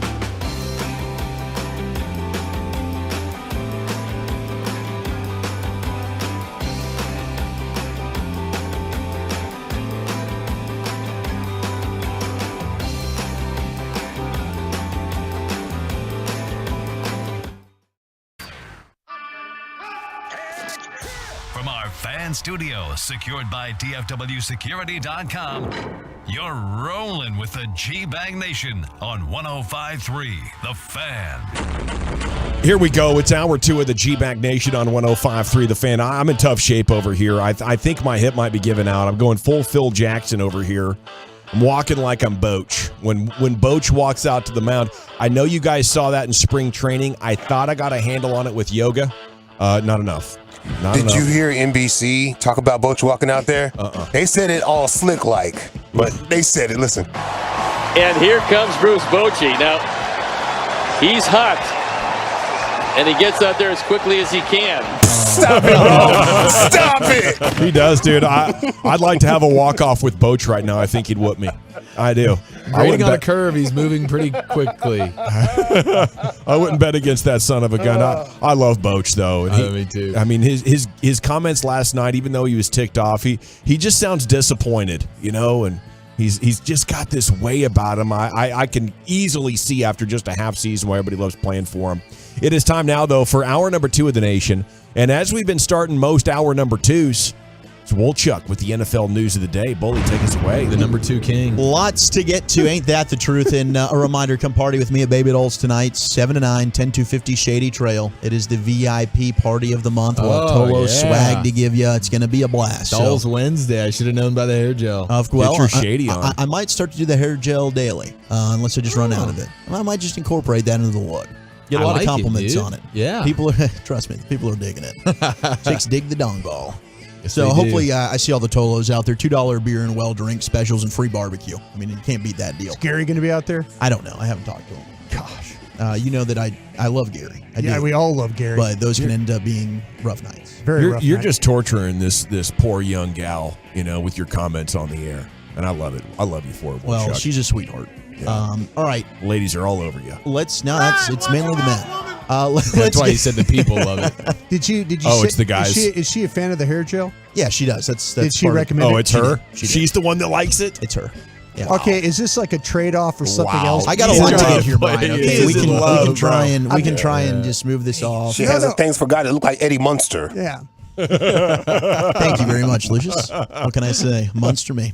All right, the Cowboys play calling. Is that Gosh, that Widow's Peak was so freaking legendary. Is that an overblown storyline this offseason? According to NFL.com, it made their top 5 list. And they're saying, look, if you're going to hire Mike McCarthy in 2020, is it that big of a shock to think that at some point he'd want to call the plays? They're saying they don't think it's that big of a story. It's overblown. And I know it's something we've harped on quite a bit. I will say the Eagles are a team that's had a ton of turnover on their coaching staff, period. Both coordinators. Right. And you don't hear that brought up when people are talking about the Eagles, but it seems like it's one of the biggest things when we're talking about the Cowboys. Yeah, I think because Nick Sirianni, I mean, isn't that Sirianni's sort of offense, and he had a guy calling the plays? Like, it's not like Kellen Moore left and he was running Mike McCarthy's offense. They're actually running something new. I think with Shane Steichen leaving and who is it? Brian Johnson. Brian Johnson stepping in. I'd imagine the playbook. But he's never been an offensive coordinator. Sure. So, but Nick, Kellen Moore. Right. I would exactly. But is the playbook basically we would presume roughly the exact same? I mean, if you take Brian Schottenheimer to his word, 70% of the playbook's still the same. Do you take him to his word? You know what? I'm going to take him to his word because I think the 30% they're probably working on is screen and running game stuff. But the thing that bothers me the most is, like I said, it's just how many position coaches turned over there. I mean, with your guys, this could be a really, really good offense with, it really could, but what if it takes 2 years or 3 years and we'll never see it because, everybody's like I say, Mike McCarthy might be, if it doesn't work, but you can see flashes of it. You see flashes of, it looks like it's going to, and then Jerry Jones front office, they go, well, no, we got to move on here. We can't. No, he had the opportunity. It wasn't good enough. Mm-hmm. We're going to move on. And you're like, well, wait a minute now. There's some things they did pretty good, but the fact that Schottenheimer is telling you that 70% of the offense is going to stay the same, is it really that's not a very high That's not very high. Yeah, for- I mean, I do think in just fairness, it is interesting. I mean, we've talked about that with the Cowboys, and you've got both sides of the football, to your point, with Philadelphia, that they've got new coaches. Yeah, and I also think defensively with Jonathan Gannon, I know it's weird because he went and got a head coaching job, but nobody thinks he's going to be any good as a head coach. Everybody saw him get undressed by Eric Bieniemy and Andy Reid when it comes to the Super Bowl and the way that played out, and it wasn't like he was some strategic monster that was dialing things up the way we see Dan Quinn do it. It was like, here is a bunch of really, really, really good players, a super deep front seven that you can just rotate great pass rushers, rush forward, don't do anything crazy, drop guys, and just win with having better players. So I don't think anybody's... Nathaniel Hackett then? Is that what you're saying? Could this be Nathaniel Hackett? Like one and done? Yeah, the absolutely. Jonathan Gannon thing? Absolutely God, could. it just, I mean, that... I thought it was a terrible hire. I don't think really anybody wanted that job right now. You got a lot that's going on with Kyler, and it easily could be just a placeholder type of gig. I could definitely see it being a one-and-done situation. Now, we've talked about the NFC being wide open. Is Cameron Jordan, who we believe might be one of the most underrated players of his generation, is he being delusional or maybe talking some sense here as he visited with Lombardi on SiriusXM NFL Radio? Here's Cam Jordan on the thoughts of the season. What's the expectation with this group? You got a new quarterback. You got Derek Carr in there. What do you look at with this team coming into this year? Nobody ever has walked into a season and be like, ooh, I hope we win 10 games. No, I'm trying to win each and every game that we play. My expectation is to be 21-0, 22-0, whatever it takes to get to a Super Bowl. Yeah. I want to beat each and every team we line across, every tackle, who I'm never going to know their names, but like every dud that's out there, we're trying to beat the brakes off. I'm trying to get to each and every quarterback because, the mentality is we have potential. The reality is we have potential. The mentality is we want to, as a defense, take over each and every game. And there's no allowance to be like, hey, I think we could be a 12-5 team. I think we can win each and every one of these things. And every game that we lost, every game that I've lost in my last 12 years, there was a chance where we could win them. There's never been one point in any game that I've been like, hey man, I don't think we're winning this one until the buzzer ends. In every game, whether you lose, whether there's whatever it is, you look at the time, you're like, all right, well shoot, there's 4 minutes left and we're only down 3 points. 4 minutes left, there's down 4. We're 4 minutes left and down 10. There's been chances to win. And even in those games that you do lose, after you break down the film, you pinpoint, all right, well, second quarter, 3rd and 6, we could have got off the field here, gave the offense the ball back, and that could have been an opportunity to score. But in what really happened is 3rd and 6, they end up scoring, and that's how you lose the game. Defend each and every yard, each and every blade of grass, and we won't have to worry about that. So if you say, what do I expect? I expect the Super Bowl. I expect to take Derek Carr, DC4, back to Vegas where, he just left to have a return run at the Super Bowl. I mean, that's just a genius quote and answer, and that's why I think he's going to dominate media because he's thinking outside the box. He's making, taking you right inside the player's mentality. Absolutely. Yeah, I love perfect. It, man. Yeah. I love what he said there, and I mean, obviously, I don't want anybody but the Cowboys going to Vegas for the Super Bowl, but that would be quite the story if somehow Derek Carr took the Saints, and they got a good defense. I don't think Dennis Allen's a good head coach. But Derek Carr goes back to Vegas. What did we say he was yesterday? Bad and still bad? What was that? What category he falls? What tier was he in? Like been around a while, but not good. Still bad. The Josh McDaniels category. Yeah, kind of bad and still bad. Yeah. I think that's what he was. He should be a DC. I think he's good at that part of it. He is. But yeah, no, I think he's just talking about, hey, that's how we're thinking. Every game there was a few mistakes that if we can clean it up, we can win the next game. We're out here to win every play. That's the player's mentality. And it's just totally different from the fans' reality or the front office reality. We're cynical. They're calculating and cold-blooded. The players are in this element where they're trying to win everything. And, they believe in themselves. And sometimes it produces incredible results. Sometimes it makes the players sound delusional and desperate, but that's part of being a player is believing this is our day. We're going to go knock off the champs, and invariably there's a moment in the second half or the fourth quarter where you're like, damn it, I thought we had the plan today. None of the outsiders think you did. They all know you're three score dogs. Yeah. The players believe in themselves, and it's pretty amazing to watch. Well, and that's why the tank talk, to me, it's silly, quite frankly. The players are never going to take the field.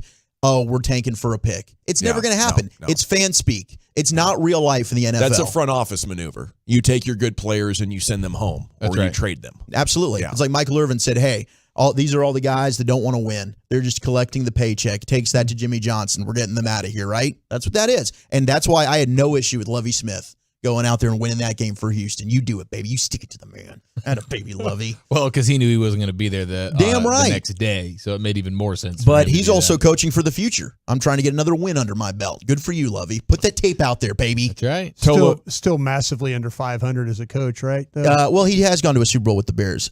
I don't know if he is massively under 500 as head coach. That's a good question. He had some good years with Chicago, but ever since then, it's really not been very good for Lovie. Is he? I should have looked that up before I said no. I'm looking at it right Circle now. That back. Ooh. Is he right around 5? 179, 174, and 1. Wow, so he's a winning record. He's above 500. He's a winning coach. He's a winning coach. Yep. Watch how you talk about Lovie and that Think about beard. it, dude. He could have been 178 and 175. But no, he's 179 and 174. You got to push that up 4 games, baby. Let's go. Push that up. All right. This was good stuff from Colt McCoy, who was on the Greenlight podcast with Chris Long. He had a couple of things that he said, but he was in Washington, of course, before Arizona. And Adrian Peterson spent a little bit of time there as well. Yeah, Texas OU. They asked him about his run-in with Adrian Peterson and the experience that he had with Washington.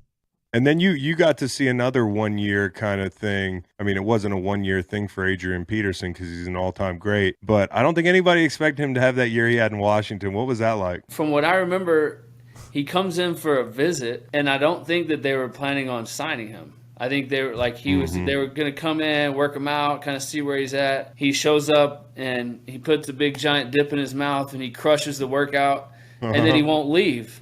And he's like, "No, I'm playing." We kind of sign him, and then like we go to walk through the next day, and it's just full speed. I mean, I remember watching him like in warm-ups, thinking like, "This guy is unbelievable," right? Yeah. I think he took like a screen, and he got on the sidelines, and he started like moving his head, bobbing his head. Yeah, like good luck stopping him. Dude, that's phenomenal. That's a great story. I'm not leaving. I'm not leaving. You guys are you're gonna need to get basically the entire offensive line to come throw me out of this building if you don't want me to be here anymore. The idea of him being able to throw a dipski in and then go perform, that to me is just amazing. Unreal. That's a different breed of human to be able to pull that off. But at 33 years old, this dude went for 1,000 yards that year, 4.2. He did. Per carry, 7 touchdowns. Larry Allen have a big old wad into always bench press 7 hundo. Always. Larry Allen played with a dip in his mouth while he was playing football. That's incredible. He used to keep dip on it. If you ever look, there's some pictures where he's actually got the skull can in his socks. The legend of Larry Allen. Are you serious? Continues to grow. Yeah. I remember Tank Johnson being a big locker room dipper. Yeah. He'd meet with the Jim media and McMahon, he'd just I have was a with. fat one. Yeah. But I don't remember anybody playing with that in football. Larry would play with a dip in. That raises his legend even more. Yeah. You've got another running back that's signed, and it's not Zeke, and it's not Dalvin Cook. It's Sony Michel. Oh, yeah, back to the Chargers. Sony right? Michel's going back to the L.A. Rams. LA Rams. Yeah. From the Chargers to the Rams. He's still getting dollars to play football. I mean, honestly, right now, without knowing Sony Michel, any numbers, I'm about to look at them, but would you guys rather have Adrian Peterson this year? I think I probably would. You know what? Maybe. So. Yeah, I think maybe. I mean, with that story right there, give me Adrian Peterson over a lot of They just people. didn't give Michel the ball last year at all. Yeah. Yeah, he was, let's see, last year he was 36 carries. Maybe he was banged up. He played in 10 games last year. He averaged 2.9. And the Rams find answers at running back. Like their only misstep was giving Todd Gurley the big catch. Sure. And Todd was damn good, but yeah, the leg just failed on him. The Dolphins, now this goes to our previous segment. Tyreek Hill's under investigation for assault and battery at a Miami Beach marina, according to the Miami Police Department. According to Miami's police department, Hill allegedly hit a marina employee during a disagreement that took place Sunday. Miami Sports Radio host Andy Slater reported that Hill slapped the employee on the back of the head, but that the employee has declined to press charges at the time. So they're following up with it, but there's another storyline that has followed Tyreek Hill. We also have Joe Mixon, who's been in the news. Obviously, we know what happened at Oklahoma. Yes. The gun violations as well, where he's pulled a gun out and threatened somebody. Like this guy, woman beater. The Bengals are going to issue him an ultimatum, apparently. And this is from The Athletic. And they're going to say, look, you need to take a pay cut or we're just going to move on from you. So if Joe Mixon wants to stay in Cincinnati, and we've heard rumblings like maybe he could be a cap casualty, but they're basically, look, we want you here. You've got $12 million on your deal per year through 2024. We need to reduce that, or we're moving on, much like the Vikings It's just a did. tough time to be a running back and a Marina employee. That's what I just learned. Mm-hmm. Yeah. So he slapped him on the back of the head. Back of the head. Like you just got a fresh fade and somebody pow, smacks you back there. Like, oh, what'd you just say? Boom! Idiot. Hey, boom! Yeah. Thought about doing it to Broadus the other day when he came out with that haircut. Wow. A lot of times I'd like I to was slap worried about Brownson when we were to at the them. ballpark the other day, like somebody come up behind you and slap you up on the backside. That's of the head. love from where I'm from. Oh, you got Brandon. Pow. Hey, that's love. Yeah, remember when Jordan slapped that guy in the Bobcats 3 or 4 years ago? He came over to the bench. He's like, what are you doing, broski? That's back up there. And we got to run. Thank you, Wolchuk. NFL News of the Day, most days at 3 o'clock here on The Fan. Dave Raymond with his thoughts on one of the worst calls in baseball history. We're talking Rangers with Dave coming up next here on 105.3 The Fan. Got to chat Twin Peaks. Your ultimate sports launch with a menu to match. Pair any of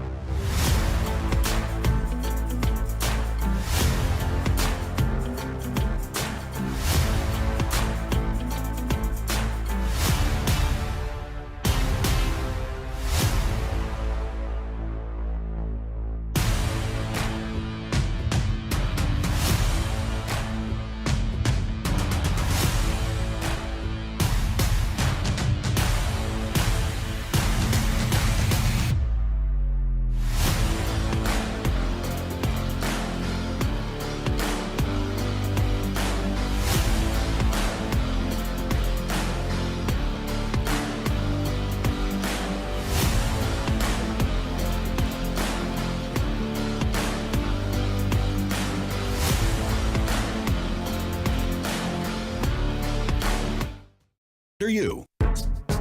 Yes, sir. Welcome back. It is the G-Back Nation here on 105.3 The Fan, your home of the Texas Rangers, where one of the worst calls in baseball history happened last night. That's what Boach said. I believe him. Segment's brought to you by Window Nation, and it's brought to you by the Frankels. There's a reason you need a special license to drive a big truck, so companies that hire drivers and put them in a big truck should be held accountable for what happens when one hurts you. Frankly, you need Franklin Frankel. Consultation's always free. Truckwreck.com. As Dave Raymond, television voice of your Rangers, joins us now here on The Fan. And a good afternoon, Dave. How the heck are you? Listen, I'm okay. I'd like to say that I'm over it, but I'm getting close. I'm in good enough mental condition that we'll move on for tonight's game. In the aftermath, has anybody said anything that makes you look at things a little bit differently at all on this one? No, they have not. I haven't heard anything yet from anyone that could convince me that there was any violation on that play. And I'm sure at this point, most folks know what we're talking about, a play in the 8th inning last night where it looked like a beautiful throw. It was a beautiful throw from Travis Jankowski in left field to the plate. Jonah Heim made the one-hop catch and applied the tag on Elvis Andrus trying to score. Looked like it ended the inning and that we were going to go to the 9th inning tied. Instead, to the White Sox credit, they challenged it. And their challenge was basically, we challenged the play. If you can find something back there in New York, please do. Just, look at it. And so they came protocol. Back. Yeah. And that, by the way, you can challenge very specific details in plays, and you can just challenge the play. And so when you do that, that opens everything up. So as an example, the risk that they take in a challenge like that is that maybe nobody caught that Elvis Andrus missed third base, as an example.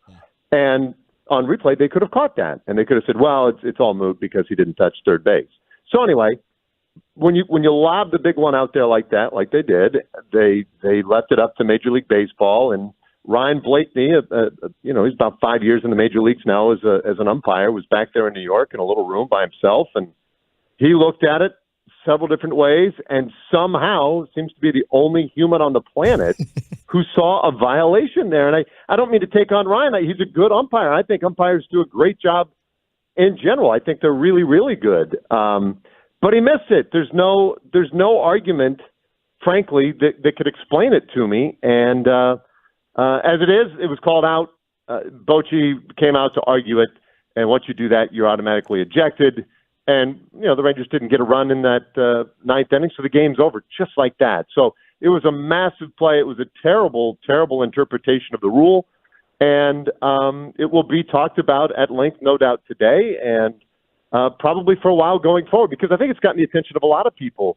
The rules, I'd say it's ambiguous, but I really don't think it's that ambiguous. I think it's pretty straightforward. And in that case, they just flat blew it. Is that the closest you or CJ's ever been to cussing on live broadcast?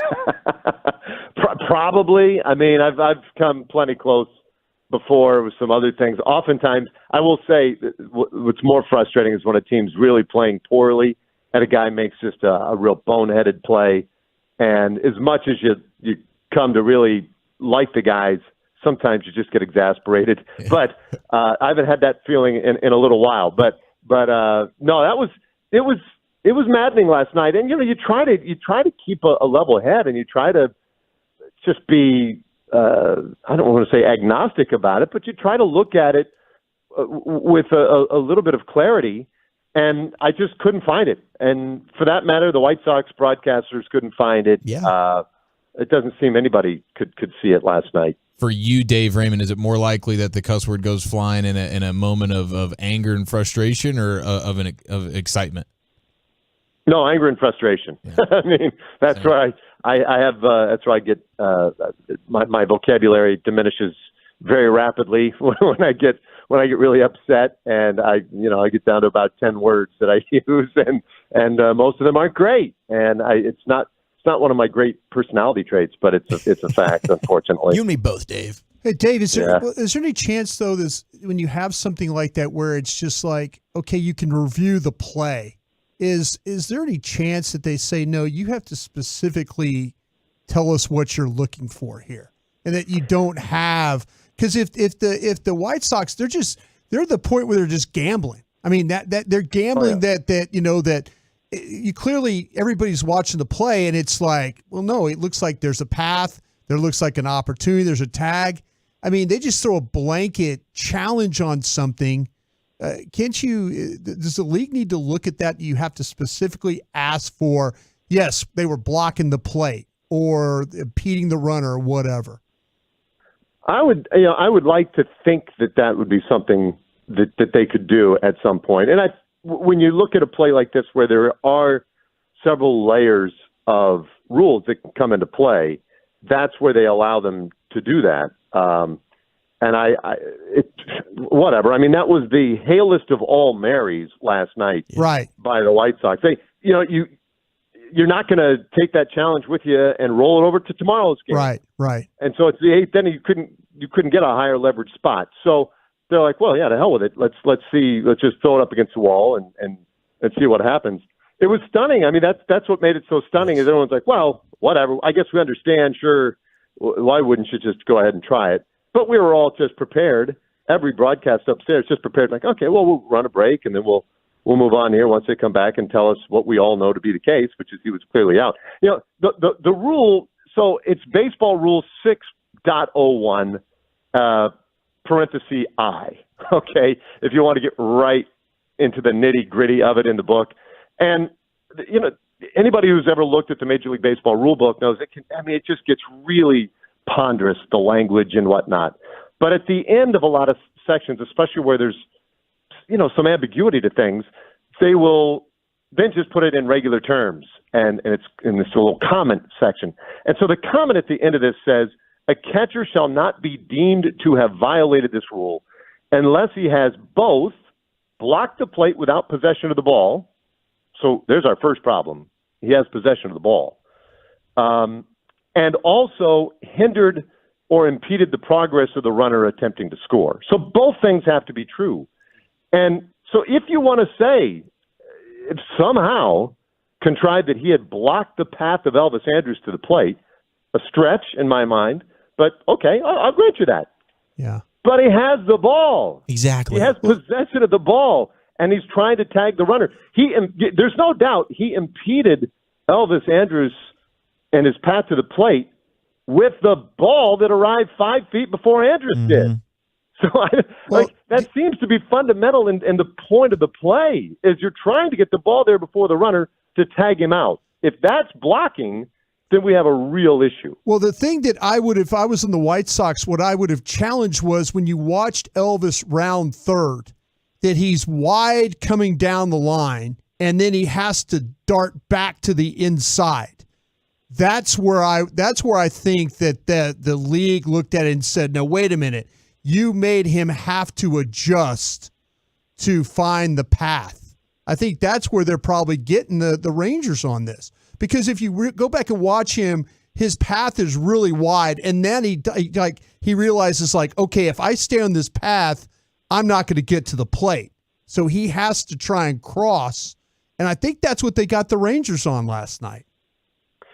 Well, TC I would ground rule love double to get, game tied. Sorry, Dave. Yeah. Yeah, well, I'd love to get that clarity if that's indeed what they think. But that's the problem with that is there are also the caveats in the rule about the catcher's ability to move to make the catch. Right. He has to have the ability to go get the ball, and so it's not actually a violation if you're in pursuit of the ball. Mm-hmm. Now, if you want to say that he got the ball and set up in such a way as to block the plate and block Elvis's path there, let's say to the outside of the plate. Well, the problem you're going to run into with that argument is that he had the ball, right? If you have the ball, if he has the ball, he can sit on the plate. He can cover every inch of it if he has the ball. So that's part of the rule. And that's the biggest part of the rule. He had the ball. Yeah. I mean, and that doesn't seem to be, there doesn't seem to be any question about that. So to your point, like, well, was he taking the angle that Elvis wanted? Now you're getting into some real gray area. And along those lines, see where I'd go with this, Brian, is, and this is, to me, this play was in some ways the most abhorrent of rulings that I've seen in a long time, but very personally satisfying to me because I believe in no replay. I think replay sucks, if you want to know the truth. Yeah, I think it's terrible. Yeah. And the notion that everybody has to be perfect, and and people love to say, well, listen, if we've got the ability to get the call right, we should just get the call right. Okay, fine. You had replay. You had the ability to get the call right here last night. Did you? No! You blew it! You completely blew chunks on that one. And so that's the problem. It doesn't make it any less controversial, any less argumentative. We have the same problems you had if this was adjudicated live on the field as it was. And my feeling is the guys on the field, and I've said this for a long time, umpires are really good. They're very, very talented. And they go through hell to get to where they are. They have put in all kinds of work and time and sacrifice, and they're quite good at what they do. And the guys there on the field, they know the moment and the context and everything involved in that play in those split seconds, and they make really, really good calls. They got it right. Right, they got it right. Yeah. And so, but now we're going to send it back to a dude sitting in a dark room in New York 700 miles away, and he's going to tell us what happened? Frustrating. Yeah. I mean, kiss my back end. There's no way. How does he know? He's looking through all these little peepholes of video cameras. He has no clue what happened. It's terrible. It's terrible. Let him know, not Dave. Not to mention, I'm sorry, but not to mention the fact that the game is, the entertainment of the game is that it's this live thing that happens with all these individuals out there doing their very best under very challenging conditions, and none of them are perfect. And we love to see the entropy. You can't predict it. You just don't know. And so to somehow then, after it's all done, all these moving parts, so, well, now let's sit back and let's digest it. Who did what right and who did what wrong? And then we'll make a judgment on what has happened. Well, what the hell is that? Why don't we play Stratomatic? Yeah. I mean, it's ridiculous to me. I love the fact that there are imperfections and that things can happen differently on the field. There's a great scene in the movie, what's the one with Robin Williams? He's the psychiatrist, Good Will Hunting. And he's talking, he's trying to break down the barrier with the kid, Matt Damon. And he says something to him about his wife, right? They have this great moment. Robin Williams finally speaks and says, my wife, she farted in her sleep. And she'd fart so loud, she'd wake the dog. And then you have to say, one time she woke herself up, and I didn't have the heart to tell her. And he tells the kid, the kid's laughing hysterically. And you never told her? No, man, no. People would say, like, those are the things that, whatever, the imperfections, man. Those are the perfections, the things that only I know, right? And the things that allow us to have that intimacy. And to me, that's life. And that's what baseball should embrace. Yes, it's not going to be perfect. The White Sox ostensibly could have been pissed last night that there was no interference called or no obstruction. But at the end of the day, well, it's the imperfection of it. Today, we have to be frustrated by it. And yeah, that's the imperfection of the replay system. But if you're going to market the replay system to me as like perfect and the answer, and it's going to correct all the mistakes, then it better do it right. And it didn't. Yeah. And so I say, let's just let life unfold in front of us imperfectly and hope for the best. Let's all adapt. Let's all adjust and enjoy what happens. And also, it kills the mood in the ballpark. Yeah. It's terrible for fans. I just hate it. Anyway, so in that sense, it served my purposes. Well, I love it. Dave, we got to go see About a Girl, but I did want to say thank you for the Welcome to the Jungle drop on the telecast the other day. I appreciate You didn't get enough support on that, Dave. Do appreciate that. That didn't take off in the moment, but we're working on it. We'll get there. It can only happen at home. You'll get more chances, I'm sure. Yeah, we'll get more chances. There's no doubt. Love it, Dave. Thanks for the platform, fellas. I appreciate you. No, you killed it, man. I'm actually gonna. I'm on the couch. I'm gonna package that last 5 minutes and repurpose it as a graduation speech. Yeah, I thought it was perfect, man. Radio Dave's a different animal. Man, you nailed Dave. it. You dominated. Thank you so much, and we'll catch up with you soon. Have a good call tonight in Chicago. There he is, Dave Raymond. He had the ball. He did, man. He did. It's just a continuation of the great coverage they gave it last night. Okay, it is time now to acknowledge the darkness descending across DFW. A hell of a storm going on out there. I feel like I've seen 8 lightning strikes in the last 2 minutes. Yeah. Plus TCU tied the game against Florida in the bottom of the 8th. It's tied at 2. And I thought that was high. That strike 3 was high. They should still be up, but at least it's tied. Okay, Sports Audio Bonanza coming up, Chief. Where are you taking us? Yes, we are. Charles Barkley, Gronk, Agent Zero, and more. That's next right here on The Fan. Okay, I want to talk about my friends at D&M Leasing. Maybe you need a new vehicle, and maybe this weather pattern right here is a clear reminder that, you're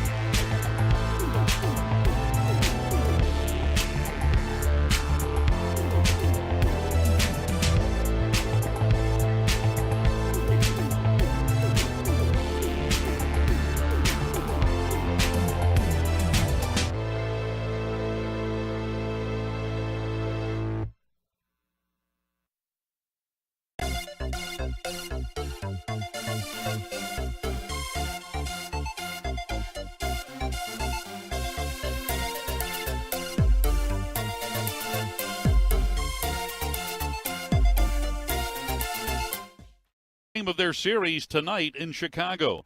Hi, everybody. This is Matt Hicks inviting you to join Jared Sandler, Mike Peasley, and me. Our coverage of tonight's game gets underway at 6:30 on 105.3 The Fan and the Odyssey app.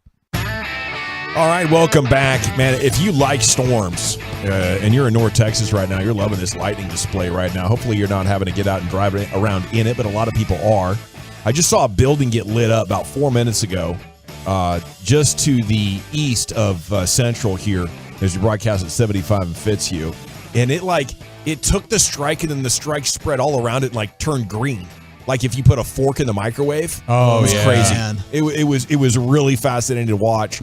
Here's Chia Follow with more fascinating content. This is wild, dude. What a time right now. Looking outside, it's getting worse and worse, it looks like, by the second. Darker, cloudier, rainier. These lightning bolts are as powerful as any bolts I've ever seen. Tim and I, we just watched an airplane land at the airport right there. You know, air has been canceled for 45 minutes for us so far? Yeah.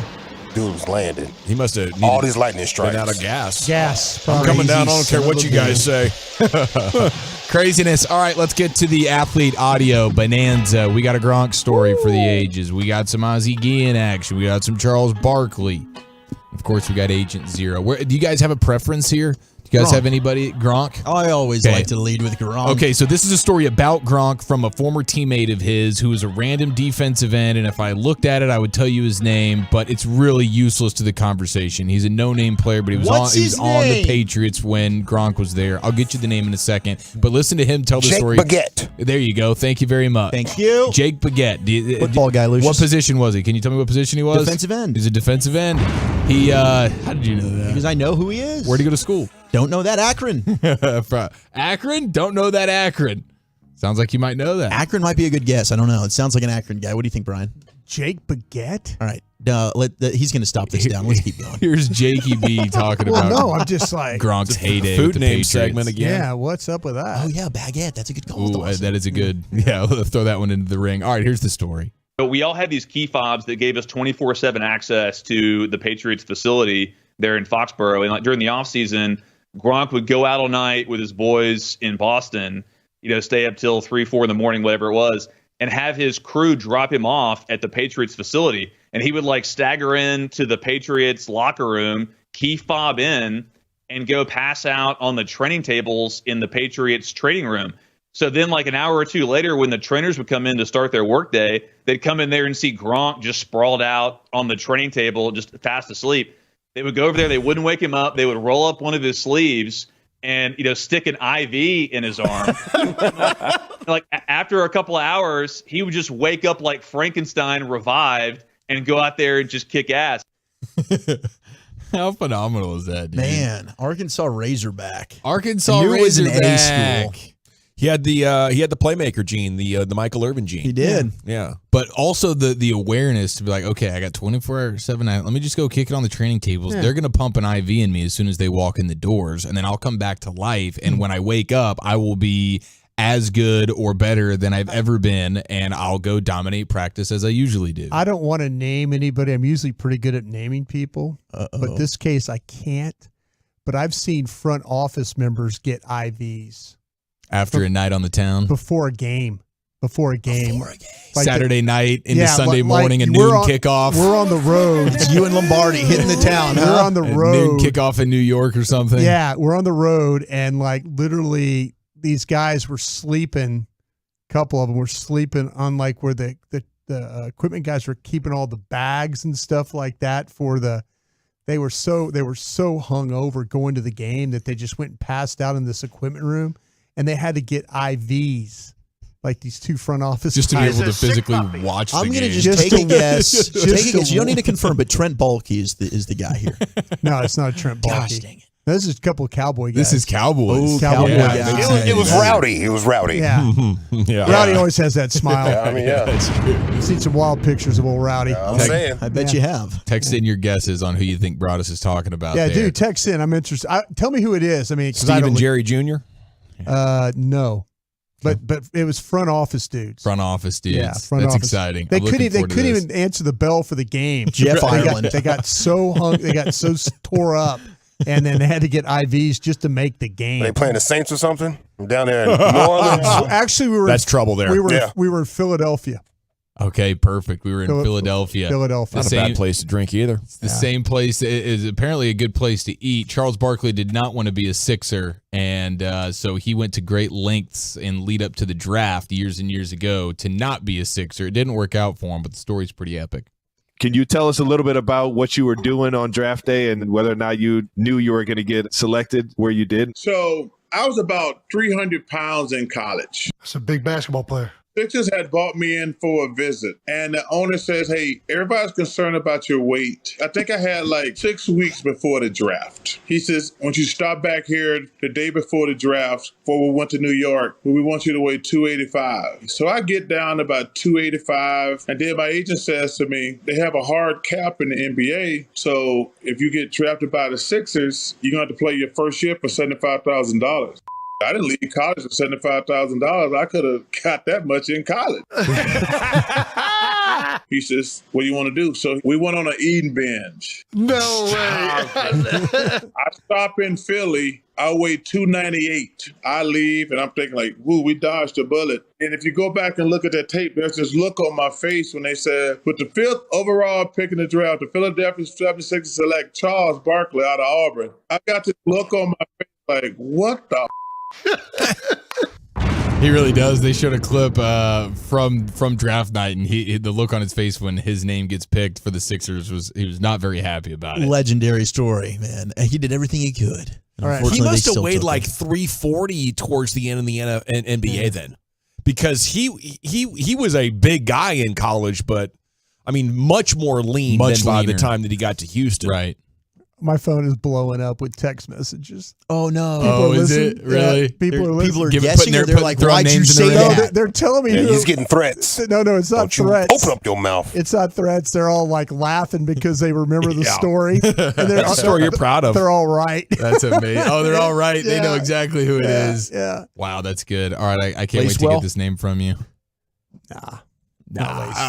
That means it was not Lacewell. I think you might be barking up the right tree there. Lacewell. getting wild tonight? Yeah. Lacewell, one time we were at the combine, and that's when he had too much to drink, and Jerry put him in had these I know that story. He can't handle it. Yeah, that horse-drawn carriage. Jerry gave the lady like $200, and the next morning we're getting the time and players. And Lace goes, man, I had this dream. It was hooves hitting concrete. You know, he was like, he put him in a horse-drawn carriage and told the lady to drive him around the city. That wasn't a dream. And they put a blanket on him, and he was laying in the back of the carriage. Oh, it was hilarious. That is pretty special. All right, there's your Bonanza, boys. Appreciate it, an audio Bonanza. I feel like that was half a Bonanza. Yeah, we can unload more Bonanza. Well, we had so much Dave Rant. You know, I mean, we had a good talk Dave with was Dave sounding off. Well, yeah, I think he won the 6 o'clock sound off and G-Bag of the day in the same phone call. That was something, as Dave's still very frustrated by last night's call. We're about 30 minutes from Wooly Bully's Top 10. We are coming up at 5 o'clock, what Dak had to say as he was in an event today at SMU. But the bet payoff pyramid is next. One of us is going to have a bet payoff coming Friday. It will be determined next in the G-Bag Nation. I want to chat Frankles with you, though, because, you know, if you're hurt in an accident, it's not your fault.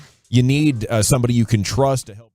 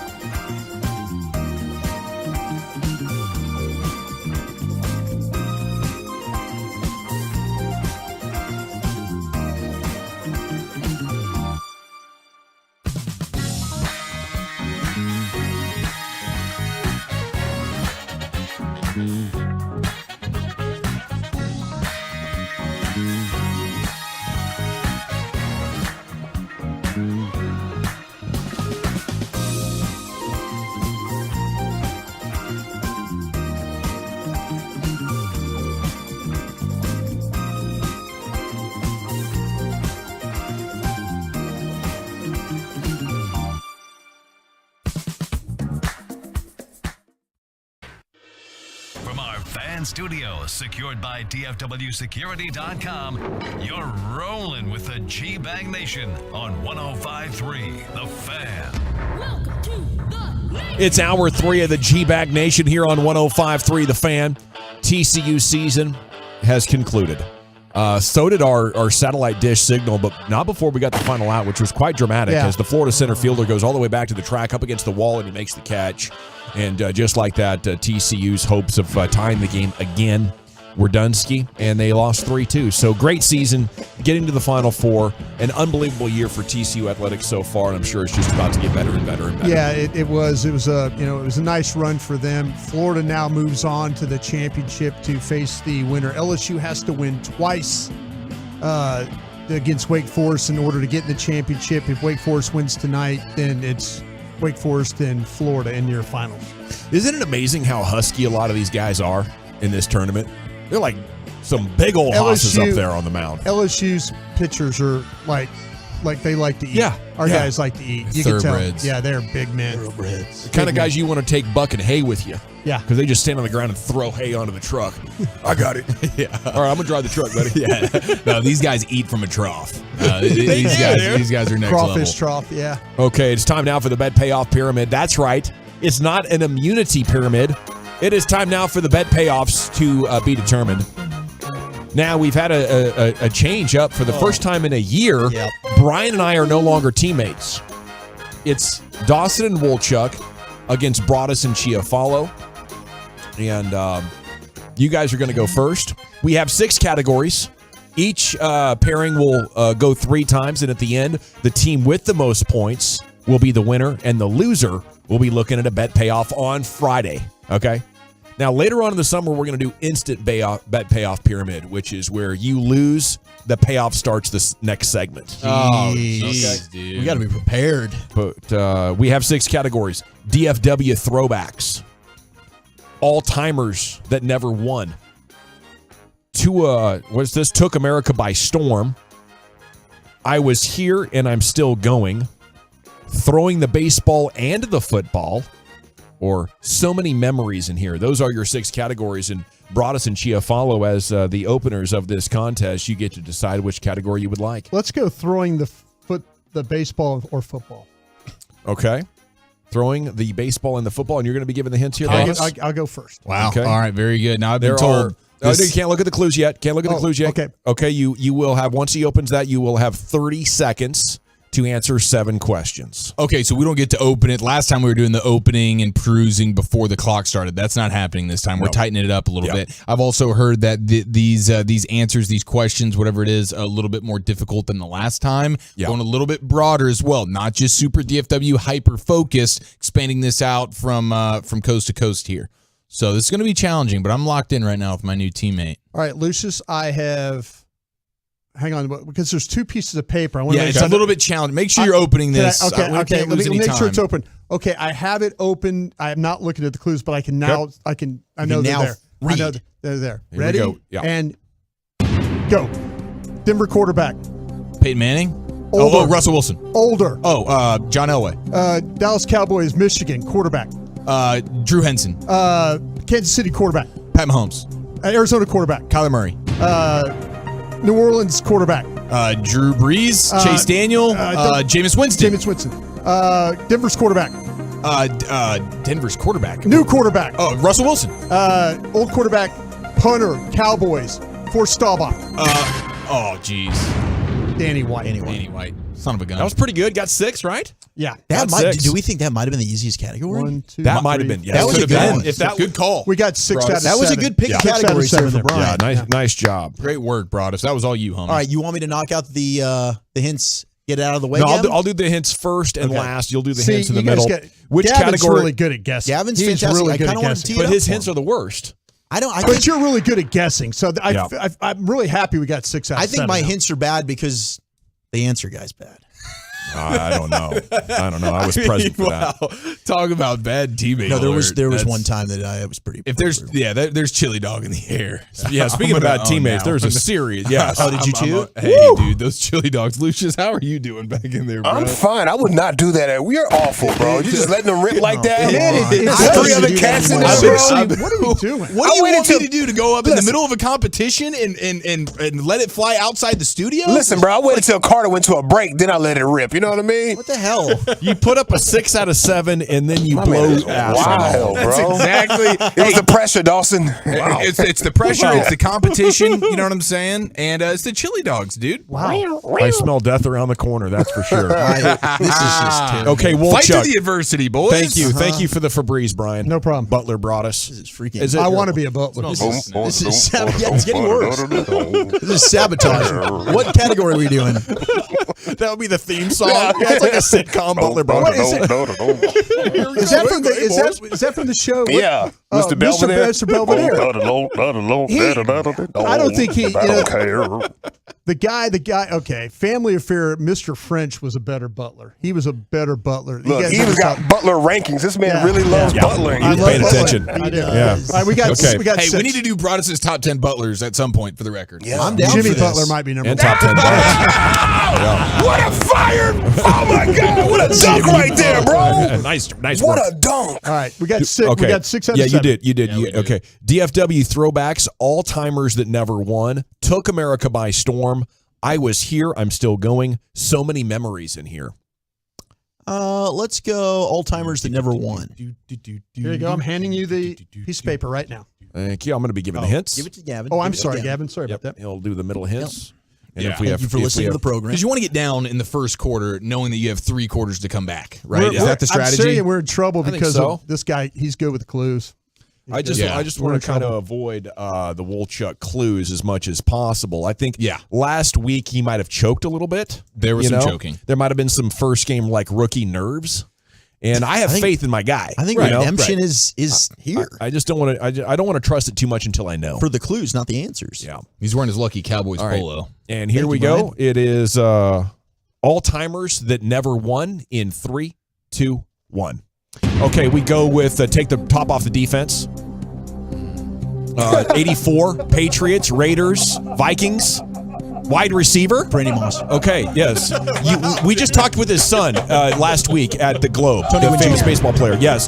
The football player from Buffalo who R.J. Choppy insulted. Jim Kelly. Yes, the answer with the crossover. Allen Iverson. The best running back in the world, not Emmitt Smith. Jim Brown. Detroit. Walter Payton. Detroit. Barry Sanders. Yes, the kid in Seattle. Baseball, left-hander. 1989. Oh, it did. We got 5. We got 5. We're in this okay. thing. We're hanging out there. We're in this thing. The first one, I was just That having first- a total brain fart. Take the top off the defense. I'm like Bullet Bob Hayes. Like, he definitely won one. I'm trying to rack my brain there. You remember Randy Moss saying the famous quote, the famous drop. Yes. I also remember him moving in Lambeau. I know my role. I know what I'm here to do. We're in this thing. loves a guy. We got this. We're right. We got 5. 6 to 5. We're fine. Yeah, Broadus has to guess now. In a good place. That's tough. Here we go. So Here many we go. memories. I was here. I'm still going. Let's go with DFW throwbacks. DFW yeah, I think that's your wheelhouse. Absolutely. Oh, I'm sorry. Okay, very I good. didn't throw it very far. It's okay. It's all right. Throw it back. Throw it back. All right, DFW throwback. Bust down, Tatiana. 6-5. It's such an underrated song, dude. It's a good one. Bring man. that one back. All right. I'm going to open it. I'm not looking at it. I'm just getting it prepared here. You're prepared. He really conceals these really good. Okay. All right. I think we're good. Ready? Brought us? Eyeballs? Good? Ready. Okay. Here we go. Okay. Let's see here. The Matrix. Mavericks champion. His nickname was the Matrix. Weird jumper. It was a great role player. All right, no problem. We'll go with the legendary Dallas Star. Should have a statue outside of the AAC. Madonna. Yes, sir. Tight end, kind of a bleep hole, eats the steaks and just takes it with him. Old school. He takes Mike the Ditka? food. No, newer school than that. Jay Novacek. And you said my hints were bad. Holy Dawson is trash, bro. They should put the camera on Dawson that whole time. Sean Marion seemed pretty obvious. No, I couldn't. But Jay Novacek. Remember he's the guy that takes the food and ruined it for everybody. I know, but I thought it'd be specific to Broadus. No, that's fair. That's fair. What, we get one? I think you got two. No, we got two. The Sean Marion hints were good. Yeah, those are good. Those are good hints. Yeah. That's it. Yeah. Okay. Okay. You sure about that? No, you shouldn't feel bad. You should. I don't know who to blame there. I mean, I don't know. Was Jay Novacek a bad one? I might have been bad on Jay Tight Novacek. end Cowboys. That's what I said. Tight end Cowboys, throwback. He takes the food from the... You said throwback after the time was already gone. I don't believe so. Give me the hints. Mom and Dad are arguing a little bit over here. You got this. Enjoying the show. They're falling apart. The bench is falling apart over there. Father and son. Man. Got this in the bag, boys. The door swung open, Wolchuk. The door Would you swung like wide open. took America by storm? I'm trying to figure out. Sorry, who to that was blame so here. awesome. That was I feel like I just won a championship. Broadus is obviously going to blame me, and I understand that. I'm trying not to because plan the he parade would. right now. We're not. Who do you feel like was most at fault? I don't want to talk about that. I'm in my zone. I lost the Matrix thing. I lost that one. Yeah, and unfortunately, that was the first one, so that just pass slowed us down. Pass it next time. Took America by storm. So many memories in here. I was here. I'm still going. Took America by storm. Wait, what's the score for the record? 8-5? 8-5. Okay. Oh, we got a little handoff, little I formation I'm doing handoff. them here, okay. All right, now Wolchuk's doing him here. Okay, took America by storm. Took America by storm. Broadus, I'd like to apologize once again. No, I feel. And 972 makes a good point. The category was throwback. Like it was throwback. What was it? Throwback DFW. DFW throwbacks. So that it should have been a given in some people's opinions. That's what I thought. This could be horrible. We'll see. We're gonna crush this. Can't get worse. Tell me when you're ready. Took America by storm in 3, 2, 1, go. Rangers pitcher from Japan. Colby Lewis. From Japan. No, Yu actually Darvish. Japanese. Yeah, yes. Yu Darvish. One of the greatest English football players ever. David Beckham. Yes. Okay. Spurs champion from Argentina. Spurs champion from Argentina. Ginobili. We're going to skip this one because I don't think you're going to get it.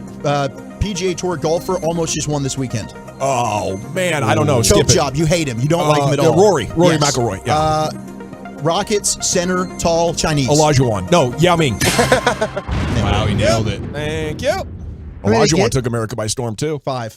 The Colby Lewis one, Would you have gotten Ezekiel Ansah? Ziggy Ansah? The Like comedy. BYU defensive end that played for the Lions? That would have been a challenge. I don't think you would have No, gotten Ziggy I would not have gotten Ansah. That Ziggy would have Ansah, been no. a challenge. I skipped that one.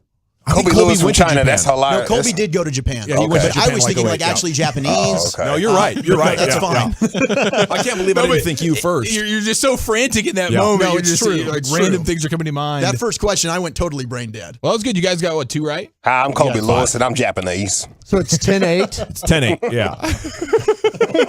Yeah, I'm from Japan. 10-8. Which one are you going with, Broadus? So many memories here. So many memories in here is what it is. So many memories in here. In here. Okay, and you're doing the hinting. I'm doing the hint. It sounds like we've found our roles. Yes, we did. Found out the hard way. We did. What's the score update just for the record? It's 10-8. 10-8. Okay. Oh, very good. All right. Doable. Opened. Go. Boston Arena. Oh, I said Boston. Oh, the Boston Garden. Pasadena Stadium. Rose Bowl. Los Angeles Stadium. Baseball. Dodger Stadium. Chicago Football Stadium. Wrigley Field. Oh, Soldier Field. Dallas Stadium. Old. Texas Stadium. Old. Older. Older Texas College Stadium. football. Cotton Bowl. Boston Baseball. Fenway. Irish. It's okay. It's pretty good. Notre Was that Dame 4? Stadium. Yeah, Notre Dame's. No, 6. Yeah, it was 6. No, it's 5. It's 5. Because you bleeped up on the Boston. I said Boston. Which is a little difficult. Yeah. It's in the name, but I get it.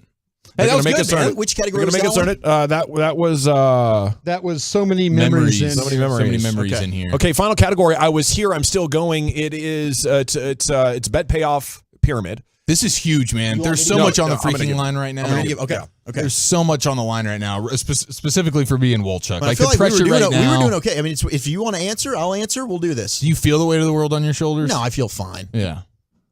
How many do we need? You need we 7. need 3 for the tie, 4 for the win. Yeah, 3 for the tie. What is Brian doing? He's trying to psych What's out. our category? Yeah, that was a good attempt at psych out. The category is I was here. I'm still going. I was here. God, this is weird. Okay. I'm still going. Could be anything. This could be so many things. We are starting in 3, 2, 1. Oh. Okay. Oh, the slide last night. The player that did it, former Ranger. Elvis Sanders. Yes, the cowboy that went to the Dolphins, the wide receiver quarterback guy. Wide receiver quarterback guy. Yes. Byron Jones? No. He was a wide receiver and he threw the ball for the Cowboys. Oh, Cedric Wilson. Yes, we keep. Okay. The wing that went to the Nets in the trade for Kyrie Irving from the Mavericks. Oh my gosh. Go next. Okay. You got the Houston Texans. That's Spencer Dinwiddie. Okay, no, the other guy. The other guy that went to the Nets. Oh, Dorian Finney-Smith. Yes. Okay. Yes. We tied. There's been so much basketball happening. Oh, thank God. I did not lose. Neither of us technically I will lost. not be doing a payoff. We've got to have a tiebreaker. There's no tiebreaker. The Woolly Bullies top 10 at 420 is coming up next. What was after Dinwiddie? Or he was yelling at you, bro. He was gonna smack you in the back of the head. Oh, I wish I wouldn't have messed up on the Boston. The Boston one we have, and it's okay. I couldn't. The Matrix, Sean Marion, I did. Fugazi, The other guy. Randy Moss, Dorian Finney-Smith, Spencer Dinwiddie. I'm a better giver of the clues. I'm a good clue giver. You are. That was a nice job, guys. You're a giver. Yes. Well done. Real gentleman. A decent tie, and I guess that means The coach came out in Dawson. I guess that means No, I hear you. both nosebleed guys blow a payoff. The tie. I'm upset. We should have had that Goes one. to We the should have gotten that Crosleys. fourth answer. I shouldn't have gone back. Yeah. Should have just kept going. He said skip it. Who was involved And in then the I was Kyrie still trade? thinking about it. Skip it. So many damn trades. Boston just traded for KP. I'm thinking, what the hell? I don't know. God bless those kids.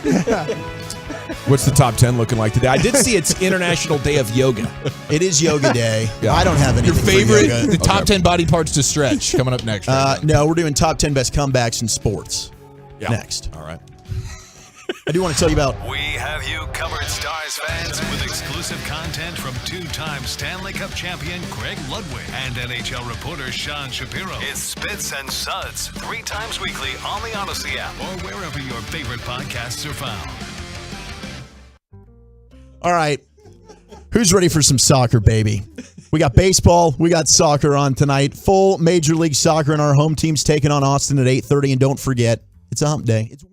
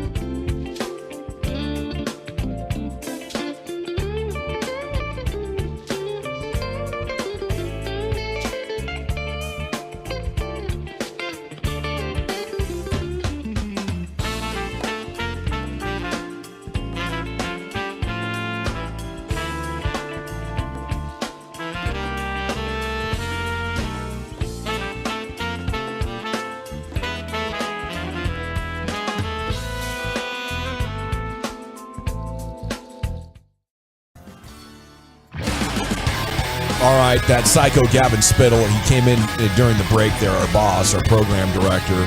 He wants somebody to pay off, so he has agreed to create a final lightning round to determine the champion of the bet payoff pyramid. We're going to do that to kick off the Expressway at 5:20, okay? We just played 3 rounds of Pyramid. We ended up tied at 13. So we needed something to determine the winner, and we'll have overtime coming up at 5:20 here in the G-Bag Nation. If that doesn't work, I think Woolchuck should have to do 2 bet payoffs for that last round. I think that'd be a good resolution. I think we can all get on board with that. The one thing that is, it happens so fast, and you're trying to remember names. That's the thing that, it's blank. Yeah, when I saw your eyes cross at one point, I was like, "Oh, whoa. we're bleeped here." Yeah, the Matrix almost short-circuited brought us his brain. I could not remember him. I'm sorry. It's okay. No, you're good, man. You're good. Segment's brought to you by Soda, and it's brought to you by the Frankels. There's a reason you need a special license to drive a big truck, so companies that hire drivers, put them in a big truck, should be held accountable for what happens when one hurts you. Frankly, you need Franklin. Frankel consultation's always free. Truckwreck.com. I feel like I put Brian at ease, and we've developed good chemistry in these games over the years, and the chemistry just a little bit off. And I also think my competitive intensity intimidated Woolchuck a little bit, put him back on his heels. No, I don't think that. I think it was just brain fart situation. Happen. And there were 2 wings in that trade. I was about to brain fart on the John Klingberg hint. I had no idea how to. That's okay. Heck, I'm about to real you didn't say Boston Garden. Okay, if you're going to chili fart, then just take yourself outside real quick, because that was also rough. Nuclear. Chili dog fart, I should say. Yeah, that should have cost them a point right there, Woolchuck. And we would have won on that. But hey, we're going to get them in the overtime. That's right. We got this. Have you decided who's going to give and receive clues? Have you decided that yet? Who's the better receiver?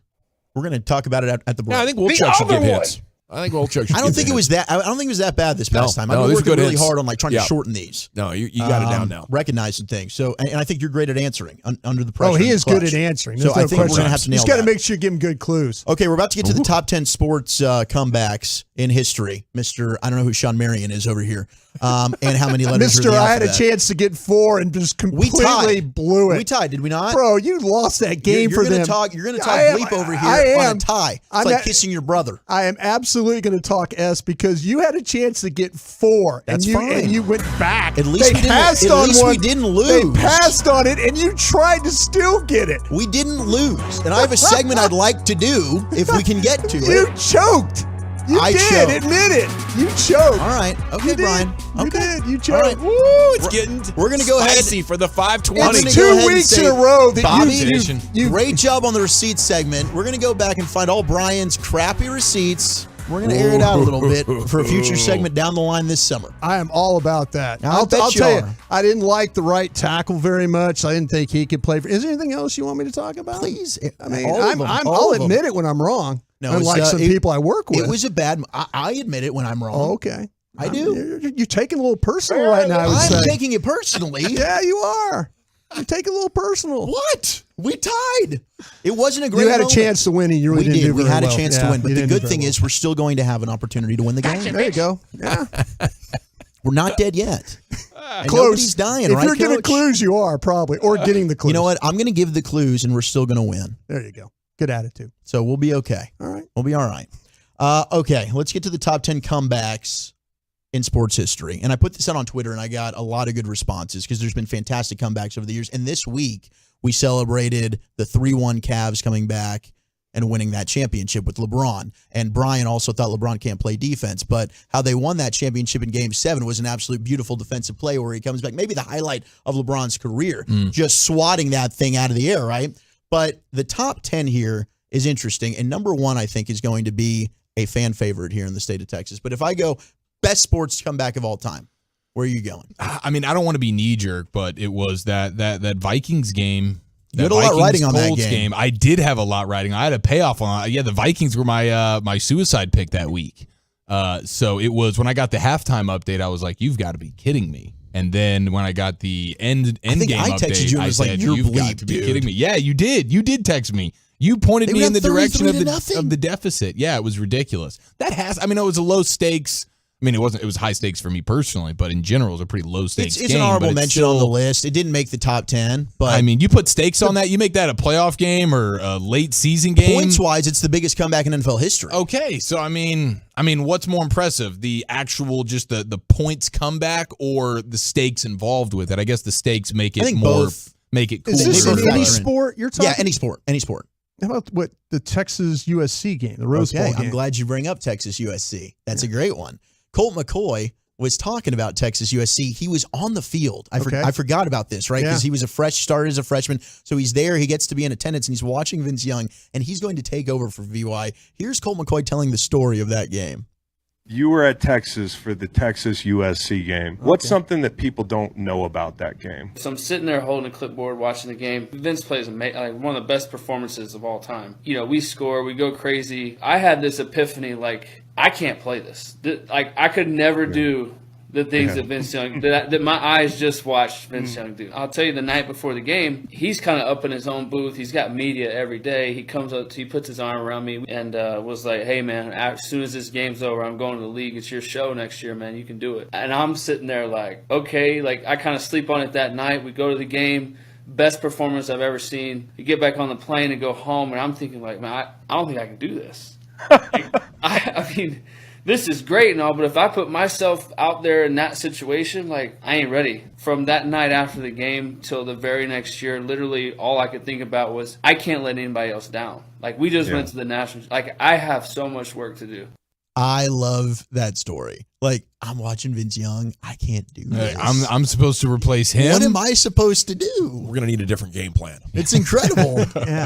Yeah, I mean, you couldn't be talking about more polar opposites. Like, Vince Young is a giant athletic specimen, and then Colt McCoy looks tiny by any measure at the quarterback position, and he doesn't have, I mean, anywhere close to an athletic bone in his body the same way Vince does. That would be daunting. Yes. Was it game 3 or game 4 of the 2011 finals where the Mavs were down 15 with about 5.5 minutes to play? I think it was game 2. Game 2. Yeah, that's definitely up there. And Dirk comes with the left-handed. They take the lead.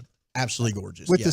I was thinking about just Cowboys ones. How about the Falcons game with the watermelon onside kick? Yes, also the divisional playoff game. What was it, 1980 against the Falcons? But yeah, the watermelon. That was in Atlanta. That was at Fulton County. Yeah. How about the watermelon kick? I did get on Twitter as well. That was one that people were like, "Long live the watermelon kick." Then people were making Rangers jokes against when they come back against the umps and all this stuff. But number 10 on this list, we go to college football. It's 2006. Michigan State and Northwestern. Northwestern got up 38-3 midway through the third quarter, then imploded.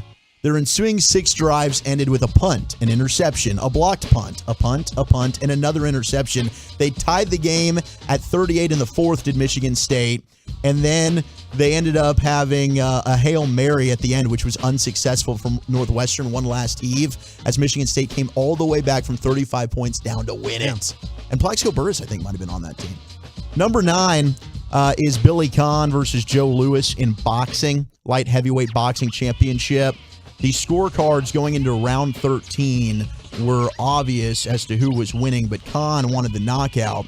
Got a little too loose to Lewis in order to try and get one, and Lewis ends up coming back and winning that fight, and Conn ends up losing $1 million after losing. So you're dominating a guy for 13 rounds. You're like, no, I'm going to let him hang around here. I want the KO. Then you end up getting KO'd. That's heartbreaking.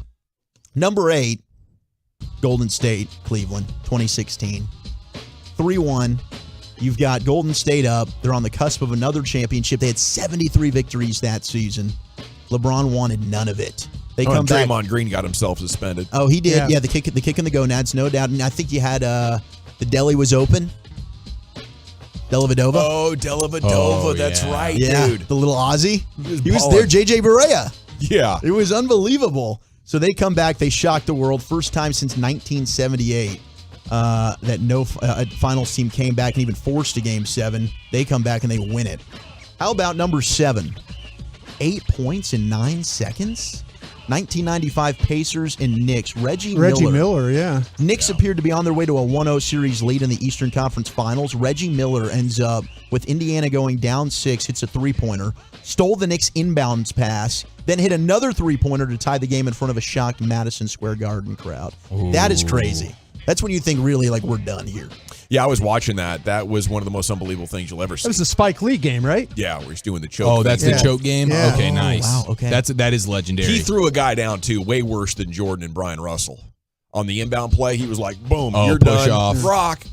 All the old two-handed push off. Yeah. Well, didn't Tracy McGrady have an epic? McGrady did have an epic one. That was on an honorable mention on this. There's 30 on here, so I just did the top 10. But McGrady did have like a 13 points in like 30 seconds. Yeah, just like crazy deal. Yeah, he absolutely did.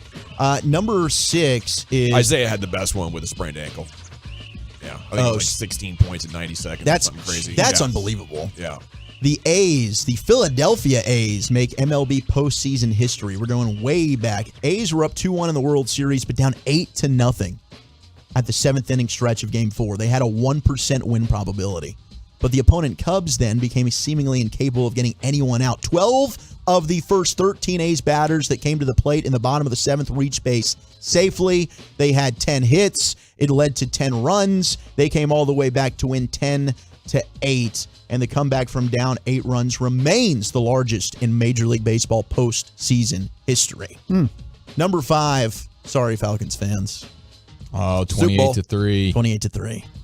That's number 5? Number 5. Wow. That's crazy that's number 5. I know. Yeah, I know. And all the 28-3 jokes that we see to this day from Matt Ryan. Yeah, I mean that's a giant comeback, and it's in the dang Super Bowl. Yeah. So the stakes are as high as they could possibly be. No I'm doubt. looking forward to the next 4. 1994, Kentucky and LSU. Imagine being up 31 points in an SEC game. That's true, LSU, yeah. 15 and a half left in the game and losing. They lost, yeah. That's what happened to LSU in a defeat to Kentucky in what's college basketball's greatest comeback / meltdown in the sports history. What year? When was this? This was 1994. 94, yeah. They hit 11 three-pointers in the final 15 and a half minutes of that game to come back and win. That's impressive. That is as nuts. Freak, especially that day and age, right? I mean, like Yeah. early 90s That- 3-ball. Not really a big 3-ball. Number 3 is the comeback and the wild card. Oilers, Bills. Yeah. Frank Reich. That's Reich, been texted yeah. in quite a bit. Absolutely. Bills ripped off 35 straight points to take the fourth quarter lead. Number 2, the Red Sox end the curse of the Bambino. You're down 0-3 in the 2004 American League Championship Series. 3-1. You have the Kurt Schilling bloody sock game in Game 5. They come all the way back. They go to the World Series, and they win it by sweeping the Cardinals. But number 1 is the greatest high school game ever played, right here in the state of Texas. Oh, it's been texted in. John Tyler versus Plano East, baby. 41-17. John Tyler, 24-point lead. Plano East comes all the way back. They get a 44-41 lead. 24 seconds left, and this is what happened. Tyler put it in the bag, didn't they? They took their uniforms off. I told you I saw them on the sidelines. They had them off. Well, I'm going to tell you what, Channel 8, Channel 5, whoever them other big boys, they've done packed it in too. They didn't get any of this on camera. We got it. Sell it to them for a premium, you man. Dang right. Sell it to them for a premium. Here's the kickoff. 24 seconds left. Terrence Green boots it high and deep. Going to be all right, just seconds run. 3. Got a crease. Oh, no. Oh, no. Oh, my God. Oh, my gosh, no. Come on, no. Oh, gosh. I don't believe it. God bless him. God bless those kids. I'm sick. I want to throw up. Oh, my gosh. Roderick Dunn takes it 97 yards, touchdown. Oh, God bless him. Brutal. Amazing call, but that is the greatest comeback in sports history. Thank you, Wooly Bully. Top 10 every afternoon. What all went down at Stephen F. Austin with this bowling team? Dak talked. We'll give you the quotes coming up at 5 o'clock. And then at 5:20, the final round of the bet payoff pyramid. But yeah, Stephen F. Austin bowling is next here in the G-Bag Nation. We have to chat Diamonds Direct.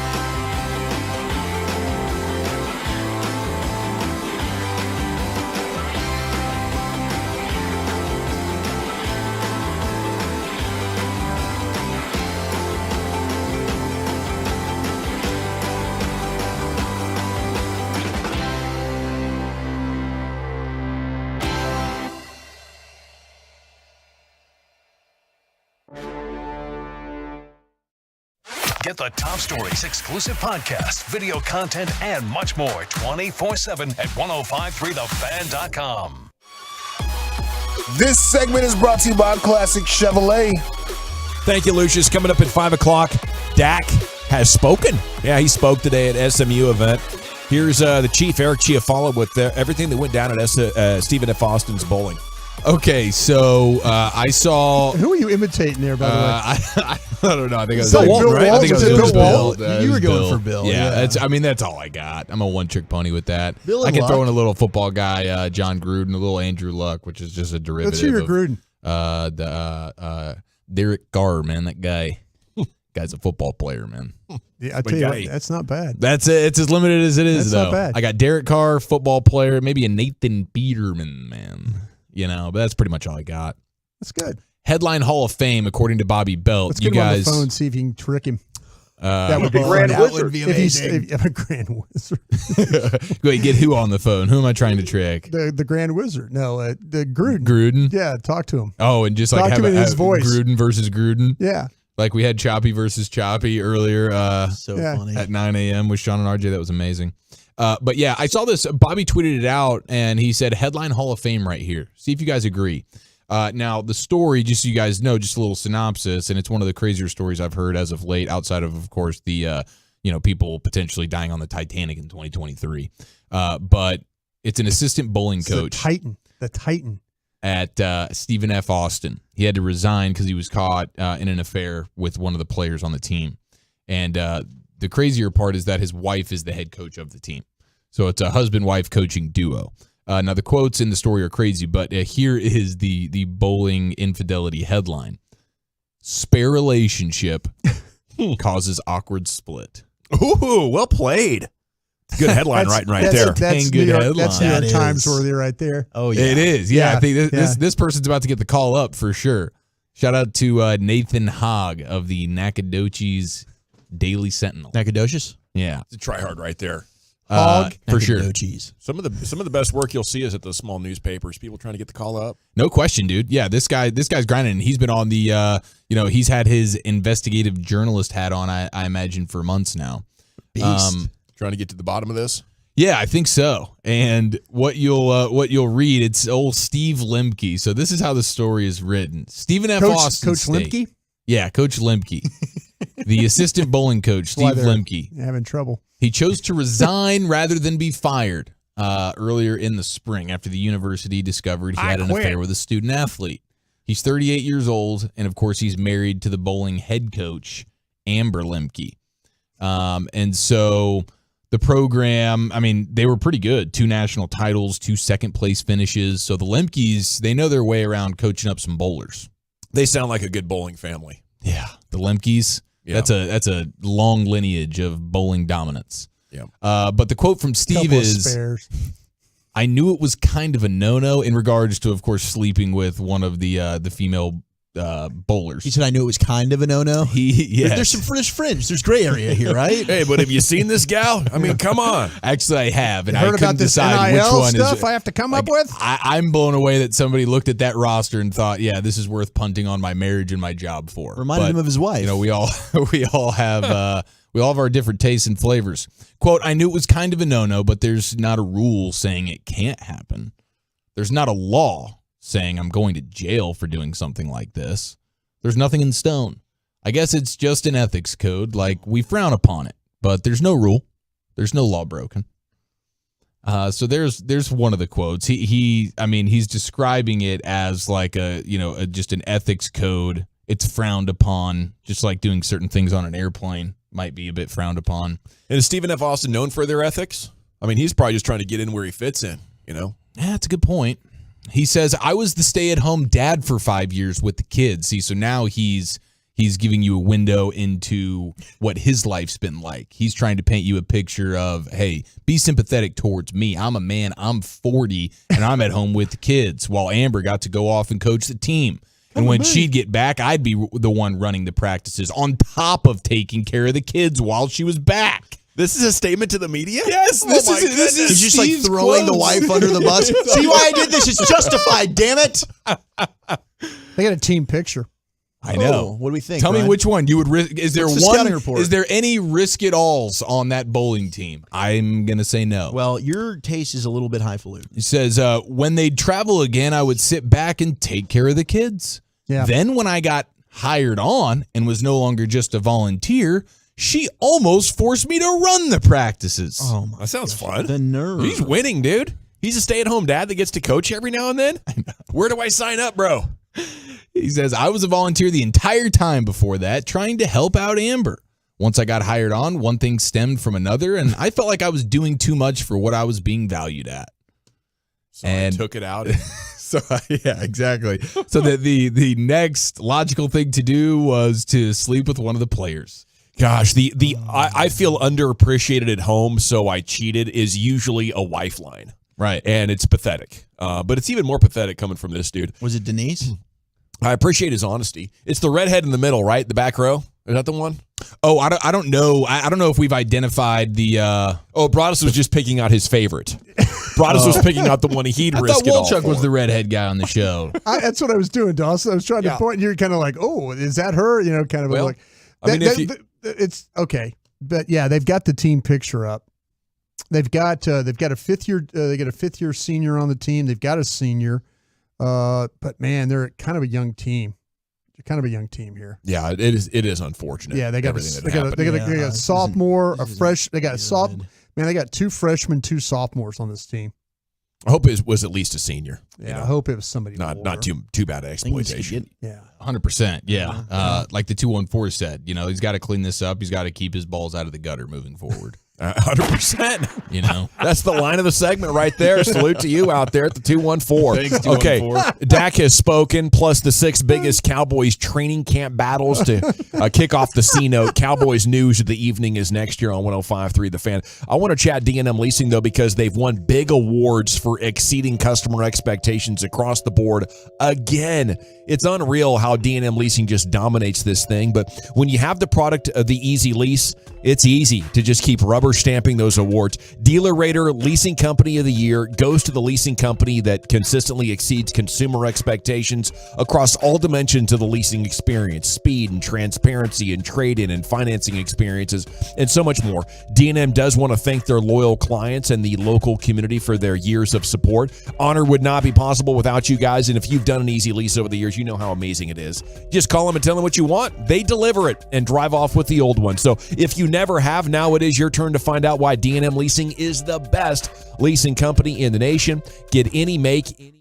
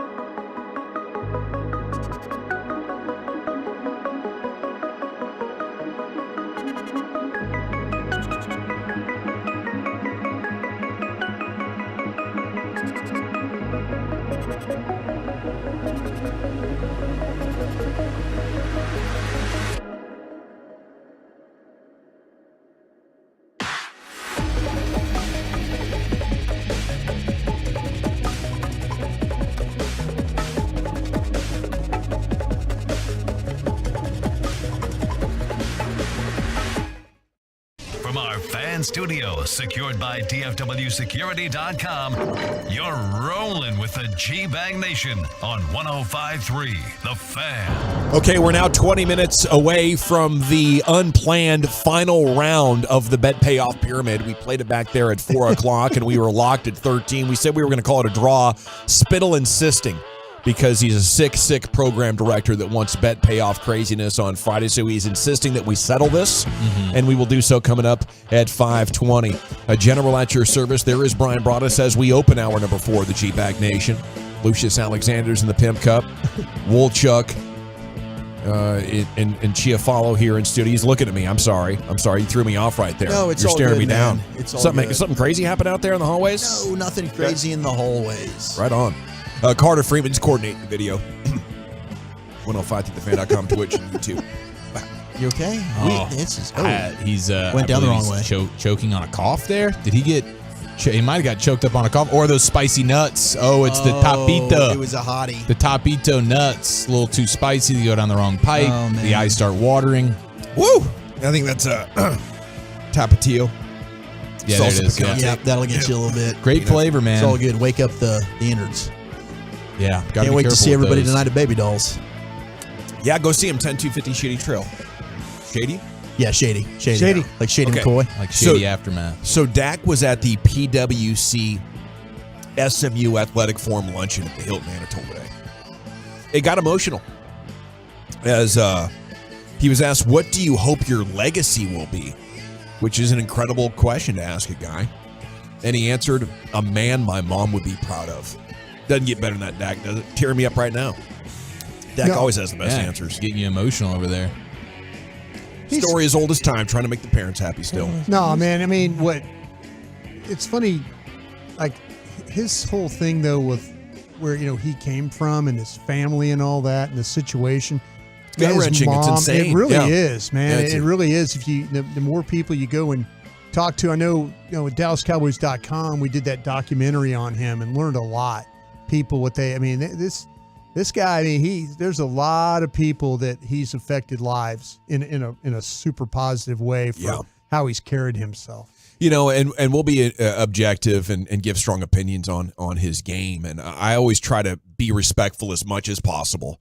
And I try to blame it on the front office as much as I can or others, if possible, because Dak is just such a perfect 10 when it comes to the kind of guy that you would want representing your franchise. Absolutely. Sometimes we can separate, the on-field and off the field. Off the field, he is everything you want in a franchise quarterback. As a professional, he says all the right things. He's a tremendous human being. So outside of that, a couple of headlines made from his talk at today's SMU event. He said previously he'd said he hopes the Cowboys will bring Zeke back. That's my best friend. We'll continue to work, continue to push each other. He looks great. I'm excited for whatever opportunity he has coming up, and I'm always his biggest fan. Doesn't sound like Dak is hopeful. I can't rule it out. Where are you right now with this whole Zeke thing? I feel like it's a good idea to see what you have, but after the first or second preseason game, I would not be surprised to see them want him back. I think there's two spots you're going to keep an eye on, linebacker and running back, or two that maybe that Will McClay would say, okay, this is not the direction that I thought this was going to go. And I could see him potentially trading surplus, whether it's the defensive lineman or the offensive lineman that he has, maybe one of these defensive backs that he might trade to go get a position. But it also might be that Jerry Jones, as a general manager, steps up and says, listen, if we're talking about adding a running back, let's just go ahead and just sign Zeke. I could see that happening too. But I think that those two spots, linebacker, running back, would be the two that they would, if it doesn't look like it's going to be as good as behind the starters, then I could see them absolutely. Do you think that's much, we talked about Odell Beckham Jr. Yeah. And now that would be a Jerry move. Do you think if they did decide, bleep it, we're bringing back Zeke, that's all on Jerry as well? Absolutely. Absolutely. I think the coaches could like it as well. You know, when we went into the offseason, it was like, okay, they're going to get some guys in here, but, you know, I'm hopeful for Deuce Vaughn. If you don't have top-end speed and size in college, the chances of that translating to the NFL aren't great. And they have two other journeyman-type players. I assume they'd bring in more speed and more talent to the running back position. I don't think it's going to have to take Jerry. I think there's going to be members of the coaching staff and on the offense that are like, guys, it was 4.2 yards per attempt last year. It's not like he'd fallen off like Marshawn Lynch and Adrian Peterson did when they were still getting reps. This would not be the worst running back that the NFL has seen over the last decade. And we don't have much at all after Tony Pollard. Nothing we can, really There's trust. nothing proven. And we've heard a lot in the offseason how they're putting more on pass protection from their running backs. Yes, nothing proven. I think it lines up to at least be interesting. Sure. I don't want to totally swat it out of the air like maybe I was in March and April. Chief, where are you at with it? Yeah, I mean, I certainly hope it doesn't come to this, but it will not shock me at all if we get to a point where they want to bring him back, and then you add on the idea just from the business standpoint, right? He's going to have to wear a new number. Stephon Gilmore's got the 21, so he puts on the Ohio State number 15. Jersey sales go spiking, and Jerry's got the smile. I like that number 15, Luke. That's a good number. It is. 972. Lost my mom 20 years ago when I was 6. The way Dak carries himself and honors his mom is the reason he's my favorite quarterback. Respect, dude. No doubt about it. Okay. He also talked about all the running backs that are out looking for new teams. He says, I think the position's tough. All those guys are dynamic, can still play, and have a lot left in the tank. I hope all of them make the right decision and not just jump on whatever's fast. You're never surprised about what this league does. You always have to understand it's a business and try not to take anything personal. Zeke's out there. Dalvin Cook is out there. And Joe Mixon might become out there for the Bengals. Yeah. I mean, 3 of the biggest names that have come out of the draft in the last decade or really 6-7 years are all available right now. And it's a tough spot to be in, and Dak understands that. I think you do have to maybe not jump at the first thing, but once you see good value, take it, because oftentimes that's the team that you're with's best offer. And if $5 or $6 million isn't what you hoped for or planned, just adjust your retirement, payouts. That's what I would do. $4, $5, $6 million bucks. You're going to give me 2 or 3 years. We're at a point now where if you're hoping to hit $12 million or reset the market, that ain't happening.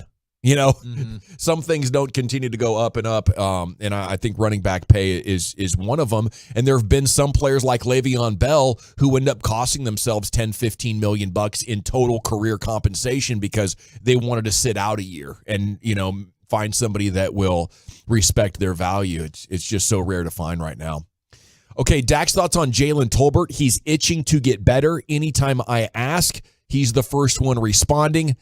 He's there with the right approach. That's good news, man. That's good news. That's what you're going to need if you're going to bounce back from the year that you had last year. You're going to have to be, you got to be that guy raising your hand. Yeah, anytime we can get to the Dak yard, anytime we can put some extra work in, I'm in. I want to be in Dak's hip pocket at all times. So that's encouraging. More eyeballs at training camp on him or Gallup? Him. Yeah, I'm going to be surprised if Gallup isn't good. I'm going to assume he's doing well. And the unknown is how good is Tolbert going to be. I'll keep the eyeballs on Gallup then. Yeah. Because I'm nervous about him. Well, our coverage will be fair and balanced, as always. And I'm not expecting great things from Tolbert, but I can't rule it out. Some guys can take confidence wherever. I'm entering a new room. I've never met these people. I'm going into a new sport, don't know how to play it, but I'm the best, right? Other guys have to get there, figure out the whole sport. Then they're like, okay, now I'm the best. And if that's Tolbert, I'm keeping my fingers crossed, but that's the angle. If that was his best effort last year, it's over. And the man never had a shot. And we shouldn't be surprised as a 3rd-round wide receiver, that has some pretty significant bust potential. If you even call it a bust in the 3rd round. A guy can't play in the 3rd round. Surprise. I'm not surprised. Well, it's just what happens. Well, they were talking about taking him in the 2nd. I know that's well documented. Yeah, they thought very highly. They thought very highly, and they're giving him every chance to succeed. They've been great with late-round defensive backs and middle-round wide receivers. I mean, they have some real sweet spots, but even then, it's an inexact science. Okay, how about Dak on Deuce Vaughn? I'm excited. That was a pick you get excited about when you see that story going into it, knowing who he was, knowing his dad, thinking about how cool that would be if you could make that happen. I think he's going to be a very talented player that can help us immediately. There's your opportunity.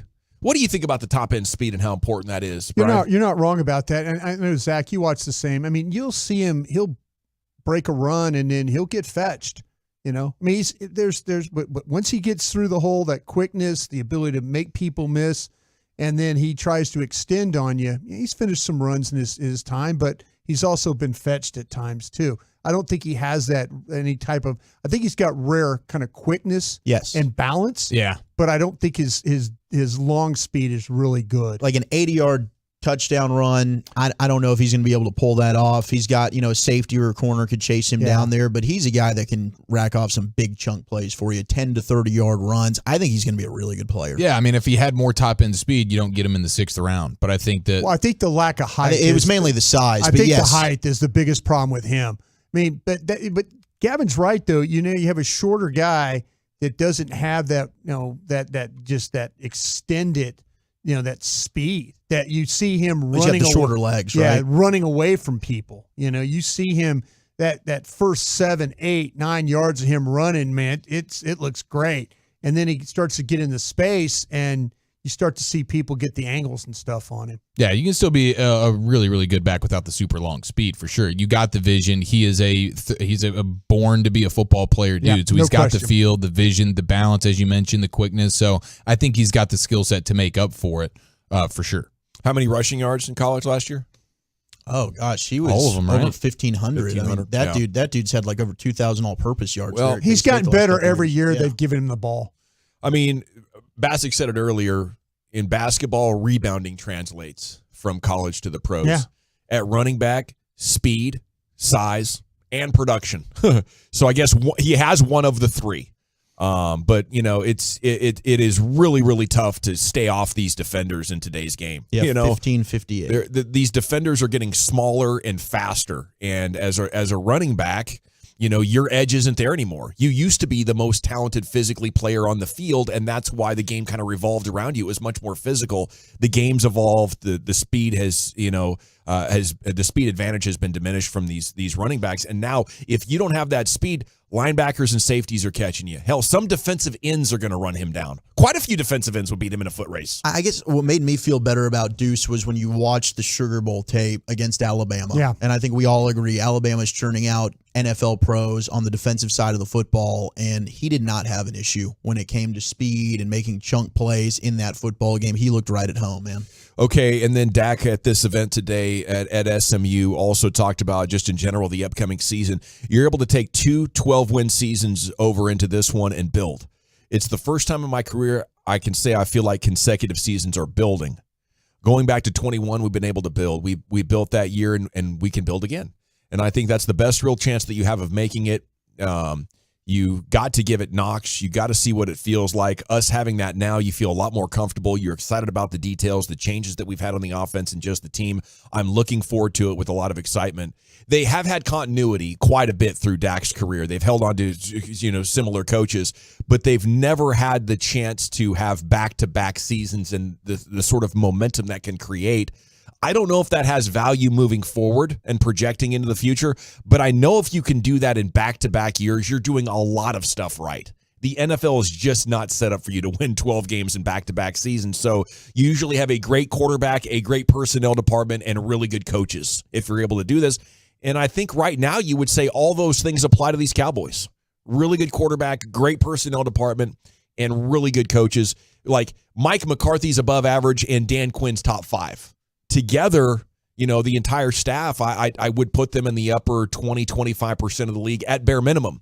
Maybe it's not going to be a smooth ride, because what Brian says, you're turning over so many different position coaches and you have some transition going on. But overall, I think I would take this coaching staff over at least the majority of coaching staffs around football. I'll tell you what, that's the only question I have really about this football team this year is can they find that continuity? Can they find the balance? Can they find with all the changes they made on that staff? I have the absolute faith in what's going on defensively because they've held things together. Yeah, they lost George Edwards and stuff like that, but I just feel like when you start to talk about the primary play caller, the OC, the offensive line coach, I mean, those guys, they have got to hit the ground running.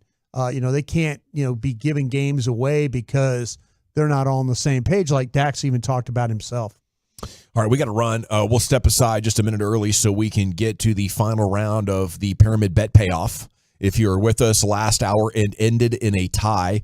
Gavin Spittle has created a little overtime, a little extra round, and we'll see who can get the most answers correct and send the opposition into Bet Payoff doom. That's coming up next here. It's the G-Bag Nation. And then we'll get a rim session, give you the very latest on the Mavs rumors and the draft with the big night tomorrow in the NBA. I want to talk Men's T Clinic before we do any of that, though.